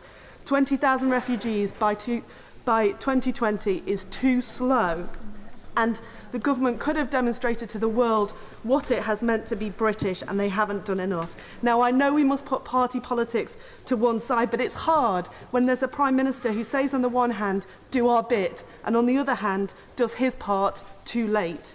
What relevance does that have to our choice today? The answer is trust and commitment. If I vote for airstrikes today, I need to believe that the Prime Minister will stand beside those in the world who need him tomorrow. Part of the justification for the strikes is to show our commitment to the coalition against Daesh, that we are truly part of the fight. But if the Prime Minister wants my support, Mr. Speaker, I want to see his commitment to the bigger fight ahead of us, because the biggest recruiting sergeant for vile extremism is want. It's a dissatisfaction with the chances the world is offering you, whether in the back streets of Britain or in the cities of Africa and the Middle East, where young people find that the powerful in our world forget them far too quickly. It's pervasive want that is fertile ground for the blame and resentment that extremists cultivate. Now, I believe, Mr. Speaker, that we are right to be sceptical of our own capacities, but I don't think we should be sceptical of the Syrian people. I think rather we should offer them refuge now and our backing tomorrow. Whatever choice we all make, Mr. Speaker, we have to live with it, and I will have to face my constituents and explain myself to them with the decision I take, but that is as absolutely nothing in comparison to what the Syrian people have faced. And too much in the past 5 years, Mr. Speaker, I think that we've seen those in need and we've turned away, and we must not do that now. I might not trust the Prime Minister that much, Mr. Speaker, but in the end, the solution to that mistrust is in my hands. If I vote for his motion today, I want him to know that I will be here every week holding him to account. If I do not believe he's lived up to the trust of the British people, we have backbench motions now, Mr. Speaker, and I will waste no moment in using them. Any support I give to the Prime Minister is conditional, and we will return to this question again and again. As my right honourable friend, the member for Pontefract and Castleford, said so well, if our job is to work for peace, Mr. Speaker, then we will do it with scrutiny, and we will scrutinise the Vienna process to make sure it happens. Now, we vote today just on one tactic in this greater struggle, and I see the limits of the choice in front of us. My party, the Labour Party, has a bigger task, and it's one that I'll never just leave to the Prime Minister. The end to the extremism that we face today comes with a decent and fair society, and we waste not a moment now in fighting it. Wendy Morton. Mr. Speaker, the first duty of a government is to protect its citizens and its country. And whether or not to use military force is often one of the most significant and toughest decisions that any government, and indeed we as individual MPs, will take, and especially so for myself as a new member of this place. Much of what I have to say has already been said with far greater eloquence from honourable and learned friends and members of this chamber. However, this is a serious matter we are debating here today, and one which my constituents take an interest in too. In recent months and weeks, we have been watching an already fragile and serious situation in Syria further unfold and deteriorate. We have heard statements here in the chamber, we've listened to debate and been able to ask questions, and rightly so. We're in agreement. We're all appalled by the crimes ISIL commit daily against Syrian civilians. We can't fail to be deeply moved by the plight of millions of Syrian refugees forced to flee their homes for safety, and the many more that are displaced in their own country. And events in Paris have brought the seriousness of this yet closer to home. As we have heard and as we see, this is a complex situation needing a complex and a comprehensive response. Mr Speaker, the UK through DFID is already providing humanitarian aid to those in the region. Like others in this place, I have visited a Syrian refugee camp on the border of Turkey, albeit 2 years ago, and I saw for myself the work that is being done there. A political situation, though, is also required, and I welcome news that this process is beginning with the Vienna talks. Working towards transitional government will be a key step towards long-term peace and reconciliation and to establishing democracy. But there comes a point, Mr Speaker, when humanitarian, political and diplomatic responses alone are no longer enough. As the direct threat posed by ISIL to the UK increases, so too does our responsibility to protect our country and our citizens. ISIL is extreme and must be isolated. We need military action, not inaction. What message would it send out if, as the Prime Minister said, we subcontracted our responsibilities to others? It's time to stand by and with our allies. It's not logical for our planes to have to stop at the Iraqi border with Syria. ISIL does not recognise the border. They do not stop here. Their HQ is not in Iraq, it's in Raqqa. Our RAF is already in the region operating precision airstrikes now. I believe British action can and will make a difference, and I will therefore be supporting the government this evening. Mr Liam Byrne. Mr Speaker, it's a pleasure to follow the Honourable Lady Falbridge from Brown Hill. She is right that this is a serious debate. It's one that I've considered too, and I'm sorry that I've come to a different conclusion to her. I speak against this motion tonight, and I speak with a great sense of frustration. I'm frustrated because I agree with the Prime Minister that we are at war. We are under attack. We now face an enemy like an enemy we've never faced before. We're fighting against shadowy networks and nebulous states. And today's debate is about the theatre of Syria, but we all know that there are other theatres. We know that there is conflict that we may need to come to in Yemen, in the border of Afghanistan and Pakistan, in the Khorasan region, in Libya, and in parts of Nigeria. The enemy we're debating tonight is Daesh, but we all know that there are other enemies. We know that there are the core of Al-Qaeda that is still present somewhere around Afghanistan and Pakistan. We know there is Al-Qaeda in the Arabian Peninsula. We know there is the Khorasan group at work against us. We know there is Jabhat al-Nusra in Iraq and their allies. And so what this says to us, Mr Speaker, is that this is going to be a long march. And as my honourable friend from Hall Green said earlier, what is critical is that we maintain solidarity and unity of purpose at home for what is going to be a very long fight. And that is why we cannot afford in this House to put forward strategies which we think are high risk, which we think carry too great a risk of failure. And that is what the government strategy, I'm afraid, does this afternoon and this evening. It carries too great a risk of failure.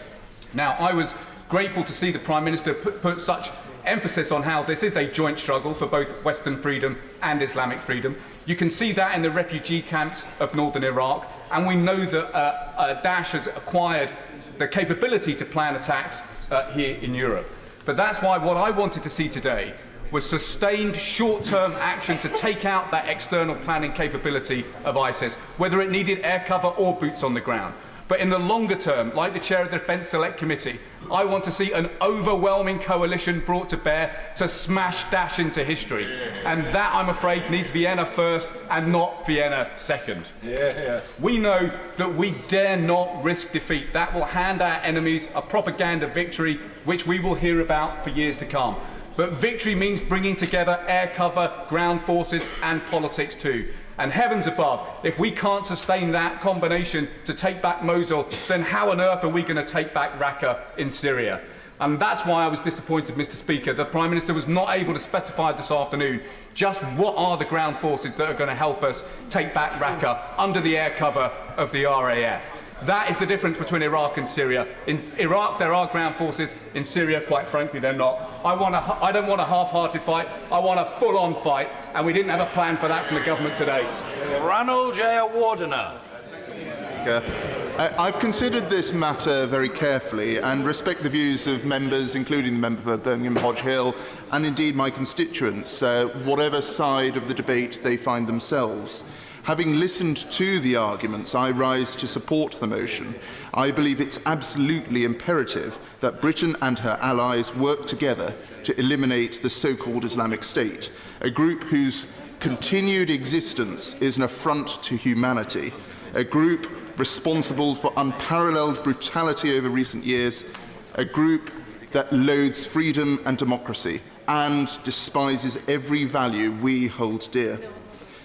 At around the turn of the 5th century, St. Augustine laid out his preconditions for a just war, among them a desire for peace, and as a final decision, when all other means have failed.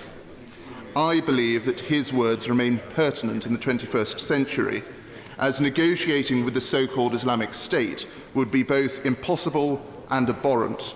Further, I am glad that this motion proposes to target the so-called Islamic State exclusively, for it is this group of terrorists that have attacked us and pose our people danger. They hate us for who we are, not for what we do. They must be stopped. Now, while we might not approve of the actions undertaken by the Assad regime, our overwhelming priority must be to protect the United Kingdom and support our allies. To do this, we must stabilise Syria, avoiding the creation of further ungoverned spaces in which terrorism will thrive. Had this motion mandated a complete overthrow of the Syrian regime by force, leading to the destruction of the apparatus of government, I would not, in all conscience, have been able to support it, for we would not have learnt the lessons from past conflicts. We would not be helping to stabilise Syria, and we would not be making Britain safer.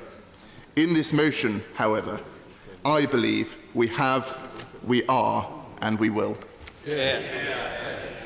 Natalie McGarry. Thank you, Mr. Speaker, and I too admire your fortitude for sitting in the chair for so long.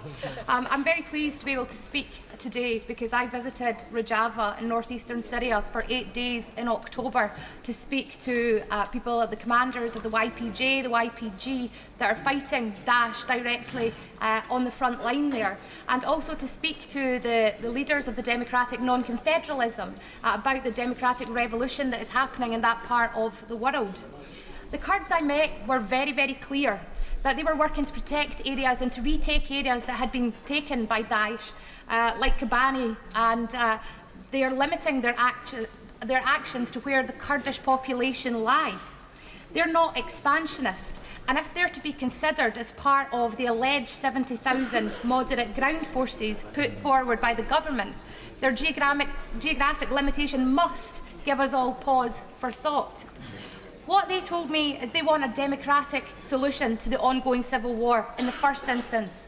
Daesh exists and thrives in the vacuum and chaos from the uprising, and the continued instability of Syria lies in a fractured, multifaceted, multi-layered and multi-factioned response to Assad brutality and suppression. Yes. Many thanks. Many thanks to the Honourable Member for giving way. Would you share my concerns that the allies involved appear to have conflicting goals over the outcome they wish to achieve, the Syria they wish to see, and that we would simply be adding to the chaos and destruction of Syria? Thank you to my honourable friend for her point, and I will come to that later. I completely agree. Syria will continue to be unstable until the world realises that the only solution is democracy. When will the UK understand that shoot first and repent later is the wrong strategy? Indeed, Harry Patch, the last Tommy who died in 2009, wrote that all these lives ended for a war that finished over a table. Now, what sense is that? The Prime Minister refers to allies like the French, the Russians, the Turks and the Kurds. But the Turks recently exploded Russian military aircraft, continue to bomb the Kurds who are fighting Daesh in northeastern Syria and in the KRG area of northern Iraq. They are also accused of closing the trade border, necessitating pontoon bridges subject to intermittent trade embargoes as the only relatively safe trade and transport route from the KRG. Turkey is making it harder for the Kurds to tackle Daesh. The Russians were accused by the Syrians, whilst I was there, of bombing moderate opposition to Assad. Meanwhile, I spotted Hezbollah fighters in the Assad-controlled parts and streets of Kamishlo. There are already too many agents in this conflict. The French, the Americans, the Russians, Israel, Turkey and more are already destroying and deploying airstrikes in Syria with no strategic plans and little success. And how can we proceed when we aren't even sure who our allies are and who they are allied to? Why would the UK consider that repeating the same mistakes would have a different conclusion? The UK needs to support the creation of a safe, no-bomb zone within Syria in the first instance to protect the ground troops, such as they are, who are tackling Assad and Daesh, and to protect the internal refugees in Syria. And we have to support Vienna and a more comprehensive strategy aimed at a democratic solution to the civil war. And key to defeating Daesh is to stop the money flow. Contrary to some impressions, Daesh are extremely strategic in how they operate, closing supply routes and controlling the infrastructure. There is serious money which props this up. Where is it coming from? Who supplies the arms? Who is purchasing the oil? Cutting the funding will kill Daesh more effectively than gesture airstrikes. The people that I spoke to in Syria stayed in Syria because they want to fight Assad and Daesh. We owe them better than to treat them merely as statistics and their country as a casualty of perceived international obligations. Fiona Bruce. None of us come lightly to the decision we make today, but one thing I'm sure of is that at the forefront of all of our minds is the safety and security of every one of our constituents. In coming to my decision today, I have read all of my constituents' letters and emails. And I've also asked myself a number of time-honoured questions as to whether a conflict is just. Would this military action promote a just cause?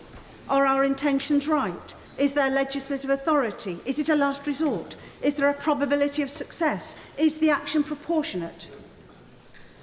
Time prohibits me from a detailed response, but may I say this? In an ideal world, no right-thinking person would advocate military action. But we don't live in an ideal world. Far from it. We and our constituents live with the very real, present and vicious threat of the evil ideology of ISIL, whose ultimate aim is nothing less than to destroy civilised society as we know it. This motion asks for authority for military action, airstrikes, exclusively against ISIL in Syria to defend the UK and to prevent terrorist acts by ISIL. Can anyone doubt this is a just cause? And then again, do we have right intentions? Just as the UK is compassionately motivated in seeking humanitarian efforts in Syria and to support them, supporting refugee camps in Lebanon and Jordan, welcoming refugees here, I believe that support for this motion in many parts of this House is born out of the same compassion for the suffering Syrian people. Children raped, Christians tortured, aid workers beheaded, whole families dispossessed, given three choices by ISIL: submit, leave or die. If our end goal for them is successful post-conflict stabilisation, to help protect them in the meantime from an evil barbaric oppressor which threatens not only their but our peace and security, then I believe we have right intentions. Then there is legitimate authority. Do we have this? Indeed, clearly, if this House supports our government's motion and it notes that we have a clear legal basis to defend the UK in accordance with the UN Charter, then I shall. Will she join me in welcoming the unanimous nature of this Security Council resolution so that there can be no question that the Russians and the Chinese are with us in standing against this dreadful threat? I do indeed. The wider international community, through the Security Council resolution, says that ISIL constitutes an unprecedented threat to international peace and security and calls on states to take all necessary measures to prevent terrorist acts by ISIL. And we note too the requests by other sovereign states, including our allies France and US, for military support. And then, is it a last resort? Well, ongoing diplomatic, humanitarian, political endeavours are continuing, but airstrikes whilst not of themselves enough, will, I believe now, be an essential component if we are to degrade and defeat this terrible force. And then what of the probability of success? The hardest question of all. There can be no guarantees, we've been told that. But as a probability, yes. I believe as a means of degrading ISIL, in terms of weakening its capacity to attack our citizens here, in terms of preventing the spread of its Hittite caliphates in Syria, reducing its training bases with their allure to those at risk of radicalisation, in terms of attacking ISIL's control centres in Raqqa and elsewhere, from which jihadists are sent out to other lands, in terms of reducing the spread of their terrible ideology, I believe that there is a probability of success. And so in considering all of this, I have concluded in good conscience and good faith that to support the government's motion tonight and the action proposed is both right and just. Keeley. Thank you, Mr. Speaker. We've heard some excellent and thoughtful speeches today. Now, there are deep issues in the debate, but I want to touch on one issue that many honourable and right honourable members raised earlier. The Prime Minister's use of the abusive term terrorist sympathisers to describe those honourable members who vote against the government's motion tonight as they believe that he has not adequately addressed concerns that have been raised. Now, ISIL Daesh struck and deeply hurt the Eccles community through the savage murder of my constituent Alan Henning. That community came together, Muslims and Christians, to mourn our loss and to celebrate the life of our local hero. If I choose to vote against airstrikes in Syria today, as I will do, it will be deeply offensive to me and to that community for me to be labelled a terrorist sympathiser for my decision. Not a single person in Eccles or the rest of my constituency has said to me that we should authorise airstrikes in Syria because of the hurt caused to our community by the savage murder of Alan Henning. Now, I have listened very carefully to the arguments of the debate. The question of the 70,000 troops whom the Prime Minister says we can work with has been raised many times. The briefing MPs were given heard that the 70,000 figure is actually only 40,000 open to Western influence, with 30,000 more strongly Islamist and only potentially open to political participation. This is a key question and we didn't hear many answers. The Prime Minister says the troops are not ideal. The Honourable Member for Basildon and Billericay called them mythical. The Right Honourable Member for New Forest East called them bogus battalions. It is important to be clear of the numbers, but has also been said, the strategy also does not address what can stop the moderates splitting into many separate militias in future, given that they are already splintered. It would have been better, in my view, to have worked through the issues around the possibility of coordinating action with these ground troops before this decision had to be taken. Earlier, my right honourable friend, the member for Gorton, gave his reasons for not supporting the motion. He described the military action the Prime Minister asked us to support as a gesture, not effective military action. A gesture that would not get rid of Daesh, would not get rid of Assad, and I agree with my right honourable friend. I also agree with honourable friends who say we must be sure we are taking the right action, the justified action, and the action that will be effective. I am not convinced about that action, and I will be voting against the government's motion tonight. Mr. David Burrows. Speaker, we can often have too much to a partial view of parliamentary history when dealing with these particular issues of military intervention. I believe the relevant to history is not so much the vote in relation to Iraq in 2003, but the vote in relation to Iraq in 2014. Should we be extending that motion that was agreed by a majority of 491 on the 26th of September 2014 to extend RAF operations from Iraq to Syria? It shouldn't surprise us that, indeed, my honourable friend from Braintree and Billericay opposes extension to Syria, because he opposed that motion back in terms of operations in Iraq. It shouldn't surprise us the honourable member for Newport West, the honourable member for Vauxhall, who has spoken against today, the right honourable member for Murray, the honourable member for Foyle. All of those people voted against operations in Iraq. It's not surprising that they're against extending operations to Syria. It particularly should not surprise us that the opposition leader, the right honourable member for Islington North, opposes extending operations to Syria, because he not just opposed the motion back in September 2014, but he was the teller in the no lobby. He was making it very clear then, as I'm sure if he had more of an opportunity to respond to my intervention, he would have done now, made it clear that he, similarly in principle, opposes the operations in Iraq. And what that means, but an implication by it, what it means by implication is that they do not support what has been happening in Iraq, what has been doing good in Iraq, what has been regaining 30% of territory. What they would be doing is going against what is the context of our operations in Iraq, which are the operations which we should be reminded of, which was to go to the aid of Iraq, a right to defend themselves, to support them in their efforts to defend themselves against those ISIL jihadist, genocidal jihadists who were going against Muslims, Christians and Yazidis. We shouldn't forget that context which brought us to vote in favour by such an overwhelming majority. The history we should have, I believe, is as much Kosovo in 1998 as Iraq in 2003. And we should remember there is a real effect here. When we look at the liberation of Sinjar, that liberation effectively was opposed by the leader of the opposition because it was because of the support of RAF pilots along with our allies that led to that liberation. And we saw the horrors of that. And when we now it's revealed... I can, yes.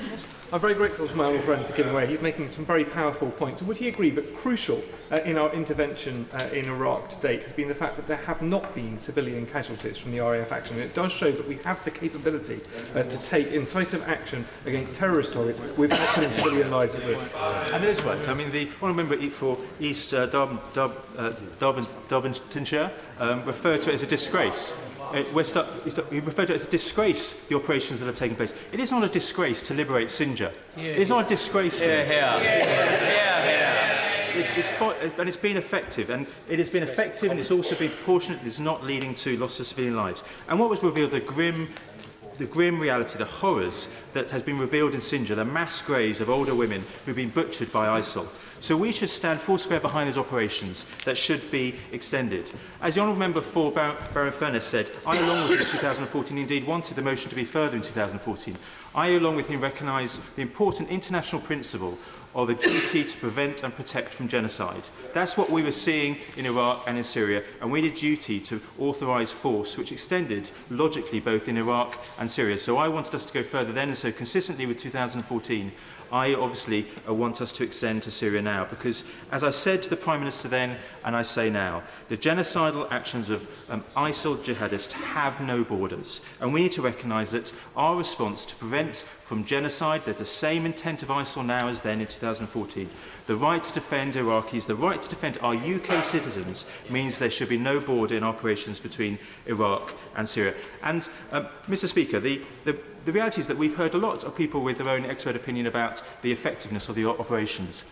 We have to be too careful of becoming armchair, if indeed not bench, generals when it comes to this. Surely we should accept the evidence from armed forces, from security services, from the Joint Intelligence Committee, that we have a very clear and imminent threat to our citizens, and we also have a proportionate response to it. And so my question that I have to my constituents is, if one of those 7 attacks on the UK in the last 12 months had not been thwarted and had got through, what would I have done? I'd have had to say to my constituent families that in the eye that I would say that we must tackle the threat by going to the headquarters. Smith. Mr. Speaker, there is no more solemn or important duty of this House than the decision to authorise military action, and it's weighed heavily on me in recent days. To risk putting our servicemen and women in harm's way is a great and heavy burden, and so it should be. In recent months, we have seen the horror of the attacks in Paris, Tunisia, Lebanon and Turkey, all committed by Daesh. But even these acts of terror fail to tell the story of the full scale of the threat and the fact that it's growing. In 2014, there were 15 global attacks perpetuated by Daesh. This year, we have so far seen 150. Well, my honourable friend could wait. I will. I thought my honourable friend for giving way would add to the list by pointing out that 7 potential attacks in the UK over the last year have been prevented by our counter-terrorism services. Would my honourable friend take this opportunity to put on the record our appreciation of the role played by our intelligence services in preventing terrorism here in the UK? I would absolutely take this opportunity. I thank the honourable member. The threat, therefore, is not theoretical, and our friends and allies across the world have to live with the consequences, and now they are asking for our help. But we must not forget the murder and mayhem being visited upon the people of Syria and Iraq. When Daesh began pushing north from Mosul to capture Yazidi villages, the men and women of these villages were separated. First, the Yazidi men and boys were taken out to the countryside and machine-gunned en masse. After this, the women were separated by age. Those who were too old to be kept as slaves for Daesh were shot. The rest were rounded up as spoils of war. The mass graves from these killings are beginning to be unearthed following the liberation of Syria by Kurdish forces supported by us. The sheer barbarism of this organisation is difficult to comprehend, and I cannot look myself in the mirror every day if I know that we are allowing this evil to thrive. Honourable friends across this House have rightly pointed out that events and recent history across the Middle East must give us pause for thought whenever and wherever we consider any further intervention. And I agree, but our country and my party have a proud history of standing up to tyranny and intervening to protect people from poisonous ideologies and evil despots. This began with the fight against fascism in the 1930s. If you were to visit the town hall in Stoke-on-Trent, you would find a plaque of commemoration to the veterans of the international brigades. The men and women of that movement risked their lives for their commitment to internationalism and solidarity, and to stand against an ideology which they knew posed an existential threat to our way of life. Daesh posed no less a threat. That's right. For this side of the House, the spirit of internationalism, humanitarian intervention and solidarity with people from across the world is one of the longest and proudest traditions for the British left, which is why we must not fall into the mindset of isolationism and recognise that issues of war are never clear-cut. There is a cost of inaction as much as there is a cost of action. And if we allow atrocities to go unpunished and unrestrained, then we will bear the burden for that. That's right. As a permanent member of the UN Security Council, we have a duty to come to the aid of our allies in times of war. As a liberal democracy, we have a duty to stamp out the evils of religious fascism wherever it rears its head. As an outward-looking internationalist nation, we have a duty to play our part against a global threat. It's too late, sorry. If we grow to fear the responsibility of our actions, then we will find ourselves incapable of meeting our obligations to the country, to our allies and to our values. We will all enter the division lobbies tonight with a heavy heart, knowing that there are consequences of our vote, whichever way we choose to act. I am making the difficult decision to vote for extended action against Daesh. No one seeks war, but I genuinely believe that this is the best way to support Syrians and to protect our citizens. Dr. Tania Mathias. Thank you very much, Mr. Speaker, and may I say that I value greatly the speeches from my colleagues, Honourable Member for Dorset South, Tonbridge and Malling, and Plymouth Moor View. I also value all the constituents who have contacted me, and I also value some constituents who I know have been praying. I do believe that Daesh has effectively declared war on us. I do believe that Tunisia and the 7 thwarted attacks are effectively acts of war. In my constituency, I am incredibly grateful for the services of the security forces and the police, because during the Rugby World Cup, most of the blood spilled was on the rugby field. Of course, today and tomorrow, I am concerned. I am amazed by the RAF and what the work they've done in Iraq. I'm amazed that we've done airstrikes and there have been no civilian casualties. I do believe it is right that we should allow our forces to cross that border, the border that the enemy does not recognise. But I am also very aware that airstrikes in Syria may result in civilian casualties. But I do believe that whether I walk through the lobby on the speaker to your right or the lobby to your left, I do believe civilians will die. However, with this motion, I am pleased that the government is linking military action with humanitarian action and diplomatic action. I am very grateful to the Secretary of State for International Development and the Minister for Syrian Refugees when I have asked them, do not forget the refugees in this area that were there before the crisis. And I'm very reassured that all our action will be for those refugees as well, the Palestinian refugees in UNRWA's camp in Syria. Over 10 years ago, I marched with 1 million other people against the war. Today, I do believe it is different. There is a United Nations resolution. There are Arab countries that will align with us. When I go through the eyes lobby, it will be for the refugees, and it will be for the security in Twickenham. Dr. Philippa Whitford. Thank you very much, Mr. Speaker, and I'm glad to follow the honourable member opposite for Twickenham. We both overlapped slightly in Gaza, where we both served. I served there as a surgeon for 1.5 years, having started my career in Belfast, where I also grew up. So I have seen the human results of violence, whether it's due to terrorism or whether it's due to bombing. And it isn't pretty, and it's not something any of us would wish. And having grown up in Northern Ireland, and obviously there are members on these benches who are based there, I wonder how we would have felt if someone thought we could have solved that problem by bombing, by airstrikes. We are talking about a situation that is complex. And obviously we've heard all the objections to the military intervention. I'm not going to go over them again because I've only got 3 minutes. But the chance of chaos is high. We have Russia who wants one thing, we have Turkey who wants another. And I'd like to ask, has anyone informed the Kurds that we are all paying great tribute to, that no one has any plans to give them a homeland at the end of this? So 100 years on, yet again they are being allowed to fight, but we are promising them nothing.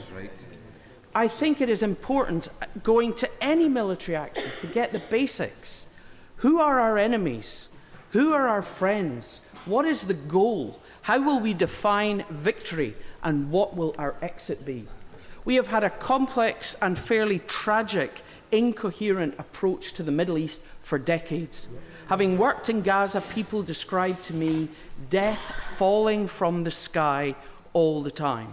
Sometimes directly from Western powers, sometimes from regimes that we either supported or created, all the way from the Shah of Iran to Saddam Hussein. We have supported militias and rebels when we thought they could be of use. But what have they turned into? The Mujahideen becoming the Taliban, the rebels and chaos in Libya. We hear about this patchwork of 70,000 boots on the ground in Syria. What will they become? Are they our next problem? And that's the problem. It's not that anyone here supports Daesh, despite intemperate comments. It's the fact that we do not believe airstrikes will work. The 2 points that were raised were national security and stability in the Middle East. We will recruit extremists there. We will radicalize people here. We all have sympathy with Paris. But that will not make bombing any more effective. So for those who've been struggling with their consciences and how to vote, I beg you, please think again and vote against this. Mr. Bernard Jenkins. Mr. Speaker, following the Honourable Lady from Central Ayrshire, I'm struck once again about this debate that we're grappling with, on the one hand, what is actually no more than a minor tactical correction in the conduct of the air war against ISIS.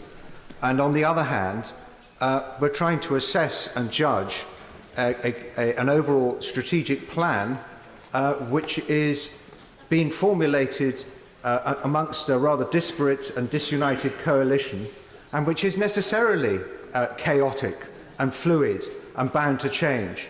And this is in the context, Mr. Speaker, if we're looking at it historically, we've effectively been mounting a 14 or 15-year campaign since 9/11 against a global Islamist insurgency, and we haven't begun to get the measure of this campaign yet. Rather like Northern Ireland, to which the Honourable Lady referred, when we spent 10 or 15 years in Northern Ireland getting it wrong, the West is now faced with a far more complex international problem And we are learning, we're discussing, and this debate is perhaps part of that process, but we haven't got near yet the kind of full and comprehensive understanding that will win us this campaign in the long run.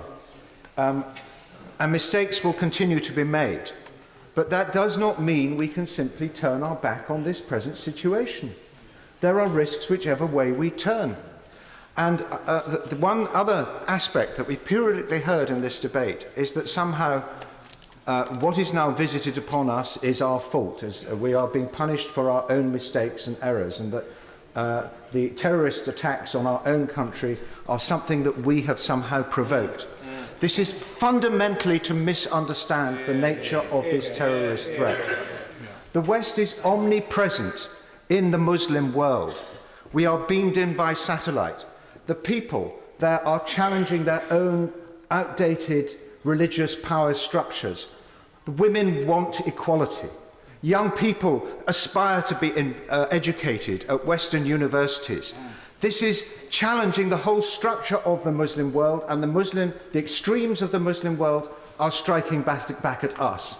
If we just disengage, they're not going to leave us alone. We have to engage with this problem. We may go on getting it wrong.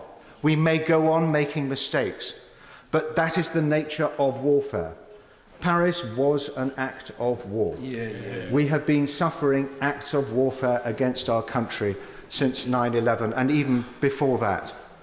The West is going to have to get better, more coherent, more united, and perhaps the most significant strategic effect of this decision is that we will be joining our coalition partners and helping to create that diplomatic and political process. Doughty. Thank you, Mr. Speaker. In the debate in 2013 on action in Syria, I voted against, and I was very happy to do so. I didn't think the case had been made. I didn't think the plan was in place. And I thought through that extraordinarily carefully at the time because I was very conscious of what the Assad regime was doing to civilians in Syria, and they're still doing. And in all the sound and fury and rhetoric, both around that debate and around this debate, it is absolutely vital that we cut through and get to the heart of what we are actually discussing. And for me, I am very much taken with what has been said about that this is an extension of an existing action. This is not a war. This isn't carpet bombing of civilians, as one person suggested to me. This is an extension of action against a barbarous regime that threatens our own citizens. I believe too, as the Honourable Member for Congleton said, that this meets the criteria of a just war, that it meets those criteria on legality, on proportionality, on prospects of success, in terms of last resort. We have a clear UN resolution. The idea that's been put around that somehow you have to have a Chapter 7 resolution is simply not the case. And I quote here from the House of Commons Library, which is set out very, very carefully, and it says, phrases such as all necessary measures as used in UN Security Council Resolution 2249 are code for the use of force in other Security Council resolutions. It is immaterial that they do not mention using force, and they point to a number of examples and different ways in which the UN has argued for that. There is a case for self-defence in international law, and there is also the case of operating against a non-state actor that we are unable or unwilling, the sovereign state in that place, to act against that threatens us. We have a call from our allies, from France and from others, Jordan, the UAE, the Germans are getting involved, that's very clear. There is the military practicality of this imaginary border where we can only operate on one side and not on the other. And then there is the direct threat to the UK and our citizens. And I say this very carefully, Mr. Speaker, because of the individuals that have been recruited from my own constituency, that have gone to fight in Syria and that have communicated back with my constituency and with people here and may well have been involved in plots against this country. And that is a very serious thing to consider because whilst I believe that there's no just a military solution to dealing with Daesh's ideology, we have to tackle it here, we have to tackle it in disrupting their communication methods, in terms of security, in terms of tackling the ideology, in terms of community relations, in terms of local policing. We have to get to the heart. And as long as this regime remains as a beacon in that region, both directing and recruiting and inspiring people, we are going to continue to have a problem even if we meet all of those other criteria. I have my doubts. I have my doubts around the ground troops. I have my doubts around the hopes being placed in the political process, in the failure of this government to follow through on reconstruction, Mr. Speaker, in the past. But we cannot let perfection be the enemy. And I've had to consider, do those outweigh those reasons that I outlined at the beginning? And my answer is no, and that is why I will be supporting the government in its motion tonight. Neil Carmichael. Thank you very much, Mr. Speaker. It's a great pleasure to follow the Honourable Member for Cardiff and Penarth, because I actually agree with virtually everything he has said. I think the key point is this. There is something happening which is dreadful and totally unacceptable, and we have to act. And as United Nations Resolution 2249 actually states, and it is giving us the scope to do something. It sets out really the reason for its urgency and also the reason why we actually have to take action. And I think the thing to remember is this. Daesh is operating in a state which is broken, that's Syria, and a state which is almost broken, northern Iraq. And we are actually extending the same treatment from Iraq to Syria. It is not a huge expansion, it is simply a question of moving to Syria because there's a need to do so. And that need is actually all about making sure we really do strike at the heart of this dreadful regime. And I would also add, it's absolutely imperative that we do a series of other things. We cannot avoid the need to operate through the Vienna process, for instance, because we do need our allies. And you know what? The key point about Resolution 2249 and the request from France and from the United States is that we are wanted, we are actually needed in this fight, and by demonstrating resolution and commitment, we are also strengthening the cause of the Allies generally to deal with this particular problem. Now, of course, it's a battle of ideas. Yes, I'll give way. Don't you think it's rather perplexing that more effort has not been made by the government and others to deal with the arms trade in the Middle East, close the Turkish border that is so fluid to the terrorists, and tackle the problem of the funding from Saudi Arabia? Well, I think the Prime Minister really made it very clear in his earlier speech, and actually previously, that we are taking those steps. Of course, more needs to be done, but things are happening, and they are happening with rigour, and they are happening with appropriateness to the challenges ahead. So I would say, absolutely, we need to do more, and more will be done. But I want to just talk about the battle of ideas because it's absolutely crucial. It is the fact that our way of life is being challenged. It is under attack. Our democracy, our internationalism, our tolerance is under attack. And that's what we have to defend. That's why it's important that we stand up and fight against what is absolutely awful. And the reason it is important that we state those three things and others is because that is how we deal with the moderate Muslims. We remind them that it is important to actually value those things too. Yeah, I'll give way. Does the honourable gentleman opposite not see a danger in Saudi Arabia being given such a huge position in this? They do not share our way of life. Women are not well treated in Saudi, and yet we're giving them a huge role in the region. I think it's an important intervention, but the danger I actually see is the one where we do not participate and we do not actually apply our values, our skills, our leadership in this cause. And the differences between now and before are actually, we need more unity on this one, more than we've ever had before. And the interesting thing also about the vote we had on Syria the last time was that we should have acted then, because the chaos that's raged in Syria since has actually made it possible for the Islamic State to do so well in developing its infrastructure, in developing its reach. And that is something we've got to bear in mind, and we just don't want to make the same mistake again. That would be fatal to our interests in the Western world, fatal to our ambition to create a new Middle East, which is actually where good governance thrives, where the economics is successful, where the culture is great. And I thought this contribution from my honourable friend, the member for Tonbridge and Malling, really hit the nail on the head when he actually talked about that future, that ambition, that design, effectively, for the Middle East. And it's about us working together as nations. I've said this so often in this House already, working together, sharing our capacities, sharing our policies, sharing our willingness to actually make a difference. That's why I am voting for the government tonight. I have done so, I will do so on the basis of considerable thought and considerable discussion with members of my constituency. But ultimately, our responsibility is to stand firm with our allies, defeat a terrible, terrible scourge on our globe, and make sure that we can rebuild. But rebuild we must do. Keir Starmer. Thank you, Mr. Speaker. Following the horrifying attacks in Sousse, Ankara, over Sinai, in Beirut, and most recently in Paris, no one should be in any doubt about the capability and intention of Daesh to carry out further acts of terrorism across the globe.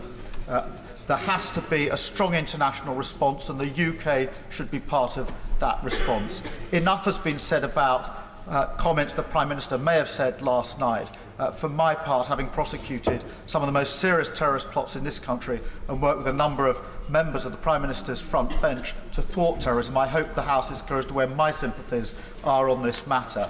The question is whether there is a lawful, coherent and compelling case for airstrikes. So far as lawful is concerned, there's much been said about UN Resolution 2249. It does not in and of itself authorise force, but I accept that impliedly it does reference self-defence, and that would be a lawful basis for action that has been taken and that may be taken in the future. The question for me is whether, if lawful, the action is nonetheless compelling and coherent.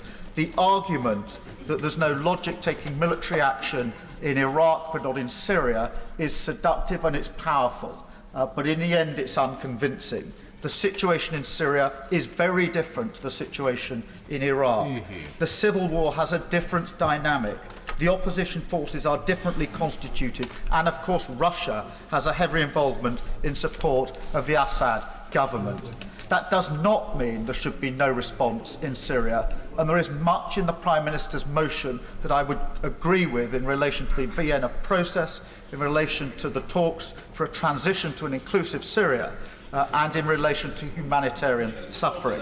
But whether there are to be airstrikes is another matter. I am not against airstrikes per se, and I accept that it's difficult to see how territory can be taken from Daesh without them. But in my view, airstrikes without an effective ground force are unlikely to make any meaningful contribution to defeating Daesh. There is no effective ground force. I won't, because there's lots of people who've been waiting to speak. The Prime Minister's reliance on what he calls the 70,000 Syrian opposition fighters on the ground is wholly unrealistic. They are a disparate group of individuals with varying motivations and capabilities. They are by definition oppositional, and it's hard to see how we could honour them and protect them without being drawn into conflict with Russia. So on that basis, I will vote against the motion tonight. I will say this: I respect the views on all sides of people who form a different view, and if the motion, the Prime Minister's motion, is passed, I will support our forces in action. Richard Graham. Mr. Speaker, tonight's motion on Daesh or ISIL is a defining moment of this Parliament, and I follow a typically thoughtful speech from the member for Holborn and St Pancras. And earlier we had outstanding speeches opposite, I thought, from the Right Honourable members for Derby South, Kingston on Hull, Wakefield and Normanton. And all of them highlighted the seriousness of the threat to our nation, the powerful United Nations Security Council resolution, and the urging from regional governments and our closest neighbour France for our action. Many others today have also argued, rightly, I believe, that tonight's motion includes a logical extension to what we have already voted overwhelmingly for in Iraq, across a boundary that the terrorists do not recognise. Now, some also argue that the RAF would make no difference to what our allies are already doing, and that the risks to civilians in Syria are too great. But if either was true, Mr. Speaker, why would our allies want us in Syria, and why would the Iraqi government want us in Iraq? If the House felt that this was true, that we were achieving nothing in Iraq, then we would surely be criticising the government and calling not just for debates but the return of our armed forces. And if that was true, then surely the Right Honourable Member for Murray would also be calling for no airstrikes at all from RAF Lossiemouth. But he's not, and we are not. And I believe that there is a good case that we have made a difference in Iraq. So tonight, I believe we can find much common ground across all parties through supporting a close European partner and our closest ally, through the umbrella legitimacy of the UN, through the competence of the RAF, and the logic of extending our operational boundaries. To those of my constituents with doubts, I believe it's important to remember that we are not invading Syria, we are not waging war against Islam or Muslims, and that this is, as the motion says, one part of a broader political strategy. And this is our government's big challenge, to defeat ISIL so that a peace settlement can have meaning on the ground. It will be unbelievably difficult given the blood under the bridge and the political, tribal, religious and war-scarred differences of those round the table in Vienna. But like Dayton a generation ago, a difficult settlement and transition is the eventual key, and unlike Dayton, we have a role to play in the peacemaking and subsequent regeneration. That agreement and the governance afterwards is what I believe Syria needs, and its successful failure will determine a generation on whether we have seen to have played a positive role. Mr. Speaker, I didn't enter this House with any enthusiasm to commission our armed forces to take lives and risk theirs, but we have a duty to protect our constituents, and the threat is very real. So I will be voting for the motion, and I urge colleagues from all parties to do so, for a decision not to do so would send the wrong message. Me, extremely grateful to the Honourable Gentleman. Shabana Mahmood. Mr. Speaker, like other members, I have struggled to work out what is the right thing to do this evening, faced with a very difficult decision, as I have done with every decision regarding military action since I have been a member of this House. In the previous Parliament, I voted in favour of action in Libya and in Iraq in 2014 and against action in Syria in 2013. I know how hard it is to vote both in favour of action and against action, and I have learned in the 5.5 years that I have been a member of this place that it is almost impossible to say which of these decisions, with the benefit of hindsight, was 100% right or 100% wrong. Having weighed up the arguments for tonight's motion, I will be voting against. But before I explain my reasons, let me say that the House knows that I am a Muslim. Those that know me well know that my belief in God and in my religion is not just a small part of my identity or simply a box that I tick on the census, but the defining characteristic of my life. And I am a Sunni too, Sunni born and Sunni raised, and since I've been old enough to make my own mind up about these things, a Sunni by choice. And though there is a wide variety of opinion and practice within Sunni Islam, we can all agree that ISIL are not representative of our faith, and they are not representatives of Sunni Muslims. They are Nazi-esque totalitarians who are outlaws from Islam, who engage in indiscriminate slaughter, and who murder any Muslim that doesn't agree with them. If you're different or if you disagree, you die. And under ISIL, I am well aware that a Muslim like myself would be killed. So please believe me when I say that I don't simply want to see ISIL defeated, I want to see them eradicated. But I believe that the action proposed will not work, and that is why I cannot vote for it. I fear primarily the chaos that may come from a vacuum or an ungoverned space. Many members have said that airstrikes alone will not work, and I agree. I believe that we cannot simply bomb the ground, we have to have a strategy to hold it as well, and on this point I listened carefully to the arguments about the 70,000 moderates, and normally we believe that our enemy's enemy is our friend, but in this case I believe that our enemy's enemy will turn out not to be our friend. There are too many different groups with too many shifting allegiances and objectives, and I think that that cannot help. Yes, I will. Would she agree that many British Sunni Muslims and British Muslims agree with her sentiments on this evil sect of Daesh? I'm grateful for that intervention, and I agree with the point made, and I believe in this respect I do, and I'm able to speak for the wider British Muslim and British Sunni community. Mr. Speaker, what of Russia, I ask? They too are acting against ISIL, but they are also bombing some of the very moderates that the government will be seeking to rely on in order to hold the ground that they believe is necessary following airstrikes. Mr. Speaker, I think back also to the decision regarding Syria in 2015, 2013, when I feared that action against Assad without a more comprehensive strategy would create a vacuum which would lead to more militancy for which we would be responsible. And now I believe an ISIL first strategy risks strengthening Assad and creating another deeper crisis for which we are also responsible. And as for our own security, Mr. Speaker, I believe, my instinct tells me that the threat to us is probably the same whether we act or we don't act. ISIL are not going to give us a free pass if we vote against, and we're not going to be any more in their sights if we vote in favour. Finally, Mr. Speaker, in the short time left to me, there has been some suggestion in the last day or so that when the time for apportionment of blame will come, those who vote in favour will have to step forward and there will be nowhere to hide. If you vote against, as I will, the implication is that you can avoid the blame. For those who think this way, let me say this: if only the world were that simple. There are consequences, and innocent people will die from action and inaction. Whatever we decide tonight, we will all bear a measure of responsibility. Mary Robinson.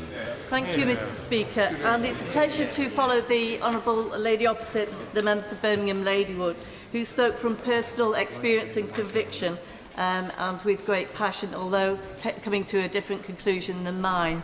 Mr. Speaker, matters of war and peace, the security of the United Kingdom, are the primary responsibility of this government and this House.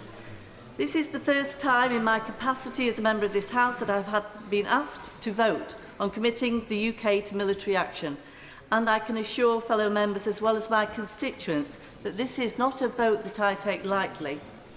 I've carefully considered the arguments made by the government. It is clear that Daesh poses a direct threat to the UK, and recent attacks across the continent, Tunisia, Turkey, Lebanon, the downing of a Russian passenger plane above Egypt, and more recently the horrific attacks on Paris show that Daesh is capable of truly international terrorism. Clearly, it is a terrorist group which does not respect borders, and the people of the UK are in their sights too. Every day when I come into this House, I see the notification telling me that the threat level to this country and its people is severe. This means a terrorist attack is highly likely.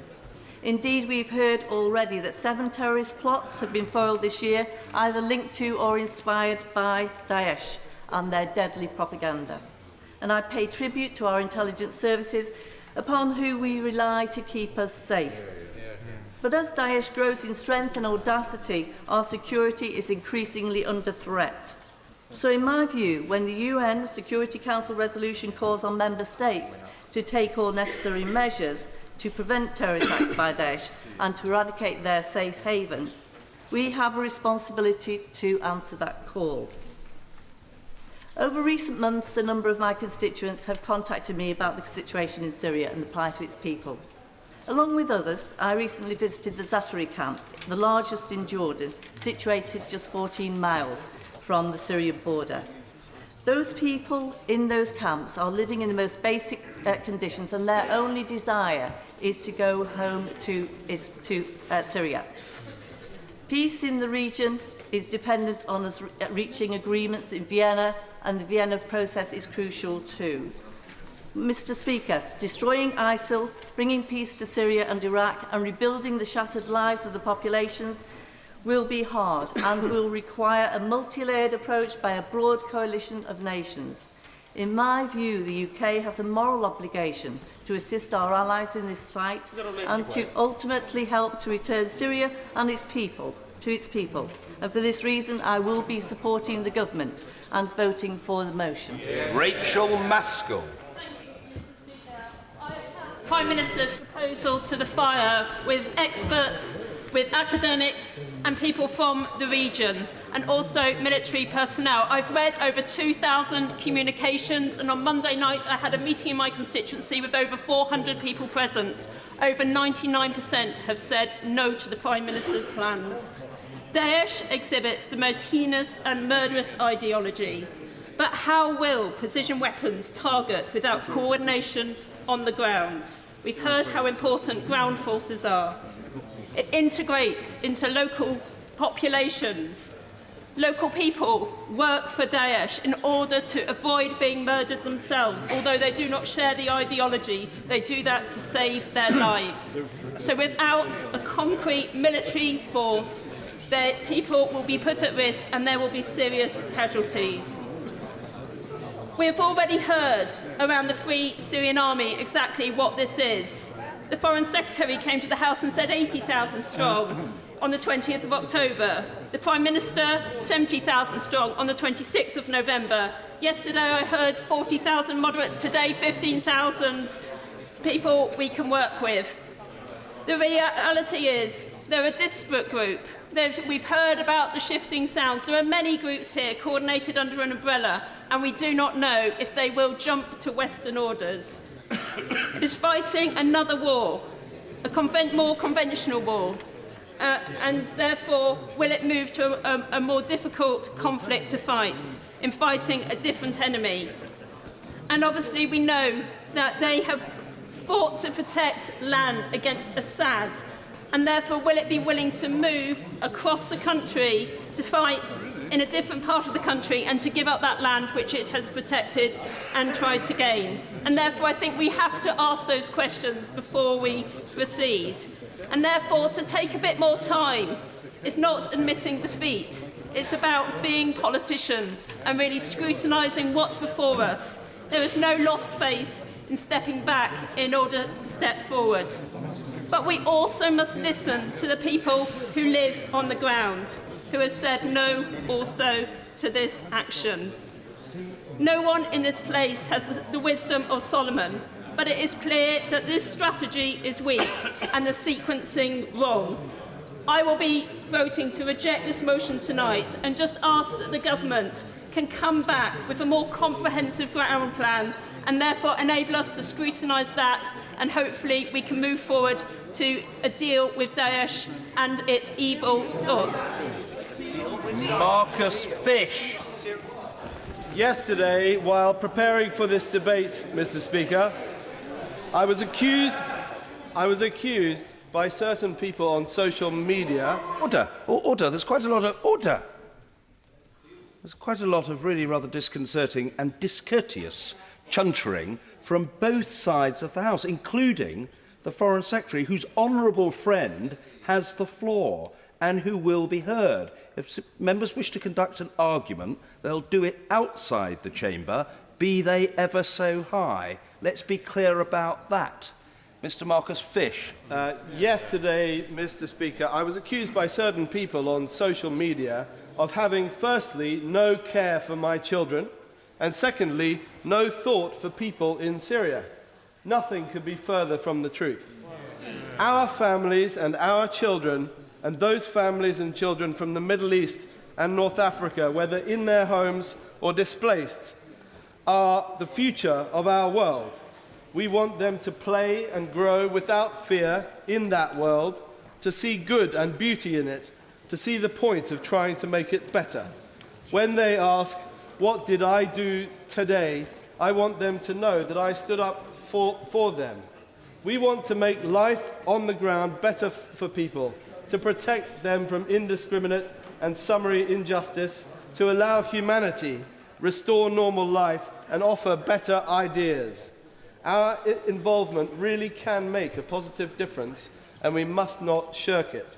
Militarily, we can, with more precision, take out targets that we see that threaten us, or those on the ground, saving lives. We are not bombing Syria in the way some allege. And diplomatically, our involvement will give us the best chance to shape efforts towards a lasting political settlement. If we want to be able to negotiate, sometimes very firmly, as we should, with Russia, Iran, the Syrian establishment and our allies in the Gulf states and beyond, we have to be credible. We can't expect to have influence with them to shape our world if we are unwilling to use the powers we have, when asked, to make the transitions to a political solution less painful than they otherwise might be. We want the civil war in Syria to end and for hope to return. I am persuaded that there is, right here in Vienna and our firm diplomatic strategy, backed by action tonight, a real chance that we can help that happen politically. And I want to commend what is, in fact, a comprehensive strategy to the House.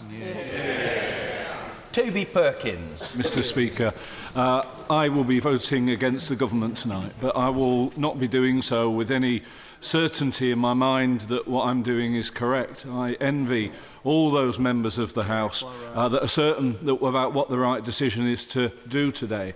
I envy those people who've contacted me on Twitter.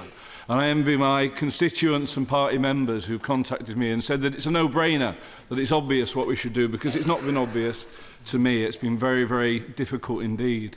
I have listened to a number of contributions from my honourable friends who will be in a different lobby to me tonight, but I've agreed with a great deal that they've had to say. And in coming to the decision that I've come to, it's been incredibly difficult because there is a huge amount of the contribution that's been made from honourable friends who will be voting with the government, with which I do agree. I agree that Daesh is a peril that must be defeated, and I agree that they are an evil scourge that inflict misery on huge numbers of Muslims, killed far more Muslims than Westerners, and I agree that we should not turn our back lightly upon our allies and have tremendous solidarity with the people of France, upon whom such misery and carnage has been recently visited. I agree, as an internationalist, it's not easy for me to turn my back on that United Nations resolution that went through. And I agree that the action being proposed tonight has a strong legal basis. So why will I not be supporting it? I won't be supporting it because sometimes I believe that the kindest thing you can do as a friend is to say to your friends in their moment of torment that the direction that they're taking might not actually be the resolution to the problems that they face. And I think that what we have in front of us is a motion. I listened with great intent to the briefing that we had yesterday from the Foreign Secretary and others, which I thought was incredibly professional. But it was not able to answer the central point about the ground forces. And when people say, well, we're doing it in Iraq, why aren't we doing it in Syria?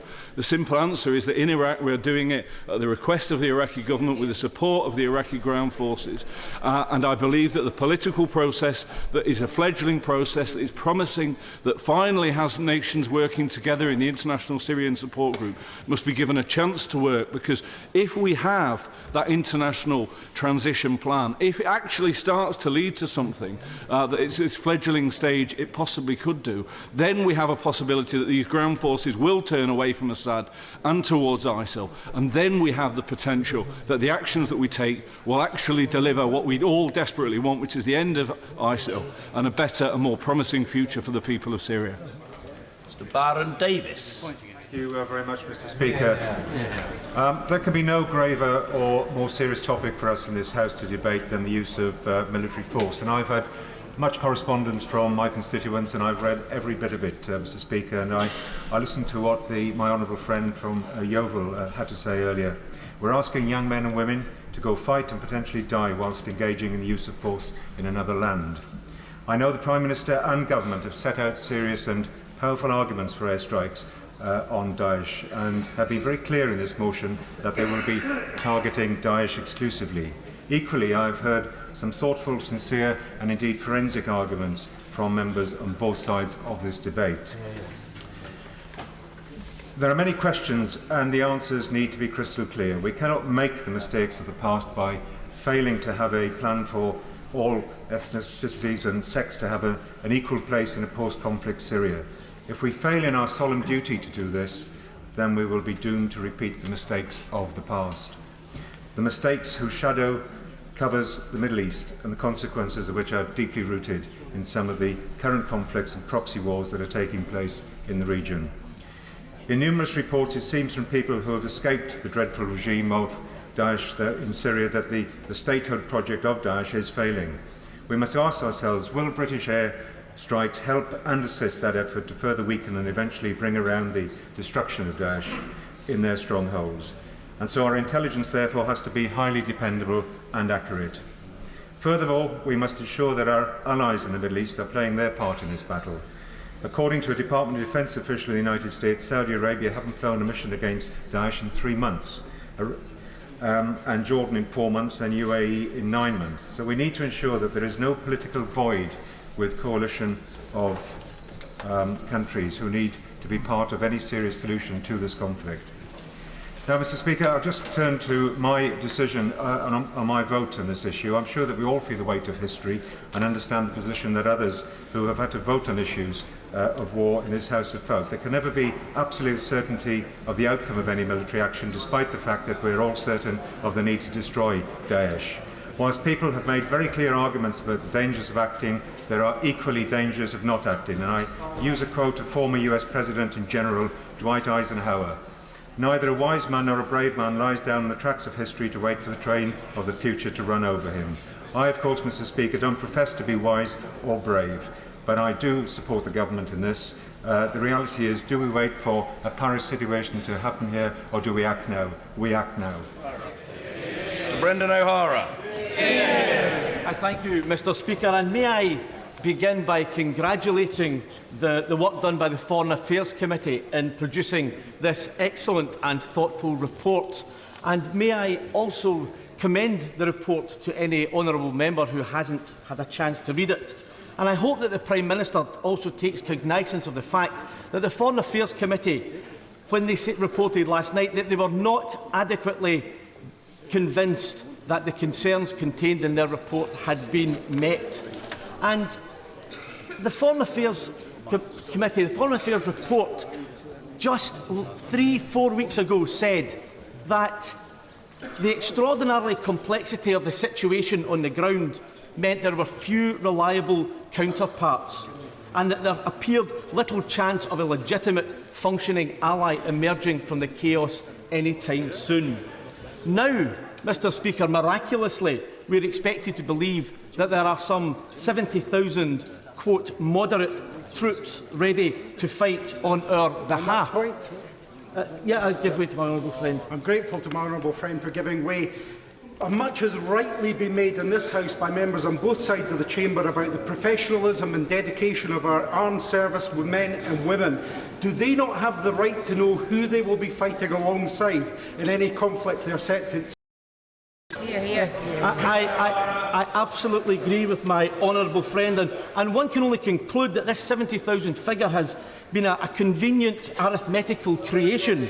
That I will come to you in a moment, to let me finish this point, that adds together a multitude of people from different cultures, different factions, and with widely differing ambitions for the future of Syria.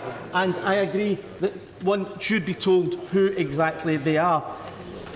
I fear that the 70,000 figure, this claim, will define this Prime Minister's drive for military intervention in the Middle East, in the same way that a claim of being just 45 minutes from attack has defined a previous Prime Minister's justification for earlier misadventures in the Middle East. I give way to my... I'm grateful to the Honourable Gentleman for giving way. I've been so kind about the Foreign Affairs Select Committee. The least he deserves is another minute. Could I draw his attention not only, obviously, to the Prime Minister's statement, but he might want to look at Charles Lister's work, who's a visiting fellow at the Brookings Doha Centre and who has blogged on the Spectator site, where he breaks down the 75,000 reasonably accurately. So I suggest he looks at that. But of course, the key issue here is the change over the last month at Vienna, which Mr. Speaker, and I do commend the report. I think it is a first-class piece of work. The report also said that any UK involvement in airstrikes would be unlikely to be a war-winning intervention. Indeed, Sir Simon Maile, when speaking to the committee, said that this is not a war-winning air campaign by any stretch of the imagination. And even the most enthusiastic cheerleader for UK airstrikes in Syria have to agree that very few planes will actually be involved, and our contribution will be extremely small. But at the same time, the Prime Minister was telling us that a major military plank of the argument for airstrikes was that we had a unique contribution to make. And that unique contribution was the Brimstone missile. Indeed, it was the Prime Minister himself who went on the record as saying that UK Brimstone missiles were the unique asset that the UK and the RAF had to bring, and we were being lobbied by coalition partners in order to bring that to the theatre. But as I pointed out to the Prime Minister, the Royal Saudi Arabian Air Force have been using Brimstone missiles since February of this year. And I asked them specifically that question. Mr. Speaker, let's be honest, the UK government's desire to take part in the bombing of Syria is less of a military contribution and more of a political statement. This government has, since 2013, felt left on the sidelines, and it has been itching to get a piece of the action. And similarly, with so much of the UK's thinking, this is more to do with how the UK will look to other people than it does asking what good we can do. Mr. Speaker, no thank you. Decades of military intervention in the Middle East, and we do not have a success to show. Mr. Speaker, there are more than enough people dropping bombs on Syria. We do not have to add to the chaos and the misery and the inevitable civilian casualties by adding to that. Yes, Daesh are evil, and yes, they have to be defeated, and yes, we have a contribution to make. But dropping bombs from 34,000 feet is not the way to do it. Let us not repeat the mistakes of the past. Let us embark on another Middle Eastern misadventure. Let's not us embark on another Middle East misadventure and go in without a credible plan to win the peace and secure the future for Syria. Vin Foster. Thank you, Mr. Speaker, and it's a pleasure to have a chance to speak straight after the honourable member for Argyll and Bute, who, whilst giving us a range of problems, seems to be somewhat lacking on potential solutions. The one thing I do agree with the SNP benches on is which was the change pushed forward by the member for Ockhill and South Perthshire that we call Daesh.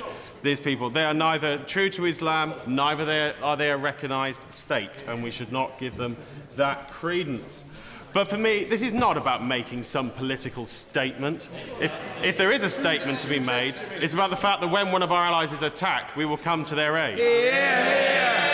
The bedrock of our defence is Article 5 of the North Atlantic Treaty, the NATO treaty the SNP still want to be part of, and that is the mutual defence, that an attack in Europe we respond to. I'll happily take an intervention. Thank you very much. Thank you for giving way. He mentions the solidarity that one must show with our allies. Would he apply that to the Kurds and our NATO allies in Turkey? And that's why we protect them.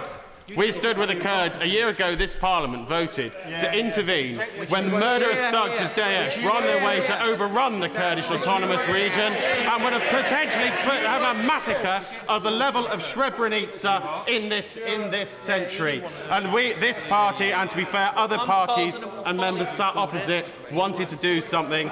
Some of the arguments we've heard so far this afternoon indicate you'd pull away the air support that has helped keep Daesh away from massacring the Kurds. That's solidarity, not warm words.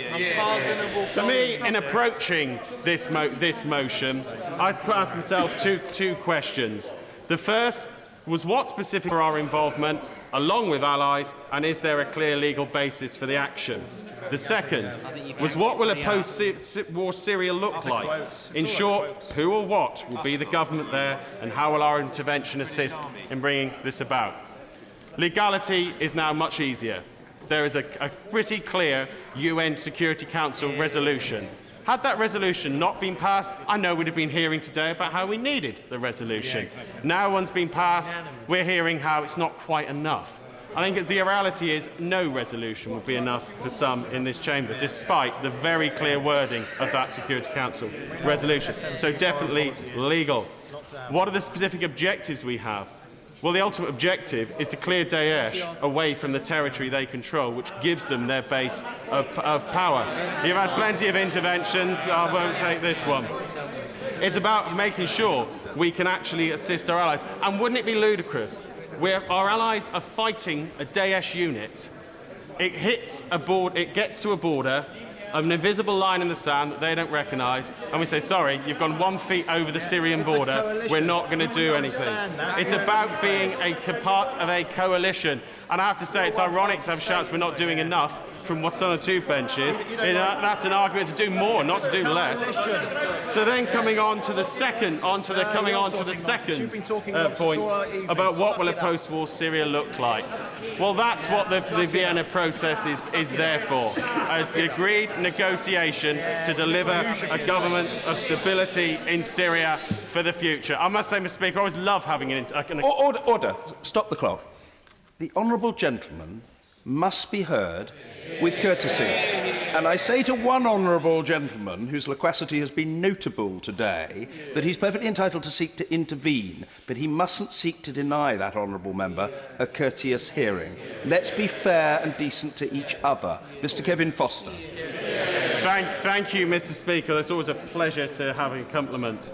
And for me, whatever comes out of that Vienna negotiation, the answer that will not come out of it is that Daesh should carry on having a role in the future governments of Syria.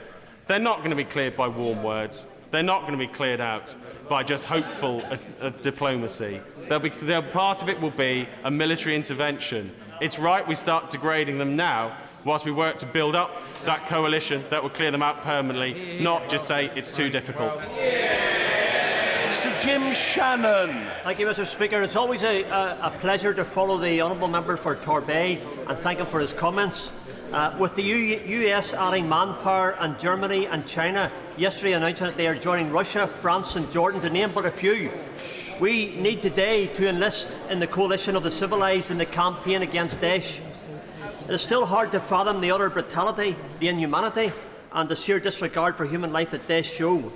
Today we can show in the efforts to confine such evil to the history books and to show that we will not sit idly by while innocent people are beheaded, maimed, tortured, raped, massacred and who strike fear into the population. The difference between ISIL's so-called army and us is this. They behead and rape innocent people as if the only law were the law of the jungle.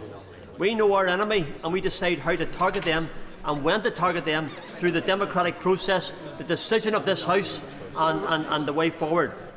And of course, Mr. Speaker, that's where sitting back has left us, watching the situation spiralling, prevailing and that jungle spreading. The time for restoring order and containment was long ago. We have all seen the Islamic State is not happy to merely confine their horrendous caliphate to one nation or one corner of the globe. Of course, we all know by now the ultimate consequences of appeasement, terror and the threat of terror in the streets. Liberty that this House is, the United Kingdom of Great Britain and Northern Ireland will vote on whether to join the coalition of the civilised. Let's not be on the wrong side of history. Let's put Daesh out of business. Chloe Smith. Thank you very much indeed, Mr. Speaker. It's a pleasure to follow the honourable gentleman from Strangford.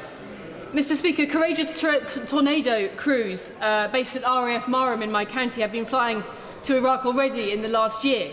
The question today is, should we ask them to do more? And my answer to that is yes. We have a clear, present and extreme threat and we have the ability to help defeat it.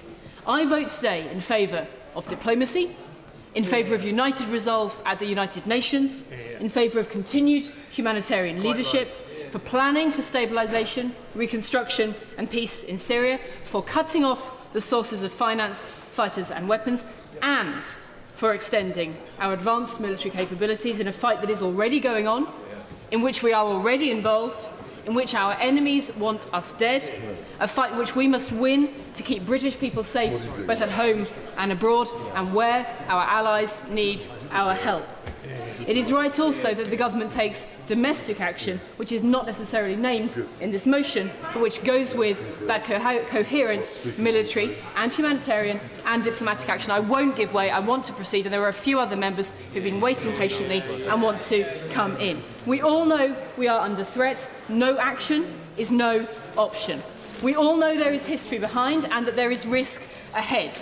People are naturally concerned that we may make things worse, or that being part of airstrikes perhaps will make us more of a target here in Britain. Those concerns are valid, but we can only hope to make a safer world for British children and Syrian children too by having the courage to defeat the evil that we face. Indeed, Syrians are already fleeing it, and desperately. We must act. The UN is asking us to act. I am prepared to back UK action with all of its risks, because I want to protect civilians there, here, and anywhere in the world from that greater and more certain threat that they face from IS, the threat of death, repression, torture. People rightly argue you cannot bomb an ideology out of existence. That's true. And that's why we need the breadth of what is in the motion today. And we need to ask what the alternative is. To allow an ideology that recruits from its own military success so far to continue to do so with a headquarters and to invoke our silence in its cause? No. We must today back that motion, Mr. Speaker. My morals, my conscience, my heart and my head say it is Parliament's duty to support the government in the actions it must take to keep British citizens safe against that active ideological evil. It is foolhardy to fail to take an action that may allow us to do our part. Mr. David Lammy. Mr. Speaker, my close school friend James Adams was blown up on the Piccadilly line outside Russell Square on the 7th of July 2005. 5 of my constituents, Anna Brandt, Kieran Cassidy, Arthur Frederick, Lee Harris and Samantha Badman, also lost their lives. Terrorism needs to be defeated, and all of this House comes together in that effort. The Prime Minister is right when he says that bombing might well degrade ISIL. I'm with him on that. He's right when he says that Daesh is a force that needs a coalition of us to come together and challenge them. He's right about that. He's right also that there are moderates on the ground that might support our efforts after there has been aerial bombing. However, on listening to the Prime Minister, on reflecting on Turkey attacking the Russians, on reflecting on this debate, I have come to the conclusion that I'm not able to support the government tonight for 3 reasons. One is a deep concern, having looked into the eyes of so many young Muslim men that might be seduced by extremism, the deep concern that there remains a vacuum because there are not sufficient of those Sunni moderates on the ground. I remember this House saying that we will deal with Al-Qaeda, and in dealing with Al-Qaeda, we gave way to ISIL. Given there are 65 disparate groups and many of them are jihadists, of course there will be future extremists that come as a result of this. Much has been said about the Parisian bombings being an act of terror. Of course, they were an extreme act of terror, but they were also an act of holy war. They were bait for us and others to engage in that holy war. We must tread then very, very gently over the coming days and months, it seems to me. If the Prime Minister had come to this House committed to ground troops, and I know no one would put boots on the ground, but I say this, we cannot continue simply to expect aerial bombardment to do the job. It's become the sop, the blanket of the West. And actually the truth is civilians will die, cousins, brothers, sisters will die, and there will be a new generation of extremists that come up in that vacuum. That is why, unfortunately, I am not prepared to put my name to the government motion. Mr. Simon Hall. Thank you very much indeed, Mr. Speaker. Mr. Speaker, had I been a member of this House in 2003, I too would have voted against the Iraq War. I have to say, had I been a member of this House on the last vote in Syria, I would oppose the government as well. So I don't stand here today as a warmonger or somebody who revels in military action. I stand here today as a pragmatist who has listened to what the front bench has said and have been convinced by it, which is why I'm going to support the government this evening. It would have been in this spirit, Mr. Speaker, of honest politics far more honest if the leader of the Labour Party had come to this House and put up his hands and said, "I am a committed pacifist of long-standing and conviction," instead of trying to hide behind artificial barriers of text. Mr. Speaker, his silence on the subject of our activity in Iraq and his absence of any support for our military personnel there spoke volumes. It was deafening, and the House heard it.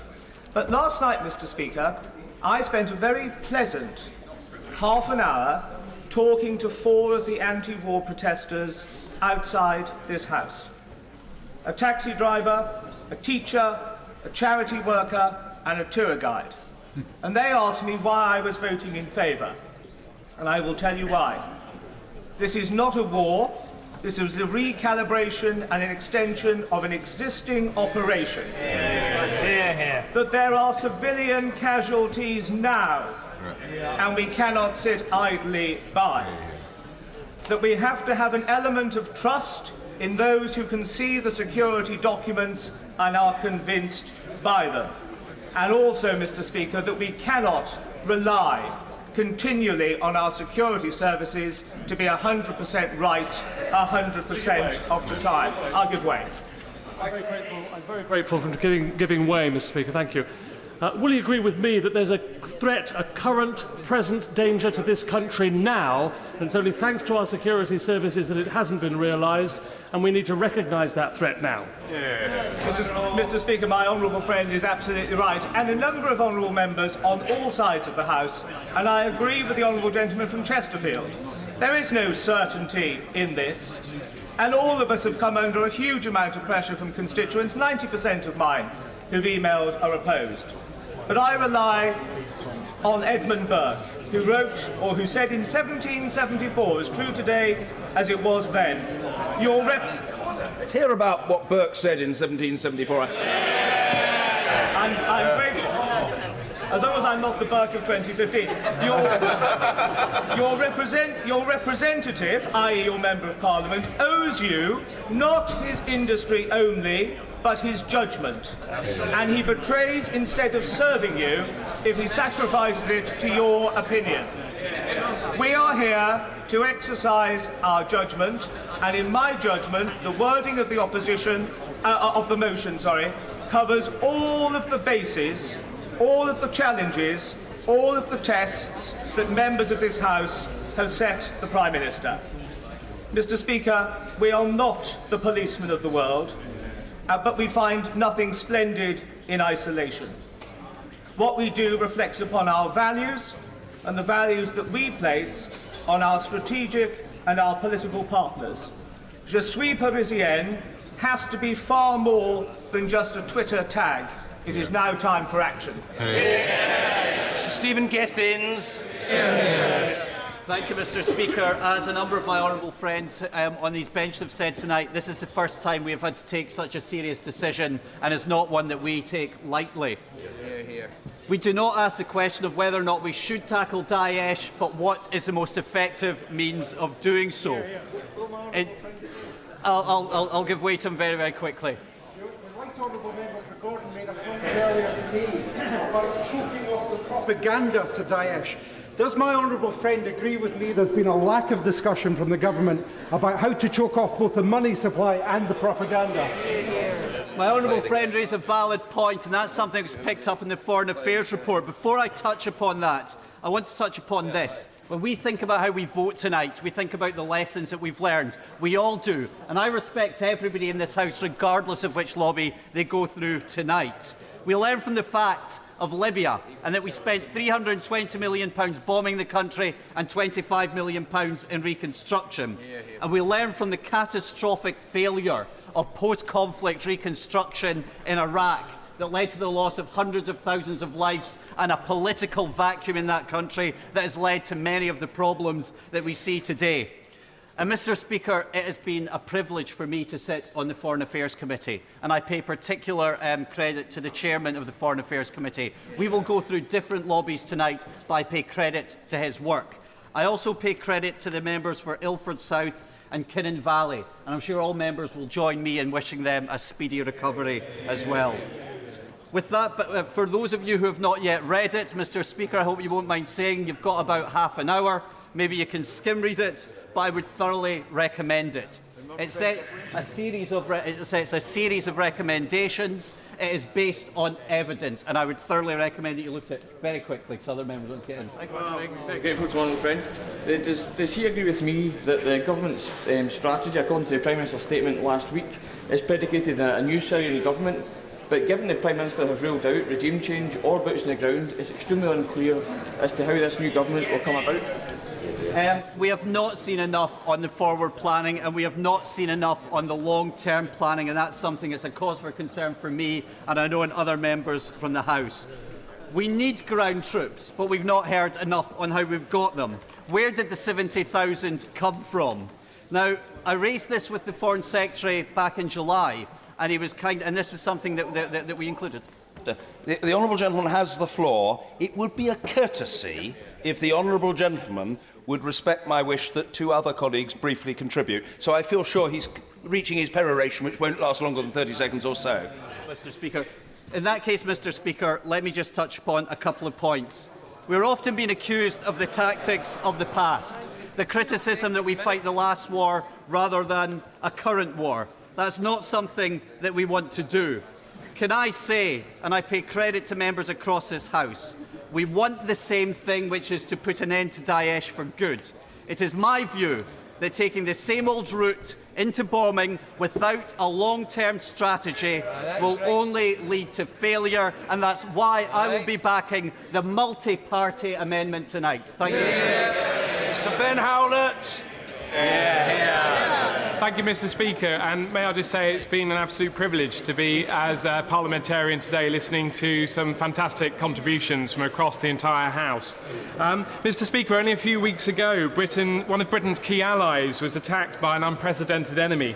For centuries, Britain has taken a lead in the world to help fight tyranny and promote democracy and freedom around the rest of the world. And we have a responsibility to support our allies. Daesh is the antithesis to everything that we hold dear, and they must be stopped. The time is now to ensure that we stand firm against our enemies. We cannot delay any further or risk people being killed in our streets.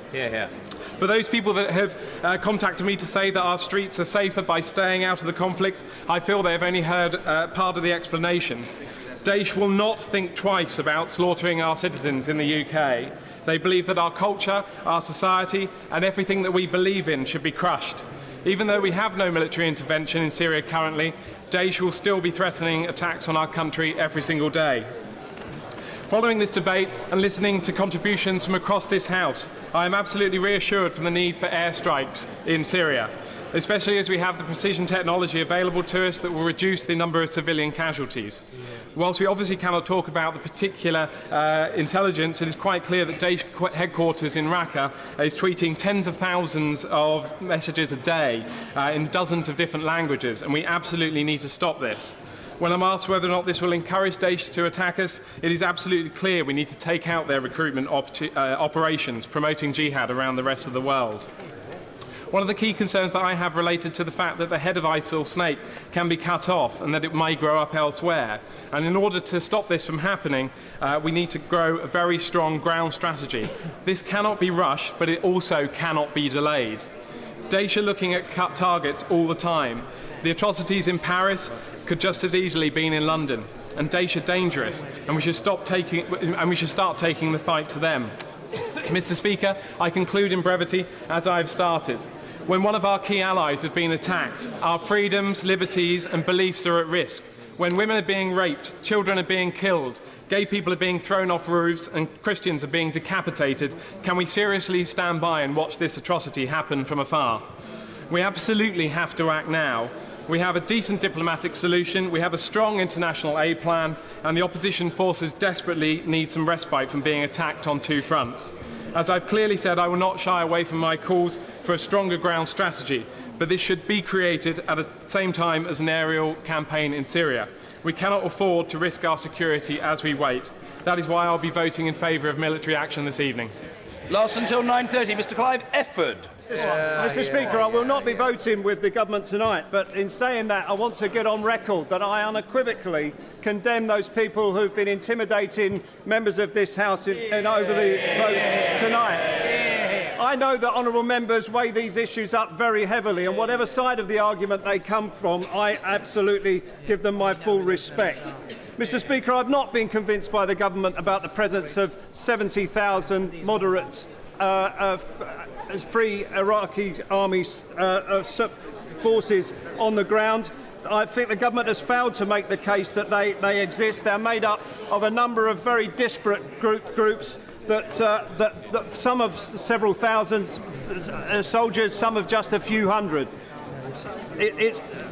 Unfortunately, the government has also failed to make the case about the political side. One of the issues that the government didn't address was the treatment of the Sunni minority in Iraq, and the need to address that issue, because that will fundamentally undermine the future of Daesh more than any bombing campaign. And a bombing campaign without troops on the ground will not be effective. And the government has completely failed to make that case, and that is why I can't support them tonight. Mr Hilary Benn.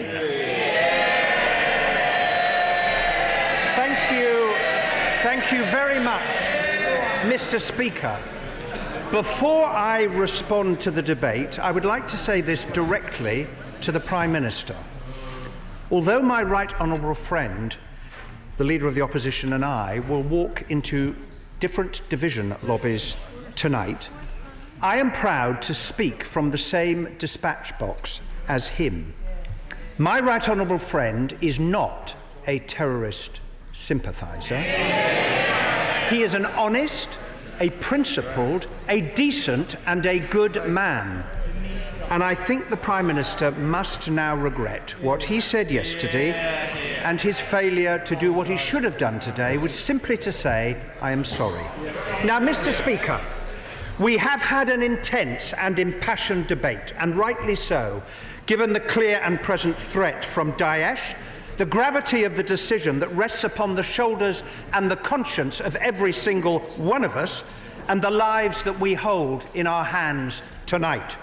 And whatever decision we reach, I hope we will treat one another with respect. Now, we have heard a number of outstanding speeches, and sadly time will prevent me from acknowledging them all. But I would just like to single out the contributions, both for and against the motion, from my honourable and right honourable friends, the members for Derby South, Kingston upon Hull West and Hessel, Normanton, Pontefract and Castleford, Barnsley Central, Wakefield, Wolverhampton South East, Brent North, Liverpool West Derby, Wirral West, Stoke-on-Trent North, Birmingham Ladywood, and the honourable members for Reigate, South West Wiltshire, Tonbridge and Malling, Chichester and Wells. The question which confronts us in a very, very complex conflict is at its heart very simple. What should we do with others to confront this threat to our citizens, our nation, other nations, and the people who suffer under the yoke, the cruel yoke of Daesh? The carnage in Paris brought home to us the clear and present danger we face from them.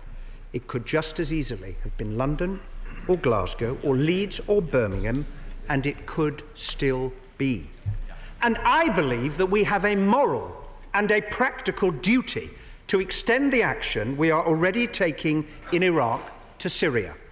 And I am also clear, and I say this to my colleagues, that the conditions set out in the emergency resolution passed at the Labour Party conference in September have been met. Yeah. We now have a clear and unambiguous UN Security Council resolution 2249, paragraph 5 of which specifically calls on member states to take all necessary measures to redouble and coordinate their efforts to prevent and suppress terrorist acts committed specifically by ISIL, and to eradicate the safe haven they have established over significant parts of Iraq and Syria. So the United Nations is asking us to do something. It is asking us to do something now. It is asking us to act in Syria as well as in Iraq. And it was a Labour government, if the honourable gentleman will bear with me, it was a Labour government that helped to found the United Nations at the end of the Second World War. And why did we do so?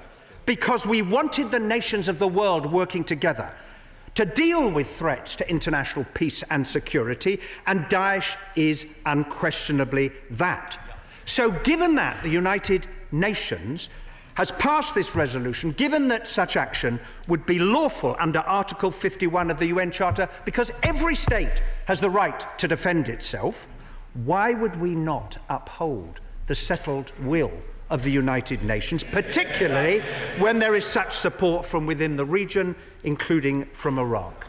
We are part of a coalition of over 60 countries, standing together shoulder to shoulder to oppose their ideology and their brutality. Now, Mr. Speaker, all of us understand the importance of bringing an end to the Syrian civil war, and there is now some progress on a peace plan because of the Vienna talks. They are the best hope we have of achieving a ceasefire. Now, that would bring an end to Assad's bombing, leading to a transitional government and elections. And why is that vital? Both because it will help in the defeat of Daesh and because it would enable millions of Syrians who have been forced to flee to do what every refugee dreams of. They just want to be able to go home. Now, Mr. Speaker, no one in this debate doubts the deadly, serious threat we face from Daesh and what they do, although sometimes we find it hard to live with the reality. We know that in June, 4 gay men were thrown off the 5th story of a building in the Syrian city of Deir el-Zor. We know that in August, the 82-year-old guardian of the antiquities of Palmyra, Professor Khalid al-Assad, was beheaded and his headless body was hung from a traffic light. And we know that in recent weeks there has been the discovery of mass graves in Sinjar, one said to contain the bodies of older Yazidi women murdered by Daesh because they were judged too old to be sold for sex. We know they have killed 30 British tourists in Tunisia, 224 Russian holidaymakers on a plane, 178 people in suicide bombings in Beirut, Ankara and Surat, 130 people in Paris, including those young people in the Bataclan, whom Daesh, in trying to justify their bloody slaughter, called them apostates, engaged in prostitution and vice. If it had happened here, they could have been our children. And we know that they are plotting more attacks. So the question for each of us and for our national security is this: given that we know what they are doing, can we really stand aside and refuse to act fully in our self-defence against those who are planning these attacks? Can we really leave to others the responsibility for defending our national security when it is our responsibility? And if we do not act, what message would that send about our solidarity with those countries that have suffered so much, including Iraq and our ally France? Now, France wants us to stand with them. And President Hollande, the leader of our sister socialist party, has asked for our assistance and help. And as we are undertaking airstrikes in Iraq, where Daesh's hold has been reduced, and we are already doing everything but engage in airstrikes in Syria, should we not play our full part? Yes. Now, Mr. Speaker, it has been argued in the debate that airstrikes achieve nothing. Not so. Look at how Daesh's forward march has been halted in Iraq.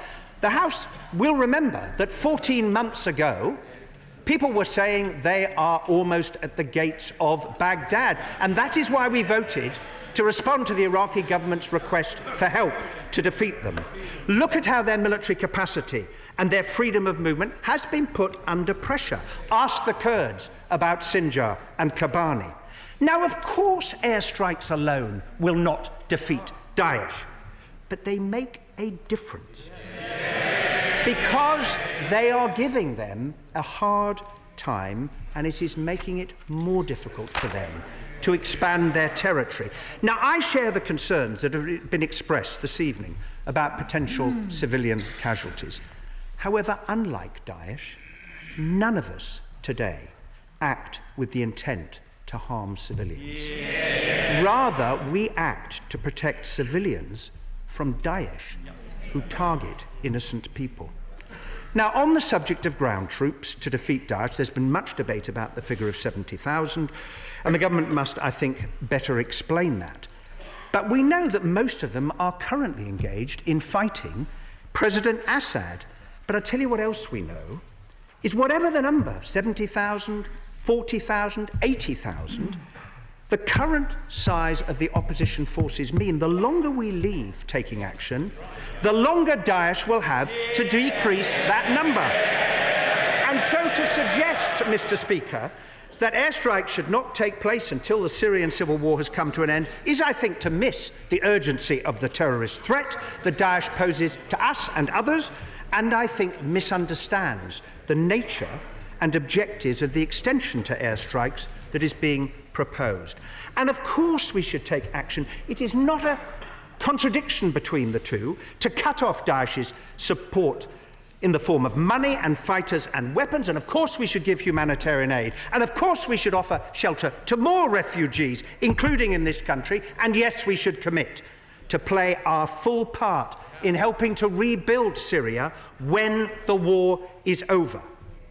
Now, I accept that there are legitimate arguments, and we have heard them in the debate, for not taking this form of action now. And it is also clear that many members have wrestled, and who knows, in the time that is left, may still be wrestling with what the right thing to do is. But I say the threat is now, and there are rarely, if ever, perfect circumstances in which to deploy military forces. Now, we heard very powerful testimony from the Honourable Member for Edinburgh earlier when she quoted that passage.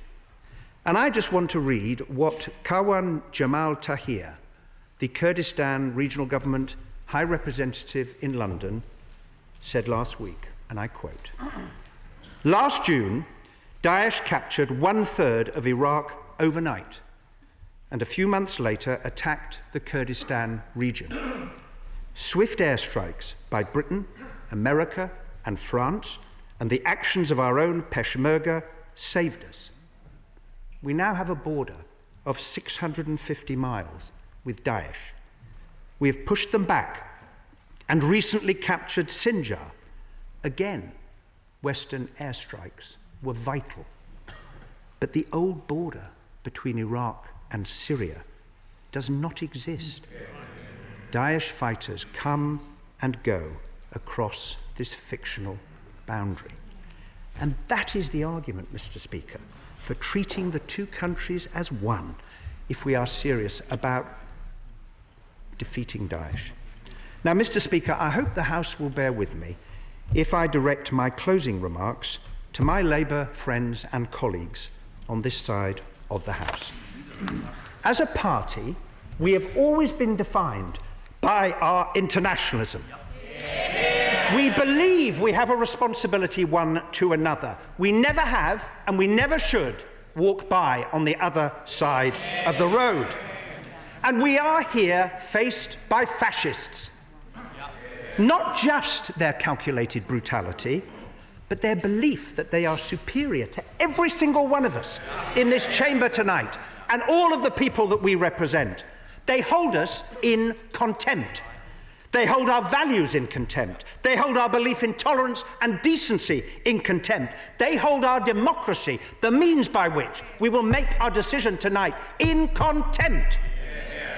And what we know about fascists is that they need to be defeated. And it is why, as we have heard tonight, socialists and trade unionists and others joined the International Brigade in the 1930s to fight against Franco. It's why this entire House stood up against Hitler and Mussolini. It is why our party has always stood up against the denial of human rights and for justice. And my view, Mr. Speaker, is that we must now confront this evil. It is now time for us to do our bit in Syria. And that is why I ask my colleagues to vote for this motion tonight.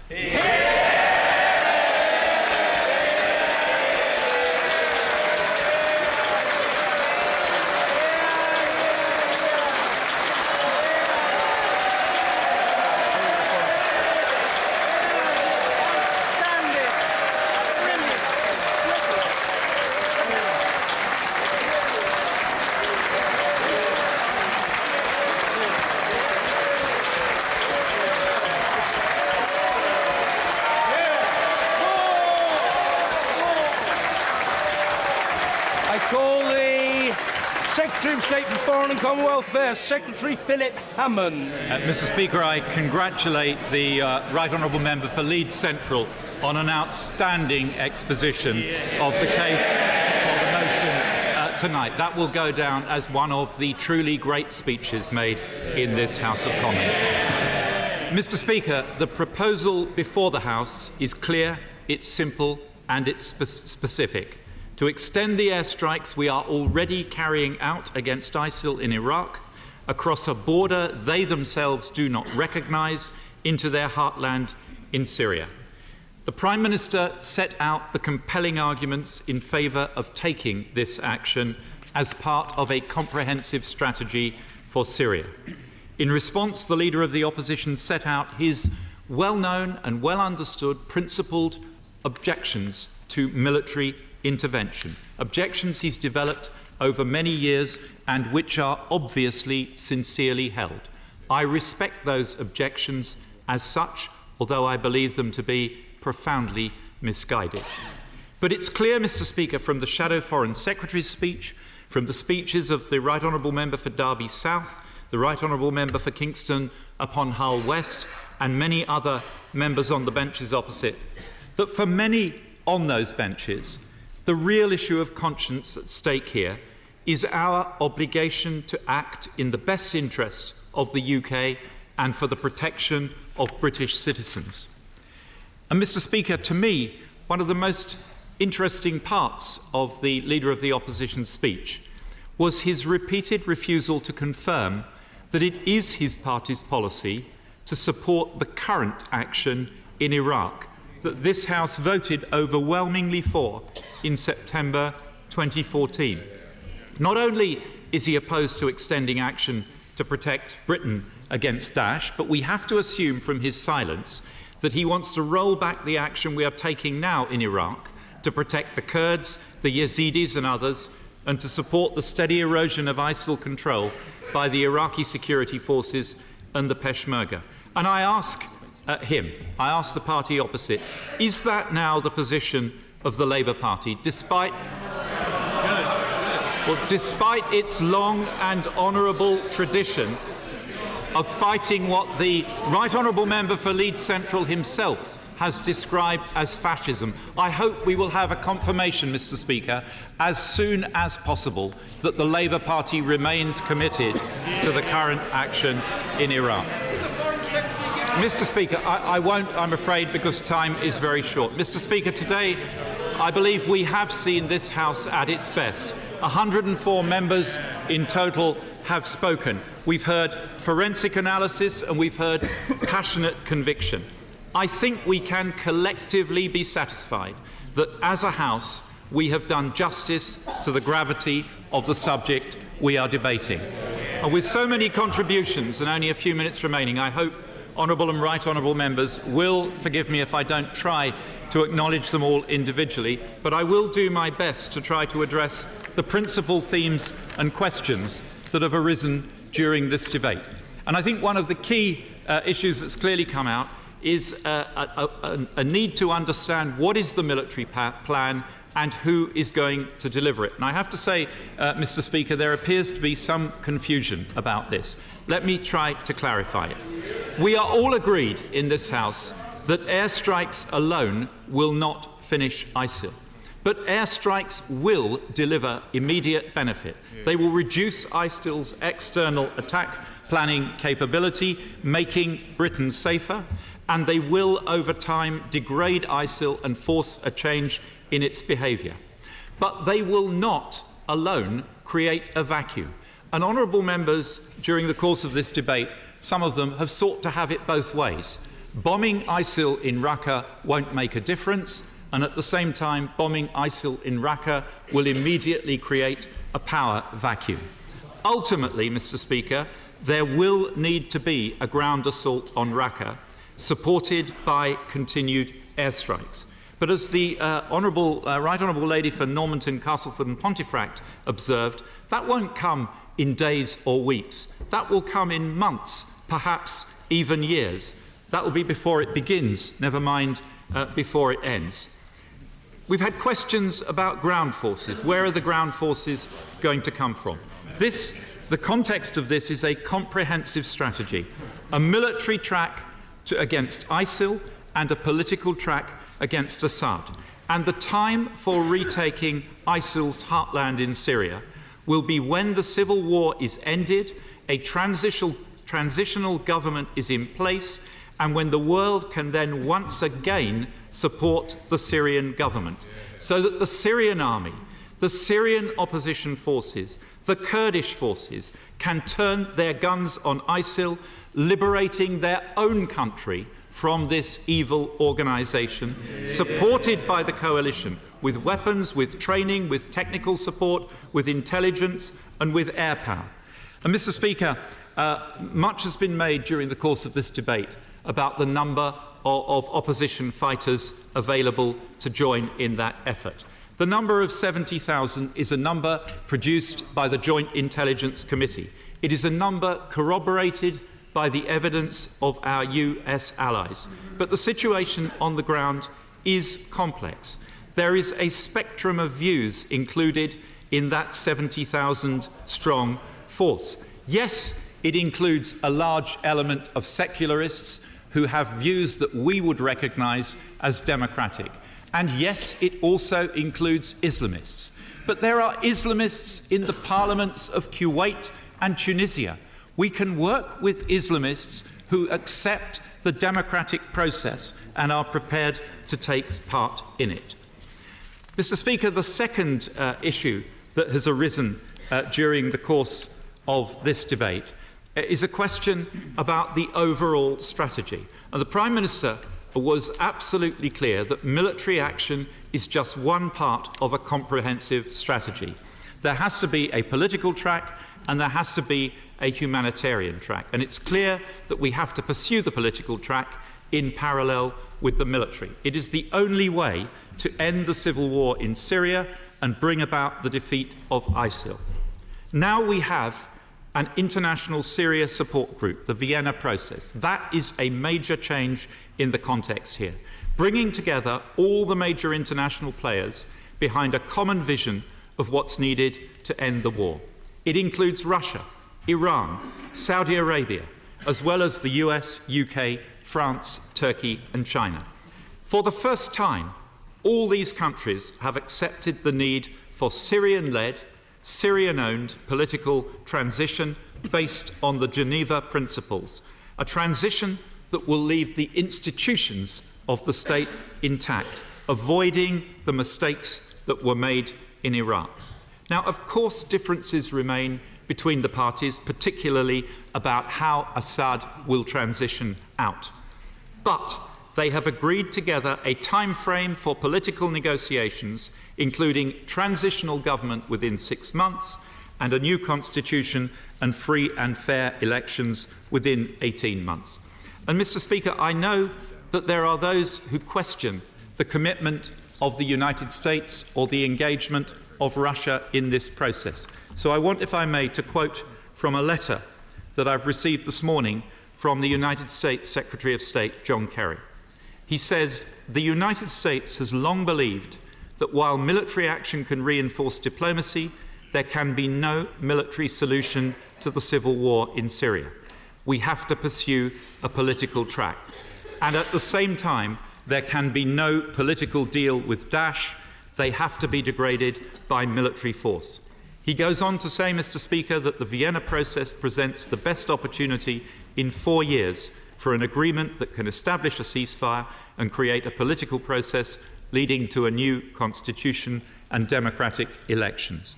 Importantly, he concludes by telling me this: senior Russian officials have helped lead the effort to find a common way forward and have expressed firm commitment to the Geneva Principles. Russian leaders have indicated, both publicly and privately, on numerous occasions, that they are open to a political transition, including a new constitution and elections. Mr. Speaker, the third issue that has come up several times during the course of today has been the question of whether airstrikes will make a difference. The Right Honourable Member for Leeds Central and several other members have made the point that they have been effective in halting the precipitate advance of Daesh in Iraq last year and are now contributing to the erosion of Daesh positions in Iraq. The UK already provides a significant element of the high-precision strike available to the coalition. And that high-precision strike will be vital to the campaign in Raqqa. The Honourable Member for Birmingham Northfield asked about rules of engagement. Rules of engagement are classified, but I can tell him that the UK's rules of engagement are among the most restrictive in the world. And bringing British discipline, British skills and British precision weapons to bear will save lives as we prosecute this campaign. We will minimise civilian casualties. Mr. Speaker, there is no military logic and no moral logic to prosecuting ISIL in Iraq but not targeting its HQ in Syria. And finally, Mr. Speaker, I want to turn to the fourth issue that has arisen during the course of this debate. Will Britain taking part in airstrikes increase the threat to our security? In 2014, there were 15 ISIL external attack plans. In this year, so far, there have been 150. The scale of this problem is rising exponentially. ISIL already poses a direct threat to the United Kingdom. 30 British tourists killed on the beaches of Tunisia, and what could have been a British plane downed over the deserts of Sinai. 7 different terrorist plots disrupted by the security services in the UK in the last 12 months. The judgment of the Joint Intelligence Committee and the Director General of the Security Service is that the UK is already a top tier of ISIL's target list. They hate us for who we are, not for what we do. We have to be clear that the risks of inaction, as the Right Honourable Lady for Derby South, I think, was the first to say, the risks of inaction are far greater than the risks of action. We have to act now to degrade this threat to our security, and we will do it by targeting their heartland and their control centre. Mr. Speaker, we are not debating tonight, as some would have us believe, whether or not to go to war. 15 months ago, this House voted overwhelmingly to begin airstrikes against ISIL in Iraq. The simple question that we are deciding tonight is whether to extend those operations to tackle ISIL in its heartland in Syria, targeting the head of the snake. This is not a fight that we have chosen.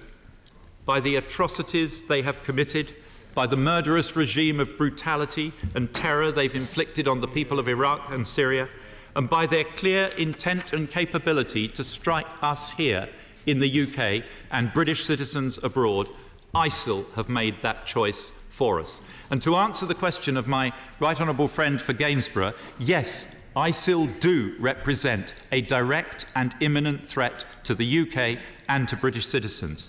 So the decision tonight is this: do we take the fight to them, or do we wait for them to bring the fight to us? Do we strike them in Syria, or do we wait for them to strike us on the streets of London? What kind of a country would we be if we refused to act in the face of a threat to our security as clear as the one that ISIL poses? Indeed, Mr. Speaker, what kind of a country would we be if we were unmoved by the murder, the rape, the beheadings and the slavery that ISIL imposes on its subjects? And what kind of a country would we be if we ignored the calls for help from our nearest neighbours, even as they grieve for their dead? Mr. Speaker, we cannot contract out responsibility for our national security. We cannot rely on others to take actions to protect our citizens that we are not willing to take ourselves. So, Mr. Speaker, the threat is clear. Our ability to respond to it is undoubted. The moral imperative to act is compelling. The legal case to do so is watertight. We do not propose military action lightly, and we do not propose it in isolation. We will vigorously pursue the Vienna process to ceasefire, transition and a new representative government in Syria. And we will lead the international community in planning and delivering post-conflict reconstruction. But let us tonight give a clear and simple message to our allies, to the enemy and to our brave armed forces who we are asking to do the job for us. Let us show beyond doubt what kind of a country we are by endorsing decisively the motion before us this evening. Order. I call Mr. John Barron to move Amendment B formally. To move formally, Mr. Speaker. Order. The question is that the amendment be made. As many as have that opinion say aye. Aye. Of the contrary, no. Division! Clear the lobby!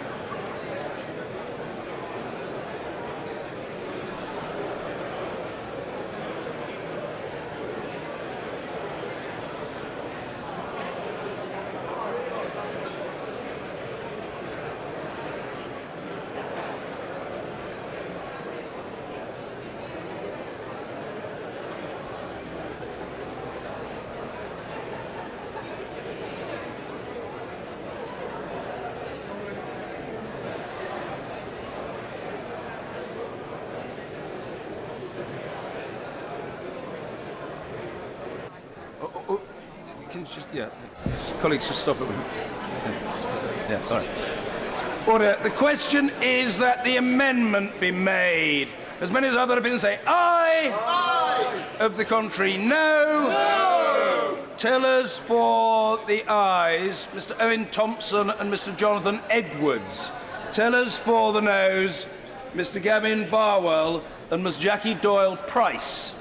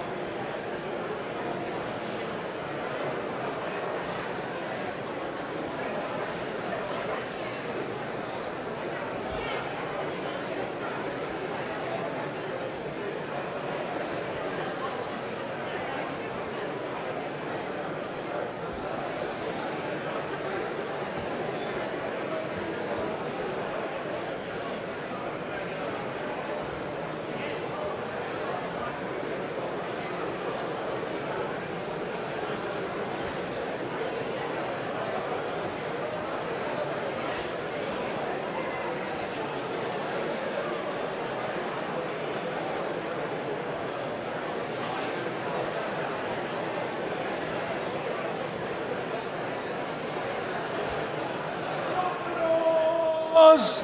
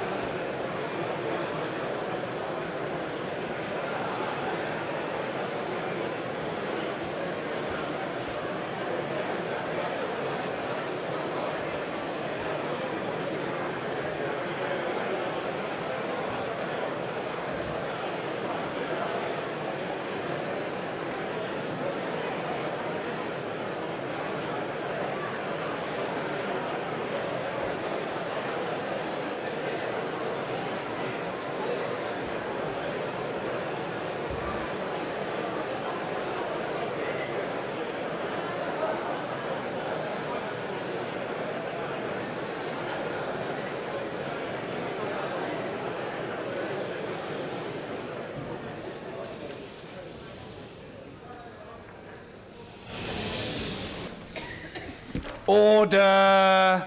Order.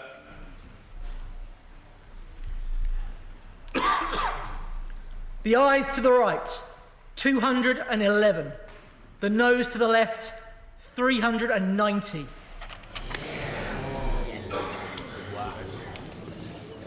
Thank you. The ayes to the right, 211. The noes to the left, 390. So the noes have it. The noes have it. Unlock. The question is the main question as on the order paper. As many as are of that opinion say aye. Aye! Of the contrary, no. Division! Clear the lobby!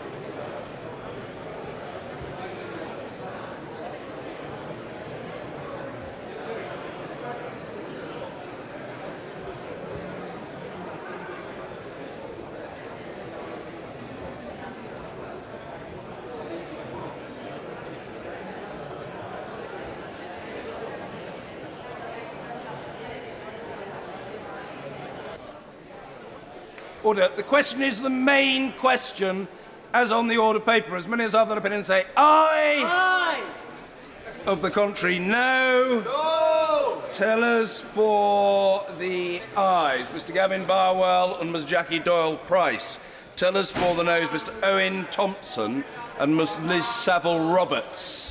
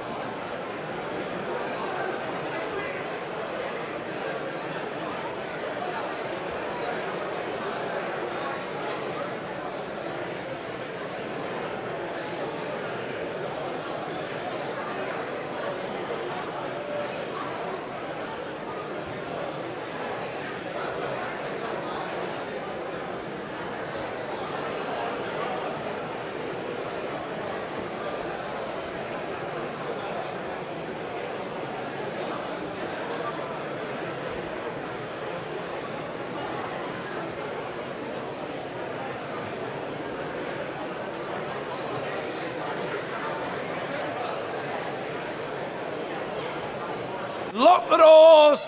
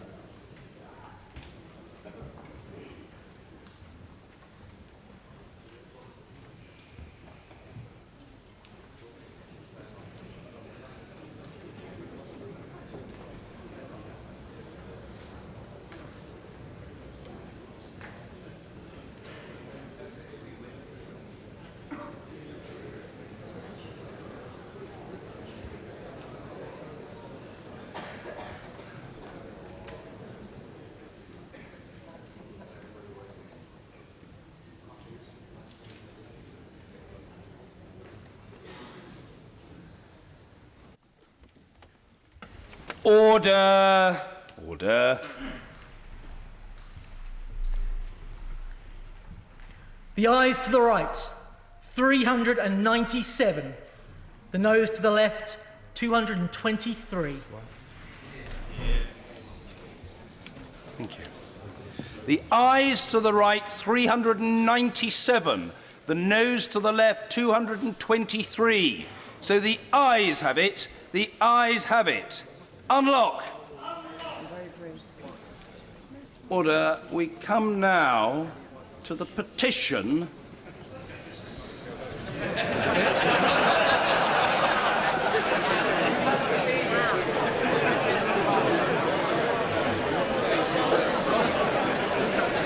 It's a good petition. Nobody's staying.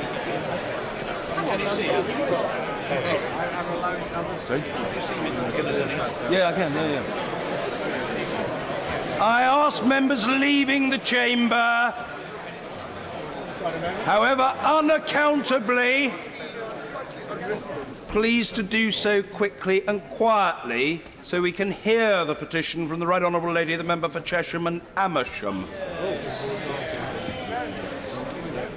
Point of order. Order. Point of order, Dr. Philippa Whitford.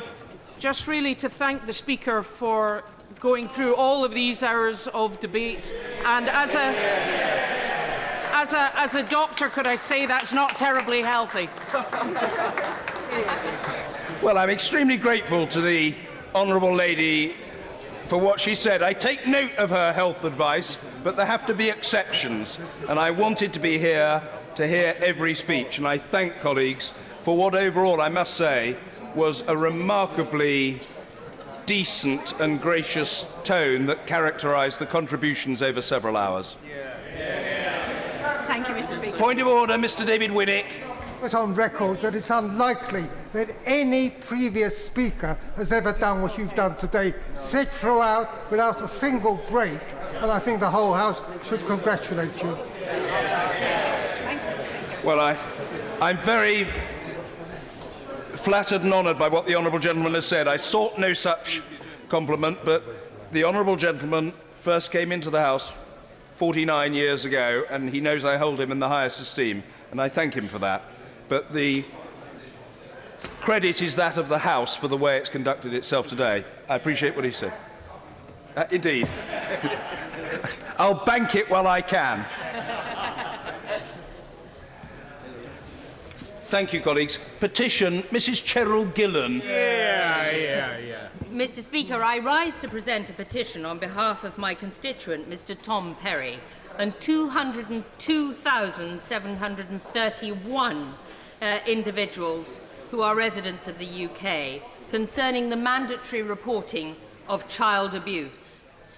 The petition declares that child protection in regulated activities is dependent upon a reporting procedure external to the institutions in which the concern arises. Further, that the regulated activity is defined in the Safeguarding Vulnerable Groups Act 2006 as amended as any paid or unpaid work with children. Further, that child protection is placed in jeopardy by the absence of any direct statutory legal obligation to report the concern to the local authority or police. My petitioners therefore request that the House of Commons urges the Government to introduce legislation which requires persons in a position of trust who work with children in regulated activities and who know, suspect, or have reasonable grounds for knowing or suspecting child abuse to inform the local authority designated officer or, in appropriate circumstances, children's services and make failure to inform a criminal offence. They hope that this will improve the position and the protection of children in the care of people in regulated activities.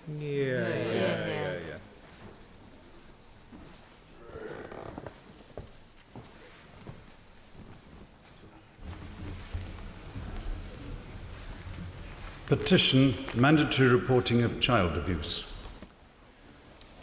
Thank you, Charlie, very much indeed. Order. We come now to the adjournment. The whip to move. I beg to move that this House do now adjourn. The question is that this House do now adjourn. Caroline Noakes. Thank you, Mr. Speaker, and I have to say I don't expect you to stay in the chair for the whole of this adjournment debate, and you might hear that I have a slightly croaky voice, and I will thereby necessity keep my remarks relatively brief. I certainly very much welcome the opportunity to raise this issue with the Minister, which I know has been somewhat of a recurring theme over the last few months, but perhaps that is inevitable as the government promotes house building and both starts and completions are up significantly. There are more new build homes, therefore, with the potential to provoke complaints. I know my right honourable friend, the member for Basingstoke, led a very similar debate in July, and I'm aware that my honourable friend, the member for Plymouth Sutton and Devonport, is chair of the APPG for the Built Environment, which is conducting an inquiry into this very issue. I speak on behalf of one constituent in particular, however, with reference to others, as sadly these problems tend not to happen in isolation. Test Valley Borough, which covers the greater part of my constituency, has followed what the government has asked of local planning authorities. Over the last 3 years, there has been either the highest or the second highest number of housing completions in the whole of Hampshire within Test Valley, and that includes the two cities of Southampton and Portsmouth. Test Valley has consistently been in the top 10 across the whole of the South East region for housing completions. But unfortunately, as one might expect, where you get high levels of house building, you might also find high levels of complaints from new residents. Mr. Speaker, buying a new home is an enormous step for most people. It is exciting, challenging and stressful, probably in equal measure. I think it is true to say that moving home is one of the most stressful things any individual, couple or family can go through, but it is also certainly exciting. And how much more exciting when that is a new build home, one which you can put your own mark on, one which has not been lived in by anybody else. I know that my honourable friend will be delighted to hear that during the general election campaign earlier this year, I was out talking to residents in Abbotswood, a new 800-home development on the edge of Romsey. And one resident invited me into her home, bought with help from the government's Help to Buy scheme, and proudly showed me a photograph in pride of place in her sitting room of her and her husband at Downing Street with my right honourable friend, the Prime Minister. For Lisa and her husband, there was nothing but joy in being in their own brand new home. But sadly, that is not the case for everyone. And I requested this debate today to highlight some of the challenges facing house purchasers of new build properties when things do not go according to plan. Certainly. I'm very conscious of your voice, so I'll not keep you either. Just to say, I understand that there's a 10-year warranty and that anybody that buys a new house has, but it's a very informal arrangement. Does the Honourable Lady feel that perhaps maybe it's time for government not to formalise the legislation and make sure that the protection that the new buyers need for their homes is there? I thank the honourable member for Strangford for that intervention. I know that this is an issue that he also has a keen interest in, and this is absolutely the nub of the matter, the 10-year guarantee and how effectively it comes into play whenever there is a problem. Now, as a society, we have become incredibly aware of our consumer rights. When making substantial purchases, we look for warranties, we look for quality assurance, and we certainly look for customer service. There is no purchase in life more substantial than that of buying a house. Yet over the last 18 months, some of my constituents have felt less protected than if they had, for example, bought a new car. And the protections that they believed they had and had taken for granted, and they assumed would come into action should there be a problem, have simply not had the effect that any reasonable consumer would want. Now, we all know that with new build properties there can be snagging problems. Indeed, back in 1996, I well remember buying a new house, and there were some minor issues that did indeed need fixing. The builder came back and sorted them out, and I remember the pride that I had in that house, being able to put my own identity on it, and how happy I was in that home. But what about when the issues are not minor? As was the case with my constituents Evelyn and Ricardo Lallo. Some 18 months after they first identified problems with their brand new house, they remain in rented accommodation, paying a mortgage on a house they cannot live in, and unfortunately still waiting for the builders, in this case Taylor Wimpey, who are yet to remove the undersized ceiling joists, some of the walls and the roof. To be frank, it sounds to me awfully like a total rebuild, and whilst they are in rented accommodation, one of their neighbours actually lived in a hotel for 6 months. One of the problems I would like to draw to the Minister's attention is the assumption by house builders that building control is necessarily performed by the local authority. This is simply not always the case. It is in some, but in many, the building control checks are done instead by the warranty providers, like the NHBC.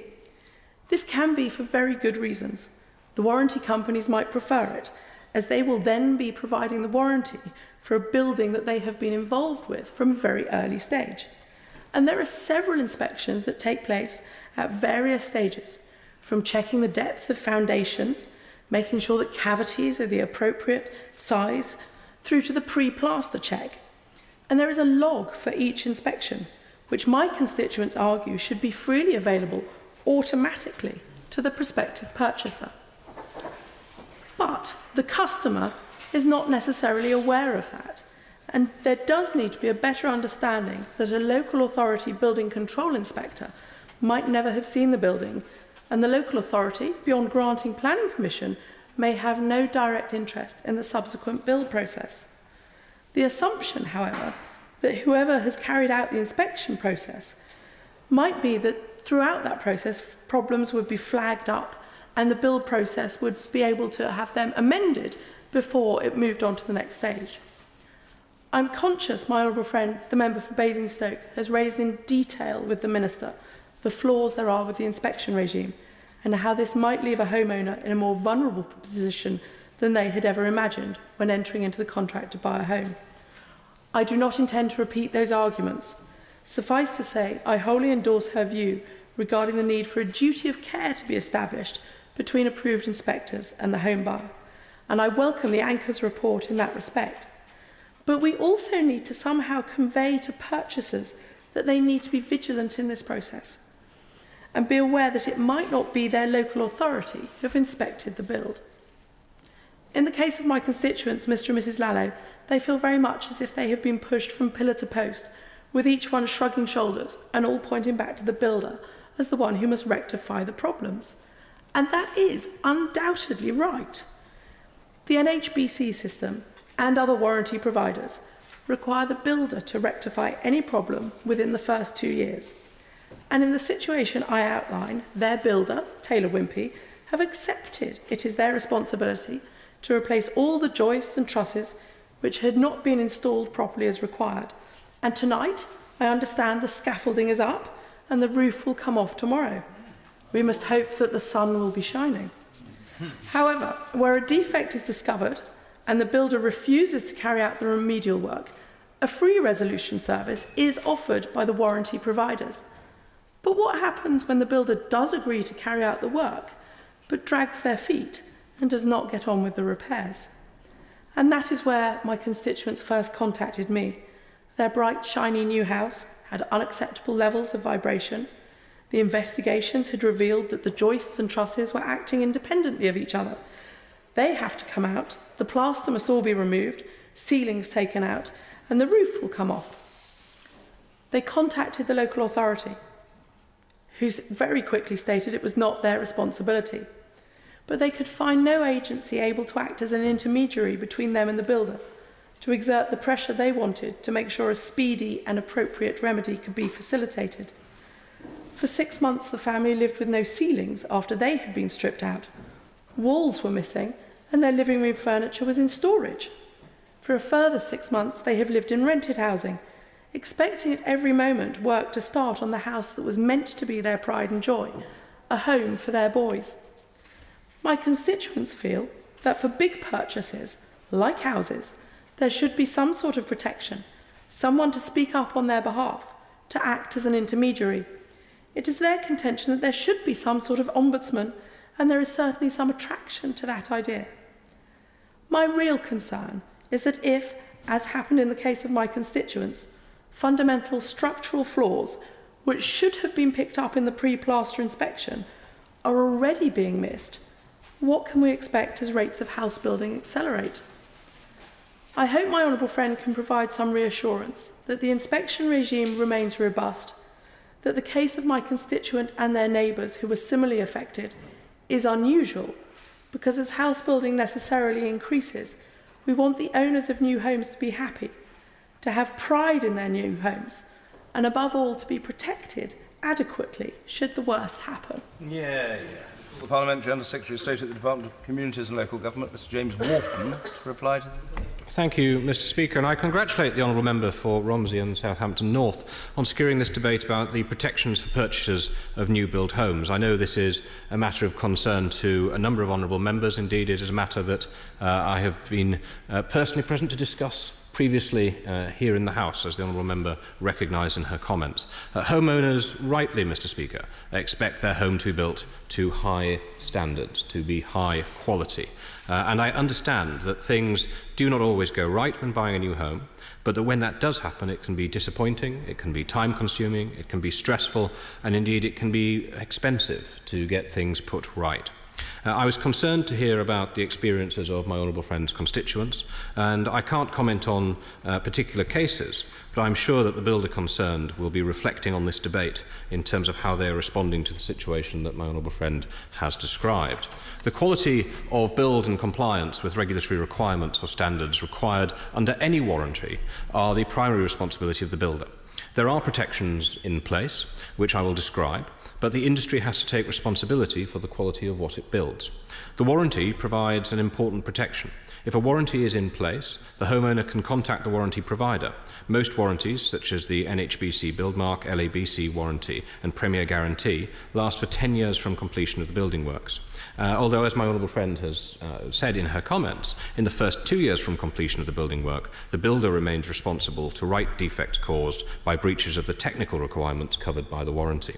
However, the warranty provider will try to get the builder to carry out any necessary work, or in some cases, arrange for work to be carried out themselves. In years 3 to 10 from completion of the building work, the warranty provides insurance cover against the cost of repairing defined sorts of defects covered by the scheme. Warranties are not compulsory for new homes, but the Department is aware that the majority of new homes are covered by a warranty such as the NHBC Buildmark warranty. Mortgage lenders will also expect there to be a warranty in place. Out of all of the homeowners covered by NHBC warranties, fewer than 5% need to make a claim under the warranty. And warranty providers also carry out their own inspections, which may be carried out by the building control body as an adjunct to building control inspections. It sounds from what my honourable friend has said that the builder, in the case that she specifically raises in this regard, accepted responsibility for taking action, which is as it should be, but I accept fully the concerns about the time this has taken. My honourable friend may wish to raise that with the builder and the warranty provider if she has not already, although, as I've already said, I'm sure their attention will be drawn, if it is not already, focused on the comments that she's made in the House this evening. A homeowner may also be protected by the Consumer Code for Home Builders, which is an industry-led scheme that aims to give protection and rights to purchasers of new homes.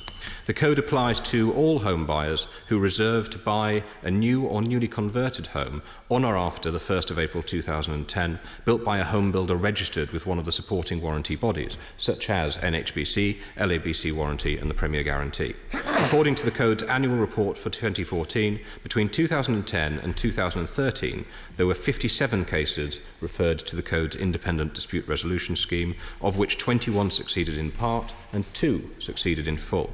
Sanctions for home builders not adhering to the Code could include financial penalties and suspension from the new home warranty providers' registers. The Code's Management Board is currently undertaking a review to ensure the Code continues to meet the needs of home buyers in terms of driving up industry standards and consumer satisfaction in the new home buying market. And again, I am sure that their attention will be drawn to the comments that the Honourable Lady has made this evening, and that can inform the process that is now being undertaken.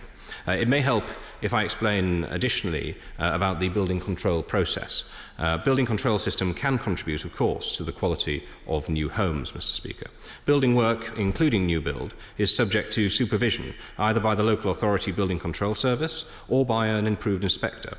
In the case of new housing, it is mainly approved inspectors that inspect the work. Comments again reflected in the speech the Honourable Lady has given. I should also point out that NHBC has as separate corporate entities that carry out the building control function as an approved inspector and provide warranties.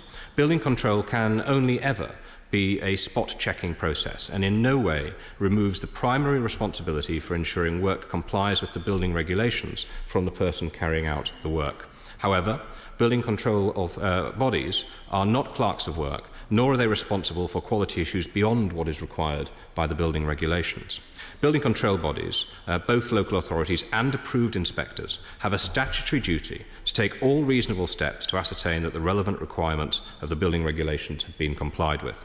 Building control bodies carry out this duty by checking plans, by carrying out on-site inspections, checking the validity of energy and water efficiency calculations and other relevant documents, and where there is a need to do so, building control bodies may carry out their own tests and take samples to check compliance. Based on these processes, the building control body will come to a view on whether the work complies, although this cannot be a guarantee and it does not detract from the ultimate responsibility of the builder. Building control bodies provide advice and guidance throughout the building process, Mr. Speaker, on how to bring work up to compliance standards, and in most cases this is sufficient to ensure compliance with the building regulations on completion of the construction work. If an approved inspector is unsuccessful in getting compliance, they can revert the work to the local authority for enforcement action. And if the local authority considers that there has been a breach of the building regulations, it can take formal enforcement action, including prosecution.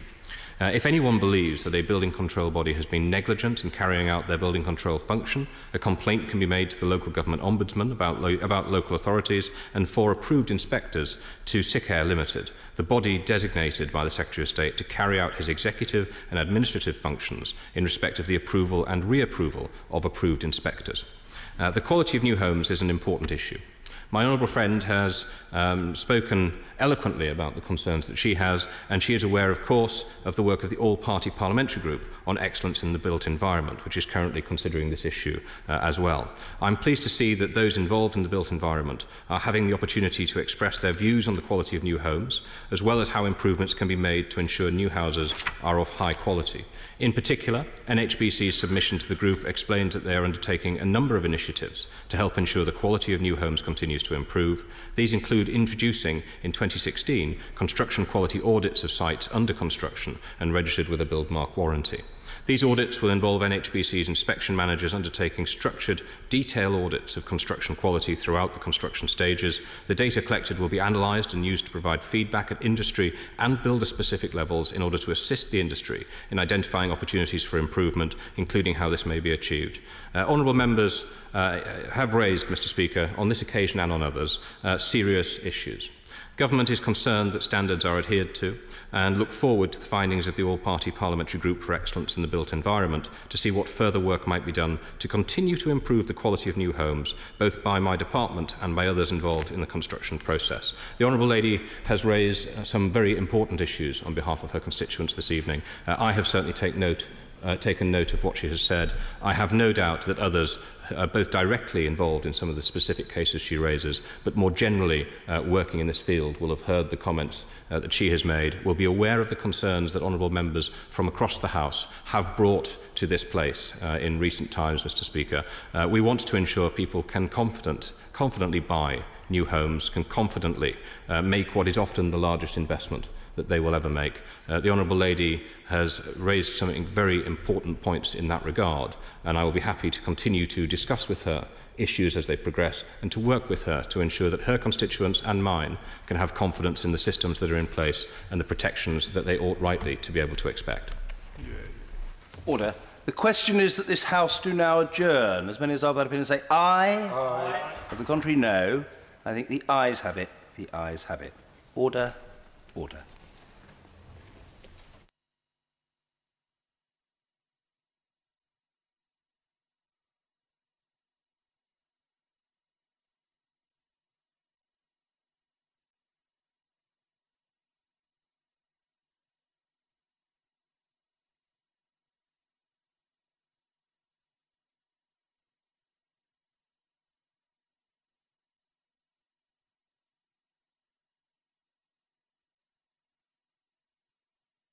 House of Commons sound.